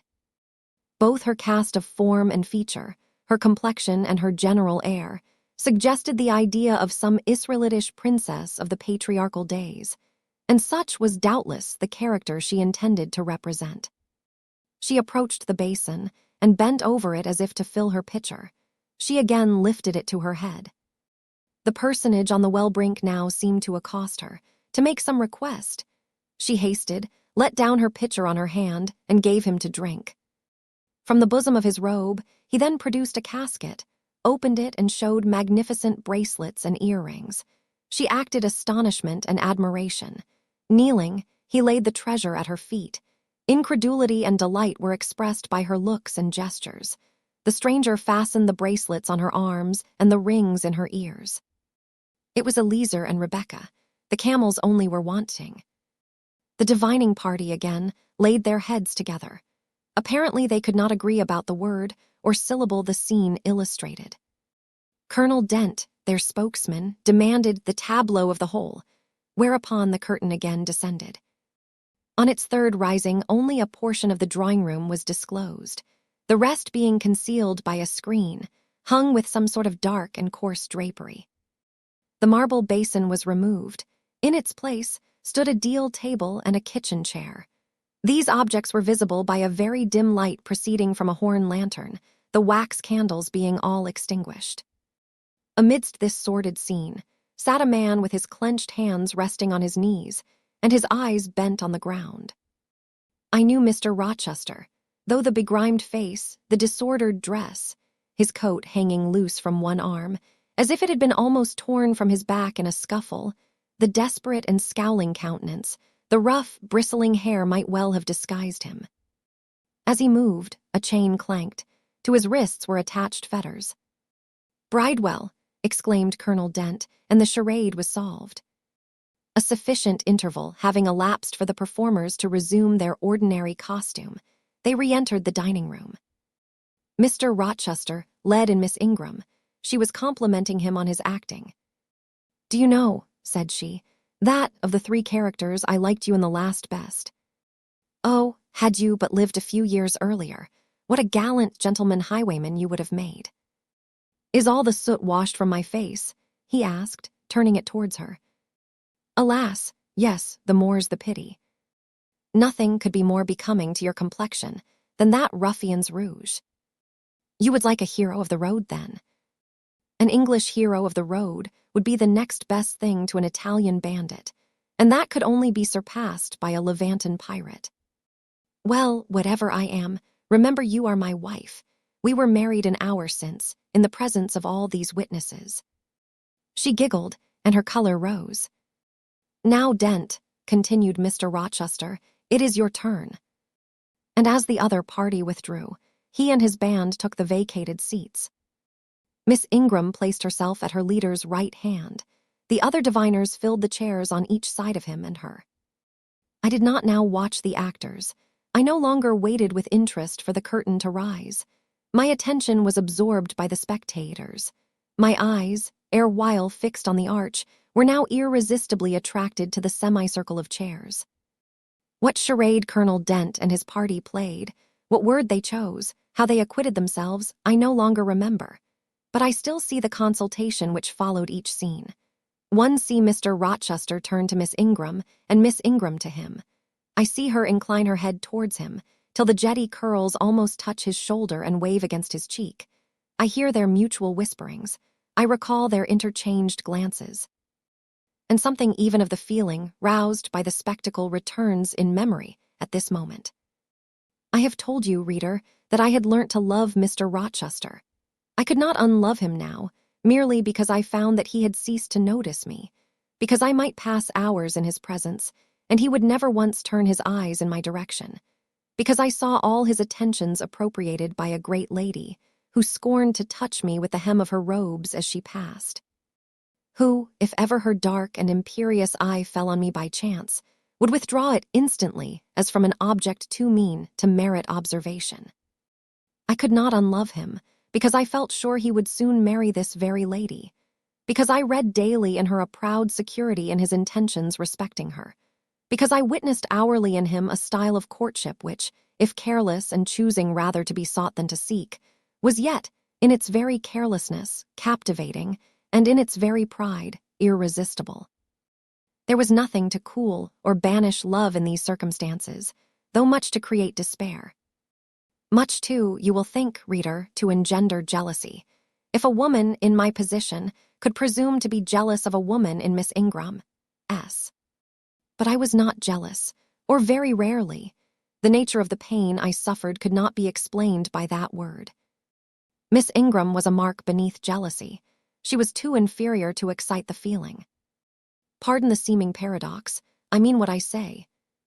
She was very showy, but she was not genuine. She had a fine person, many brilliant attainments, but her mind was poor, her heart barren by nature. Nothing bloomed spontaneously on that soil, no unforced natural fruit delighted by its freshness. She was not good, she was not original. She used to repeat sounding phrases from books. She never offered, nor had, an opinion of her own. She advocated a high tone of sentiment, but she did not know the sensations of sympathy and pity. Tenderness and truth were not in her. Too often she betrayed this, by the undue vent she gave to a spiteful antipathy she had conceived against little Adele, pushing her away with some contumelious epithet if she happened to approach her, sometimes ordering her from the room, and always treating her with coldness and acrimony. Other eyes besides mine watched these manifestations of character, watched them closely, keenly, shrewdly. Yes, the future bridegroom, Mr. Rochester himself, exercised over his intended a ceaseless surveillance, and it was from this sagacity, this guardedness of his, this perfect, clear consciousness of his fair one's defects, this obvious absence of passion in his sentiments towards her, that my ever-torturing pain arose. I saw he was going to marry her, for family, perhaps political reasons, because her rank and connections suited him. I felt he had not given her his love, and that her qualifications were ill adapted to win from him that treasure. This was the point. This was where the nerve was touched and teased. This was where the fever was sustained and fed. She could not charm him. If she had managed the victory at once, and he had yielded and sincerely laid his heart at her feet, I should have covered my face, turned to the wall, and, figuratively, have died to them. If Miss Ingram had been a good and noble woman, endowed with force, fervor, kindness, sense, I should have had one vital struggle with two tigers, jealousy and despair. Then, my heart torn out and devoured, I should have admired her, acknowledged her excellence, and been quiet for the rest of my days. And the more absolute her superiority, the deeper would have been my admiration, the more truly tranquil my quiescence. But as matters really stood, to watch Miss Ingram's efforts at fascinating Mr. Rochester, to witness their repeated failure, herself unconscious that they did fail, vainly fancying that each shaft launched hit the mark, and infatuatedly pluming herself on success, when her pride and self-complacency repelled further and further what she wished to allure to witness this, was to be at once under ceaseless excitation and ruthless restraint. Because, when she failed, I saw how she might have succeeded. Arrows that continually glanced off from Mr. Rochester's breast and fell harmless at his feet, might, I knew, if shot by a surer hand, have quivered keen in his proud heart, have called love into his stern eye, and softness into his sardonic face. Or, better still, without weapons a silent conquest might have been won. Why can she not influence him more, when she is privileged to draw so near to him? I asked myself. Surely she cannot truly like him, or not like him with true affection. If she did, she need not coin her smiles so lavishly, flash her glances so unremittingly, manufacture airs so elaborate, graces so multitudinous. It seems to me that she might, by merely sitting quietly at his side, saying little and looking less, get nigher his heart. I have seen in his face a far different expression from that which hardens it now while she is so vivaciously accosting him. But then it came of itself. It was not elicited by meretricious arts and calculated maneuvers, and one had but to accept it, to answer what he asked without pretension, to address him when needful without grimace, and it increased and grew kinder and more genial, and warmed one like a fostering sunbeam. How will she manage to please him when they are married? I do not think she will manage it, and yet it might be managed, and his wife might, I verily believe, be the very happiest woman the sun shines on. I have not yet said anything condemnatory of Mr. Rochester's project of marrying for interest and connections. It surprised me when I first discovered that such was his intention. I had thought him a man unlikely to be influenced by motives so commonplace in his choice of a wife. But the longer I considered the position, education, and of the parties, the less I felt justified in judging and blaming either him or Miss Ingram for acting in conformity to ideas and principles instilled into them, doubtless, from their childhood. All their class held these principles. I supposed, then, they had reasons for holding them such as I could not fathom. It seemed to me that, were I a gentleman like him, I would take to my bosom only such a wife as I could love. But the very obviousness of the advantages to the husband's own happiness offered by this plan convinced me that there must be arguments against its general adoption of which I was quite ignorant. Otherwise, I felt sure all the world would act as I wished to act. But in other points, as well as this, I was growing very lenient to my master. I was forgetting all his faults, for which I had once kept a sharp lookout. It had formerly been my endeavor to study all sides of his character, to take the bad with the good, and from the just weighing of both, to form an equitable judgment. Now I saw no bad. The sarcasm that had repelled, the harshness that had startled me once, were only like keen condiments in a choice dish. Their presence was pungent, but their absence would be felt as comparatively insipid. And as for the vague something, was it a sinister or a sorrowful, a designing or a desponding expression? That opened upon a careful observer, now and then in his eye, and closed again before one could fathom the strange depth partially disclosed. That something which used to make me fear and shrink, as if I had been wandering amongst volcanic-looking hills, and had suddenly felt the ground quiver and seen it gape. That something I, at intervals, beheld still, and with throbbing heart, but not with palsied nerves. Instead of wishing to shun, I longed only to dare, to divine it, and I thought Miss Ingram happy, because one day she might look into the abyss at her leisure, explore its secrets and analyze their nature. Meantime, while I thought only of my master and his future bride, saw only them, heard only their discourse, and considered only their movements of importance, the rest of the party were occupied with their own separate interests and pleasures. The ladies Lynn and Ingram continued to consort in solemn conferences, where they nodded their 2 turbans at each other, and held up their 4 hands in confronting gestures of surprise, or mystery, or horror, according to the theme on which their gossip ran, like a pair of magnified puppets. Mild Mrs. Dent talked with good-natured Mrs. Eshton, and the 2 sometimes bestowed a courteous word or smile on me. Sir George Lynn, Colonel Dent, and Mr. Eshton discussed politics or county affairs or justice business. Lord Ingram flirted with Amy Eshton. Louisa played and sang too, and with one of the Messers. Lynn and Mary Ingram listened languidly to the gallant speeches of the other. Sometimes all, as with one consent, suspended their by-play to observe and listen to the principal actors. For, after all, Mr. Rochester, and, because closely connected with him, Miss Ingram were the life and soul of the party. If he was absent from the room an hour, a perceptible dullness seemed to steal over the spirits of his guests, and his re-entrance was sure to give a fresh impulse to the vivacity of conversation. The want of his animating influence appeared to be peculiarly felt one day that he had been summoned to Millcote on business, and was not likely to return till late. The afternoon was wet. A walk the party had proposed to take to see a gypsy camp, lately pitched on a common beyond Hay, was consequently deferred. Some of the gentlemen were gone to the stables. The younger ones, together with the younger ladies, were playing billiards in the billiard room. The Dowagers Ingram and Lynn sought solace in a quiet game at cards.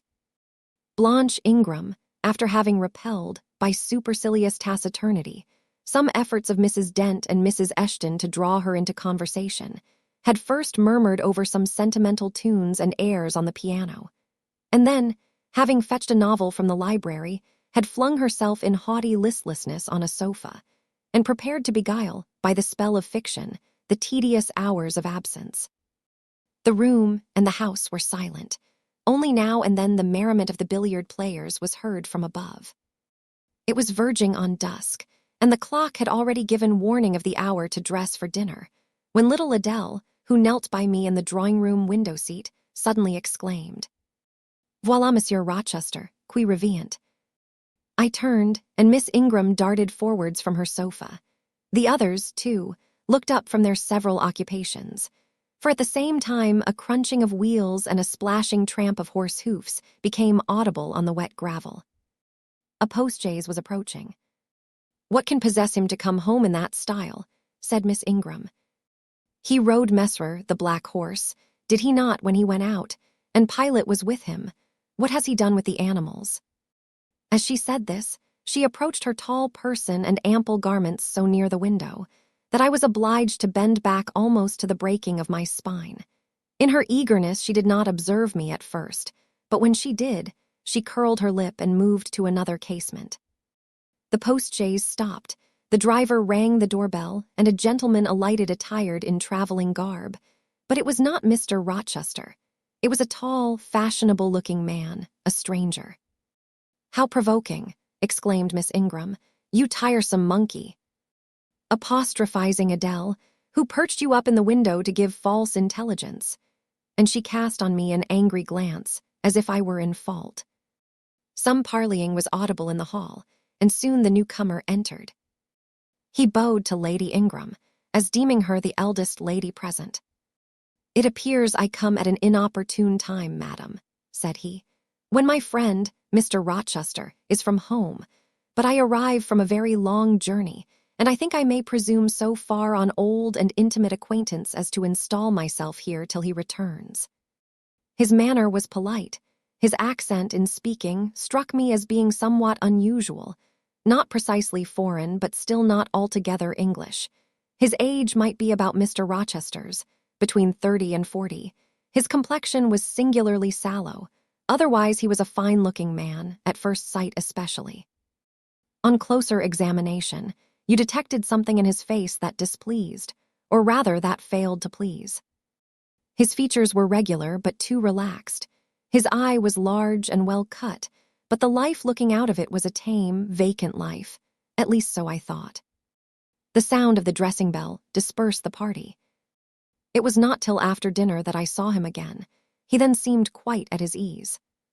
But I liked his physiognomy even less than before. It struck me as being at the same time unsettled and inanimate.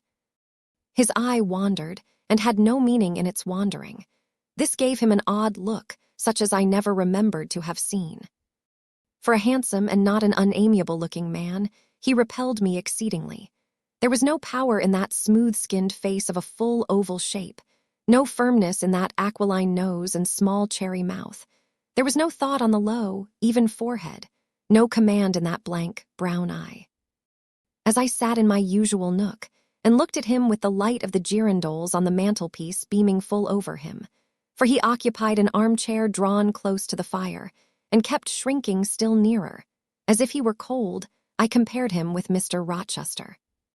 I think, with deference be it spoken, the contrast could not be much greater between a sleek gander and a fierce falcon, between a meek sheep and the rough-coated keen-eyed dog, its guardian. He had spoken of Mr. Rochester as an old friend. A curious friendship theirs must have been, a pointed illustration, indeed, of the old adage that extremes meet. 2 or 3 of the gentlemen sat near him, and I caught at times scraps of their conversation across the room. At first I could not make much sense of what I heard, for the discourse of Louisa Eshton and Mary Ingram, who sat nearer to me, confused the fragmentary sentences that reached me at intervals. These last were discussing the stranger. They both called him a beautiful man. Louisa said he was a love of a creature, and she adored him, and Mary instanced his pretty little mouth and nice nose as her ideal of the charming. "And what a sweet-tempered forehead he has," cried Louisa. "So smooth, none of those frowning irregularities I dislike so much, and such a placid eye and smile." And then, to my great relief, Mr. Henry Lynn summoned them to the other side of the room to settle some point about the deferred excursion to Hay Common. I was now able to concentrate my attention on the group by the fire, and I presently gathered that the newcomer was called Mr. Mason. Then I learned that he was but just arrived in England, and that he came from some hot country, which was the reason, doubtless, his face was so sallow, and that he sat so near the hearth and wore a surtout in the house. Presently the words Jamaica, Kingston, Spanish Town, indicated the West Indies as his residence, and it was with no little surprise I gathered, ere long, that he had there first seen and become acquainted with Mr. Rochester. He spoke of his friend's dislike of the burning heats, the hurricanes, and rainy seasons of that region. I knew Mr. Rochester had been a traveler. Mrs. Fairfax had said so, but I thought the continent of Europe had bounded his wanderings. Till now I had never heard a hint given of visits to more distant shores. I was pondering these things when an incident, and a somewhat unexpected one, broke the thread of my musings. Mr. Mason, shivering as someone chanced to open the door, asked for more coal to be put on the fire, which had burnt out its flame, though its mass of cinder still shone hot and red. The footman who brought the coal, in going out, stopped near Mr. Eshton's chair, and said something to him in a low voice, of which I heard only the words, "Old woman," quite troublesome. "Tell her she shall be put in the stocks if she does not take herself off," replied the magistrate. "No, stop," interrupted Colonel Dent. "Don't send her away, Eshton. We might turn the thing to account. Better consult the ladies." And speaking aloud, he continued, "Ladies, you talked of going to Hay Common to visit the gypsy camp. Sam here says that one of the old Mother Bunches is in the servants' hall at this moment, and insists upon being brought in before the quality, to tell them their fortunes. Would you like to see her?" "Surely, Colonel," cried Lady Ingram, "you would not encourage such a low impostor." "Dismiss her, by all means, at once." "But I cannot persuade her to go away, my lady," said the footman, "nor can any of the servants. Mrs. Fairfax is with her just now, entreating her to be gone, but she has taken a chair in the chimney corner, and says nothing shall stir her from it till she gets leave to come in here." "What does she want?" asked Mrs. Eshton. "To tell the gentry their fortunes, she says, ma'am, and she swears she must and will do it." "What is she like?" inquired the Mrs. Eshton in a breath. "A shockingly ugly old creature, miss, almost as black as a crock." "Why, she's a real sorceress," cried Frederick Lynn. "Let us have her in, of course." "To be sure," rejoined his brother. "It would be 1,000 pities to throw away such a chance of fun." "My dear boys, what are you thinking about?" exclaimed Mrs. Lynn. "I cannot possibly countenance any such inconsistent proceeding," chimed in the Dowager Ingram. "Indeed, mamma, but you can, and will," pronounced the haughty voice of Blanche, as she turned round on the piano stool, where till now she had sat silent, apparently examining sundry sheets of music. "I have a curiosity to hear my fortune told. Therefore, Sam, order the beldame forward." "My darling Blanche, recollect." "I do. I recollect all you can suggest, and I must have my will quick, Sam." "Yes, yes, yes," cried all the juveniles, both ladies and gentlemen. "Let her come. It will be excellent sport." The footman still lingered. "She looks such a rough one," said he. "Go!" ejaculated Miss Ingram, and the man went. Excitement instantly seized the whole party. A running fire of raillery and jests was proceeding when Sam returned. "She won't come now," said he. "She says it's not her mission to appear before the vulgar herd. Them's her words. I must show her into a room by herself, and then those who wish to consult her must go to her one by one." "You see now, my queenly Blanche," began Lady Ingram, "she encroaches." "Be advised, my angel girl, and—" Show her into the library, of course, cut in the angel girl. It is not my mission to listen to her before the vulgar herd either. I mean to have her all to myself. Is there a fire in the library? Yes, ma'am, but she looks such a tinkler. Cease that chatter, blockhead, and do my bidding. Again Sam vanished, and mystery, animation, expectation rose to full flow once more. She's ready now, said the footman as he reappeared. She wishes to know who will be her first visitor. I think I had better just look in upon her before any of the ladies go, said Colonel Dent. Tell her, Sam, a gentleman is coming. Sam went and returned. She says, sir, that she'll have no gentlemen. They need not trouble themselves to come near her. Nor, he added, with difficulty suppressing a titter, any ladies either except the young and single. By Jove, she has taste, exclaimed Henry Lynn. Miss Ingram rose solemnly. I go first, she said, in a tone which might have befitted the leader of a forlorn hope, mounting a breach in the van of his men. Oh, my best, oh, my dearest, pause, reflect, was her mamma's cry, but she swept past her in stately silence, passed through the door which Colonel Dent held open, and we heard her enter the library. A comparative silence ensued. Lady Ingram thought it lacasse to wring her hands, which she did accordingly. Miss Mary declared she felt, for her part, she never dared venture. Amy and Louisa Eshton tittered under their breath, and looked a little frightened. The minutes passed very slowly. 15 were counted before the library door again opened. Miss Ingram returned to us through the arch. Would she laugh? Would she take it as a joke? All eyes met her with a glance of eager curiosity, and she met all eyes with one of rebuff and coldness. She looked neither flurried nor merry. She walked stiffly to her seat and took it in silence. Well, Blanche, said Lord Ingram.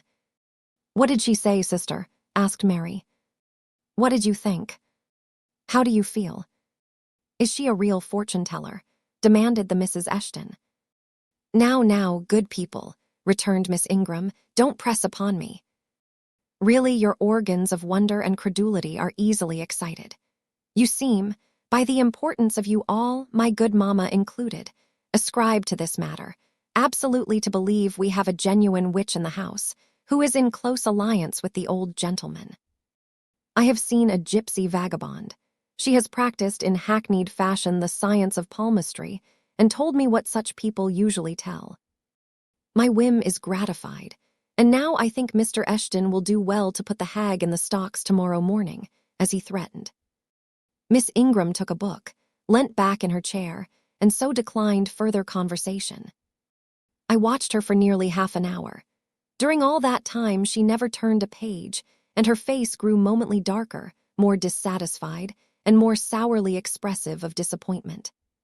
She had obviously not heard anything to her advantage, and it seemed to me, from her prolonged fit of gloom and taciturnity, that she herself, notwithstanding her professed indifference, attached undue importance to whatever revelations had been made her. Meantime, Mary Ingram, Amy, and Louisa Eshton declared they dared not go alone, and yet they all wished to go.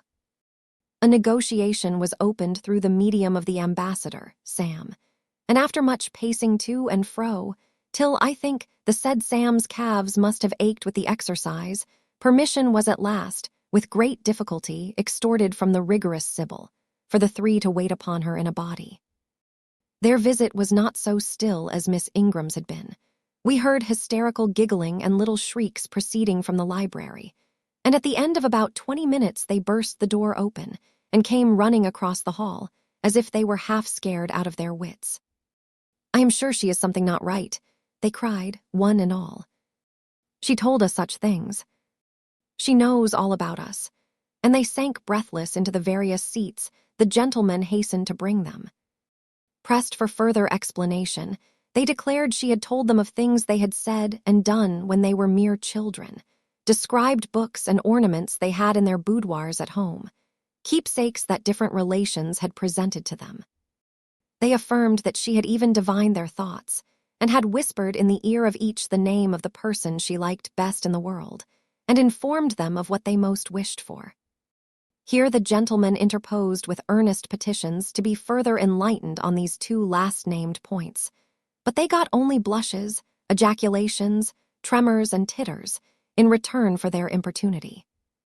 The matrons, meantime, offered vinaigrettes and wielded fans, and again reiterated the expression of their concern that their warning had not been taken in time. And the elder gentlemen laughed, and the younger urged their services on the agitated fair ones. In the midst of the tumult, and while my eyes and ears were fully engaged in the scene before me, I heard a hem close at my elbow. I turned and saw Sam. "If you please, miss, the gypsy declares that there is another young single lady in the room who has not been to her yet, and she swears she will not go till she has seen all." "I thought it must be you. There is no one else for it." "What shall I tell her?" "Oh, I will go by all means," I answered, and I was glad of the unexpected opportunity to gratify my much-excited curiosity. I slipped out of the room, unobserved by any eye, for the company were gathered in one mass about the trembling trio just returned, and I closed the door quietly behind me. "If you like, miss," said Sam, "I'll wait in the hall for you, and if she frightens you, just call and I'll come in." "No, Sam, return to the kitchen. I'm not in the least afraid." Nor was I, but I was a good deal interested and excited. Chapter 19. The library looked tranquil enough as I entered it, and the Sibyl, if Sibyl she were, was seated snugly enough in an easy chair at the chimney corner. She had on a red cloak and a black bonnet, or rather, a broad-brimmed gypsy hat tied down with a striped handkerchief under her chin. An extinguished candle stood on the table. She was bending over the fire and seemed reading in a little black book like a prayer book by the light of the blaze. She muttered the words to herself, as most old women do, while she read. She did not desist immediately on my entrance. It appeared she wished to finish a paragraph.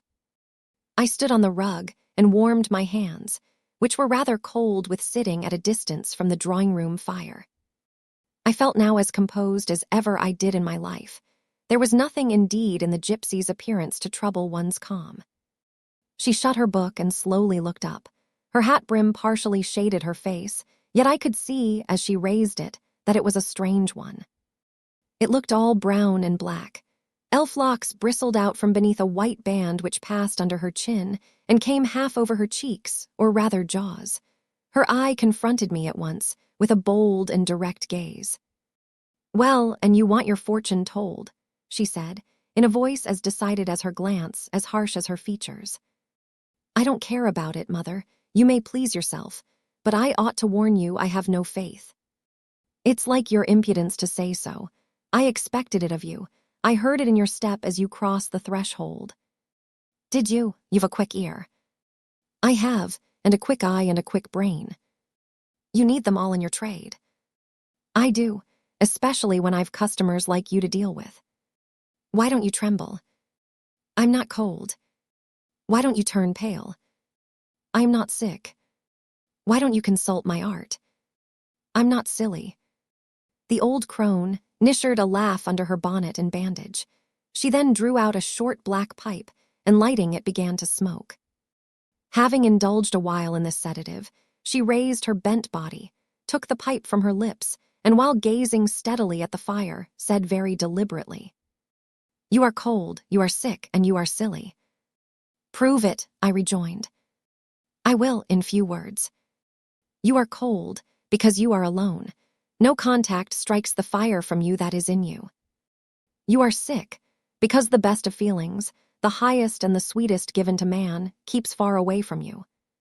You are silly, because, suffer as you may, you will not beckon it to approach, nor will you stir one step to meet it where it waits you." She again put her short black pipe to her lips, and renewed her smoking with vigor. "You might say all that to almost anyone who you knew lived as a solitary dependent in a great house." "I might say it to almost anyone, but would it be true of almost anyone?" "In my circumstances." "Yes, just so, in your circumstances, but find me another precisely placed as you are." "It would be easy to find you thousands." "You could scarcely find me one." "If you knew it, you are peculiarly situated, very near happiness, Yes, within reach of it. The materials are all prepared. There only wants a movement to combine them. Chance laid them somewhat apart. Let them be once approached and bliss results. I don't understand enigmas. I never could guess a riddle in my life. If you wish me to speak more plainly, show me your palm. And I must cross it with silver, I suppose. To be sure. I gave her a shilling. She put it into an old stocking foot which she took out of her pocket, and having tied it round and returned it, she told me to hold out my hand. I did. She approached her face to the palm, and pored over it without touching it. It is too fine, said she. I can make nothing of such a hand as that, almost without lines. Besides, what is in a palm? Destiny is not written there. I believe you, said I. No, she continued, it is in the face, on the forehead, about the eyes, in the lines of the mouth. Kneel and lift up your head. Ah, now you are coming to reality, I said, as I obeyed her. I shall begin to put some faith in you presently. I knelt within half a yard of her. She stirred the fire so that a ripple of light broke from the disturbed coal. The glare, however, as she sat, only threw her face into deeper shadow. Mine it illumined. I wonder with what feelings you came to me tonight, she said, when she had examined me a while. I wonder what thoughts are busy in your heart during all the hours you sit in yonder room with the fine people flitting before you like shapes in a magic lantern. Just as little sympathetic communion passing between you and them as if they were really mere shadows of human forms, and not the actual substance. I feel tired often, sleepy sometimes, but seldom sad. Then you have some secret hope to buoy you up and please you with whispers of the future. Not I. The utmost I hope is to save money enough out of my earnings to set up a school some day in a little house rented by myself. A mean nutriment for the spirit to exist on, and sitting in that window seat, you see I know your habits. You have learned them from the servants. Ah, you think yourself sharp. Well, perhaps I have. To speak truth, I have an acquaintance with one of them, Mrs. Poole. I started to my feet when I heard the name. You have you? Thought I. There is diablerie in the business after all, then. Don't be alarmed, continued the strange being. She's a safe hand is Mrs. Poole, close and quiet. Anyone may repose confidence in her. But as I was saying, sitting in that window seat, do you think of nothing but your future school? Have you no present interest in any of the company who occupy the sofas and chairs before you? Is there not one face you study, one figure whose movements you follow with at least curiosity? I like to observe all the faces and all the figures. But do you never single one from the rest, or it may be two? I do frequently. When the gestures or looks of a pair seem telling a tale, it amuses me to watch them. What tale do you like best to hear? Oh, I have not much choice. They generally run on the same theme, courtship, and promise to end in the same catastrophe, marriage. And do you like that monotonous theme? Positively, I don't care about it. It is nothing to me. Nothing to you. When a lady, young and full of life and health, charming with beauty, and endowed with the gifts of rank and fortune, sits and smiles in the eyes of a gentleman I what? You know, and perhaps think well of. I don't know the gentleman here. I have scarcely interchanged a syllable with one of them, and as to thinking well of them, I consider some respectable and stately and middle-aged, and others young, dashing, handsome, and lively. But certainly they are all at liberty to be the recipients of whose smiles they please, without my feeling disposed to consider the transaction of any moment to me. You don't know the gentleman here. You have not exchanged a syllable with one of them. Will you say that of the master of the house? He is not at home. A profound remark. A most ingenious quibble. He went to Millcote this morning, and will be back here tonight or tomorrow. Does that circumstance exclude him from the list of your acquaintance, blot him, as it were, out of existence? No, but I can scarcely see what Mr. Rochester has to do with the theme you had introduced. I was talking of ladies smiling in the eyes of gentlemen, And of late, so many smiles have been shed into Mr. Rochester's eyes that they overflow like 2 cups filled above the brim. Have you never remarked that? Mr. Rochester has a right to enjoy the society of his guests. No question about his right. But have you never observed that, of all the tales told here about matrimony, Mr. Rochester has been favored with the most lively and the most continuous? The eagerness of a listener quickens the tongue of a narrator. I said this rather to myself than to the gypsy, whose strange talk, voice, manner, had by this time wrapped me in a kind of dream. One unexpected sentence came from her lips after another, till I got involved in a web of mystification, and wondered what unseen spirit had been sitting for weeks by my heart watching its workings and taking record of every pulse. Eagerness of a listener, repeated she. Yes, Mr. Rochester has sat by the hour, his ear inclined to the fascinating lips that took such delight in their task of communicating, and Mr. Rochester was so willing to receive and looked so grateful for the pastime given him. You have noticed this. Grateful, I cannot remember detecting gratitude in his face. Detecting, you have analyzed then. And what did you detect, if not gratitude? I said nothing. You have seen love, have you not? And looking forward, you have seen him married and beheld his bride happy. Humph, not exactly. Your witch's skill is rather at fault sometimes. What the devil have you seen then? Never mind. I came here to inquire, not to confess. Is it known that Mr. Rochester is to be married? Yes, and to the beautiful Miss Ingram. Shortly. Appearances would warrant that conclusion, and no doubt, though, with an audacity that wants chastising out of you, you seem to question it, they will be a superlatively happy pair. He must love such a handsome, noble, witty, accomplished lady, and probably she loves him, or, if not his person, at least his purse. I know she considers the Rochester estate eligible to the last degree, though God pardon me. I told her something on that point about an hour ago, which made her look wondrous grave. The corners of her mouth fell half an inch. I would advise her black-haviced suitor to look out. If another comes with a longer or clearer rentroll, he's dished. But, mother, I did not come to hear Mr. Rochester's fortune. I came to hear my own, and you have told me nothing of it. Your fortune is yet doubtful. When I examined your face, one trait contradicted another. Chance has meted you a measure of happiness, that I know. I knew it before I came here this evening. She has laid it carefully on one side for you. I saw her do it.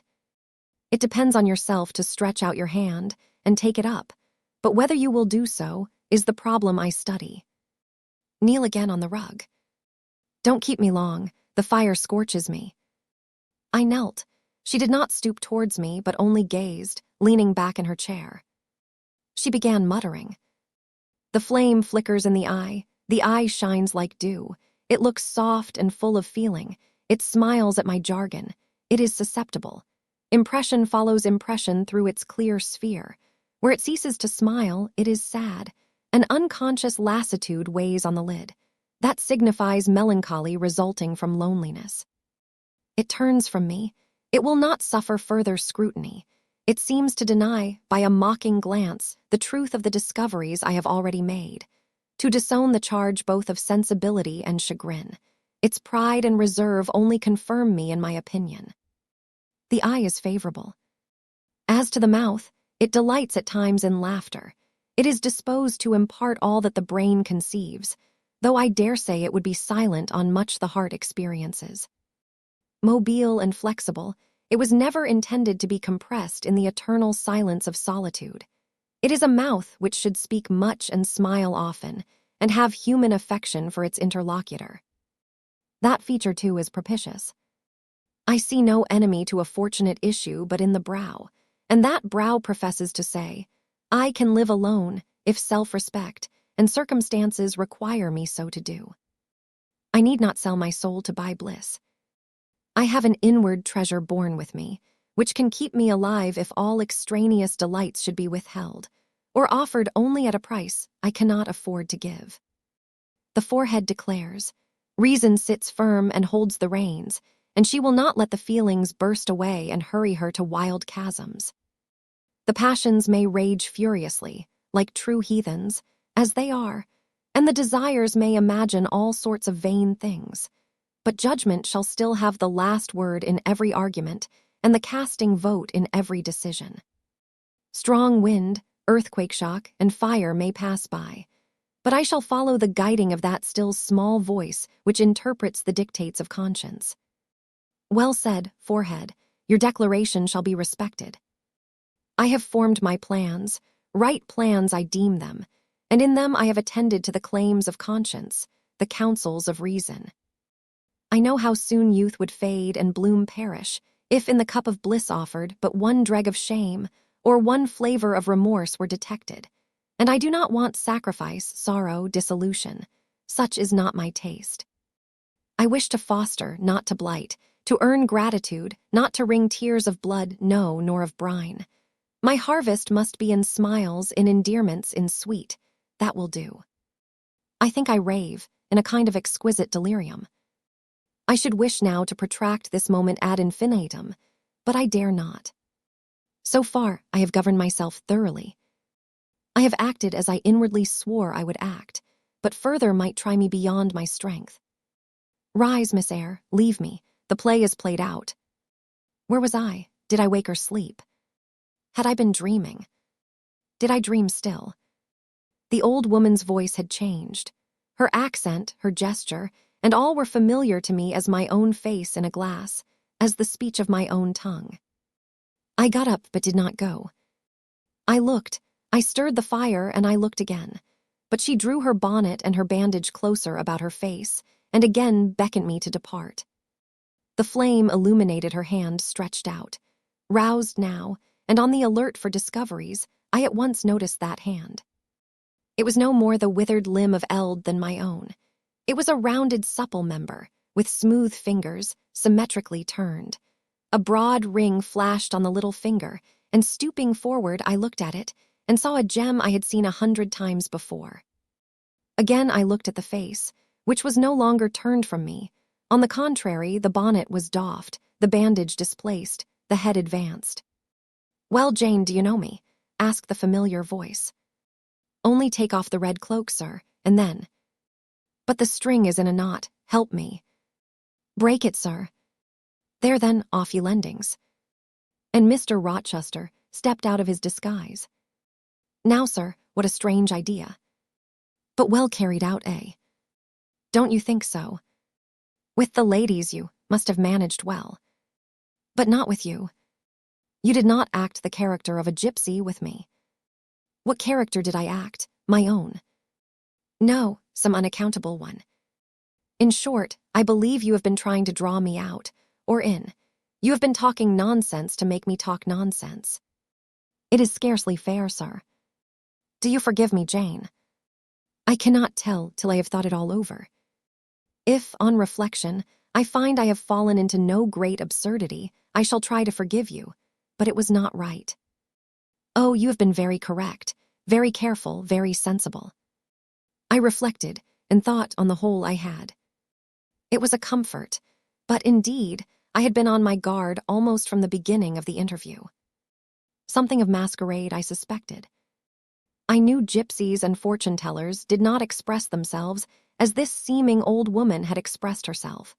Besides, I had noted her feigned voice, her anxiety to conceal her features. But my mind had been running on Grace Poole, that living enigma, that mystery of mysteries, as I considered her. I had never thought of Mr. Rochester. "Well," said he, "what are you musing about? What does that grave smile signify?" "Wonder and self-congratulation, sir. I have your permission to retire now, I suppose." "No, stay a moment, and tell me what the people in the drawing-room yonder are doing." "Discussing the gypsy, I dare say." "Sit down. Let me hear what they said about me." "I had better not stay long, sir. It must be near 11 o'clock. "Oh, are you aware, Mr. Rochester, that a stranger has arrived here since you left this morning?" "A stranger? No, who can it be?" "I expected no one. Is he gone?" "No, he said he had known you long, and that he could take the liberty of installing himself here till you returned. The devil he did. Did he give his name? His name is Mason, sir, and he comes from the West Indies, from Spanish Town in Jamaica, I think. Mr. Rochester was standing near me. He had taken my hand, as if to lead me to a chair. As I spoke, he gave my wrist a convulsive grip. The smile on his lips froze. Apparently a spasm caught his breath. "Mason, the West Indies," he said, in the tone one might fancy a speaking automaton to announce its single words. "Mason, the West Indies," he reiterated, and he went over the syllables 3 times, growing, in the intervals of speaking, whiter than ashes. He hardly seemed to know what he was doing. "Do you feel ill, sir?" I inquired. "Jane, I've got a blow, Jane," he staggered. "Oh, lean on me, sir." "Jane, you offered me your shoulder once before. Let me have it now." "Yes, sir, yes, and my arm." He sat down and made me sit beside him. Holding my hand in both his own, he chafed it, gazing on me at the same time with the most troubled and dreary look. "My little friend," said he, "I wish I were in a quiet island with only you, and trouble and danger and hideous recollections removed from me. Can I help you, sir, to give my life to serve you? Jane, if aid is wanted, I'll seek it at your hands. I promise you that." "Thank you, sir." "Tell me what to do. I'll try at least to do it." "Fetch me now, Jane, a glass of wine from the dining room. They will be at supper there, and tell me if Mason is with them and what he is doing." I went. I found all the party in the dining room at supper. As Mr. Rochester had said, they were not seated at table. The supper was arranged on the sideboard. Each had taken what he chose, and they stood about here and there in groups, their plates and glasses in their hands. Everyone seemed in high glee. Laughter and conversation were general and animated. Mr. Mason stood near the fire, talking to Colonel and Mrs. Dent, and appeared as merry as any of them. I filled a wine glass. I saw Miss Ingram watch me frowningly as I did so. She thought I was taking a liberty, I dare say, and I returned to the library. Mr. Rochester's extreme pallor had disappeared, and he looked once more firm and stern. He took the glass from my hand. "Here is to your health, ministrant spirit," he said. He swallowed the contents and returned it to me. "What are they doing, Jane?" "Laughing and talking, sir. They don't look grave and mysterious, as if they had heard something strange. Not at all. They are full of jests and gaiety. And Mason. He was laughing too. If all these people came in a body and spat at me, what would you do, Jane?" "Turn them out of the room, sir, if I could." He half smiled. "But if I were to go to them, and they only looked at me coldly and whispered sneeringly amongst each other, and then dropped off and left me one by one, what then? Would you go with them?" "I rather think not, sir. I should have more pleasure in staying with you." "To comfort me?" "Yes, sir, to comfort you as well as I could." "And if they laid you under a ban for adhering to me?" "I, probably, should know nothing about their ban, and if I did, I should care nothing about it." "Then you could dare censure for my sake."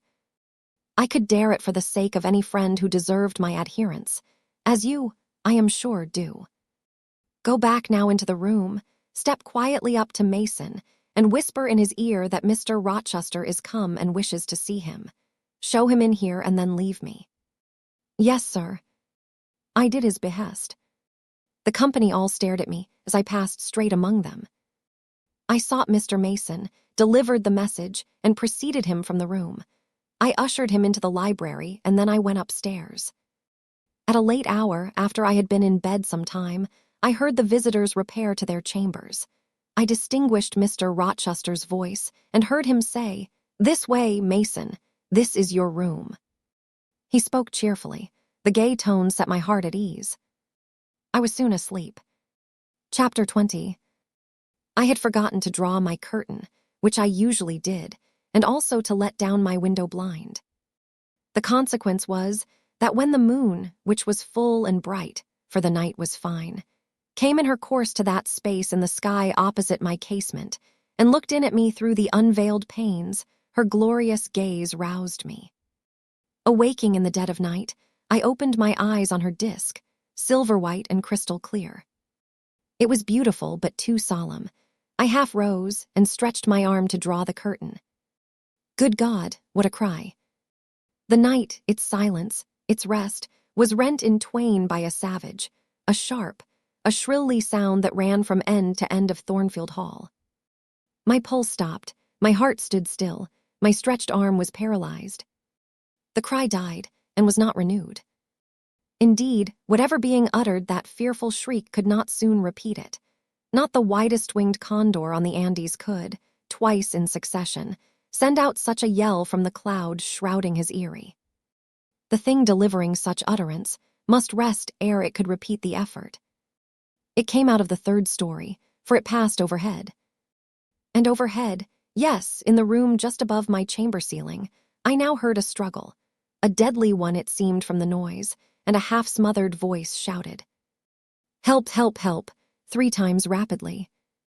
"Will no one come?" it cried. And then, while the staggering and stamping went on wildly, I distinguished through plank and plaster, "Rochester, Rochester, for God's sake come." A chamber door opened.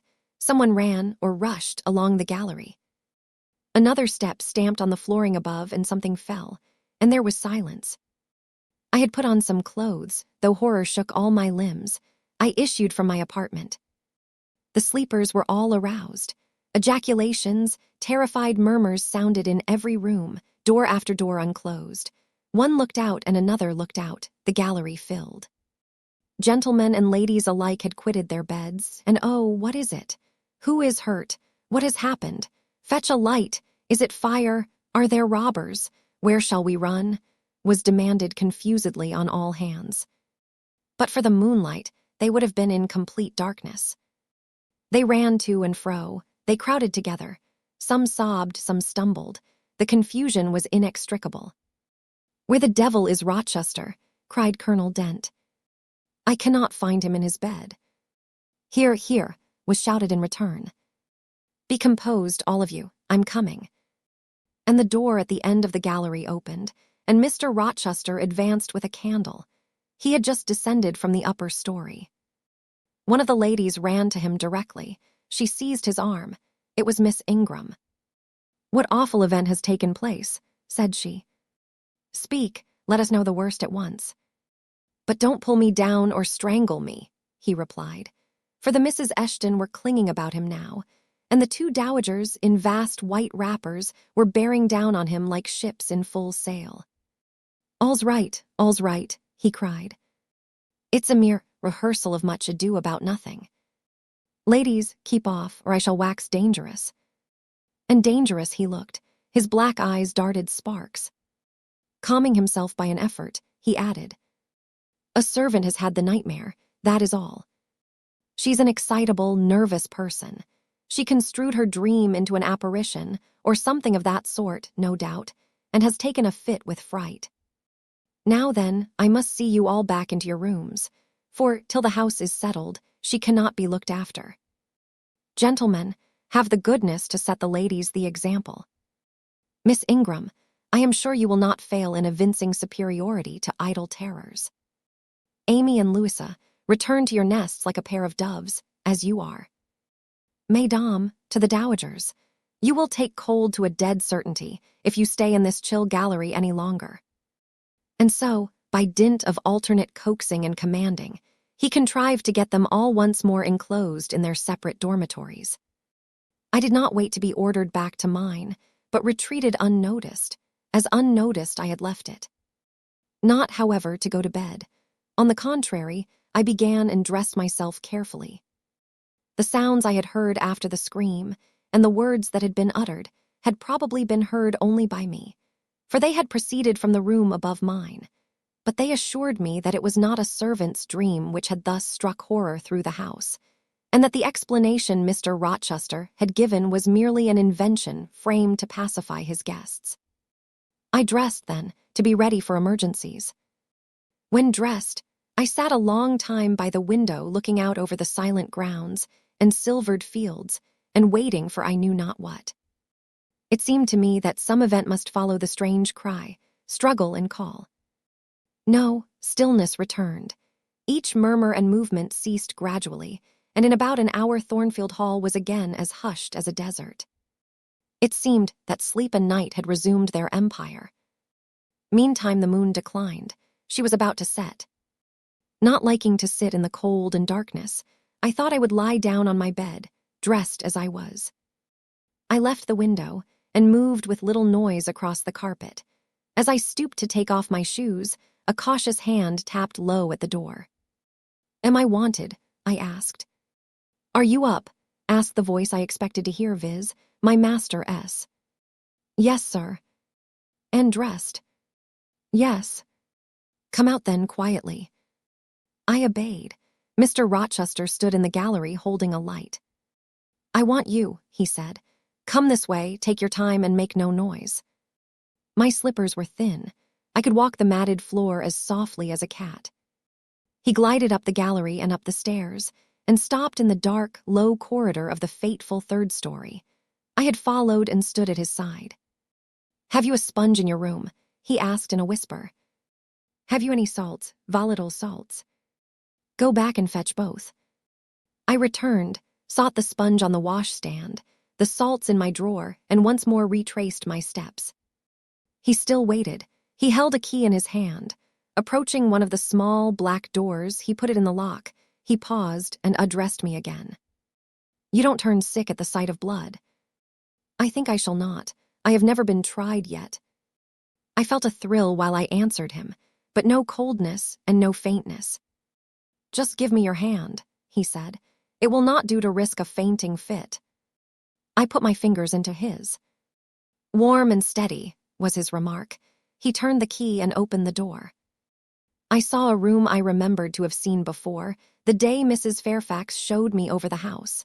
It was hung with tapestry, but the tapestry was now looped up in one part, and there was a door apparent, which had then been concealed. This door was open. A light shone out of the room within. I heard thence a snarling, snatching sound, almost like a dog quarreling. Mr. Rochester, putting down his candle, said to me, "Wait a minute," and he went forward to the inner apartment. A shout of laughter greeted his entrance, noisy at first, and terminating in Grace Poole's own goblin ha. Ha. She then was there. He made some sort of arrangement without speaking, though I heard a low voice address him. He came out and closed the door behind him. "Here, Jane," he said, and I walked round to the other side of a large bed, which with its drawn curtains concealed a considerable portion of the chamber. An easy chair was near the bedhead. A man sat in it, dressed with the exception of his coat. He was still. His head leant back. His eyes were closed. Mr. Rochester held the candle over him. I recognized in his pale and seemingly lifeless face the stranger, Mason. I saw, too, that his linen on one side and one arm was almost soaked in blood. "Hold the candle," said Mr. Rochester, and I took it. He fetched a basin of water from the washstand. "Hold that," said he. I obeyed. He took the sponge, dipped it in, and moistened the corpse-like face. He asked for my smelling bottle and applied it to the nostrils. Mr. Mason shortly unclosed his eyes. He groaned. Mr. Rochester opened the shirt of the wounded man, whose arm and shoulder were bandaged. He sponged away blood, trickling fast down. "Is there immediate danger?" murmured Mr. Mason. "Pooh, no, a mere scratch." "Don't be so overcome, man. Bear up. I'll fetch a surgeon for you now, myself. You'll be able to be removed by morning, I hope." "Jane," he continued. "Sir." "I shall have to leave you in this room with this gentleman for an hour or perhaps 2 hours. You will sponge the blood as I do when it returns. If he feels faint, you will put the glass of water on that stand to his lips and your salts to his nose. You will not speak to him on any pretext. And, Richard, it will be at the peril of your life if you speak to her. Open your lips, agitate yourself, and I'll not answer for the consequences." Again the poor man groaned. He looked as if he dared not move. Fear, either of death or of something else, appeared almost to paralyze him. Mr. Rochester put the now bloody sponge into my hand, and I proceeded to use it as he had done. He watched me a second, then saying, "Remember," no conversation, he left the room. I experienced a strange feeling as the key grated in the lock, and the sound of his retreating steps ceased to be heard. Here then I was in the third story, fastened into one of its mystic cells, night around me, a pale and bloody spectacle under my eyes and hands, a murderess hardly separated from me by a single door. Yes, that was appalling, the rest I could bear, but I shuddered at the thought of Grace Poole bursting out upon me. I must keep to my post, however. I must watch this ghastly countenance, these blue, still lips forbidden to unclose, these eyes now shut, now opening, now wandering through the room, now fixing on me and ever glazed with the dullness of horror. I must dip my hand again and again in the basin of blood and water, and wipe away the trickling gore. I must see the light of the unsnuffed candle wane on my employment, the shadows darken on the wrought, antique tapestry round me, and grow black under the hangings of the vast old bed, and quiver strangely over the doors of a great cabinet opposite, whose front, divided into 12 panels, bore, in grim design, the heads of the 12 apostles, each enclosed in its separate panel as in a frame, while above them at the top rose an ebon crucifix and a dying Christ. According as the shifting obscurity and flickering gleam hovered here or glanced there, it was now the bearded physician, Luke, that bent his brow, now St. John's long hair that waved, and anon the devilish face of Judas that grew out of the panel and seemed gathering life and threatening a revelation of the arch-traitor, of Satan himself, in his subordinate's form. Amidst all this, I had to listen as well as watch, to listen for the movements of the wild beast or the fiend in yonder side den. But since Mr. Rochester's visit it seemed spellbound. All the night I heard but 3 sounds at 3 long intervals. A step creak, a momentary renewal of the snarling, canine noise, and a deep human groan. Then my own thoughts worried me. What crime was this that lived incarnate in this sequestered mansion, and could neither be expelled nor subdued by the owner? What mystery that broke out now in fire and now in blood at the deadest hours of night? What creature was it that, masked in an ordinary woman's face and shape, uttered the voice, now of a mocking demon, and anon of a carrion-seeking bird of prey? And this man I bent over, this commonplace, quiet stranger, how had he become involved in the web of horror, and why had the fury flown at him? What made him seek this quarter of the house at an untimely season, when he should have been asleep in bed? I had heard Mr. Rochester assign him an apartment below. What brought him here? And why, now, was he so tame under the violence or treachery done him? Why did he so quietly submit to the concealment Mr. Rochester enforced? Why did Mr. Rochester enforce this concealment? His guest had been outraged. His own life on a former occasion had been hideously plotted against, and both attempts he smothered in secrecy and sank in oblivion. Lastly, I saw Mr. Mason was submissive to Mr. Rochester, that the impetuous will of the latter held complete sway over the inertness of the former. The few words which had passed between them assured me of this. It was evident that in their former intercourse, the passive disposition of the one had been habitually influenced by the active energy of the other. Whence, then, had arisen Mr. Rochester's dismay when he heard of Mr. Mason's arrival? Why had the mere name of this unresisting individual, whom his word now sufficed to control like a child, fallen on him, a few hours since, as a thunderbolt might fall on an oak? Oh, I could not forget his look and his paleness when he whispered, "Jane, I have got a blow. I have got a blow, Jane." I could not forget how the arm had trembled which he rested on my shoulder, and it was no light matter which could thus bow the resolute spirit and thrill the vigorous frame of Fairfax Rochester. When will he come? When will he come? I cried inwardly as the night lingered and lingered, as my bleeding patient drooped, moaned, sickened, and neither day nor aid arrived. I had again and again held the water to Mason's white lips, again and again offered him the stimulating salts. My efforts seemed ineffectual. Either bodily or mental suffering, or loss of blood, or all 3 combined, were fast prostrating his strength. He moaned so and looked so weak, wild, and lost. I feared he was dying, and I might not even speak to him. The candle, wasted at last, went out. As it expired, I perceived streaks of gray light edging the window curtains. Dawn was then approaching. Presently I heard Pilot bark far below, out of his distant kennel in the courtyard. Hope revived. Nor was it unwarranted. In 5 minutes more the grating key, the yielding lock, warned me my watch was relieved. It could not have lasted more than 2 hours. Many a week has seemed shorter. Mr. Rochester entered, and with him the surgeon he had been to fetch. "Now, Carter, be on the alert," he said to this last. "I give you but half an hour for dressing the wound, fastening the bandages, getting the patient downstairs and all." "But is he fit to move, sir?" "No doubt of it. It is nothing serious. He is nervous, his spirits must be kept up. Come, set to work." Mr. Rochester drew back the thick curtain, drew up the Holland blind, let in all the daylight he could, and I was surprised and cheered to see how far dawn was advanced. What rosy streaks were beginning to brighten the east. Then he approached Mason, whom the surgeon was already handling. "Now, my good fellow, how are you?" he asked. "She's done for me, I fear," was the faint reply. "Not a whit, courage. This day fortnight you'll hardly be a pin the worse of it. You've lost a little blood, that's all. Carter, assure him there's no danger." "I can do that conscientiously," said Carter, who had now undone the bandages. "Only I wish I could have got here sooner. He would not have bled so much. But how is this?" "The flesh on the shoulder is torn as well as cut. This wound was not done with a knife. There have been teeth here." "She bit me," he murmured. "She worried me like a tigress when Rochester got the knife from her." "You should not have yielded.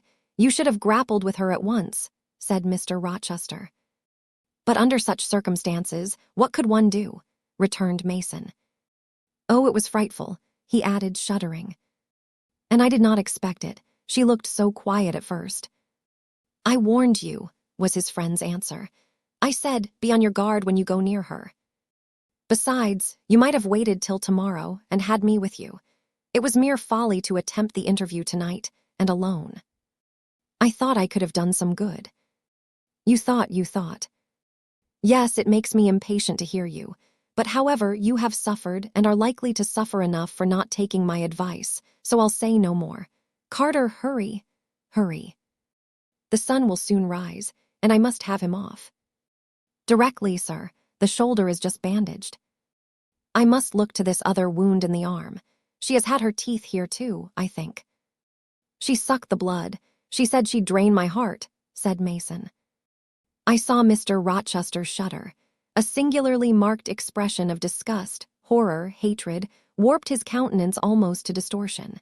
But he only said, "Come, be silent, Richard, and never mind her gibberish. Don't repeat it."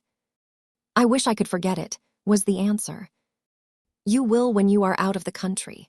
When you get back to Spanish Town, you may think of her as dead and buried, or rather, you need not think of her at all. Impossible to forget this night." "It is not impossible. Have some energy, man. You thought you were as dead as a herring 2 hours since, and you are all alive and talking now. There, Carter has done with you, or nearly so. I'll make you decent in a trice. Jane," he turned to me for the first time since his re-entrance, "take this key. Go down into my bedroom and walk straight forward into my dressing room. Open the top drawer of the wardrobe and take out a clean shirt and neck handkerchief. Bring them here, and be nimble." I went, sought the repository he had mentioned, found the articles named, and returned with them. "Now," said he, "go to the other side of the bed while I order his toilet, but don't leave the room. You may be wanted again." I retired as directed. "Was anybody stirring below when you went down, Jane?" inquired Mr. Rochester presently. "No, sir, all was very still." "We shall get you off cannily, Dick, and it will be better, both for your sake and for that of the poor creature in yonder. I have striven long to avoid exposure, and I should not like it to come at last. Here, Carter, help him on with his waistcoat. Where did you leave your furred cloak?" "You can't travel a mile without that. I know, in this damned cold climate. In your room. Jane, run down to Mr. Mason's room, the one next mine, and fetch a cloak you will see there. Again I ran, and again returned, bearing an immense mantle lined and edged with fur.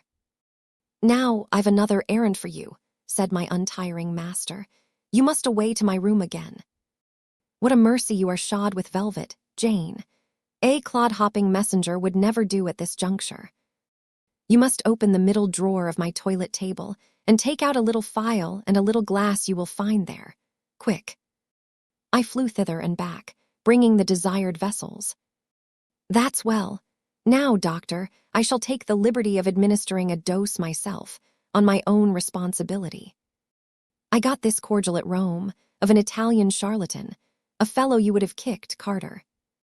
It is not a thing to be used indiscriminately, but it is good upon occasion, as now, for instance. Jane, a little water. He held out the tiny glass, and I half filled it from the water bottle on the washstand. That will do. Now wet the lip of the phial. I did so. He measured 12 drops of a crimson liquid and presented it to Mason. Drink, Richard. It will give you the heart you lack for an hour or so. But will it hurt me? Is it inflammatory? Drink, drink, drink. Mr. Mason obeyed, because it was evidently useless to resist. He was dressed now. He still looked pale, but he was no longer gory and sullied. Mr. Rochester let him sit 3 minutes after he had swallowed the liquid. He then took his arm. Now I am sure you can get on your feet, he said. Try. The patient rose. Carter, take him under the other's shoulder. Be of good cheer, Richard. Step out, that's it. I do feel better, remarked Mr. Mason. I am sure you do. Now, Jane, trip on before us away to the back stairs, unbolt the side passage door, and tell the driver of the postchaise you will see in the yard, or just outside, for I told him not to drive his rattling wheels over the pavement, to be ready. We are coming, and Jane, if anyone is about, come to the foot of the stairs and hem. It was by this time 5:30, and the sun was on the point of rising, but I found the kitchen still dark and silent. The side passage door was fastened. I opened it with as little noise as possible. All the yard was quiet, but the gate stood wide open, and there was a postchaise with horses ready harnessed and driver seated on the box, stationed outside. I approached him and said the gentlemen were coming. He nodded. Then I looked carefully round and listened. The stillness of early morning slumbered everywhere. The curtains were yet drawn over the servants' chamber windows. Little birds were just twittering in the blossom-blanched orchard trees, whose boughs drooped like white garlands over the wall enclosing one side of the yard. The carriage horses stamped from time to time in their closed stables. All else was still. The gentleman now appeared. Mason, supported by Mr. Rochester and the surgeon, seemed to walk with tolerable ease. They assisted him into the chaise. Carter followed. Take care of him, said Mr. Rochester to the latter, and keep him at your house till he is quite well. I shall ride over in a day or two to see how he gets on. Richard, how is it with you? The fresh air revives me, Fairfax.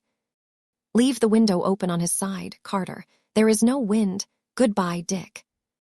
Fairfax. Well, what is it? Let her be taken care of. Let her be treated as tenderly as may be. Let her. He stopped and burst into tears. I do my best, and have done it, and will do it, was the answer. He shut up the chaise door, and the vehicle drove away.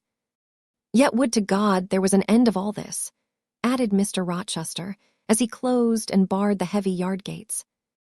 This done, he moved with slow step, and abstracted air towards a door in the wall bordering the orchard. I, supposing he had done with me, prepared to return to the house. Again, however, I heard him call Jane. He had opened the portal and stood at it, waiting for me. Come where there is some freshness for a few moments, he said. That house is a mere dungeon. Don't you feel it so? It seems to me a splendid mansion, sir. The glamour of inexperience is over your eyes, he answered, and you see it through a charmed medium. You cannot discern that the gilding is slime and the silk draperies cobwebs, that the marble is sordid slate, and the polished woods mere refused chips and scaly bark. Now here, he pointed to the leafy enclosure we had entered. All is real, sweet, and pure. He strayed down a walk edged with box, with apple trees, pear trees, and cherry trees on one side, and a border on the other full of all sorts of old-fashioned flowers, stocks, sweet williams, primroses, pansies, mingled with southernwood, sweetbriar, and various fragrant herbs. They were fresh now as a succession of April showers and gleams, followed by a lovely spring morning, could make them. The sun was just entering the dappled east, and his light illumined the wreathed and dewy orchard trees and shone down the quiet walks under them. "Jane, will you have a flower?" He gathered a half-blown rose, the first on the bush, and offered it to me. "Thank you, sir. Do you like this sunrise, Jane? That sky with its high and light clouds, which are sure to melt away as the day waxes warm, this placid and balmy atmosphere." "I do, very much. You have passed a strange night, Jane. And it has made you look pale. Were you afraid when I left you alone with Mason?" "I was afraid of someone coming out of the inner room. But I had fastened the door. I had the key in my pocket. I should have been a careless shepherd if I had left a lamb, my pet lamb, so near a wolf's den, unguarded. You were safe." "Will Grace Poole live here still, sir?" "Oh, yes. Don't trouble your head about her. Put the thing out of your thoughts. Yet it seems to me your life is hardly secure while she stays." "Never fear. I will take care of myself." "Is the danger you apprehended last night gone by now, sir?" "I cannot vouch for that till Mason is out of England, nor even then. To live, for me, Jane, is to stand on a crater crust which may crack and spew fire any day. But Mr. Mason seems a man easily led. Your influence, sir, is evidently potent with him. He will never set you at defiance or willfully injure you." "Oh, no, Mason will not defy me, nor, knowing it, will he hurt me. But unintentionally he might in a moment, by one careless word, deprive me, if not of life, yet forever of happiness. Tell him to be cautious, sir. Let him know what you fear, and show him how to avert the danger." He laughed sardonically, hastily took my hand, and as hastily threw it from him. "If I could do that, simpleton, where would the danger be?" "Annihilated in a moment. Ever since I have known Mason, I have only had to say to him, 'Do that,' and the thing has been done. But I cannot give him orders in this case. I cannot say, 'Beware of harming me, Richard,' for it is imperative that I should keep him ignorant that harm to me is possible. Now you look puzzled, and I will puzzle you further. You are my little friend, are you not? I like to serve you, sir, and to obey you in all that is right." "Precisely, I see you do. I see genuine contentment in your gait and mien, your eye and face, when you are helping me and pleasing me, working for me, and with me in, as you characteristically say. All that is right. For if I bid you do what you thought wrong, there would be no light-footed running, no neat-handed alacrity, no lively glance and animated complexion. My friend would then turn to me, quiet and pale, and would say, 'No, sir, that is impossible. I cannot do it because it is wrong,' and would become immutable as a fixed star. Well, you too have power over me, and may injure me. Yet I dare not show you where I am vulnerable, lest, faithful and friendly as you are, you should transfix me at once. If you have no more to fear from Mr. Mason than you have from me, sir, you are very safe. God grant it may be so. Here, Jane, is an arbor. Sit down." The arbor was an arch in the wall, lined with ivy. It contained a rustic seat. Mr. Rochester took it, leaving room, however, for me, but I stood before him. "Sit," he said. "The bench is long enough for two. You don't hesitate to take a place at my side, do you?" "Is that wrong, Jane?" I answered him by assuming it. To refuse would, I felt, have been unwise. "Now, my little friend, while the sun drinks the dew, while all the flowers in this old garden awake and expand, and the birds fetch their young ones, breakfast out of the thornfield, and the early bees do their first spell of work, I'll put a case to you, which you must endeavor to suppose your own. But first, look at me, and tell me you are at ease, and not fearing that I err in detaining you, or that you err in staying." "No, sir, I am content." Well then, Jane, call to aid your fancy. Suppose you were no longer a girl well-reared and disciplined, but a wild boy indulged from childhood upwards. Imagine yourself in a remote foreign land. Conceive that you there commit a capital error, no matter of what nature or from what motives, but one whose consequences must follow you through life and taint all your existence. Mind, I don't say a crime. I am not speaking of shedding of blood or any other guilty act, which might make the perpetrator amenable to the law. My word is error. The results of what you have done become in time to you utterly insupportable. You take measures to obtain relief, unusual measures, but neither unlawful nor culpable. Still you are miserable, for hope has quitted you on the very confines of life. Your sun at noon darkens in an eclipse, which you feel will not leave it till the time of setting. Bitter and base associations have become the sole food of your memory. You wander here and there, seeking rest in exile, happiness in pleasure, I mean in heartless, sensual pleasure, such as dulls intellect and blights feeling. Heart-weary and soul-withered, you come home after years of voluntary banishment. You make a new acquaintance, how or where no matter. You find in this stranger much of the good and bright qualities which you have sought for 20 years and never before encountered. And they are all fresh, healthy, without soil and without taint. Such society revives, regenerates.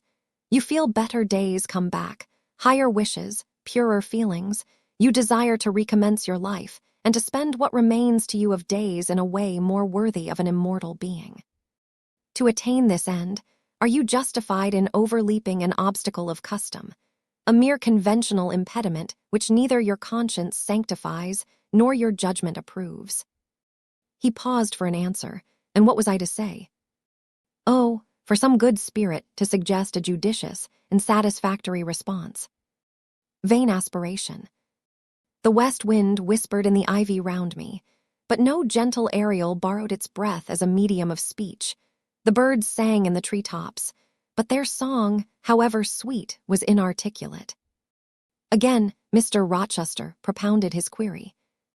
Is the wandering and sinful, but now rest-seeking and repentant, man justified in daring the world's opinion, in order to attach to him forever this gentle, gracious, genial stranger, thereby securing his own peace of mind and regeneration of life?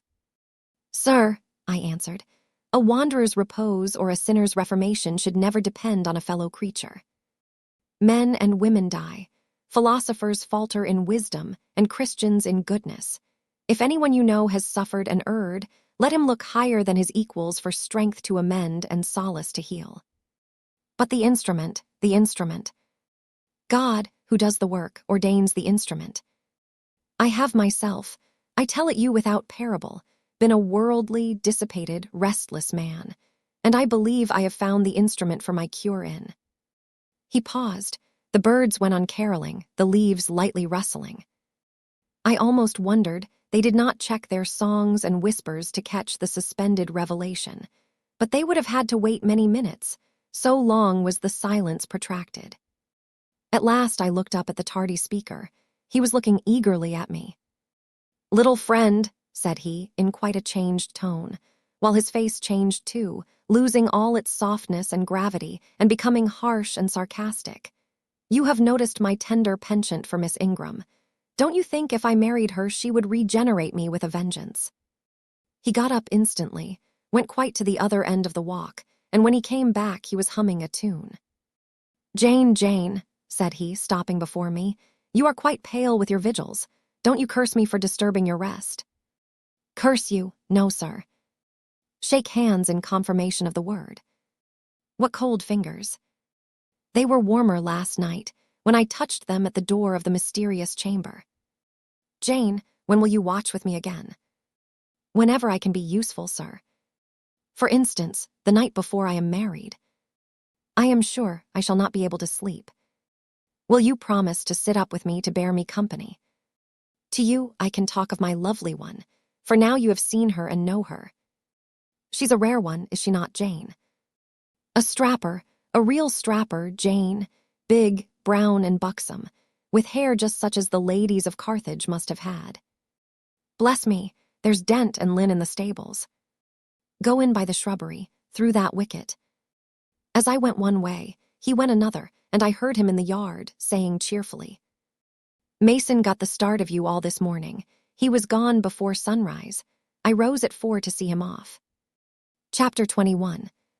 Presentiments are strange things, and so are sympathies, and so are signs, and the three combined make one mystery to which humanity has not yet found the key. I never laughed at presentiments in my life, because I have had strange ones of my own.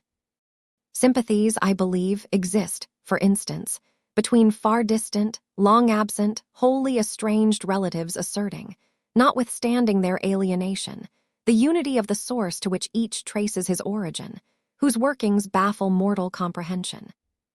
And signs, for aught we know, may be but the sympathies of nature with man. When I was a little girl, only 6 years old, I one night heard Bessie Leaven say to Martha Abbott that she had been dreaming about a little child, and that to dream of children was a sure sign of trouble, either to one's self or one's kin. The saying might have worn out of my memory, had not a circumstance immediately followed which served indelibly to fix it there. The next day, Bessie was sent for home to the deathbed of her little sister. Of late I had often recalled this saying and this incident, for during the past week scarcely a night had gone over my couch that had not brought with it a dream of an infant, which I sometimes hushed in my arms, sometimes dandled on my knee, sometimes watched playing with daisies on a lawn, or again, dabbling its hands in running water. It was a wailing child this night, and a laughing one the next. Now it nestled close to me, and now it ran from me. But whatever mood the apparition evinced, whatever aspect it wore, it failed not for 7 successive nights to meet me the moment I entered the land of slumber. I did not like this iteration of one idea, this strange recurrence of one image, and I grew nervous as bedtime approached and the hour of the vision drew near. It was from companionship with this baby phantom I had been roused on that moonlight night when I heard the cry, and it was on the afternoon of the day following I was summoned downstairs by a message that someone wanted me in Mrs. Fairfax's room.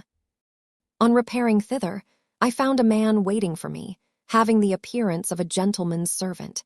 He was dressed in deep mourning, and the hat he held in his hand was surrounded with a crape band. "I dare say you hardly remember me, miss," he said, rising as I entered. "But my name is Leaven. I lived coachman with Mrs. Reed when you were at Gateshead, 8 or 9 years since, and I live there still." "Oh, Robert, how do you do?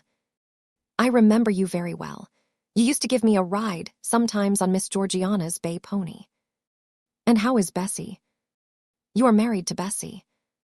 "Yes, miss. My wife is very hearty, thank you. She brought me another little one about 2 months since. We have 3 now, and both mother and child are thriving." "And are the family well at the house, Robert?" "I am sorry I can't give you better news of them, miss. They are very badly at present, in great trouble." "I hope no one is dead," I said, glancing at his black dress.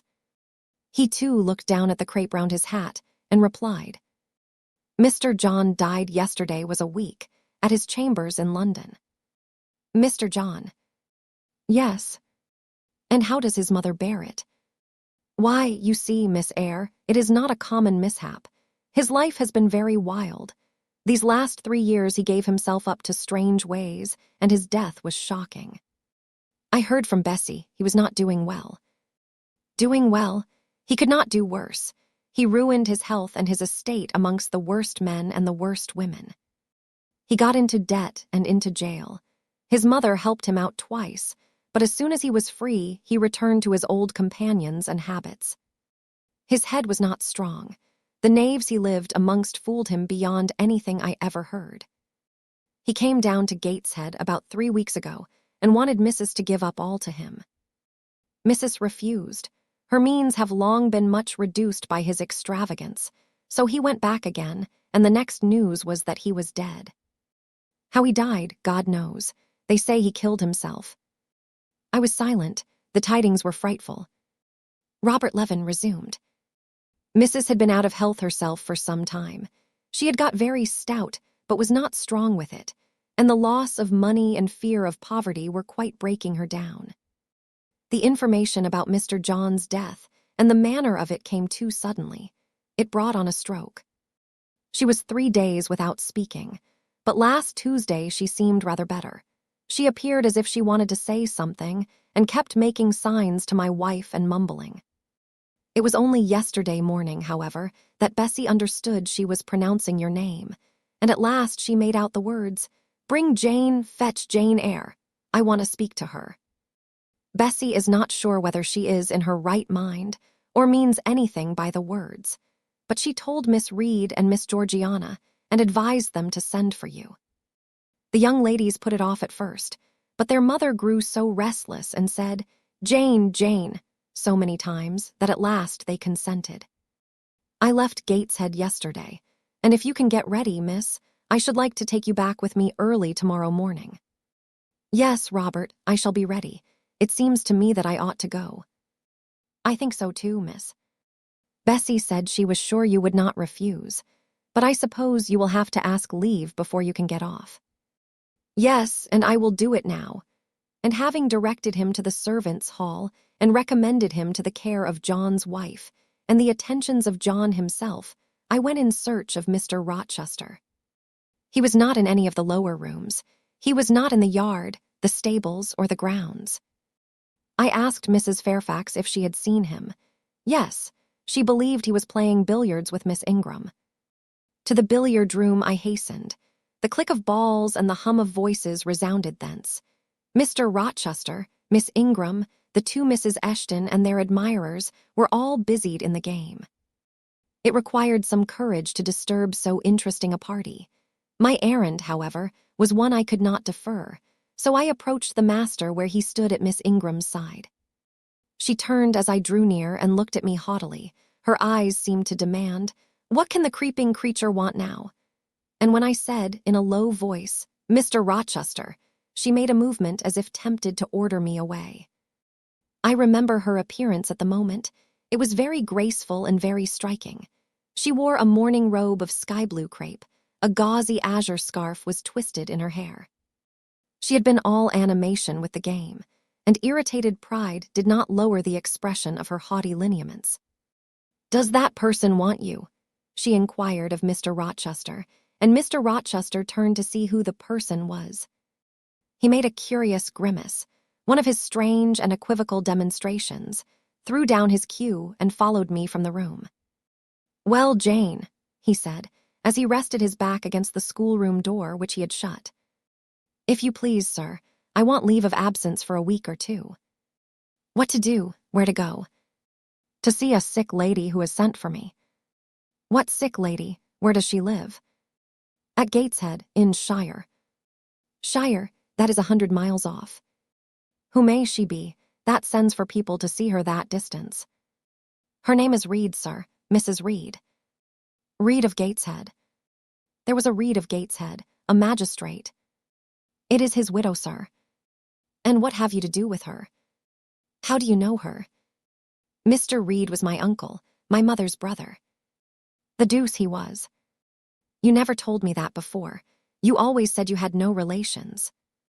"None that would own me, sir. Mr. Reed is dead, and his wife cast me off." "Why?"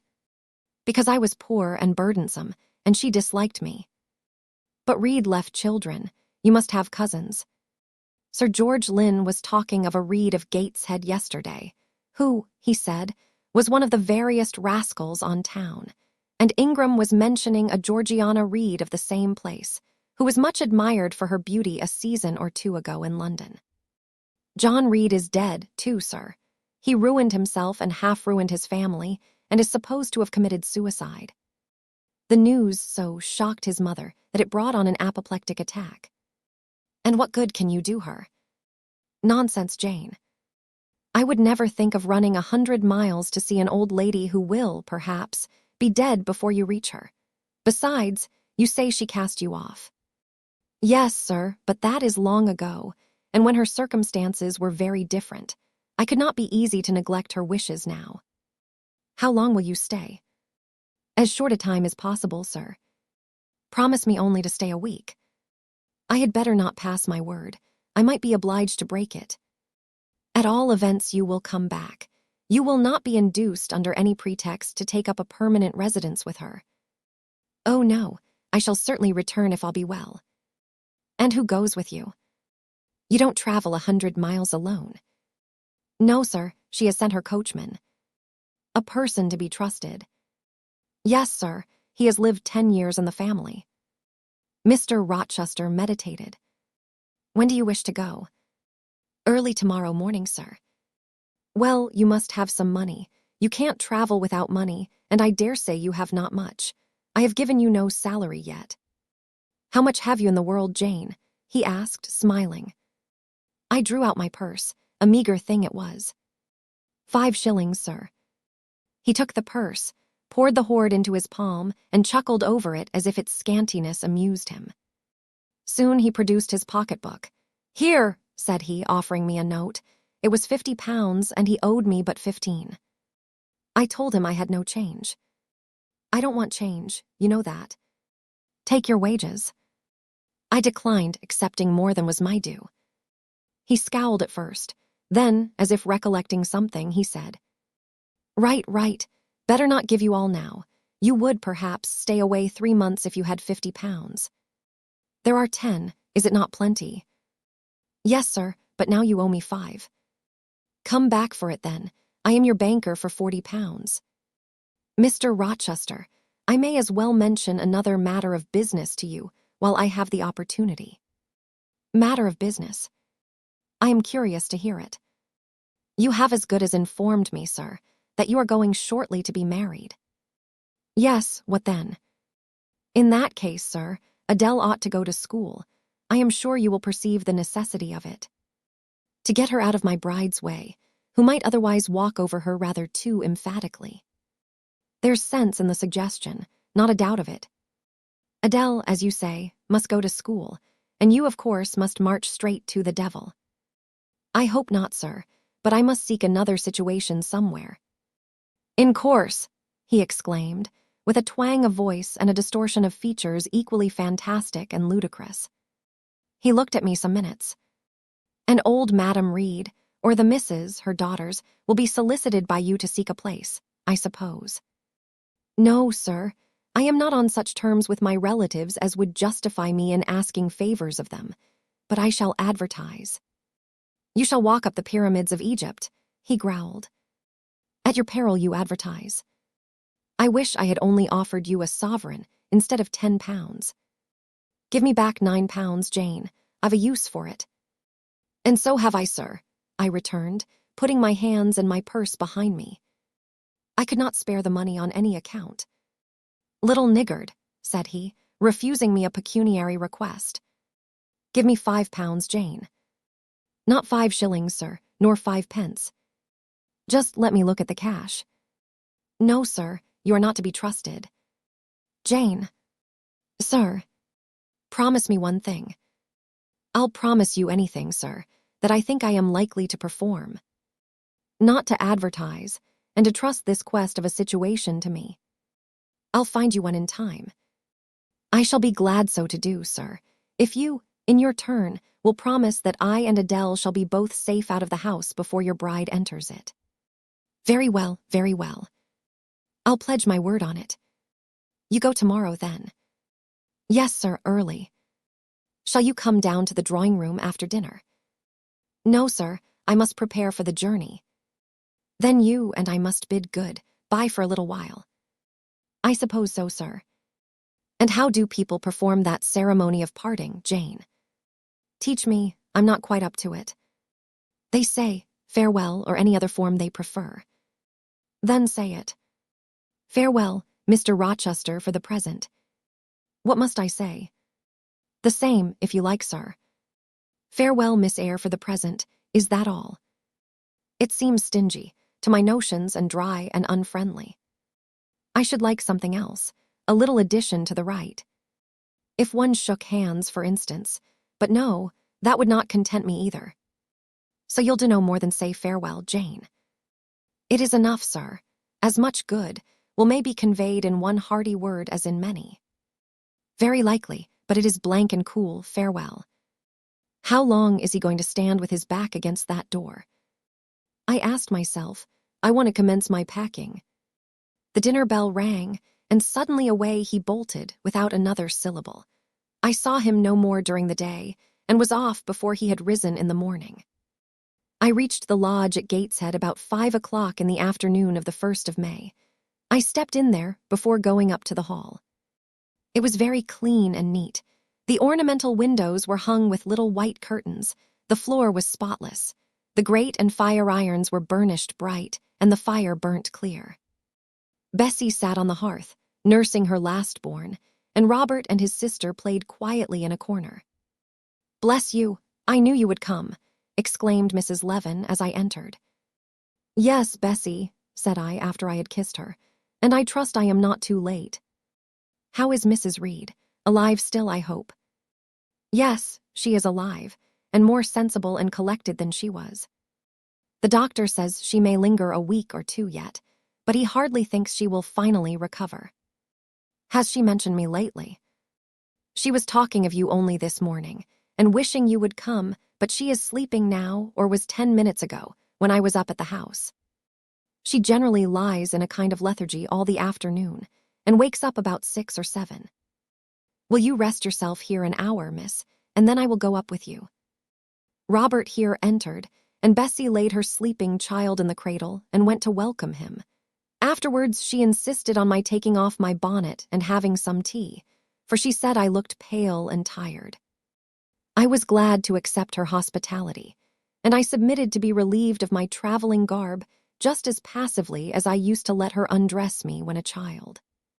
Old times crowded fast back on me as I watched her bustling about, setting out the tea tray with her best china, cutting bread and butter, toasting a tea cake, and between whiles giving little Robert or Jane an occasional tap or push, just as she used to give me in former days. Bessie had retained her quick temper, as well as her light foot and good looks. Tea ready, I was going to approach the table, but she desired me to sit still, quite in her old peremptory tones. "I must be served at the fireside," she said, and she placed before me a little round stand with my cup and a plate of toast, absolutely as she used to accommodate me with some privately purloined dainty on a nursery chair. And I smiled and obeyed her as in bygone days. She wanted to know if I was happy at Thornfield Hall, and what sort of a person the mistress was. And when I told her there was only a master, whether he was a nice gentleman, and if I liked him. I told her he was rather an ugly man, but quite a gentleman, and that he treated me kindly, and I was content. Then I went on to describe to her the gay company that had lately been staying at the house, and to these details Bessie listened with interest. They were precisely of the kind she relished. In such conversation an hour was soon gone. Bessie restored to me my bonnet and and accompanied by her, I quitted the lodge for the hall.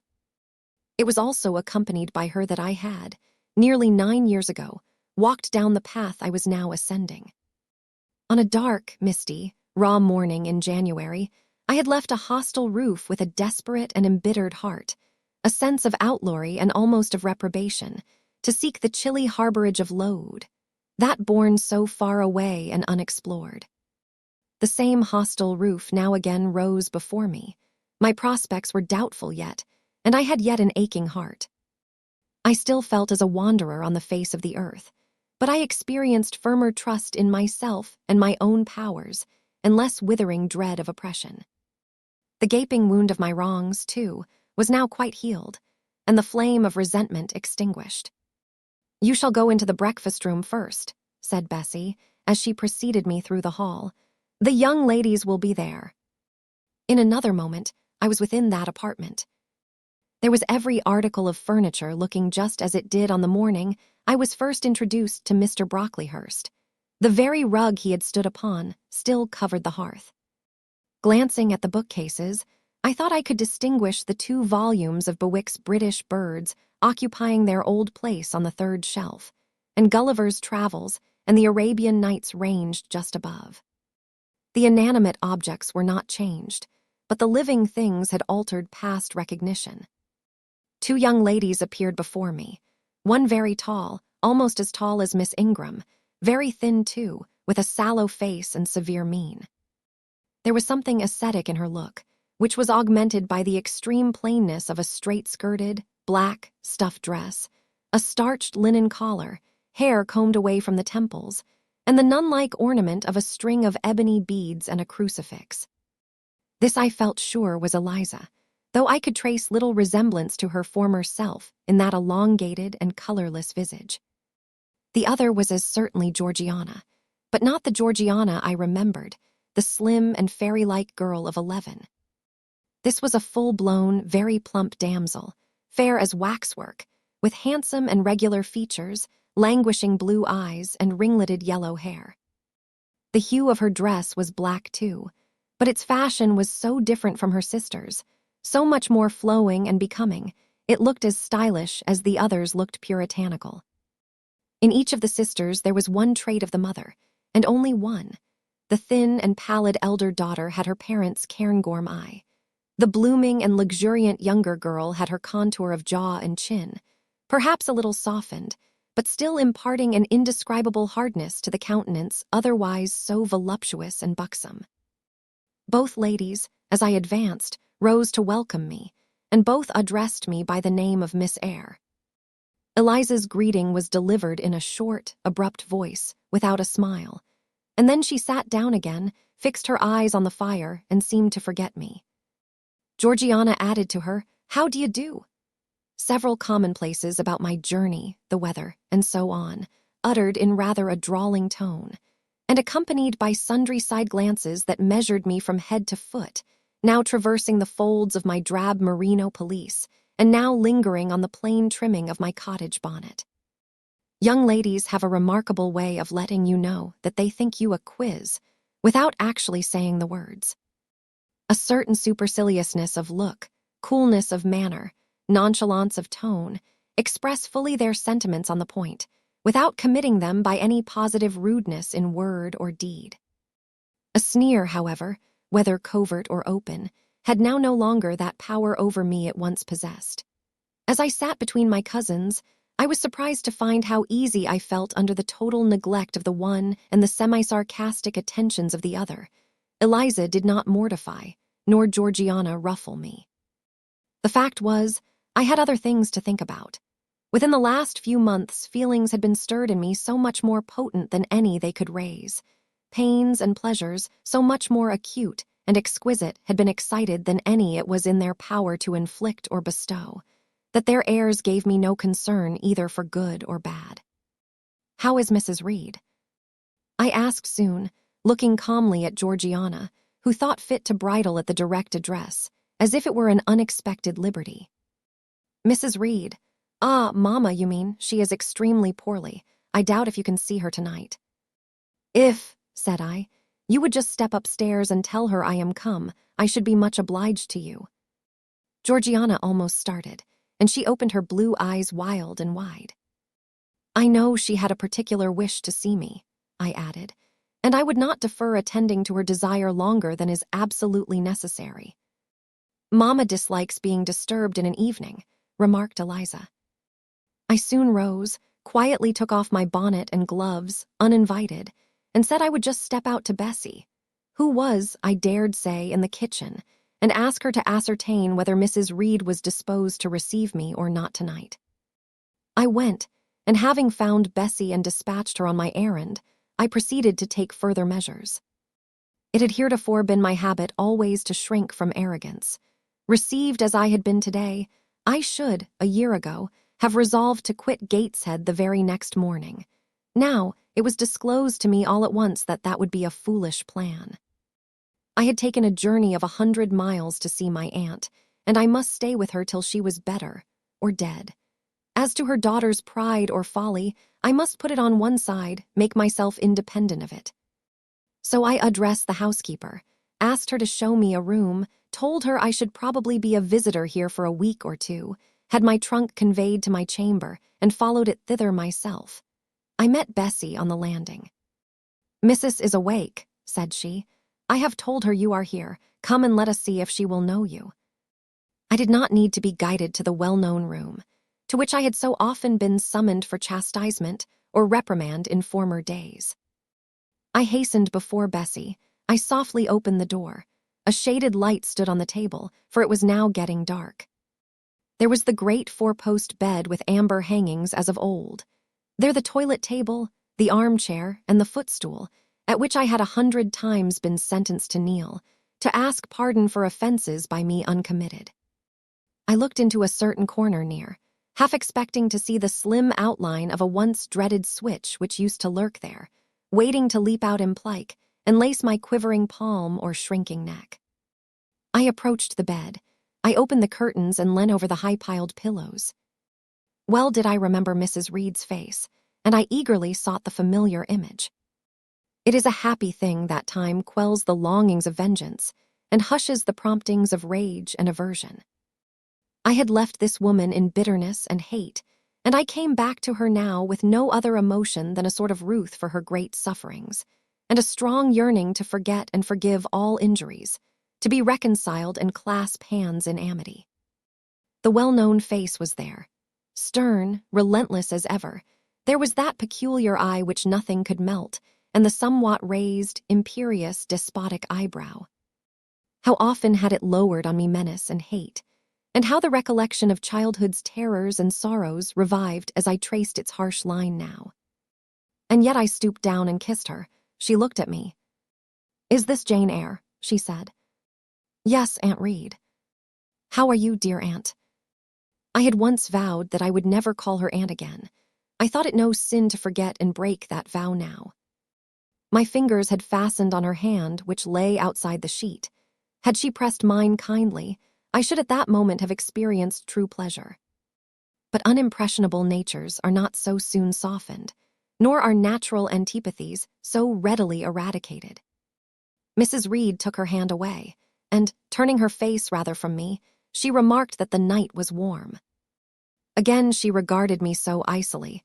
I felt at once that her opinion of me, her feeling towards me, was unchanged and unchangeable. I knew by her stony eye, opaque to tenderness, indissoluble to tears, that she was resolved to consider me bad to the last, because to believe me good would give her no generous pleasure, only a sense of mortification. I felt pain, and then I felt ire, and then I felt a determination to subdue her, to be her mistress in spite both of her nature and her will. My tears had risen, just as in childhood. I ordered them back to their source. I brought a chair to the bedhead. I sat down and leaned over the pillow. "You sent for me," I said, "and I am here, and it is my intention to stay till I see how you get on." "Oh, of course. You have seen my daughters. Well, you may tell them I wish you to stay till I can talk some things over with you I have on my mind. Tonight it is too late, and I have a difficulty in recalling them. But there was something I wished to say. Let me see." The wandering look and changed utterance told what wreck had taken place in her once vigorous frame. Turning restlessly, she drew the bedclothes round her. My elbow, resting on a corner of the quilt, fixed it down. She was at once irritated. "Sit up," said she. "Don't annoy me with holding the clothes fast." "Are you Jane Eyre?" "I am Jane Eyre.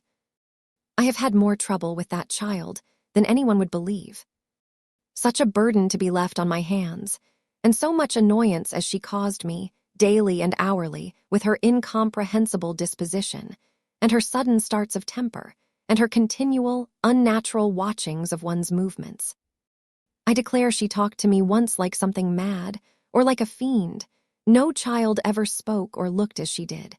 I was glad to get her away from the house." "What did they do with her at Lowood?" "The fever broke out there, and many of the pupils died.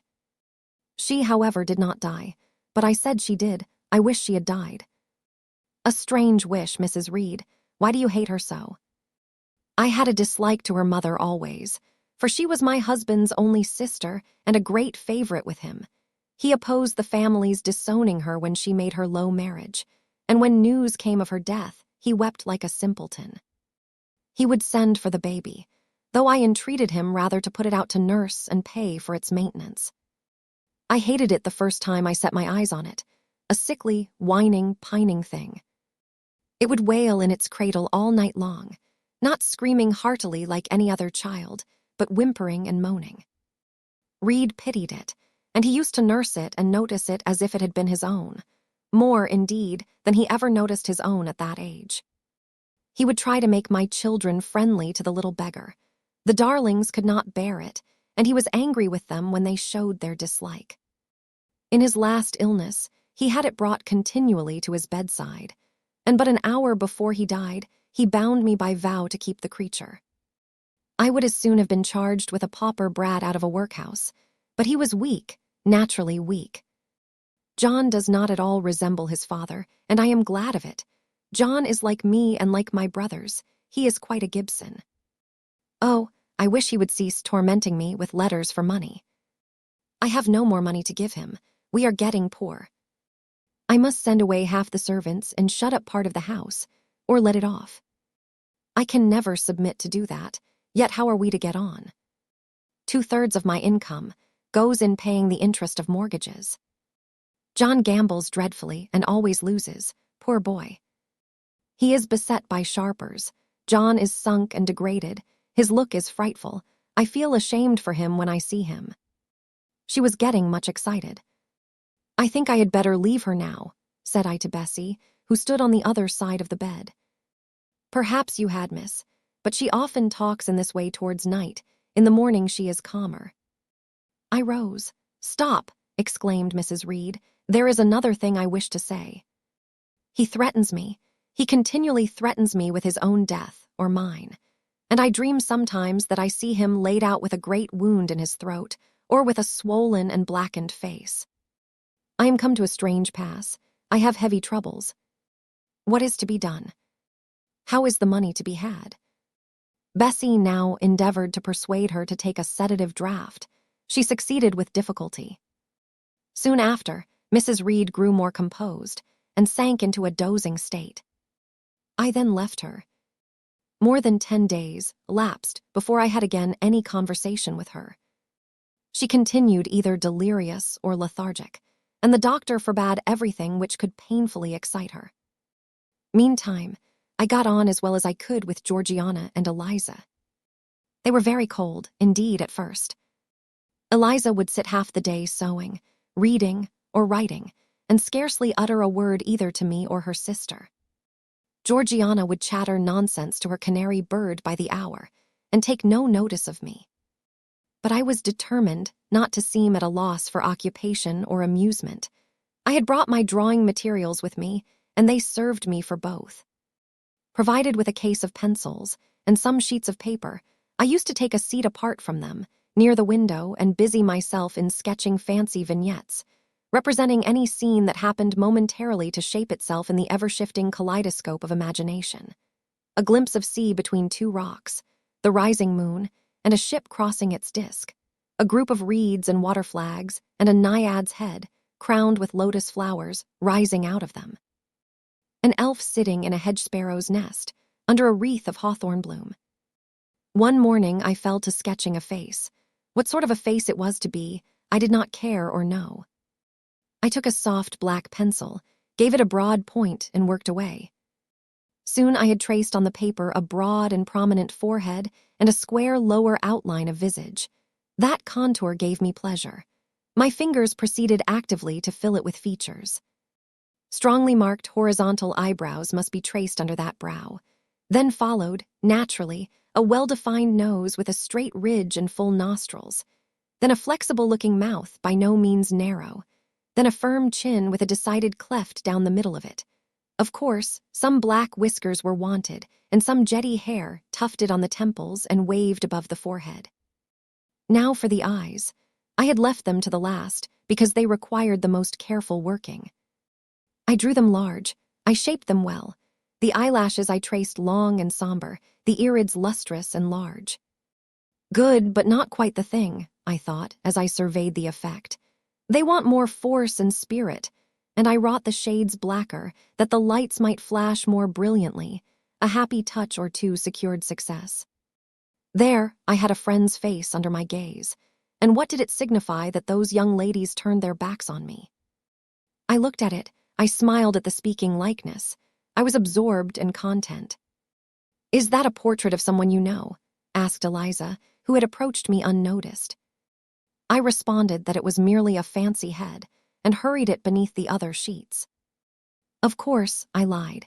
It was, in fact, a very faithful representation of Mr. Rochester. But what was that to her, or to anyone but myself? Georgiana also advanced to look. The other drawings pleased her much, but she called that an ugly man. They both seemed surprised at my skill. I offered to sketch their portraits, and each, in turn, sat for a pencil outline. Then Georgiana produced her album. I promised to contribute a watercolor drawing. This put her at once into good humor. She proposed a walk in the grounds. Before we had been out 2 hours, we were deep in a confidential conversation. She had favored me with a description of the brilliant winter she had spent in London 2 seasons ago, of the admiration she had there excited, the attention she had received, and I even got hints of the titled conquest she had made.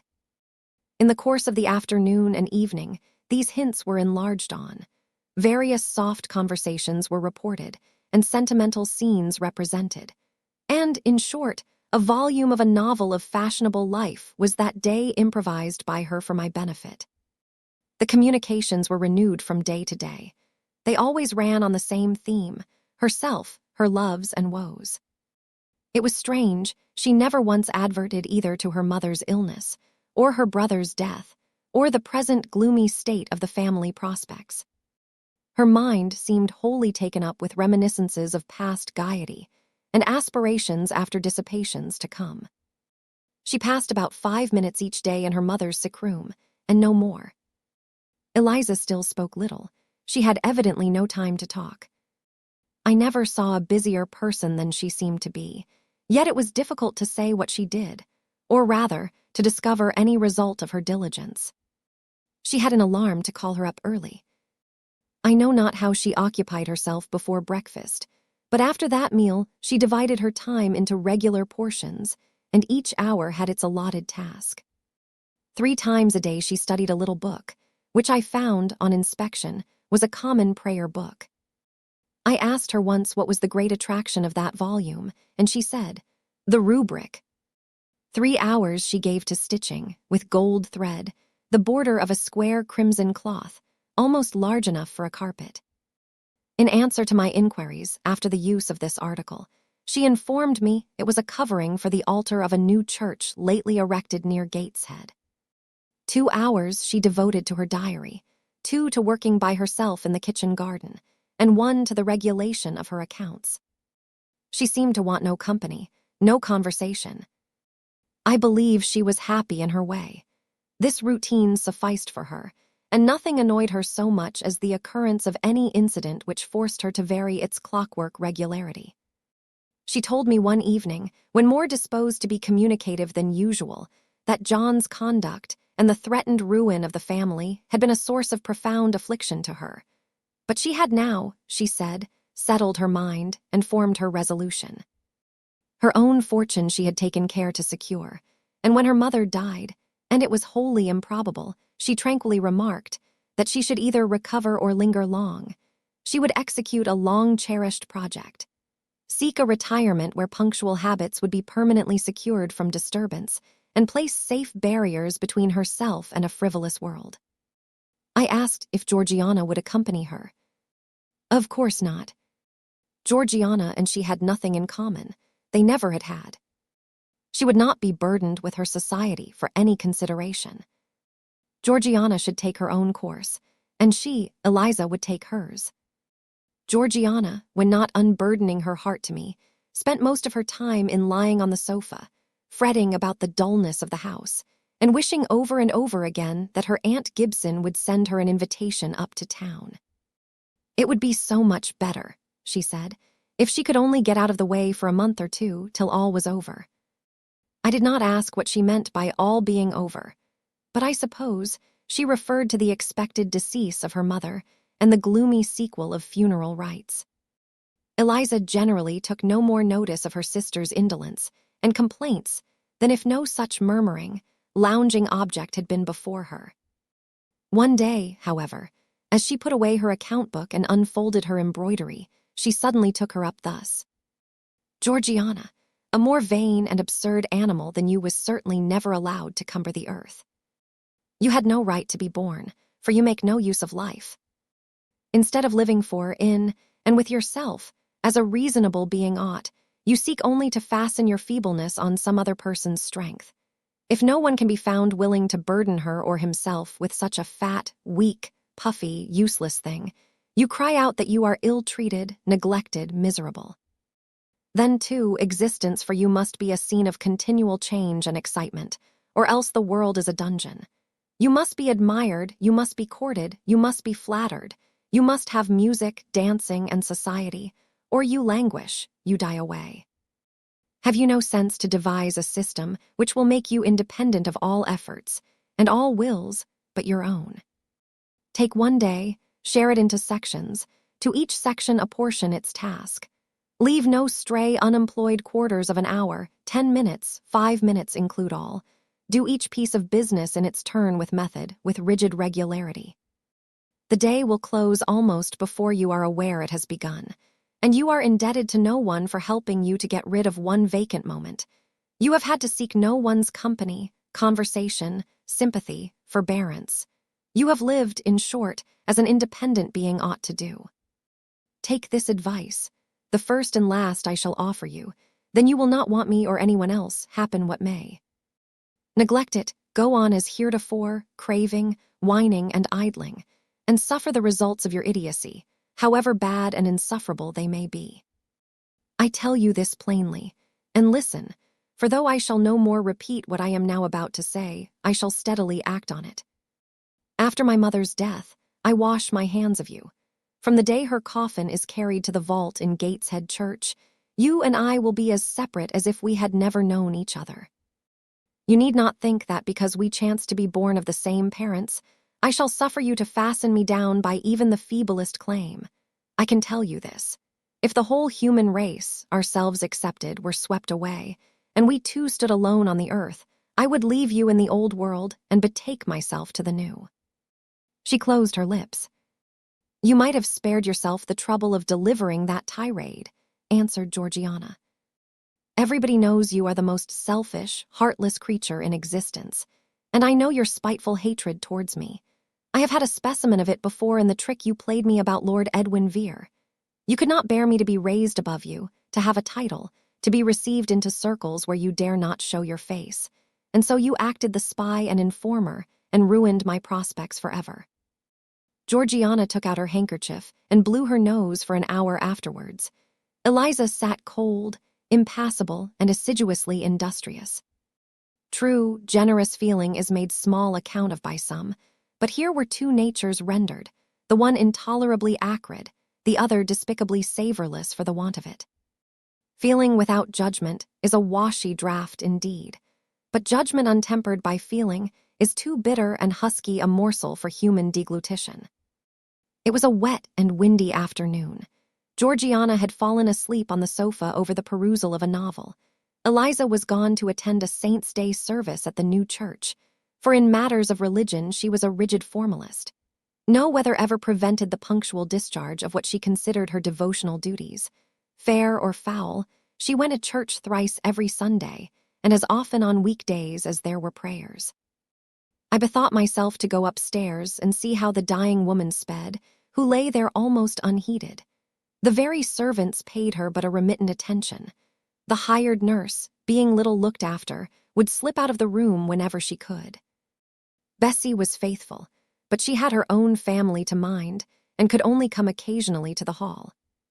I found the sick room unwatched, as I had expected. No nurse was there. The patient lay still and seemingly lethargic, her livid face sunk in the pillows. The fire was dying in the grate. I renewed the fuel, rearranged the bedclothes, gazed a while on her who could not now gaze on me, and then I moved away to the window. The rain beat strongly against the panes, the wind blew tempestuously. One lies there, I thought, who will soon be beyond the war of earthly elements.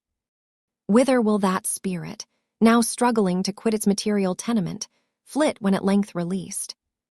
In pondering the great mystery, I thought of Helen Burns, recalled her dying words, her faith, her doctrine of the equality of disembodied souls. I was still listening in thought to her well-remembered tones, still picturing her pale and spiritual aspect, her wasted face and sublime gaze, as she lay on her placid deathbed, and whispered her longing to be restored to her divine father's bosom, when a feeble voice murmured from the couch behind. "Who is that?" I knew Mrs. Reed had not spoken for days. Was she reviving? I went up to her. "It is I, Aunt Reed." "Who I?" was her answer. "Who are you?" looking at me with surprise and a sort of alarm, but still not wildly. "You are quite a stranger to me. Where is Bessie?" "She is at the lodge, Aunt." "Aunt," she repeated. "Who calls me Aunt? You are not one of the Gibsons, and yet I know you. That face and the eyes and forehead are quite familiar to me. You are like Jane Eyre." I said nothing. I was afraid of occasioning some shock by declaring my identity. "Yet," said she, "I am afraid it is a mistake. My thoughts deceive me. I wish to see Jane Eyre, and I fancy a likeness where none exists. Besides, in 8 years she must be so changed." I now gently assured her that I was the person she supposed and desired me to be, and seeing that I was understood and that her senses were quite collected, I explained how Bessie had sent her husband to fetch me from Thornfield. "I am very ill, I know," she said ere long. "I was trying to turn myself a few minutes since, and find I cannot move a limb. It is as well I should ease my mind before I die. What we think little of in health burdens us at such an hour as the present is to me. Is the nurse here, or is there no one in the room but you?" I assured her we were alone. "Well, I have twice done you a wrong which I regret now. One was in breaking the promise which I gave my husband to bring you up as my own child. The other—" she stopped. "After all, it is of no great importance, perhaps," she murmured to herself. "And then I may get better, and to humble myself so to her is painful." She made an effort to alter her position, but failed. Her face changed. She seemed to experience some inward sensation, the precursor, perhaps, of the last pang. "Well, I must get it over. Eternity is before me. I had better tell her. Go to my dressing case, open it, and take out a letter you will see there." I obeyed her directions. "Read the letter," she said. It was short, and thus conceived. "M. Adam, will you have the goodness to send me the address of my niece, Jane Eyre, and to tell me how she is? It is my intention to write shortly, and desire her to come to me at Madeira. Providence has blessed my endeavors to secure a competency, and as I am unmarried and childless, I wish to adopt her during my life, and bequeath her at my death whatever I may have to leave. I am, Madam and C. Johnneyre, Madeira." It was dated 3 years back. "Why did I never hear of this?" I asked. "Because I disliked you too fixedly and thoroughly ever to lend a hand in lifting you to prosperity. I could not forget your conduct to me, Jane, the fury with which you once turned on me, the tone in which you declared you abhorred me the worst of anybody in the world, the unchildlike look and voice with which you affirmed that the very thought of me made you sick, and asserted that I had treated you with miserable cruelty. I could not forget my own sensations when you thus started up and poured out the venom of your mind. I felt fear as if an animal that I had struck or pushed had looked up at me with human eyes and cursed me in a man's voice. Bring me some water. Oh, make haste." "Dear Mrs. Reed," said I, as I offered her the draught she required, "think no more of all this. Let it pass away from your mind. Forgive me for my passionate language. I was a child then. 8-9 years have passed since that day." She heeded nothing of what I said, but when she had tasted the water and drawn breath, she went on thus. "I tell you I could not forget it, and I took my revenge. For you to be adopted by your uncle and placed in a state of ease and comfort was what I could not endure. I wrote to him. I said I was sorry for his disappointment, but Jane Eyre was dead. She had died of typhus fever at Lowood. Now act as you please. Write and contradict my assertion. Expose my falsehood as soon as you like. You were born, I think, to be my torment. My last hour is racked by the recollection of a deed which, but for you, I should never have been tempted to commit. If you could but be persuaded to think no more of it, Aunt, and to regard me with kindness and forgiveness. You have a very bad disposition, said she, and one to this day I feel it impossible to understand. How for 9 years you could be patient and quiescent under any treatment, and in the 10th break out all fire and violence, I can never comprehend. My disposition is not so bad as you think. I am passionate, but not vindictive. Many a time, as a little child, I should have been glad to love you if you would have let me, and I long earnestly to be reconciled to you now. Kiss me, Aunt. I approached my cheek to her lips. She would not touch it. She said I oppressed her by leaning over the bed, and again demanded water. As I laid her down, for I raised her and supported her on my arm while she drank, I covered her ice-cold and clammy hand with mine. The feeble fingers shrank from my touch, the glazing eyes shunned my gaze. Love me then, or hate me as you will, I said at last. You have my full and free forgiveness. Ask now for God and be at peace. Poor, suffering woman. It was too late for her to make now the effort to change her habitual frame of mind. Living, she had ever hated me. Dying, she must hate me still. The nurse now entered, and Bessie followed. I yet lingered half an hour longer, hoping to see some sign of amity, but she gave none. She was fast relapsing into stupor, nor did her mind again rally. At 12 o'clock that night she died. I was not present to close her eyes, nor were either of her daughters. They came to tell us the next morning that all was over. She was by that time laid out. Eliza and I went to look at her. Georgiana, who had burst out into loud weeping, said she dared not go. There was stretched Sarah Reed's once robust and active frame, rigid and still. Her eye of flint was covered with its cold lid. Her brow and strong traits wore yet the impress of her inexorable soul. A strange and solemn object was that corpse to me. I gazed on it with gloom and pain. Nothing soft, nothing sweet, nothing pitying or hopeful or subduing did it inspire. Only a grating anguish for her woes, not my loss, and a somber, tearless dismay at the fearfulness of death in such a form. Eliza surveyed her parent calmly. After a silence of some minutes, she observed, with her constitution, she should have lived to a good old age. Her life was shortened by trouble. And then a spasm constricted her mouth for an instant. As it passed away, she turned and left the room, and so did I. Neither of us had dropped a tear.